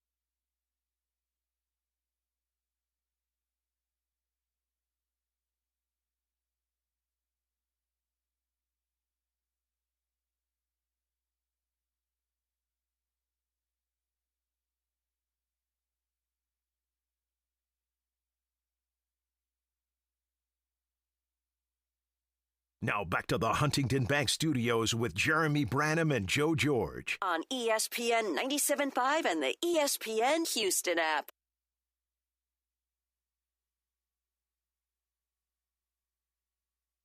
Astros lineup's a doozy today. I see that. Taylor Trammell is leading off. Yeah, he is. For the Astros today. Isaac Paredes, home run boy from yesterday's games, batting second. Yordan Alvarez, third. Christian Walker's back in the lineup. Cleanup man, right fielder Cam Smith. Braden Shoemake, the shortstop. Bottom three, Jake Myers in center, Nick Allen at second. Cesar Salazar catches. Woo-hoo. That is a doozy. Doozy of a lineup. I'm not sure why Allen's playing second and Shoemake's playing short, though. That one doesn't make a whole lot of sense to me. I think Allen's the slightly better defender. You could sell me into Shoemake. Shoemake does have a better arm, so maybe that's the difference. Yeah, I would guess that's it. I guess maybe yeah, they but like I think his Allen's got range a more little range. You think Allen's got more range? Yeah, I do. But the arm thing is fair, so I'm not going to rip it. I think this clearly shows the last 2 days, if now you include today's lineup, were just they had a plan for days off. Yeah. Right? Paredes, Walker, now Pena, all out of the lineup. Like, why? Yeah. I don't know. Just getting them. Well, they're playing a lot of games in a short amount of days. Like, they only had 1 day off in, like, what, a 20-something game stretch. So I get it. And plus, you want to take care of these guys. And then look at the off days and then the guys that have produced after their off days. Like, you gave Yordan the off day after the little back spasm, and he goes, scorched earth in Arlington. Yeah. You give Isak a day off, and then he homers yesterday. I'm pro day off. Like, it's May 29th. You have to give guys days off. Players have to play. It's 162 games. And then the whole Pena thing. Remember they said Pena's like, he's not going to play every day when he comes back, and he's played every day since he's come back. Yeah. So he probably needs a day. Plus, they had that long flight yesterday, that long flight home yesterday. They had to play a late-night game on a travel day, and then they had that long flight home. So we feeling a little Christian Walker home run prop tonight? Yeah, I don't know. Who's I haven't really dove into the. It's Crow tonight. I think he's making his third big league start. Is what it is. Yeah, I would need to dive into his the numbers for Crow. I can't wait for Sunday with the Miz. Miz versus Yordan. It's gonna be awesome. Yeah, it's gonna be pretty cool. That's gonna be Can't Miss TV. That's gonna be pretty cool. What? This is so bad. I wasn't doing Cal. I was doing Putty from Seinfeld that time. Yeah, lefties have better numbers against Crow than righties, which you would understand because he's a right-handed pitcher. So I don't know how I feel about that prop, quite frankly. Taylor Trammell, though, is he for real? He's not going to hit 359 forever. We know that. He's not going to have a 156 OPS forever. We know that. But is Taylor Trammell for real in the sense that he is a starter against right-handed pitching? I kind of feel like he is. I mean, last year, the numbers are obviously nowhere near where they are now, but I thought we saw quality at bats for him last year when he was with the Astros. And this is a guy who was obviously once the top prospect in Major League Baseball, has not panned out at all. He's currently having his best career very clearly by WAR, and he's gonna blow past it. But I think with the roster construction you have right now, so maybe that's a cheat answer here. I think he's playing. Yeah, I think he is too. And look, maybe it's just one of those play the hot hand until he's no longer hot, and then if he goes into a terrible slump, then okay, make a decision then. So it could be that, it could be that. But even last year I kind of liked his plate appearances. He's swing and miss there, but he can play all three outfield positions. He can man center field. Haven't seen him a whole lot in right, but I think he can man right. And he's got a little bit of thump, He's got a little bit of hop. So, yeah, play the hot hand. Maybe you found something here. But, yeah, I'm a fan of Trammell. He had that hit down the line yesterday. But Cam Smith made the great catch yesterday. Mm-hmm. Robbed the home run, went back, made a Gold Glove level play, which also he hit really well on this road trip, which his road numbers have been good, home numbers have been bad for whatever reason. What a play, right? I mean, just give him the Gold Glove, huh? Yeah, he finished top 3 last year. I think he's leading right fielders in at least the American League, but maybe in baseball overall in terms of the run save stat that they use. So I definitely think he's Gold Glove worthy. He is so impressive out there. That catch last night was phenomenal. Yeah, he's a freak. He's a freak athlete. An unbelievable catch. He kind of no-sold it a little bit, which they were kind of ridiculing him over. And then Cam Smith, this was his response yesterday on why he didn't celebrate. Honestly, I didn't even know how to react. I've never done that before. But it was pretty cool, and I'm glad I could do it for Spence. There you go. Little awkward media laughing. I mean, he no-sold it so well. I think TK got the call wrong. He did, yeah. He did. TK will join us later. Are you going to ask him about that? Probably not. But I think it's probably because Cam Smith no-sold it.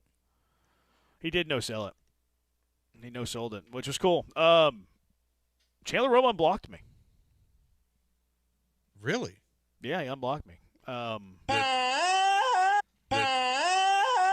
Interesting. Drop so much. Can't stand that. Yeah, somebody retweeted one of his stories, and when you're blocked, you can't like, retweet, or comment on it. Yeah. So it kind of grayscales it to where you can't really even see it. But somebody retweeted it, and I was like, wait, can I comment on that? And then I pulled up his page, and I'm no longer blocked. I've been unblocked by the great Chandler. Who's always done a great job. He's always been incredibly honest and fair, and fully takes quotes and totally puts all context in them. Yeah, he unblocked me. Maybe he can only have one enemy at a time. Well, who's his new enemy? Schwabi. Well, I think Schwabi's always been his enemy. Yeah, but maybe you jump Schwab for a little bit, and then now Schwab's regained the top seed in the villain Chandler Rome life. Hey, unblocked me. Yeah. So how about that? A little surprising. I appreciate the unblock there. Right? Maybe he was just having a bad day when he blocked you. Maybe. Yeah, I appreciate it too. I mean, I still think the blocking's incredibly soft. Sure. But I admire the unblock. I probably don't do the same. I don't block people, but if I mute you, then I'm keeping you muted. So, maybe he's a bigger man than me. That's not true. But maybe proverbially, he's a bigger man than me. I'm sorry. I'm reading the text line. I'm trying to figure. I'm confused by the text line, Jeremy. Why? The two texts that we just got that you starred one of them. Oh, y'all's voices were raised like one pitch in podcast for yesterday, and it threw me off. Has anyone asked or have y'all addressed why y'all sounded like the Chipmunks in yesterday's podcast? I don't know. We have new interns. Is it that? I'm gonna guess. The answer is yes. Thanks for listening to the podcast. Yeah, thank you. We appreciate that. Yeah. Yeah. I mean, well, you'll have to check it. You'll have to check it. Make sure it's not a user problem. Yeah, it could be like a 4. Do you listen to podcasts on normal speed? Me? Yeah. Yeah, usually. Because I think Sean listens on 1.5. He says, and then someone we used to work with would listen to podcasts on 2x speed. It was Asman. That's weird. Yeah. The only time that I'll speed up what I'm listening to is if it's like a video, like a Twitter video or like a TikTok video, and they're kind of talking slow. Then I'll speed it up so I can get through it. But I never do it with a podcast. No, it gives me a headache. A headache? Yeah, I don't understand it. That's kind of soft. Maybe it is. Maybe it's not, Jeremy. Maybe it's your frontal lobe. Something's wrong with it? Yeah. Maybe it's not fully developed yet. Does that explain the math problems? Might. Yeah. So can I tell you something that I really enjoyed from yesterday's game that I think is the recipe for the Astros to have offensive success, and it's really what you want to see from them. Yes, you can. How they handle that first inning, and obviously you're not going to get double dongs in the first inning every single game. And it's not even a first inning thing. It's more around a Yordan thing. Because we know that Yordan's not going to get pitched to a ton, especially in tight games early. Like, they're going to be uber careful to Yordan Alvarez, right? So what do you want to see if the pitchers are being uber careful to Yordan Alvarez? You want to see, A, the guy hitting in front of him take advantage of having the protection of Yordan Alvarez, right? Mm-hmm. Jeremy Pena did that, hit a towering blast into the Arlington lights last night. So, okay. It doesn't even have to be a home run. Like, I don't want to sensationalize it and be like, it's got to be a home run. No. You just have to have the guy hitting in front of Yordan, who Yordan's providing protection for, to be a plus offensive player. And we think he will be a plus offensive player. And he has been, as recently as last year. Small sample, injuries, all of that stuff. But, okay, great. Saw success for the guy hitting in front of Yordan yesterday. Jeremy Pena homers. And then you want protection, right? Like, if you're not going to pitch to Yordan, you're going to put him on base. Well, you want to really make the other team pay, right? Mm-hmm. Isak Paredes did that. So yesterday in the first inning was the recipe for the Astros to be good offensively. Like, Yordan can't carry all the water, right? He's trying his best, and he's going to have a historic year. But for them to be very good, especially in close games offensively, they need the guy hitting in front of Yordan to have offensive success, and you need the guy hitting behind Yordan to have offensive success. And in the first inning yesterday, we saw both of it. So I just wanted to, I wanted to bring that up and say, job well done. Yeah, it's what we talked about yesterday, and then they executed it to the perfect way possible. Perfect way. In yesterday's game. Home run, walk, home run. Yeah. You can't get much better than that. And like that's like obviously like that's to the extreme. Like we're not asking for that. And you're 3 for 10, you're a Hall of Famer. Like get it, but you just have to have production from the guy in front of Jordan. Yeah. And you have to have production from the guy behind Jordan after he walks, dude. Also, the praise I wanted to give for Mr. 201, Joe Espada himself. I thought he handled the bullpen again great yesterday. He's a good bullpen manager. He hadn't always been, but he's finding the right pockets. He's using his guys in the right times. You know what else I really liked?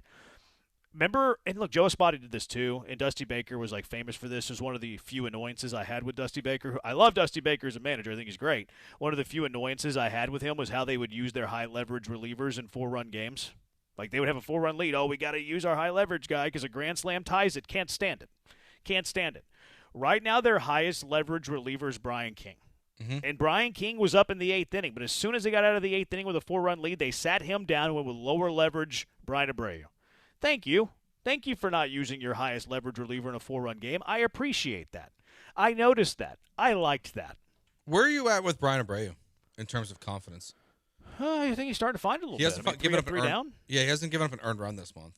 Yeah, he has been wild. Yeah, he's got 5 walks, and he's been wild outside of that as well. And I think he's hit dudes, too. Yeah. I think he's hit a few, probably. But no, I mean, he's tough to hit. Brian Abreu is a tough pitcher to hit. Yeah, like, his strikeout numbers are still great. He's got 23 Ks in 18 innings this year. Yeah, I think I'm getting close to if Joe Espada wants to throw him out there in a high leverage situation to try it out again. I'm open to that. I mean, yesterday was a 4-run game in the 9th. Yeah, but that was a Dusty Baker safe situation. It was, but like in like the real, coming in the 8th inning in a one-run game. Yeah, I'm not there yet. I'm not there yet. I think I'm ready to see him try it. My pecking order of my bullpen at this moment, it changes based on the pockets. We know this. But if you're just eliminating the pockets, you're eliminating the splits for a moment. It's Brian King for me. I guess you have to look at it lefty-lefty. If I'm going, my top 2 lefties are obviously Brian King and Stephen Okert. I think they're the only 2 lefties in the pen. But I like both of them in high leverage spots. I'm not ignoring either one in a high leverage spot. If I need to use King in a high leverage spot, I'm using him. In fact, I think I just said he's the highest leverage reliever they currently have. But I'm also not scared of even using Okert in a high leverage spot. The righties, I would have Aniel de los Santos ahead of Brian Abreu, and then I have Brian Abreu. Okay. And then I guess Pearson would be after that.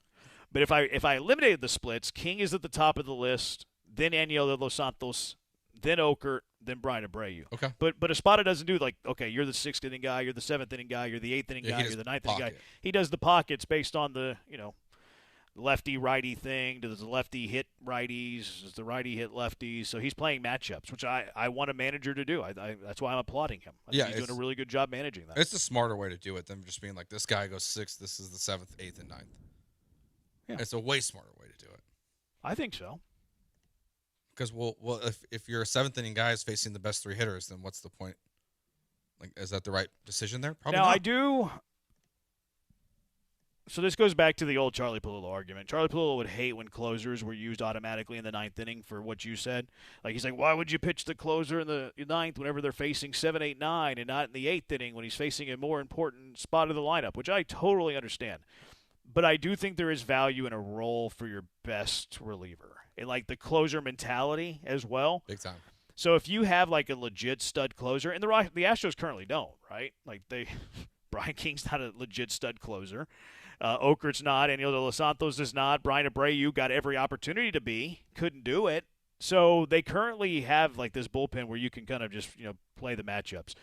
But whenever you have a bona fide closer, like when you have a Mariano Rivera, and it's the regular season, you're playing 162, he has the 9th. Yeah.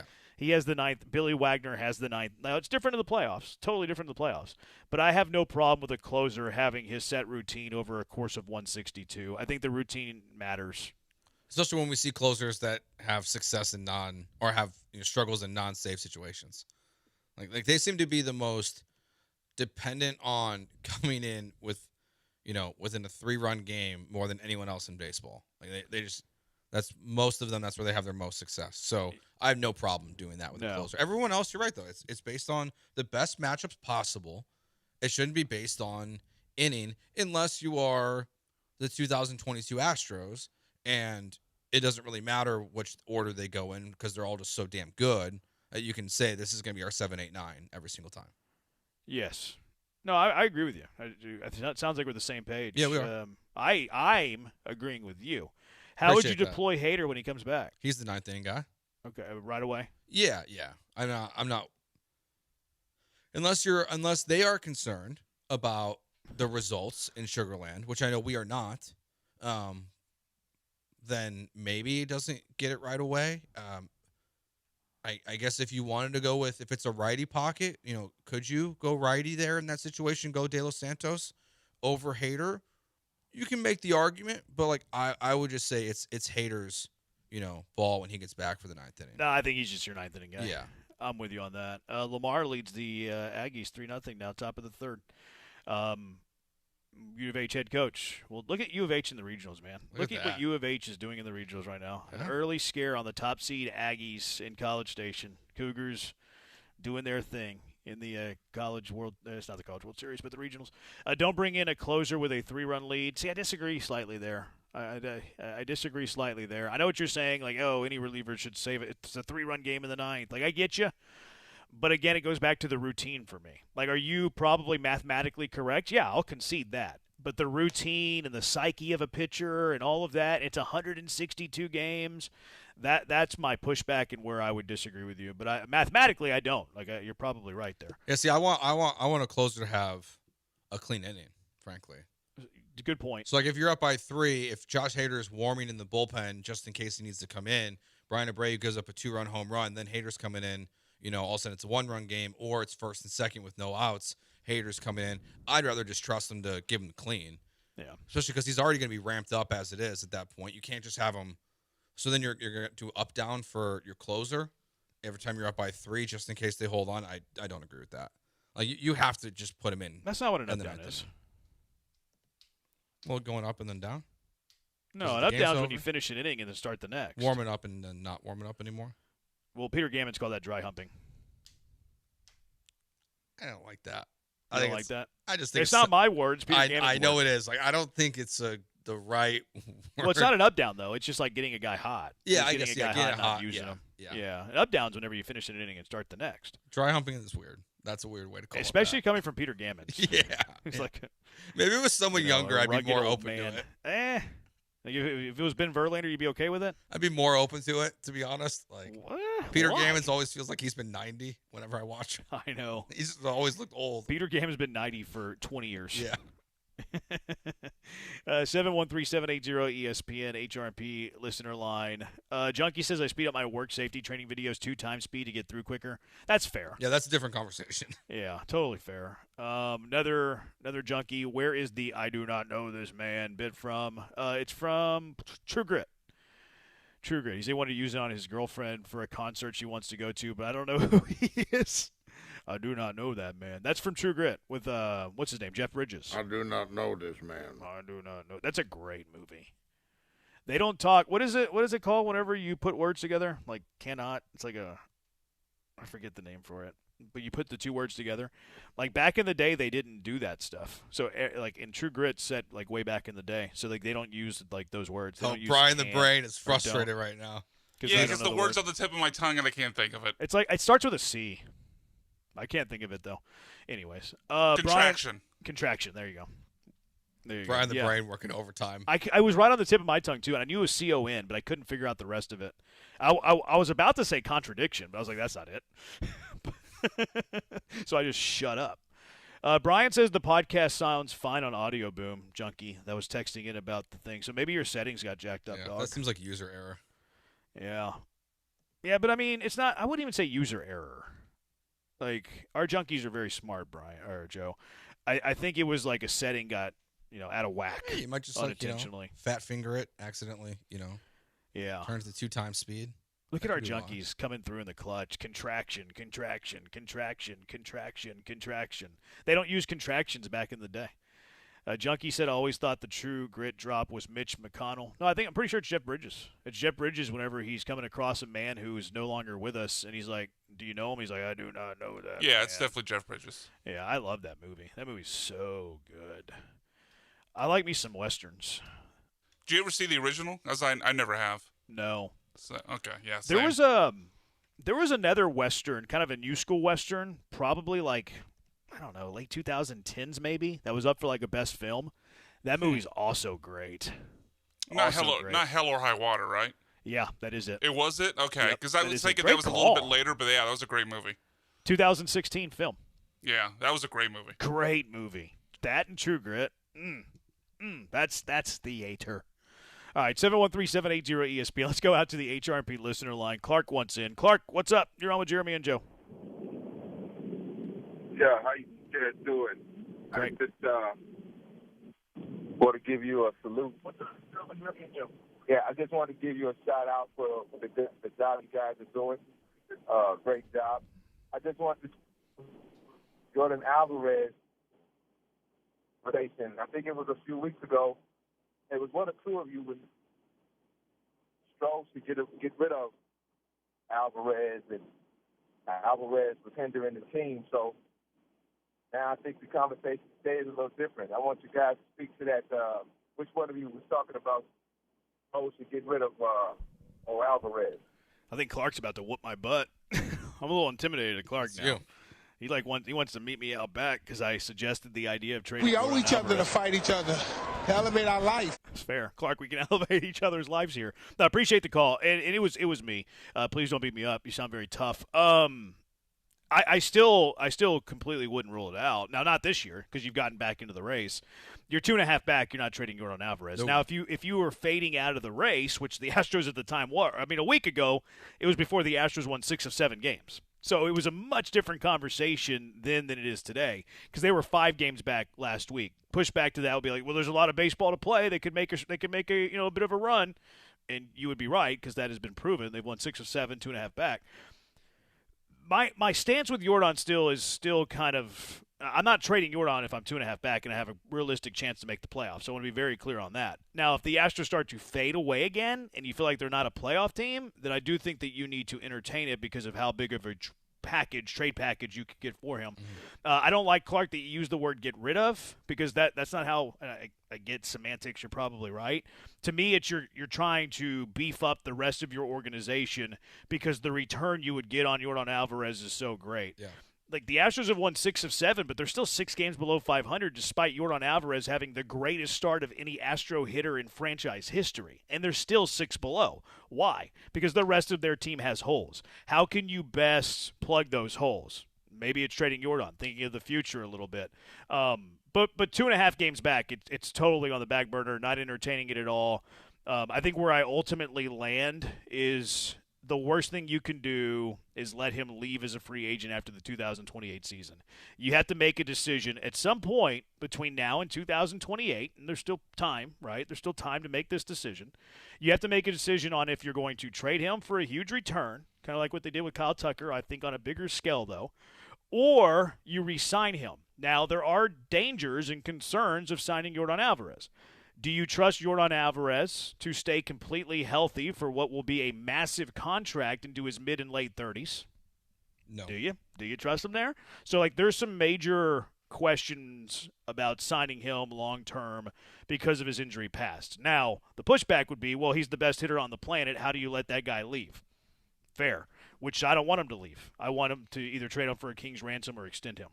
Yeah, you look at the Juan Soto trade, they got it was Juan Soto and Josh Bell for 6 prospects is what they got. And 5 prospects and a major league first baseman is what the Nationals got in return. Like, that's what you're kind of looking for here. You're looking for 4 to 6 players if you trade Jordan Alvarez. Or 3 elite prospects, Yeah. Something we're not giving him away. We're not being like, hey, Jordan, your time here is done. You're trading him for 3 prospects that you think are can't-miss prospects that are going to kickstart your next golden era. Yeah. That's the kind of trade we're looking at here. And look, the Nationals got a great return from Soto. The people are like, oh, the Nationals, what do they do? Go look to see what those guys are doing. They're and I know the Nationals aren't great, but they're kickstarting what they hope to be like a team that will win again. Yeah, they got the Padres number 3, 4, 9, and number 1 overall prospect. Yeah, that's the kind of return you'd be looking for. Now, if you're in the race, you're not doing it. I completely understand that. Completely agree on that. But the Astros are going to have to make a decision before his contract expires in 2028. Do you sign him long term? Which do you trust him to stay healthy? Can you afford him? Will he be demanding $60 million a year? Because if he was on the open market, guess how much he could get? $60 million a year. Because the best hitters on the planet are very, very expensive. So do you trust him to stay healthy? Can you pay him? And then if the answers to that are no and no, are you just going to let him leave as a free agent and get a very little return for him? That's where the suggestion is there. And if the Astros were a really bad baseball team, then you're just kind of wasting the season anyways. All right, 713-780-ESPN. We'll entertain the Jordan conversation if you want. 713-780-3776. Eventually, too, we'll talk about the Thunder Spurs from last night as well. 713-780-3776. Jeremy and Joe, ESPN 97.5.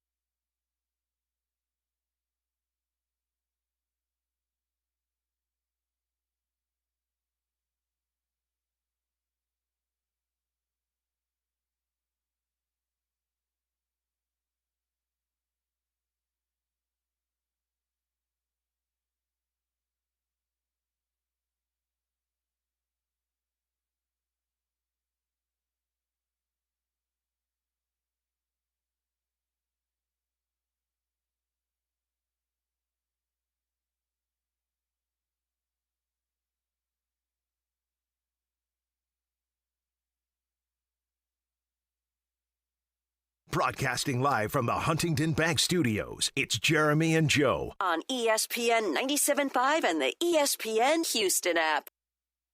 Goes Auburn. Milwaukee Panthers beat the 4-seed Auburn Tigers 13-8. Auburn threw their dude, too. The Tigers have to come out of the losers bracket. Fall to the Panthers. Panthers improved to 26-31 on the year. Hopefully that's the only win Milwaukee baseball gets. 713-780-ESPN today. Astros open a series against the Brewers, to be clear. All right. Ocho says Kenny Lofton's my second favorite baseball player of all time behind Ray Lingford. Former Astro great. I don't know. I like Brian's music, but I am 50 years old. Brian does a great job. All right, let's go out to the HRP listener line. Jason wants in on Jordan. Jason, you're in with Jeremy and Joe. Good to have you, Jason. What's up, Jeremy and Joe? Just hanging Look, out. I'd like to add a Spurs comment after my Jordan because I'm a Spurs fan, I won't lie. Go Spurs first. Go Spurs first. Spurs first? Yeah. We're taking it to the house. I think we took their soul last night, and especially after the comments that Mr. SGA, we call him the flopper, made about his season being over and his career, he can't do this or whatever. I love it, man. Like what the Spurs did last night was like all defense. And not only that, they basically, what the Oklahoma City Thunder do to other teams, they did exactly that to Oklahoma City. So I loved it, man. Last night was great. And if we win Game 7, I think we can beat the Knicks, man.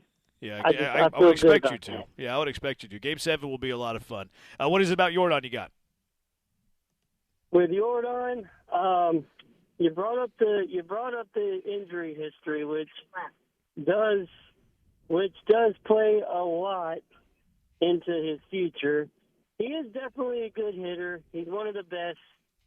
He's got a lot of competition going right now with him being the best hitter. The kid from the White Sox, Aaron Judge, when Aaron Judge is hitting hot. There is a lot of things that factor into that. And I just think right now you could probably get a lot for him. But, like you said, man, he's literally like, they're only 2.5 games out.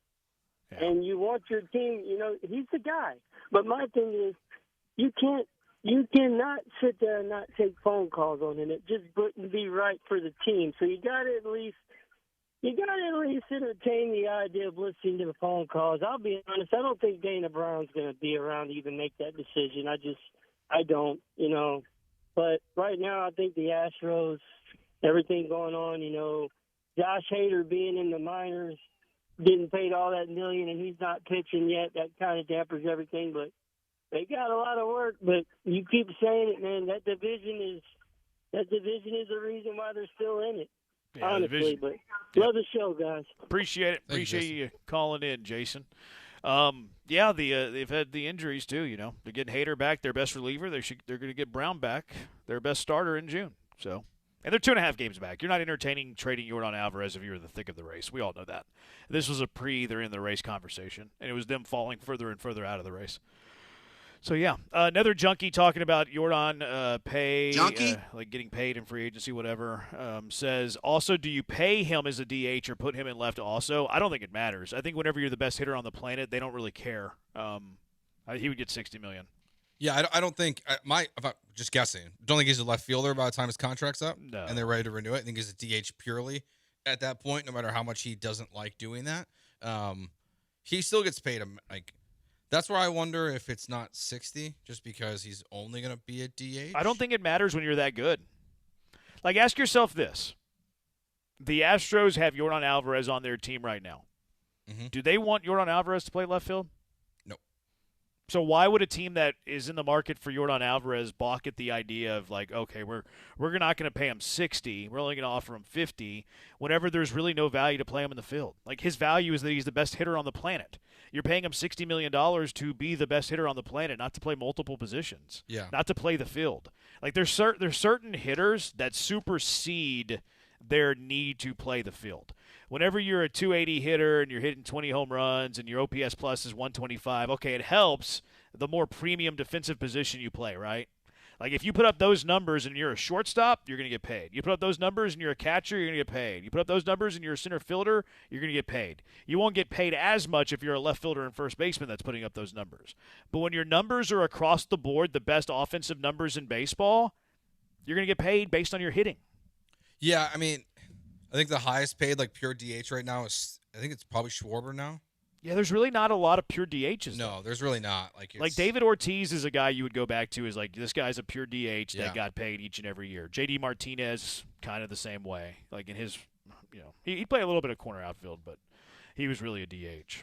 Yeah, Jordan's still already still in the top, like in the top 3 or 4 at this very moment, and he's gonna want a massive contract. He's gonna be well deserving of it too. Like we don't know what he's gonna want. We don't know that. We have no idea Yordan Alvarez's desires. Yordan Alvarez signed a sweetheart deal whenever he was already on a plight of being one of the best offensive players in baseball.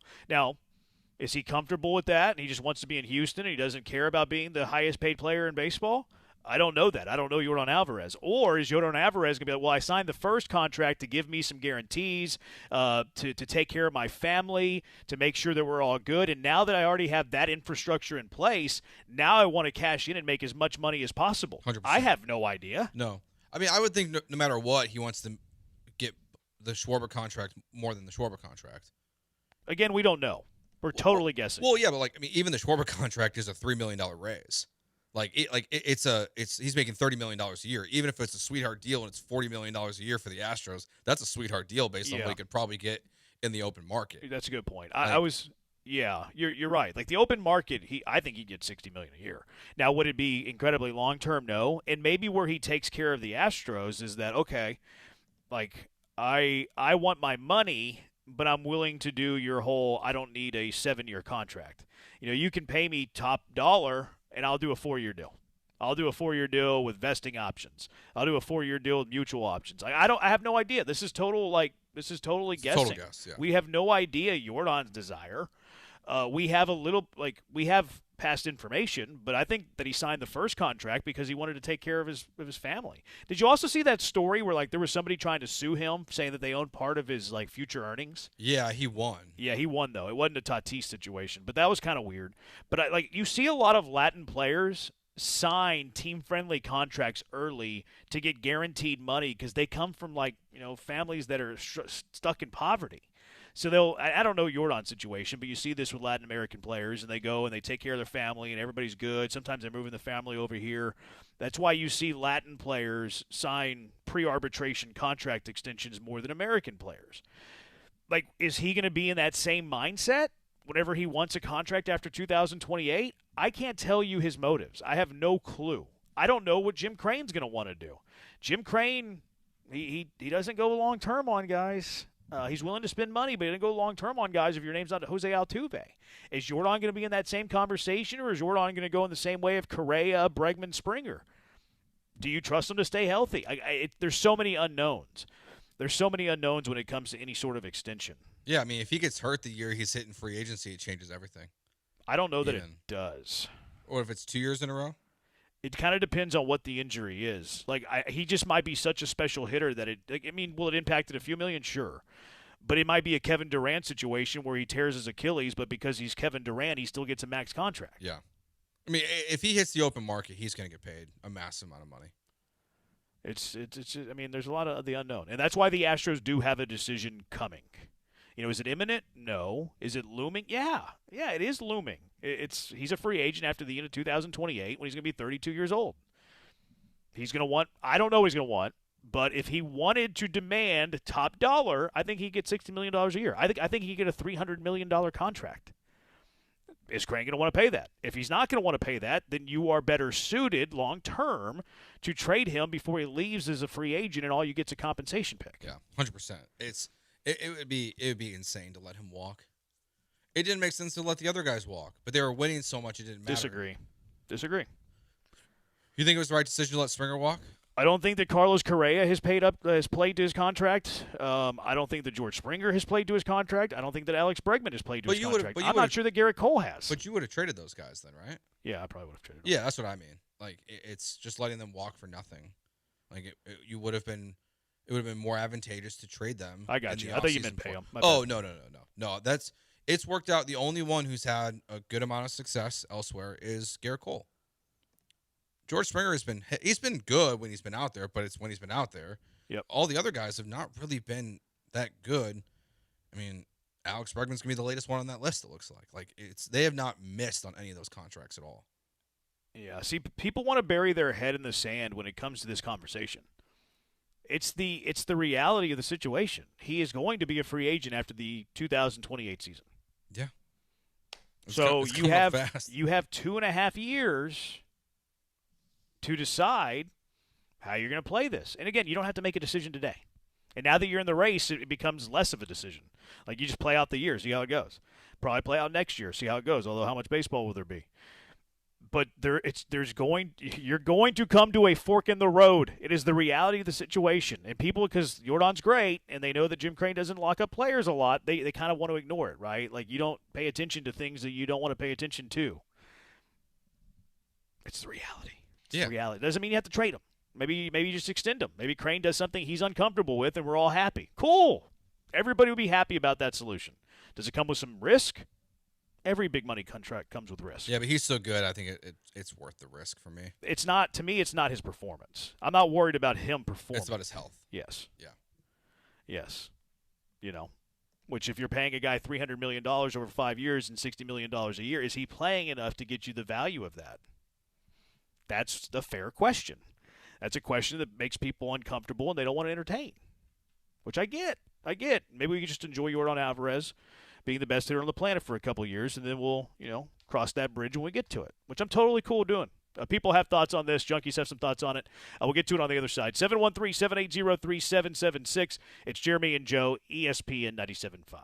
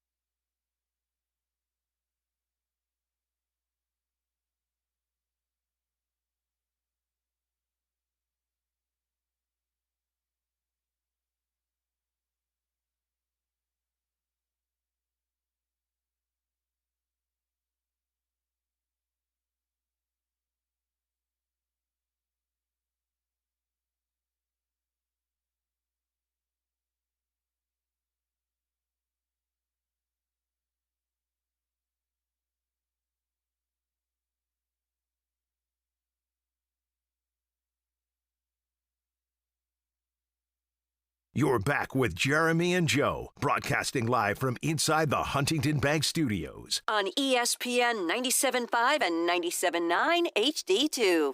Finesse Pauly market for bread. Junkie, the Astros are too cheap to keep Alvarez. He's going somewhere else.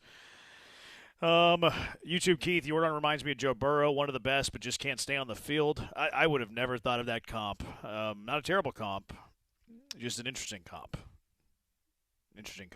Junkie, Dell, and Sean were talking yesterday about possible landing places for Jordan Alvarez after the Astros inevitably let him walk when his contract expires. I think the Astros should make an exception to how they do things and do everything they can to keep Jordan, even paying him huge money. They cannot let this man walk out the door. Junkie, you're out of here. Throw him out. He's gone. See you later. You come back next week. You literally copied and pasted that. We read it on the air yesterday. Oh. That's a good ejection. Heather says another way in which Jordan is still getting better. In seasons prior, he hit better when he was playing left field over DH. Seems to have solved that issue. Freak show behavior this year is mostly just DH. I think he's locked in. I mean, he's been healthy, and I think he was ticked off with the narrative about him.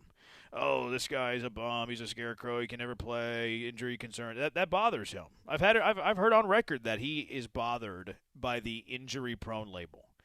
Does that mean he's not injury-prone? No. But he's bothered by it. He doesn't want to be known that way. So he's motivated. He's motivated to prove that narrative wrong, and he's a freak show. Jordan's parents never saw him play in person in the MLB until August or September of 22, as they were still in Cuba.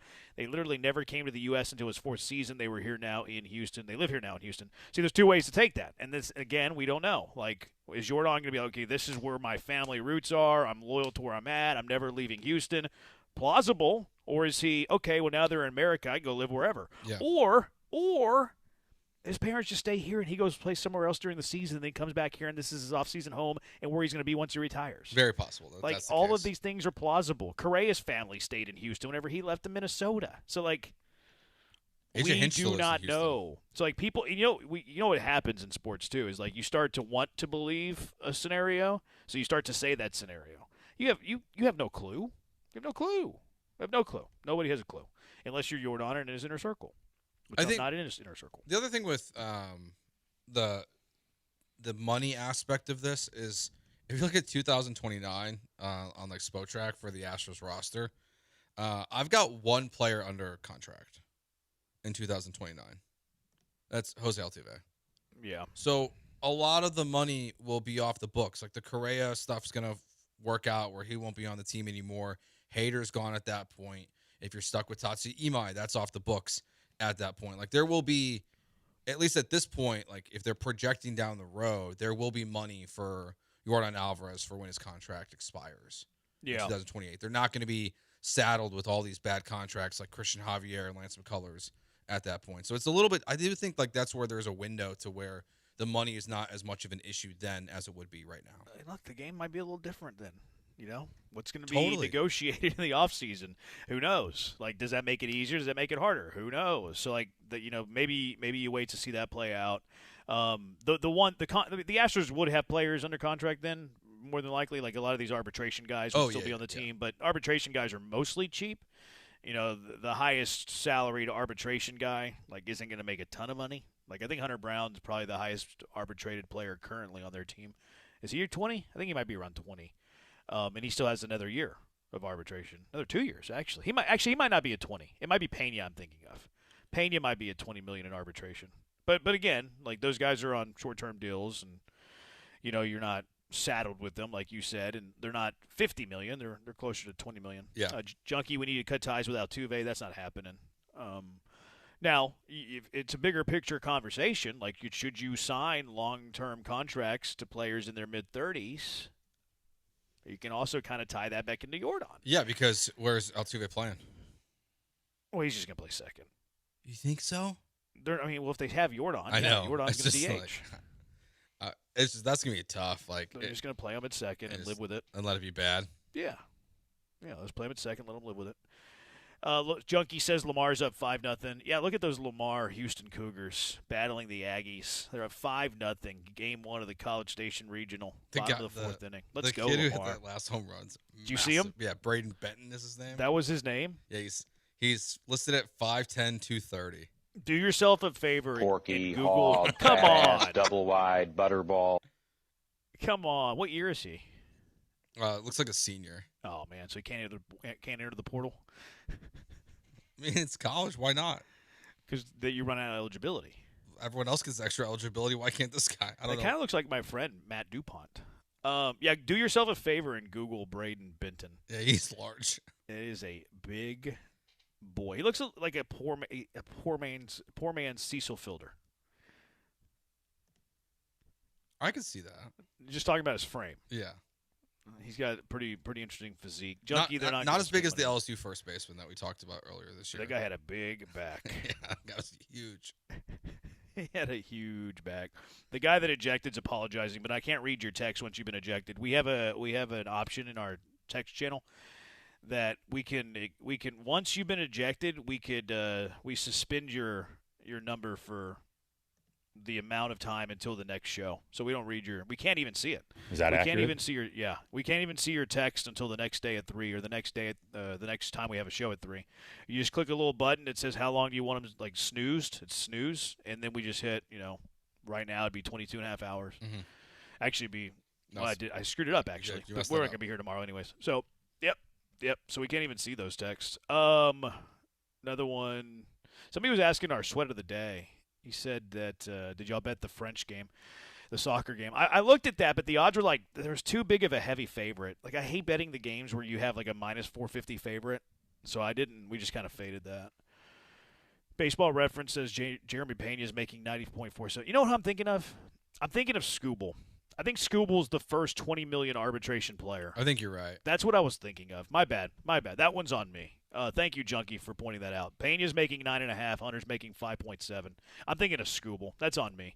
But that shows you the point. Even if there are arbitration guys that are under contract at the years that you were referencing, they're usually going to be pretty cheap. Yeah, they're not going to be super high priced.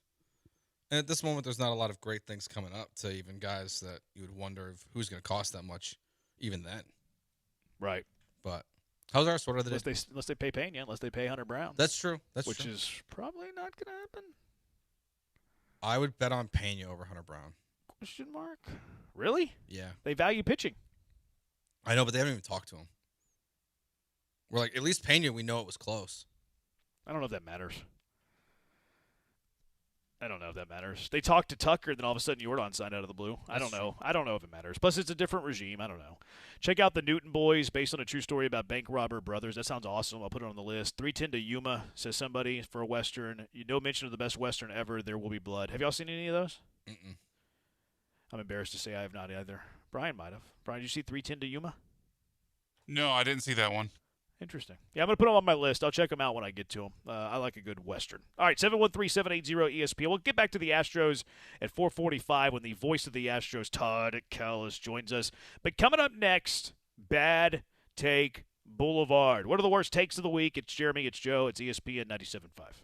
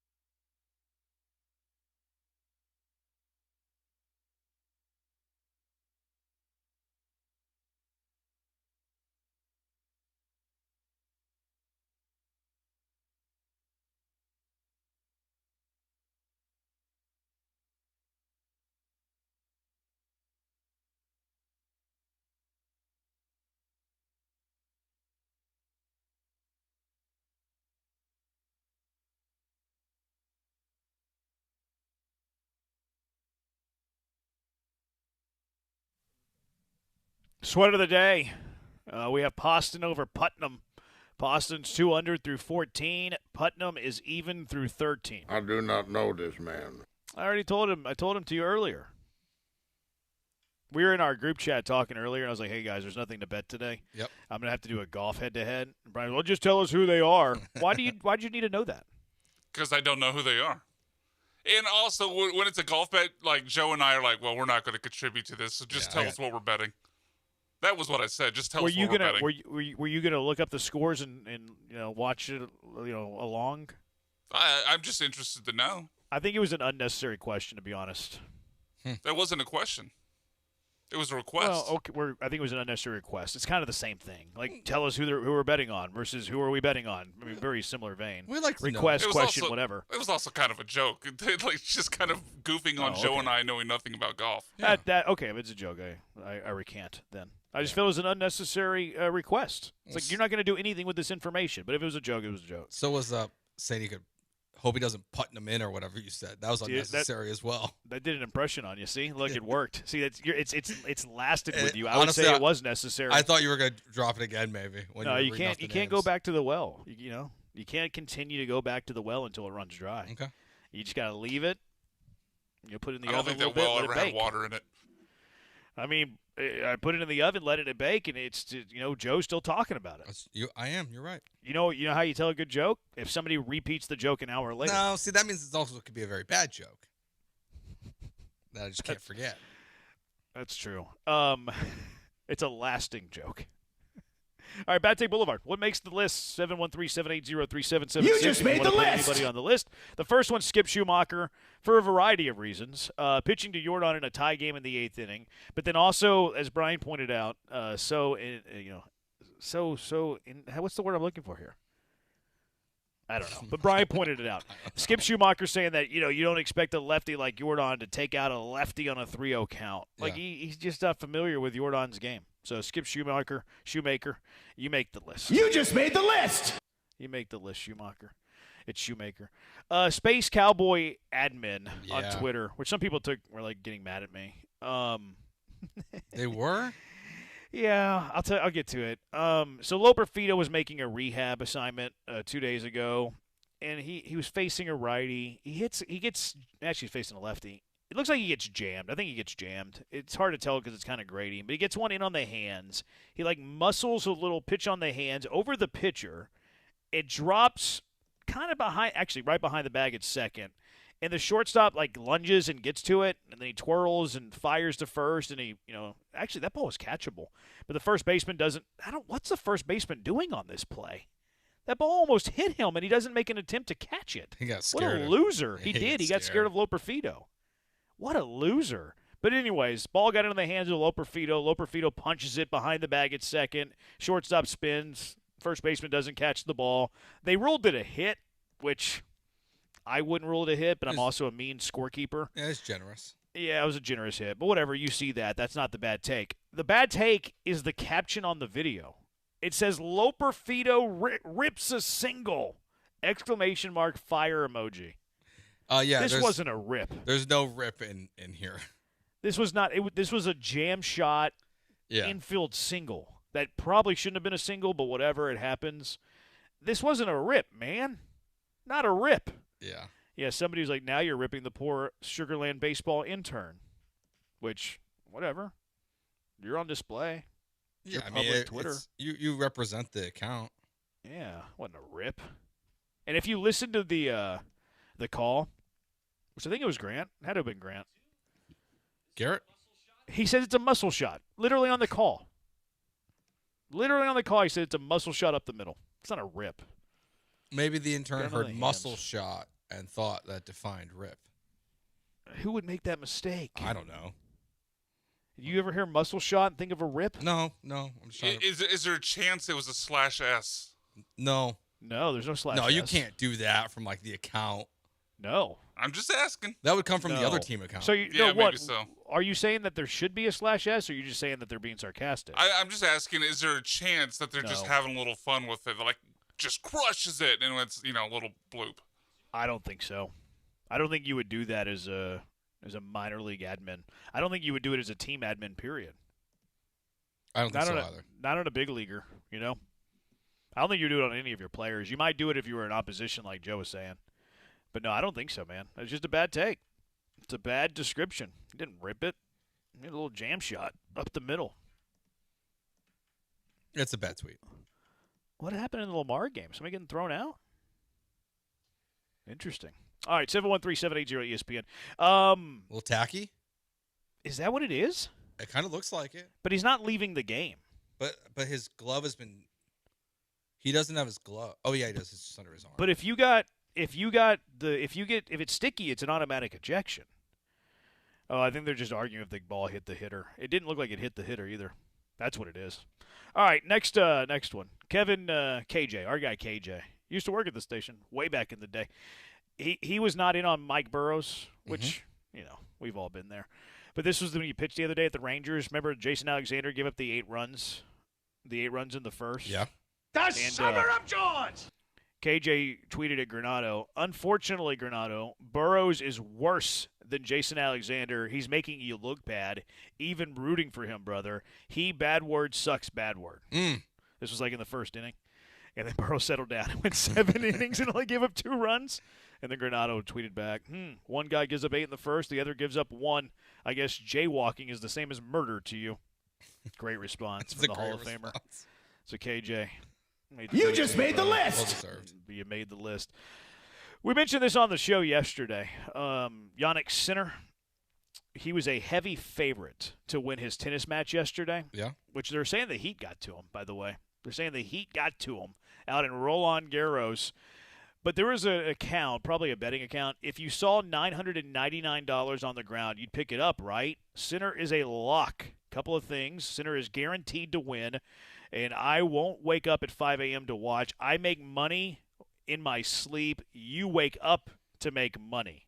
He bet $50,000 for Sinner to win $999.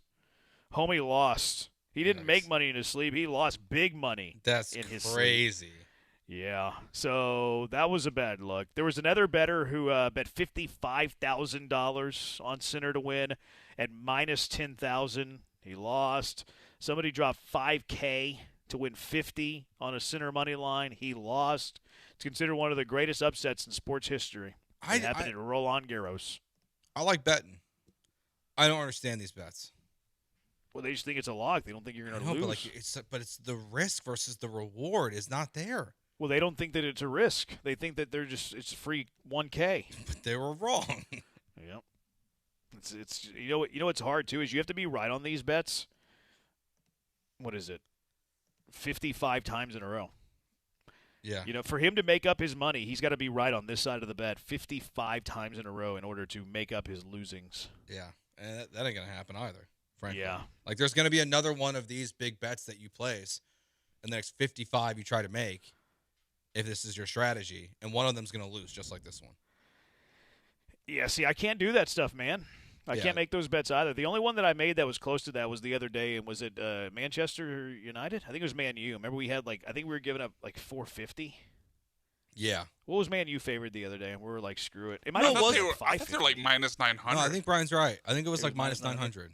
So I made the minus 900. Yeah. But that's a lot different than minus 11,000. Plus, we're good at betting, so we knew we could make it up. Yeah, on the year we're up almost 5 units. Yesterday we were 3 1/4 unit, and on the week we're almost 2 units. Yeah. We are good at betting. That's what people say about us. They say we're good at it. Those Jeremy and Joes, they're good at betting. And then Brian, he's good too. Brian the Brain. I think Brian was all the bets yesterday when we were 3-0. No. We were 1-0. No, we were 1-0 yesterday. My bad. I haven't added that in there, actually. Yeah, because we argued yesterday. Yeah, and the side of it I had actually got crushed. But you know what? I guess Wednesday that I was 3-0. I didn't put that into our equation yet. We're up 6 units. I didn't do the math yesterday. There we go. We're up 6 units on the year.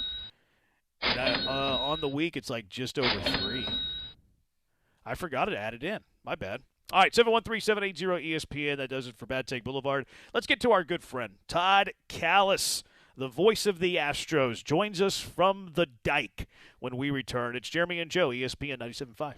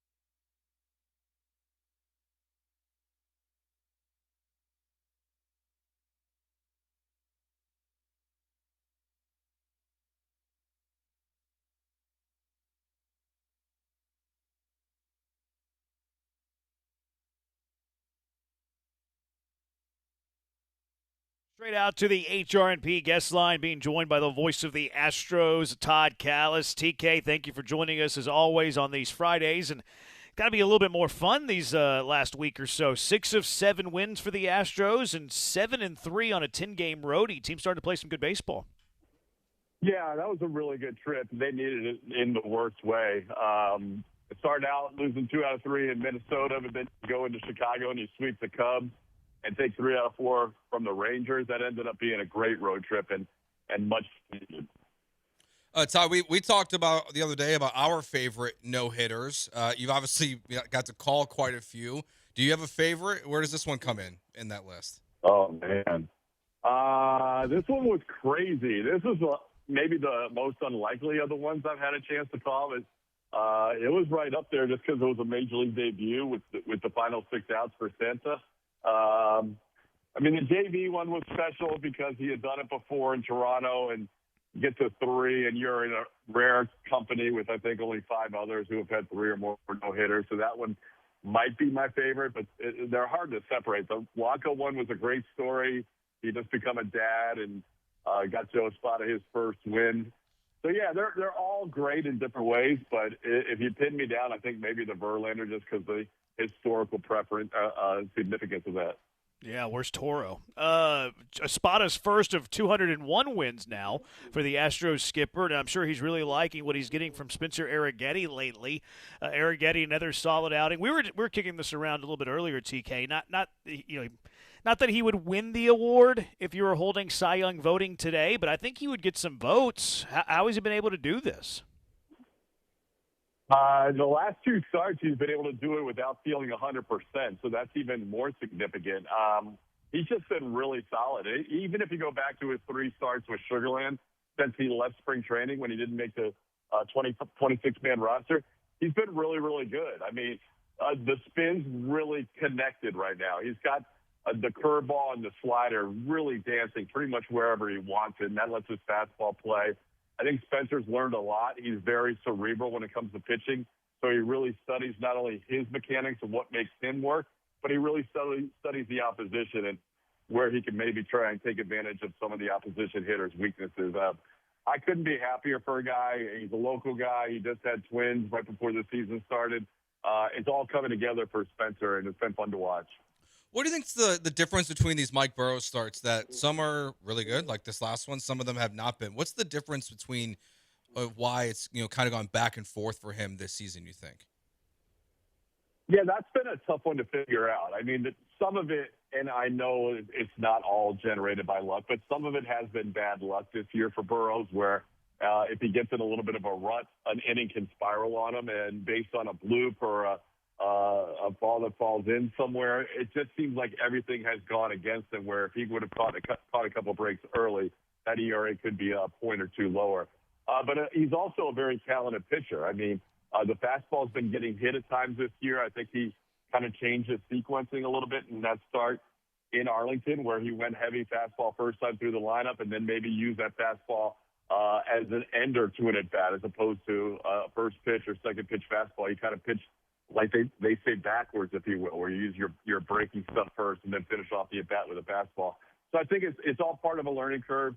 The team's learning Burrows. I really feel confident in him moving forward. I think you're going to get the better version that we've seen at times with Burrows when he's gone 7 innings, and we are going to see more of that than the times that he struggled in the first few months. Todd Callis joining us on the HR&P guest line from the ballpark. Another guy that the Rangers are trying to pick backwards to was Yordan Alvarez in the 8th inning the other night in a tie game. I mean, you see sluggers get the green light on 3-0. They're usually anticipating fastball. I think Yordan realizes he's Yordan and is not going to get a fastball on that count. Where have you seen his intelligence kind of separate him in the box versus other sluggers in baseball? Because he's so good at it. I mean, his guess rate is incredible. He has the ability to know what pitchers are thinking before they even know what they're thinking. It's kind of crazy. Like, I think that's probably the most underrated part of his game is his cerebral part of the game, not only as a base runner, but especially in the batter spots, because he thinks through at bat. And there's occasions when he'll guess wrong and he'll take a pitch that you wish he would have swung at. but for the most part, he is on point. For him to hit that pitch out, it was definitely looking in a certain spot, in a certain location. He got it, and he just launched. And I'm sure if the Rangers had a chance to do it all over again, Skip Schumacher would have put that fourth finger up after it got to 3-0 because that was a game-turning swing. What do you even say, like when people, like opposing broadcasters, come into town and they ask you about Yordan Alvarez? How do you describe just what you get to see on a day-to-day basis from such a great player? I pretty much tell them that he's the best hitter I've ever seen in person on a day-to-day basis. And I've been around this game for a long time, but just because of the combination of what we talked about earlier, his ability to think through at bats, and also he's really intelligent in controlling the zone. He rarely leaves the zone. His strikeout to walk ratio is basically 1-to-1, which you never see for a power hitter. And then I tell them that he's underrated as a base runner and as a fielder too. I mean, fielding, he's never going to be a great fielder, but when he can get to the ball, he'll make the play. And when he has a chance to throw somebody out, he has a better than average arm out there in the outfield. So you put that all together. I know he doesn't play a lot of defense, so he's not going to add to his WAR total defensively. But when you put that all together, he is definitely a top MVP candidate, and to me, the best hitter I've ever been around on a day-to-day basis. Another Astros slugger, Nick the Stick Allen, hit his first home run since 2024, and I heard you say on the broadcast that he sat next to you on the way over to the ballpark that day. Did he buy you a steak dinner afterwards? I should have. There's a lot of good choices in Chicago for a steak restaurant. Yeah, it was actually on the way back from the game before he played the next day. And they had two different buses. One of them had a bunch of family and kids on it, and then the other one was obviously most of the team. Normally there's enough seats where you're not sitting with somebody, and if you sit with somebody, it's somebody on the broadcast team. But for whatever reason, everybody got paired up on the broadcast team. I was just kind of sitting by myself. Nick got on the bus. He was looking around for a seat. No, nothing was available. I'm like, hey, have a seat. Just, sit right here. So he sits down.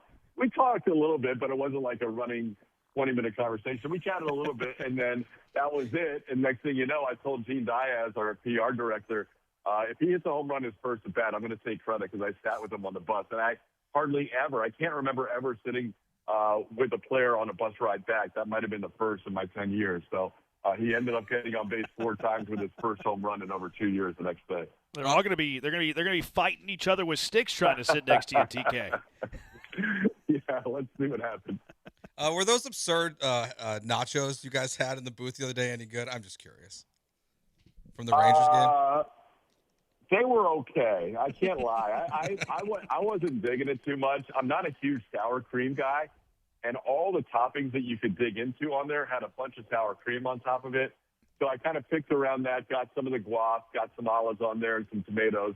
But it wasn't like I like nachos as much as anybody. I try not to eat it too much. But I wouldn't necessarily go there, and I feel bad because the Rangers people who hear this are going to be like, why are you killing our product? But I wouldn't necessarily go there and spend $40 on that as one of my concession options if I was back at Globe Life Field as a fan. Milwaukee comes into town tonight. Very good baseball team. Pat Murphy, the rare manager that can't climb from the college ranks, doing a great job there with the Brewers. Lead the NL Central. You get the Miz on Sunday as well. What are the Astros getting with the Brewers this weekend, TK?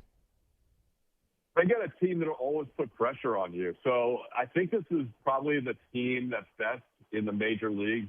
Gives your team, in this case the Astros, the test of where you are.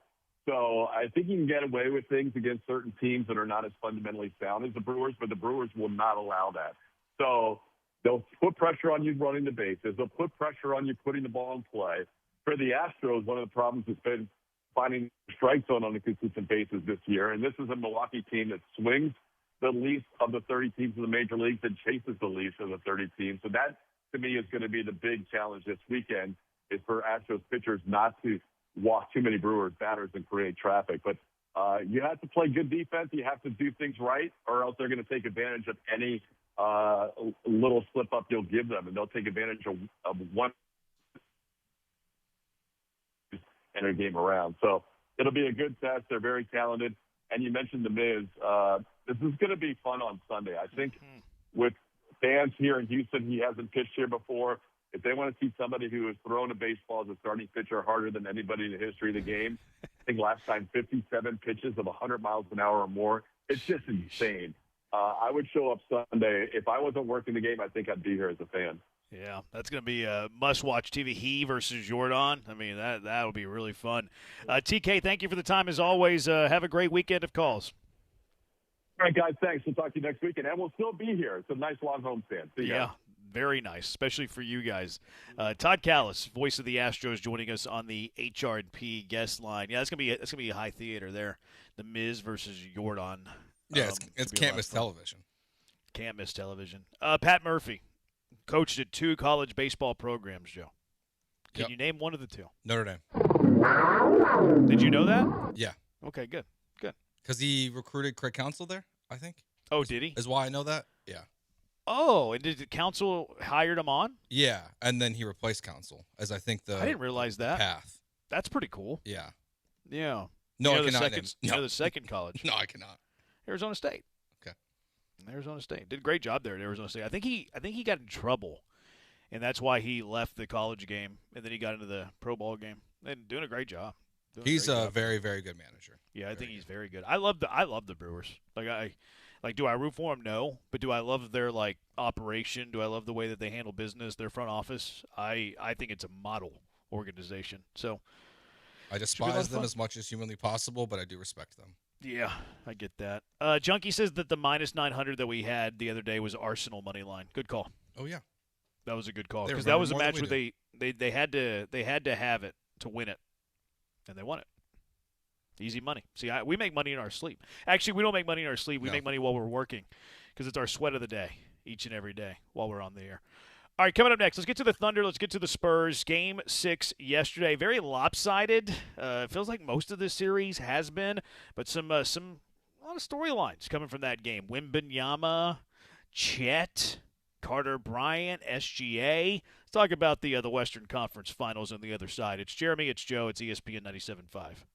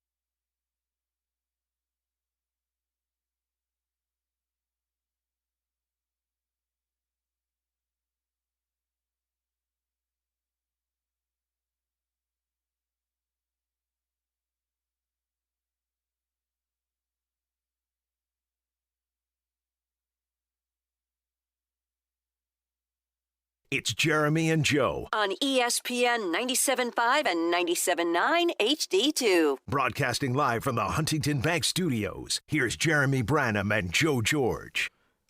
College baseball so hot right now. If you're not watching Squeeze play, what are you doing with your life, really? It's pretty great. 713-780. Isn't it awesome? Yeah. It's better than Red Zone Channel. I like football too much, so. That's what I figured you'd say. Yeah. Junkie made it to Houston from – see, here's the thing. I think baseball, like on a wraparound thing, is better than football on a wraparound thing. Why? I like – because baseball, you have less activity. Like, over a course of a baseball game, like, let's just say it's a 3-hour game, right? Mm-hmm. Of the 3 hours, how much action do you have in those 3 hours? It's not a ton. Like 5 minutes worth? Yeah. 5 minutes worth of action. Whereas, like, football – it's mostly action-packed. You know, you have a burst of action for 8 to 10 seconds. Then you wait 30 seconds for the next play. Burst of action. Wait. Burst of action. Baseball's mostly waiting for the action. We love it. We love it. You know, it's a great game, but it's the reality of it. So I think the bouncing around is better for baseball than it would be for football. And, like, whenever I watch football, I like to watch one specific game. Yes, yeah. Like Red Zone's always the TV too.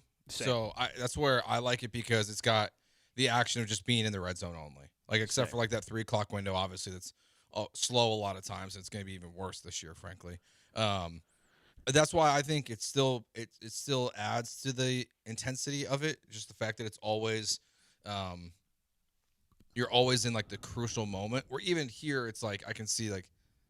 I guess there's runners on usually when they're on games, it looks like, but not always. Critical moment. No, I like football. I'm like usually locked. I'm with you. It has TV2 treatment. Red Zone. Red Zone's great. Don't get me wrong. But yeah, it doesn't get TV1. It doesn't get TV1 treatment. Junkie says, how well is Milwaukee ran if it's not winning championships? We got ring culture guy texting in. Oh, I don't know. Just the fact that they've been a winning organization for the last 10 years and been a playoff team for 7 of the last 8 despite having limited resources. Yeah, I mean, they're one of those teams that is well below like the owner's proposed salary floor. If you force that organization to spend $70 million, they're going to win. Yeah, like that's one of those teams where if you have a salary cap, like they're going to win. Rays will win salary cap. Their ROI is just better. They're squeezing out the most. They're squeezing out the most for the money that they spend. I think they do a great job, despite having never won a championship in recent memory. Have they ever won a championship in franchise history? Surely they got one like in the 80s, right? I don't know. No, yeah, they got one, the Harvey's Wallbanger crew. Nope, they never got one. They never got one? No, they lost the World Series in 82. Oh, maybe that's what I'm thinking of. Okay. Yeah. Yeah, I thought they had one too, but nope, they haven't. They've never won one. Poor Brewers. Although they ran really well, and they get a lot of victories for their resources that they have. All right, basketball game yesterday. Thunder fall to the Spurs. Spurs, I mean, never really a game. Like, Spurs came out of the gates, shot it incredibly well. Wemby, what a start by Wemby. I did think the Thunder did a great job of getting back into the game. They cut it down to 5 just before halftime, and then the Spurs, finished with a bucket, 7-point game at the half, which – I thought that was incredible for the Thunder to be within 7 after that start by San Antonio. The problem is San Antonio then had another start like they had in the first and the third quarter, and they just kind of ran away and hid in that game yesterday. Yeah, even just like looking like out of the box score pulled up, just seeing a 32-13 in a playoff game in one quarter is absurd. Yeah. Of what the Spurs did last. Yeah, they handled them. Like, I get why the caller earlier who said he feels like the Spurs are gonna run over the Thunder in the next game because they took their souls. I don't necessarily agree. No. But I could see why a Spurs fan feels that way after watching last night's game. Game 6, when you're up 3-2, it cannot be a soul snatcher. Like, especially a team going back home, The Thunder didn't need to win that game yesterday. And that's been I still think the Thunder win the series, although I'm in a win-win here. Family's happy if Oklahoma City wins, and then I'm happy if the Spurs win because I bet a Spurs NBA championship ticket after they blew out the Rockets earlier in the regular season, and I think plus 550. Nice. So, like, kind of a win-win for me, which I might hedge it. Depending if the Spurs win or not. Is that would be your second one this year? What did I win? Seahawks. Didn't you do the same exact thing? Oh, I did. Yeah, I did the Seahawks. After they played the Texans, I was like, man. No. Actually, I did before they played the Texans. And actually, you know what? I was bullied into doing. I was peer pressured into doing it by the Junkies. So, again, Junkie's most sophisticated listenership. Because I remember, like, we do our storylines. Like, hey, storylines. And I was like, because, I mean, I look at the opponent when the Texans are about to play them. Like, I kind of do a deep dive that week. And I was like, this team is so underrated. Like, I said it that week. I said, this is the most underrated team in the NFL. And people were like, oh, you're just being hyperbolic. You don't really mean that. And I said, you know what? I'll show you. I'll show you how much I mean it. I'm going to play. I think I bet them across the board. I think I played them as NFC West champions. Mm-hmm. I played them as NFC champions. And then I played them as Super Bowl champions. Yeah, I cleaned up on that because I got bullied into doing it. Yeah, no, if you get this Spurs one right, too, you're going to have to also do a baseball one and see if you can go 3 for 3. Well, it's whenever they play a Houston team where I just look at the team like, man, this team's good. So maybe like this weekend? I don't know if I feel that strongly about the Brewers. Plus, baseball's so tough because it's a crapshoot, and you have the Dodgers. And the Dodgers make it a lot more complicated. Yeah, like if the Dodgers don't win a championship, like they're below their bar. You know, it's a failure of a season. So I don't know. It's tough with baseball. But anyway, Spurs ran away, hit from this game. Wemby, look, see, this is another thing where if you're the Thunder, like I didn't hate the shots that Wemby was getting from a Thunder perspective. Like he was shooting from outside the paint. He took 9 threes. Like I think you want Wemby to take those shots. Now he hit them, which is tough. But I have a hard time seeing Wemby replicate that in Game 7. The Thunder have won every time they've needed to win in the series. They lost Game 1. Okay, we can't go to San Antonio down 2-0. They win Game 2. Okay, we need a split in San Antonio. They win Game 3. Don't really care about Game 4. We need a win in Game 5. That way we don't go into San Antonio facing an elimination game. They got it. Every time, there's been 3. Every time they've needed a win in the series, they've gotten it. Yeah, I think the Thunder. I think they're going to get it again. I agree, especially when you look at these last 2 wins for the Spurs. It's 118-91 and 103-82. Like to your point, it looks like the Thunder are just like meh. Like, does this game really matter to us? Not really. I don't like. I remember when the Lakers and Rockets had that series whenever Yao and T-Mac were hurt, and like the home team won every game. Yes. That was a series that went 7 games, but it was like the Rockets have no chance in Game 7, and we all know that. I don't think it's to that point, because I do think if the Spurs have a good shooting game and the Thunder don't, Spurs are going to win this series. And it might come down to, like, Wemby's outside shooting. Like, is Wemby going to go 4 for 9 from 3? I don't know. But, yeah, I do think the Spurs are capable of winning. But the Thunder, every time they've needed a win, they've gotten it. Wemby needed this game, I think, especially after his little pouting thing after Game 5. I'm not speaking to the media because I'm sad and mad. He had to play like this, and he did. So I'll give him credit for that, even though I'm really starting to dislike Wemby even more and more than I already have. You know, the whole draft stuff with Houston and him crying and him calling the code red on little itty-bitty Jared McCain. Yeah. Like, I don't really – it's not gooing media after the game. Like, I'm not really a big Wemby guy. But he had to have this response. He had this response. That was good. Like that from Wemby. It is crazy how this series has only had 1 good game. Yeah. Right? Did you see the post-game interview with Wemby real quick? No, I didn't. It was funny. What did he do? She asked him 2 questions, and she was getting ready to ask for a third. And as soon as he finished the second answer, he was like, all right, thanks. And he just, like, took off. Oh, really? Yeah, you could tell he, like, didn't want to talk to anyone. I don't like Wemby, man. I don't like Wemby. He's got diva tendencies. Yeah, I will say this, though. Like, I'm ripping on Wemby, and I don't like him. I don't like his demeanor. I don't like the, post-game stuff, code red on Jared McCain. I will say this. I kind of think that you need his demeanor to be a star. I agree. So, just want to put that out there. That Vassell punking Chet Holmgren kind of put a smile on my face because I have the same feeling about Chet. Yeah, you do not like Chet. He's so weak. Yeah. Like, he has height, and he can jump and get rebounds and stuff, and he's got, like, a decent offensive game, don't get me wrong. I can't stand weak basketball players. If you're getting moved that easily and displaced that easily, I have no time for you. Like, he's soft. Yeah. The one from the game before was that was worse. Unbelievable. Oh, it was way worse because it was a guard, right, that, like, put their shoulder into him, and he just went flying away from him. Buried him underneath the rim and jammed on him. Yeah. Yeah, I don't like weak basketball players. Like, I like guys who are strong and tough, and Chet's not that. No, he is not any of those things. Yeah, and he gets exposed in these series, man. Like, he'll have a good regular season when they're, like, not really trying in the regular season. Because he can go out there, and he's tall, and he can score, and he can grab rebounds, and you look at his stat sheet, and it's like, okay, this guy's a really good basketball player. And then you see him in the postseason just get abused by much smaller people. Like, he's just not strong. No, he's so skinny. I mean, he looks like he doesn't eat. Yeah, I know. He just Wemby looks the same way, but Wemby will get pushed around a little bit, but not to Chet's level. Like, no, Chet's like just so, like we see so like when weak. Alpi would like get it, like when they were going at it, like especially like that first time they played the Spurs this year, Alpi was getting the best of him in the post, like backing him down, but Wemby was still was hanging in there. Chet, it doesn't feel like that when he gets back down or in any of those situations. He has no lower body strength at all. Yeah. No, I'm not a huge Chet guy. Somebody says, dang, Jeremy is soft. Every time I think of Wemby, I think of how the draft is rigged and how Wemby could have been a Rocket. Yeah, they lost the coin flip. They got the wrong set of balls. It would have been. I would have loved Wemby in Houston. I will say that. Also, my favorite play of the game was when Carter Bryant just bulldozed right through SGA. I love that so much. That's my type of basketball, especially in the playoffs. Like, hey, you want to hit the ground? All right, we'll let you hit the ground. Got to be on our terms, though. Yeah, Loved it. Loved it. I do too, honestly, because I'm annoyed with the SGA falling. Look, I'm not even annoyed by it, but I appreciate good, hard playoff basketball. Yeah, he trucked him. You know what it reminded me of? It reminded me of the Olympics when Kobe Bryant ran right through Paul Gasol. Yeah, I can see that. Where it was like the first possession for Spain. Yeah. And Kobe's like, I'm gonna set the tone here. God, he crushed Paul Gasol. He went right. Yeah, he did.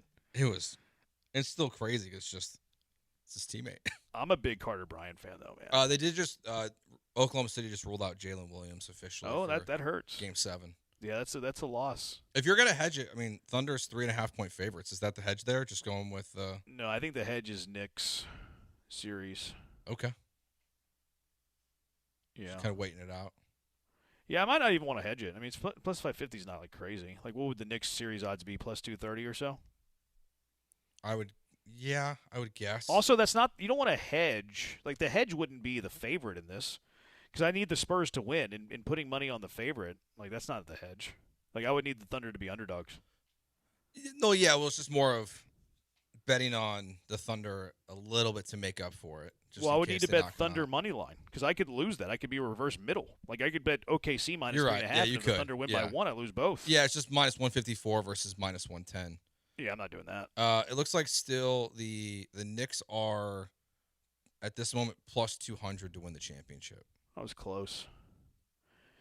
I think would it improve if they play the Spurs? I think it stays the same. Maybe like a $20 difference. Like, maybe if the Thunder win, they increase their odds to plus 210, and if the Spurs win, maybe they decrease their odds to plus 190. I think that's as big a swing as it is, and it might even be 195, 205. Yeah, it might be smaller than that. It might not move at all. Well, right now it's Thunder plus 130, Knicks plus 200, Spurs plus 230. Right, but what does it do for the Knicks' value? I think the Spurs Knicks or Thunder win. I think it drops if they end up playing the Thunder. If they play the Spurs, drops in which way? It's like plus 500. Oh, that's too big. That's too big. You think so? I think the furthest it would drop would be plus 230. I think it's not going to go. Why would it go from plus 200 to plus 500 based on a Game 7 in the Western Conference where the Spurs are almost as good as the Thunder? Because I think I think Vegas is saying the Knicks can hang with the Spurs, but I don't know if they'll hang with the Thunder. But it would grow by 300 points? Maybe 200 points? Is that still too much? Too big. Yeah, it's a 100% increase. No, that's way too much. Plus 230 tops. I just feel like they'd be bigger underdogs against the Thunder. Yeah, but that's already kind of baked in. OKC's a minus 3.5-point favorite, so it's already baked into the Knicks odds. Yeah. No, I think plus 230 at most. Okay. It might not even budge at all. St. Mary's upsets number 1 UCLA in the Los Angeles Regional. How about that? The Lamar Houston Cougars still leading A&M 5-3. Aggies threatening, though. I think in the 7th. Does that say 7th? This little quad box makes it tough to see the inning. All right, coming up next, Mailbag Monday on a Friday. What's your question for Jeremy and Joe? 713-780-3776. It is Jeremy and Joe on ESPN 97.5. You know what's delicious on a Friday night? You know what's delicious any day of the week? Federal American Grill. It is always delicious, no matter when you go. Maybe you're going tonight. You're taking the missus out for a little date night. Federal American Grill. First off, great taste. It's a perfect date night spot.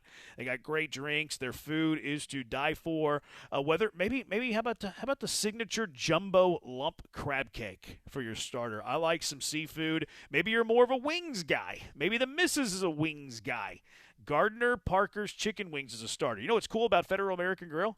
They have a half-baked chocolate chip cookie as a starter. In the caption, it says, hey, why not? That's my kind of people. Maybe you're eating light. You want a Baja Blackened chicken bowl. Those the seafood options out there are great too. Shrimp and cheese grits, the blackened ahi tuna, grilled salmon, great fatty option. That's healthy fat. The burgers, the Freedom Burgers, always a great choice. And then they also donate $1 for every Freedom Burger sold to Camp Hope, which of course helps our veterans that are dealing with PTSD. Their federal features, amazing. Surf and turf, the blackened chicken Alfredo is really good, and a braised short rib. I've been saying my whole life, those short ribs are incredibly underrated. Maybe it's not for dinner. Maybe you're just stopping by for Federal's Happy Hour, which the Federal Happy Hour is so good. Every day from 3 until 7. You still got about an hour and 40 minutes to take advantage of that. $10 appetizers that are to die for. Great variety of drink specials. They got world-class whiskey options. They got world-class bourbon options. You're going to love the vibes of a Federal American Grill social hour. Also, keep in mind, event season is here. Graduations, birthdays, anniversaries, company retreats, whatever the case may be, you can book your private event space at any of the Federal American Grill locations. 6 in Houston, Shepherd, Hedwig Village location, Katy, the Woodlands, my neck of the woods. They have one downtown, and, of course, the new one in River Oaks. You can get those event spaces by going to thefederalgrill.com. You can also order online there, make reservations online there as well. Check out Federal American Grill for their social hour or for dinner, maybe even lunch. Maybe it's brunch for the weekend as well. Federal American Grill, where great food meets every occasion.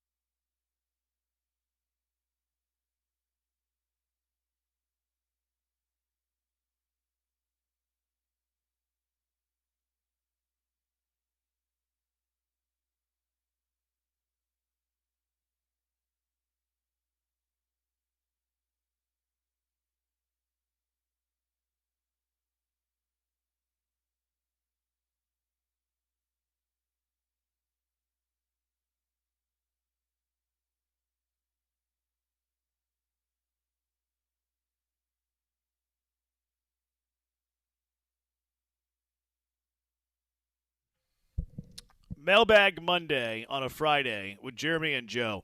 713-780-ESPN. What is your question for Jeremy and Joe? 713-780-3776. Junkie, why are people so mad about Carter Bryant being physical? People get mad about everything? I mean, we're not mad about it. Yeah, but I think a lot of people online are going to be. I'm pulling for the Thunder in this series, and it was my favorite play of last night's game. That and the yam on chat. Or actually, went on Yam last night. It was a block. And then they said choice words to him. That's a mean words to him. Yeah, people just get upset when they, I don't know. They want it both ways. They don't want the players to flop, then they play tough, and they get upset. It just feels like NBA fans just complain about everything that happens on a court. That's true. That's probably everything in sports, actually. 713-780-ESPN. Question for Jeremy and Joe. Mailbag Monday on a Friday, 713-780-3776. What did you guys do for Memorial Day weekend? Just kind of hung out. We didn't do much, honestly. We grilled out a little bit, but just kind of chilled over the weekend. What'd you grill? Huh? Some steaks. Do you want more detail? No, I just love how you always say "huh" when I ask you a question. Oh, well, I wasn't ready for it. What'd you do this weekend, Jeremy? I went to this weekend. Last weekend? Last weekend. That's what I meant. I went to where did we go? We went to Buda for a night, and then we drove to Fredericksburg the day after. Picked up a couple of bottles of my favorite sangria. Still in the fridge, though. Haven't touched it. Maybe do that tonight. Maybe drink some sangria tonight. I love some sangria. It's pretty good. It's not my favorite. Depends where you get it from. Yeah. This one, I think it's called Pontotoc Vineyard, something like that, in Fredericksburg. It's my favorite place. They moved, though. I didn't realize they had moved. It's on the completely opposite side of the downtown Fredericksburg. Yeah, it's one of those for me. I wouldn't order it or probably buy it, but if I went to a party or someone ordered it for the table, I'd have some. It's not my go-to. No, same. 713-780-ESPN. HR&P listener line. What's your questions for Jeremy and Joe? Mailbag Monday on a Friday. Peter K. I don't know why I said Peter King. Peter K. Makes about as much sense as so many other things on the show. I don't know if that's a dig or a compliment. Peter K., was that a dig or a compliment? Mailbag Monday on a Friday. Saying we don't make any sense. I don't know. Peter K.'s usually pro Jeremy and Joe. I know, but that feels... That feels out of character. Yeah. That feels out of character from Peter K. I don't know. I saw this going around. Who would you pick if you had to listen to one college football play-by-play announcer for the rest of your life? You get an option of 6. Vern Lundquist, Brad Nessler, Keith Jackson, Chris Fowler, Brent Musburger, or Gus Johnson. So we get prime with these, right? Yeah, of course. Okay. Not right. Yeah. You couldn't do today because Keith Jackson's dead. Yeah, he's dead, and Musburger's no longer calling games. What? Joe? Unnecessary question. Well, not all of them are dead, but Musburger, are you getting Musburger now? Or are you getting Musburger in his prime? You're trying to dig your way out of this unnecessary question. You asked in their prime out of a collection of people that are not entirely alive. One. Right, but would you think you were getting dead Keith Jackson? I'm just clarifying for the people alive, Jeremy. Jeez. Can you repeat the list? Unnecessary question. Can you repeat the list? Yes, you get one college football play-by-play guy. Vern Lundquist, Brad Nessler, Keith Jackson, when alive, Chris Fowler, Brent Musburger, and Gus Johnson. Not dead. I don't know. The name I was hoping you would say Great answer. Well, the name I wanted to say is not on the list. Who did you want? McDonough. Same for me. Oh, really? Yeah. I heard he plays for the other team. Not that there's anything wrong with that. I'm just saying. All right. On the way out the door, you dropped that on us? I've said it before. You have? Yeah. Musburger. Also peed next to him at in Norman. We went to the bathroom at the same time. I go Keith Jackson, who's, I don't know if you know this, no longer with us. I've actually peed next to a lot of famous people. Roger Clemens, Craig Biggio, and who was the guy? McDonough. I feel like that's end of list, though. And Brian McDonald once. Who's your Yeah, same tier. I would go Brent Musburger. Yeah, that's mine. You're looking live. I love Musburger, man. Musburger had the best big game feel of anybody. Was awesome. 713-780-ESPN. I also love the co-eds. He did. Yes, he did. What was the person he made famous? It was AJ McCarron's now wife. What was her name? I forget. Yeah, was it Jen Sturger? No, that was the Florida State girl, that Favre, yeah. That was the Favre guy. Yeah. Catherine Webb. That's it. Dead Keith Jackson is probably better than some of the current people. Out of the three of you, who's the best working the grill? I don't do it very often, but I think I'd be okay at it. Same. Yeah, I think I'm happy with it. I like my food. Joe, what kind of cut of steak? How did you cook it? Rate it 1 to 10. It was strip this weekend. Good healthy option. Threw it in we did the reverse sear this weekend. Okay. I don't know. It wasn't like my favorite I've done, so it's like a 6.5. Okay, overcook it or what? It was a little overcooked. My wife likes it a little overcooked I don't know why. You can make them different ways. Yeah, I know. Brent Musburger calls games for the radio network. I don't think he does anymore. He used to, but I think he's done now. I think that's over now. Key from LA: start, sit, cut, brisket, pork belly, beef ribs. Man, that's a good option. Pork belly's underrated. Start, brisket, sit, beef rib, cut pork belly. I would start beef rib, sit brisket, cut pork belly, but pork belly's so good. Same as Branham. Yeah, it's so good. Beef rib is love amazing. Pork belly. It is amazing. My favorite bite of the cow. All right. I'm going to dip out early. Appreciate you, boys. You'll have a great weekend. Bye. Listeners, have a great weekend. We'll talk to you on Monday. When the boys come back, they're going to be talking about Adam Schefter's prediction on the C.J. Stroud potential contract. It's Brian and Joe on ESPN 97.5.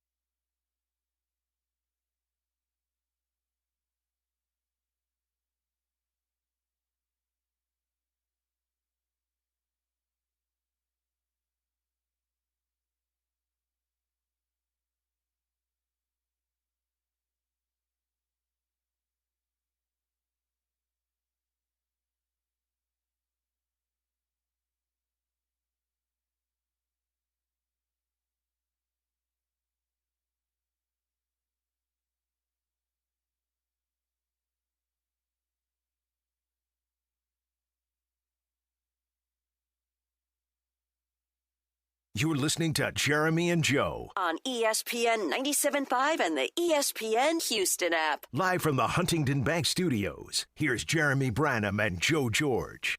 Joe and Brian, the rest of the way here with you. Jeremy had to leave us a little early today. Astros got a series coming up this weekend against the Brewers. Talk some Texans here in a second. But, Brian, I got a question for you first. Yay, Texans! Abner Uribe, the Milwaukee Brewers pitcher. Oh, yeah. The guy that hit the DX shop? Yeah. Suspended for one game by Major League Baseball. Oh, really? He's going to appeal, so he could still be available for the Brewers tonight, depending on how quickly they rule on this. So, fair or foul? That's suspension. I would have only suspended him if that strike hadn't been upheld. Because that was, I think, the underrated part of that video is he hits the triple thrust DX chop, but there was a challenge on the strike, and it was definitely a strike, and maybe he knew it. But it's not like it was middle of the zone, right? Like it was, I think, maybe a half inch in or something like that. So, no, I would say foul. I hate when sports take the fun out of it, like the NFL did for such a long time with the touchdown celebrations. Yep. Nah, leave it in baseball too. They were the one. Remember, they recently also told the Giants to stop pumping each other in the outfield. I mean, yeah. I don't know why it took them so long when the Rangers have been the weirdest team in baseball for the past 15 years. At least 15 years. But I don't think he gets suspended. This is very Key and Peele sketch here. Yeah, you only get 2 pumps. If he doesn't do it 3 times. Yeah, you only get 2 pumps. Yeah, if he only dropped it once. And I do kind of wonder if Major League Baseball is like, hey, man, 3 is extreme. If you only do 1, we might be able to let it slide.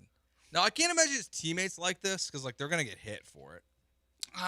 Yeah, we'll see. They're going to get hit for it. I forget. Who are they playing at the time? Cardinals. Cardinals? So they'll probably play again. That's a divisional team. Yeah, I don't think other teams besides the Cardinals will hit them, though. No, if he does it again. Yeah. If he did that this weekend, you're sending Peter Lambert out there, I think it just depends if the other players are wrestling fans. If they get it, then I think they're going to like it. They're going to find it funny. See, even if they do, I don't know. It's pretty intense. I think it's stupid he got suspended. I'm not surprised. You think there's anyone in baseball that would charge the mound if he hits the DX chop on him? Yeah, for sure. For sure. If they were playing the Red Sox. Oh, you know who would definitely charge? Tommy Pham. Yeah, Tommy Pham. Tommy Pham would charge the mound on that. Wilson Contreras 100% charges the mound. Probably so. In that moment. I don't think there's anyone on the Astros that charges there. No, I just think you're sending Astros don't have hit. Honestly, I don't know if they have any charge the mound guys. I don't who's the most charge the mound guy on the Astros? Maybe Christian Walker gets some red ass. Yeah, I could maybe Isak. I don't know. Jordan's too laid back. Altuve would never charge the mound. I don't think Walker's charging the mound. I do think he's walking towards it and giving a piece of his mind. Something. But I don't know if he's full out charge. We don't really see full out chargers that often. Not often, no. Anymore. It's a lot of the fake tough guy. You hit someone, you wait just long enough for the catcher to step forward and step in front of you, and you bark your way down to first base. But there's not the old when Kyle Farnsworth was pitching and mound charges were happening. He full on picked him up and spine busted. Yeah. Or obviously Nolan Ryan, Ventura moments don't happen anymore. We need more of that. You know what? I agree. I think it's totally fine to hit a Brewers player. We do after this. People hit each other in hockey. Yeah, they drop the gloves as soon as the game starts. Still, it's great. I remember when hockey tried to get rid of it. It sucked. They tried to no more fighting. Is there anything better in sports than a goalie fight? It's pretty elite. Yeah, they happen very rarely, but when we get the goalies fighting, it doesn't get any better. A step up from hockey goalie fighting is lacrosse goalie fights. I've never seen one of those. Because they have to run towards each other. It just feels different, than having to skate towards each other. Yeah, because the goalies kind of skate in slow motion. Yeah, they kind of take their time. They meet up, they square up, but in lacrosse, it's you can get a full out sprint of 2 dudes. You can get a Braun Breaker spear from one of them. Yeah, it's pretty great. So, I think the suspension's soft. I'm not surprised. I'm actually surprised it's only 1 game, to be honest. This is one of those moments where I feel you could have very easily seen a 2 or 3 game suspension for MLB and then dropping it down to 1. But yeah, I'm not shocked that. Let me let him have fun. Let him hit the DX chop. Make baseball fun again. Your sport's about to be canceled next season, so like let us enjoy it while we can. Frankly, like why not? Yeah, who are we protecting here? The answer would The probably children. be the kids. The yeah, children, the kids. Brian. Come on. We're protecting the children. What were we watching when we were children? DX hit the chop. Yeah. Vasquez, people are saying. Yeah, I could see Christian Vasquez Yeah, charging them out. Yeah, I could see it. If not, he's calling the code red to throw at someone. Yeah, I think he's probably more of that than charging them out. Now, who do I trust to throw at someone and hit them? That's a great question.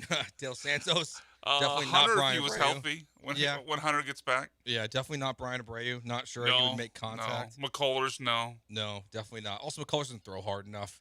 Jason Alexander, no. No. Would they even feel it? I'm not sure we ever see him again, frankly. Yeah. Maybe, unfortunately, we do because of injuries. But all right, let's talk some Texans here, some C.J. Stroud. So today, Pat McAfee had on Adam Schefter on his show, and they were talking about a bunch of things, and C.J. Stroud came up and his contract. Here's Adam Schefter. The Texans going to pay C.J. Stroud. What's going on? I picked up his fifth-year option. What's the deal there? Is he getting paid before the year starts?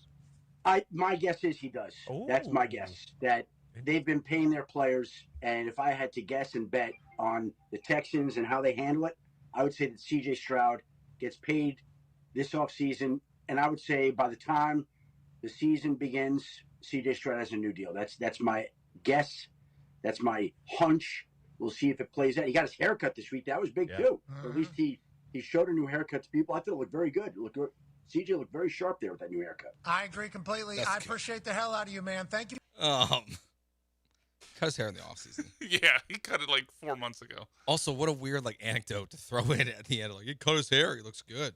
Thanks, Shefty. Now, look, this is one where the aggregators versus what was really said are going to look totally different. Because he says multiple times in there, he's guessing. This is not a report. This is why a lot of reporters don't even love doing interviews, because he's going to get taken out of context. To be honest, though, I'm surprised of the guess.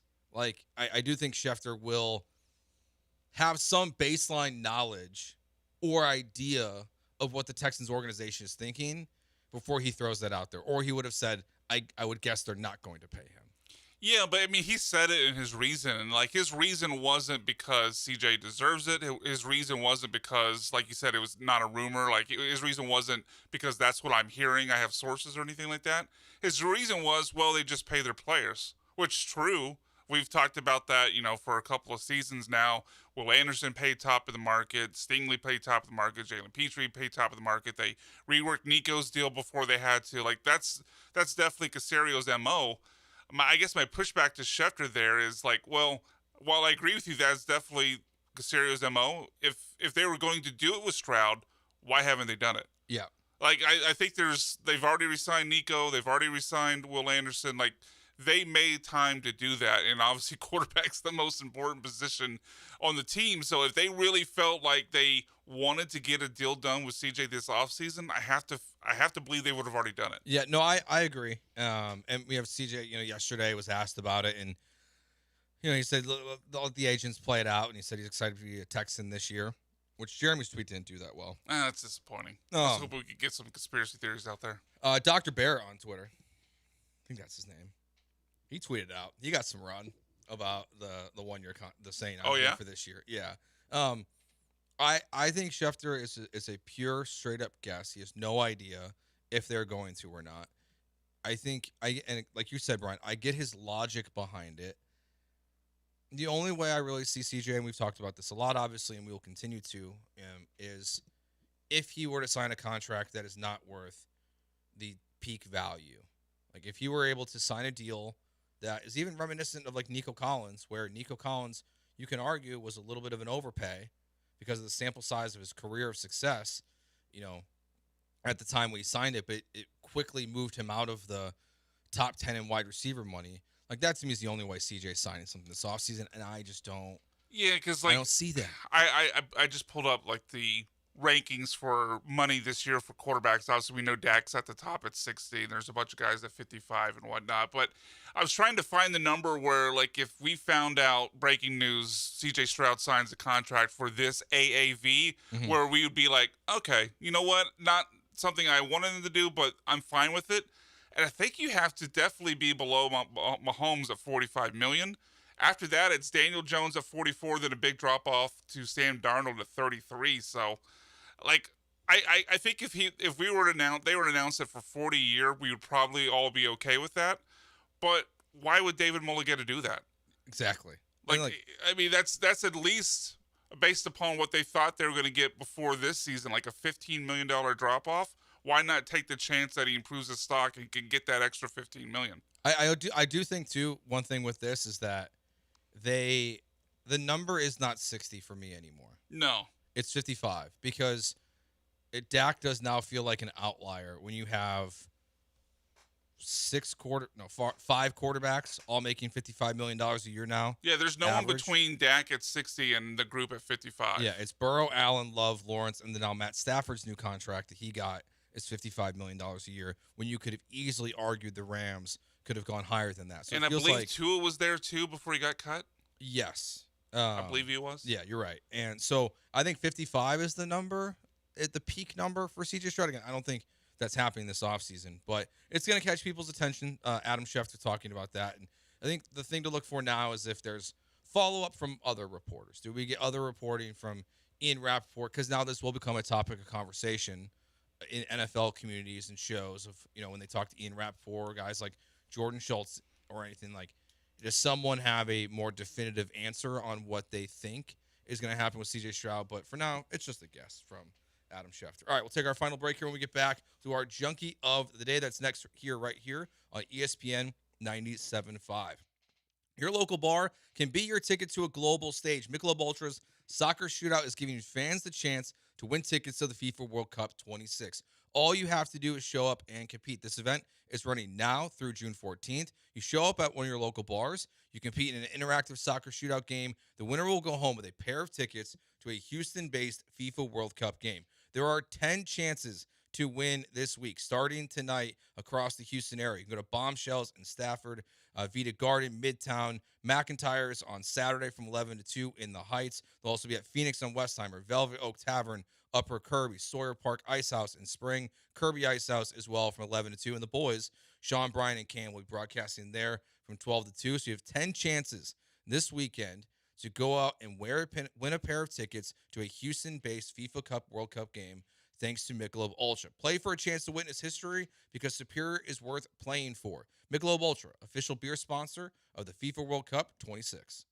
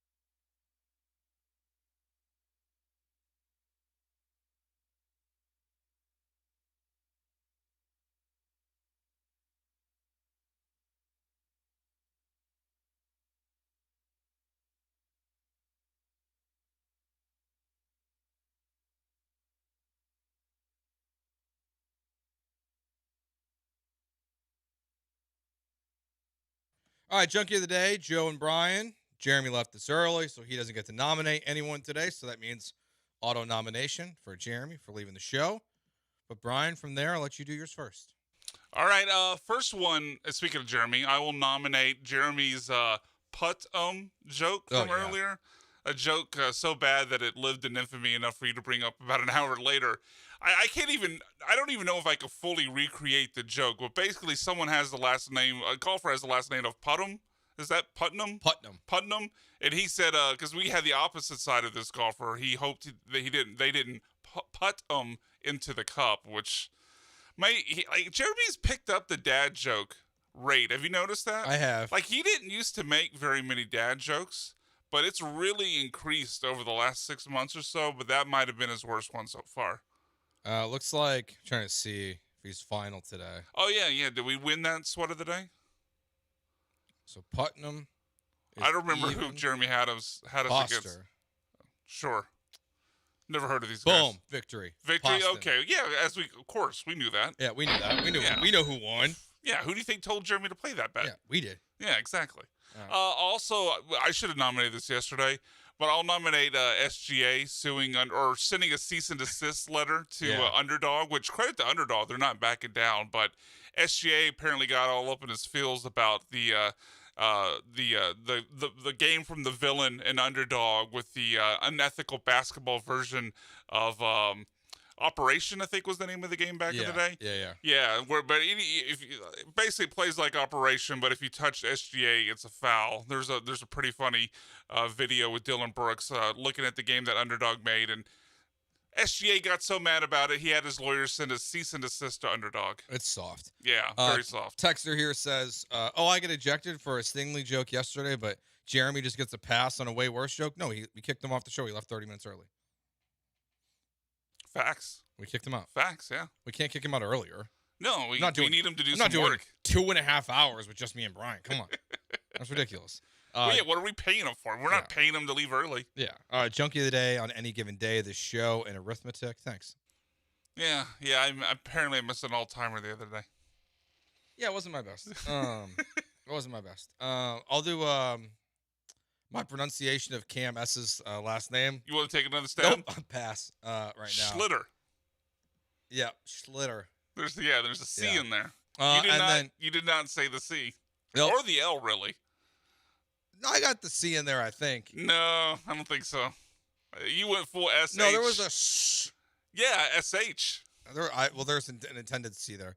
And then I'm going to nominate the person who overtook Craig Ackerman's Twitter account.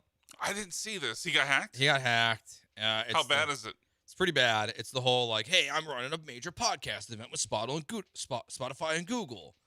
And if you click on the link, your account gets hacked. Oh, yeah. This person... That's been making the rounds. Yeah, it came back again. But this person's extra thirsty because they've DM'd me 4 other times since then trying to get my attention. Wow. Yeah. Okay. I guess I should check my DM, see if I have anything. Yeah. But you've got hit with this 4 times? The last message was just, hey, how are you? They're just trying to get my attention. I know Craig personally. I know that's not you. What a brag there. Sorry, Craig, to your Twitter account. Who's winning? Have you ever been hacked, by the way? No. Nothing? Because I've never had a social media hack, but I've had to cancel cards a few times. Oh, cards, yeah. I think everyone this day and age has that. Yeah, cards happen. Feels like I have that once every other year. Yeah, I don't think I've ever made it to the end of a debit card. Yeah, same. I don't think I have. Where it expires. It always feels like either I lose it. I've never lost mine, but once every 2 to 3 years I have to change it because it's gotten hacked. Yeah, I've lost it. Apple Pay makes it a little less worrisome now, but still have to get a new one. But yeah, no, I feel like some kind of hacking happens where you get it. I've never gotten this. There was one time where I thought my email got hacked. One of our interns last semester got an email from me that wasn't from me. But you weren't hacked? No, it said Joe George on there, but it was a different email account that it was sent from. So their email account got hacked. So they're impersonating you, but they didn't hack your account? Yeah, so that person's email account got hacked because they were able to see interactions with me, and they got the whole go to Target and buy a bunch of gift cards. Oh, that scam. Yeah, that scam was big. I used to work at GameStop. That was a big thing they talked about there. They fell for it. Oh no, the intern fell for it? How many gift cards did they buy? They got to the store before they had an epiphany. Oh, but they actually made the trip to the store to buy all these gift cards? My gosh. Yeah. Was it sent by a Nigerian prince? Probably. But I was like, dude. No recommendation letter for you. I'm about to say, like, we did not make that. We didn't bring that person on for more permanent hire basis, right? Okay, good. No. I had to think about that for a second. What's the winner? Jeremy's Put'em joke. Totally agree. That does it for us. We'll be back with you guys on Monday, 3 to 6. We'll have the bullpen. Make sure you check them out tomorrow from 12 to 2 out at Kirby Ice House in the Heights. You have your chance to win tickets to the World Cup, courtesy of Michelob Ultra. That'll do it for us today. Enjoy the Astros games over the weekend in Game 7. Talk to you guys on Monday. Peace.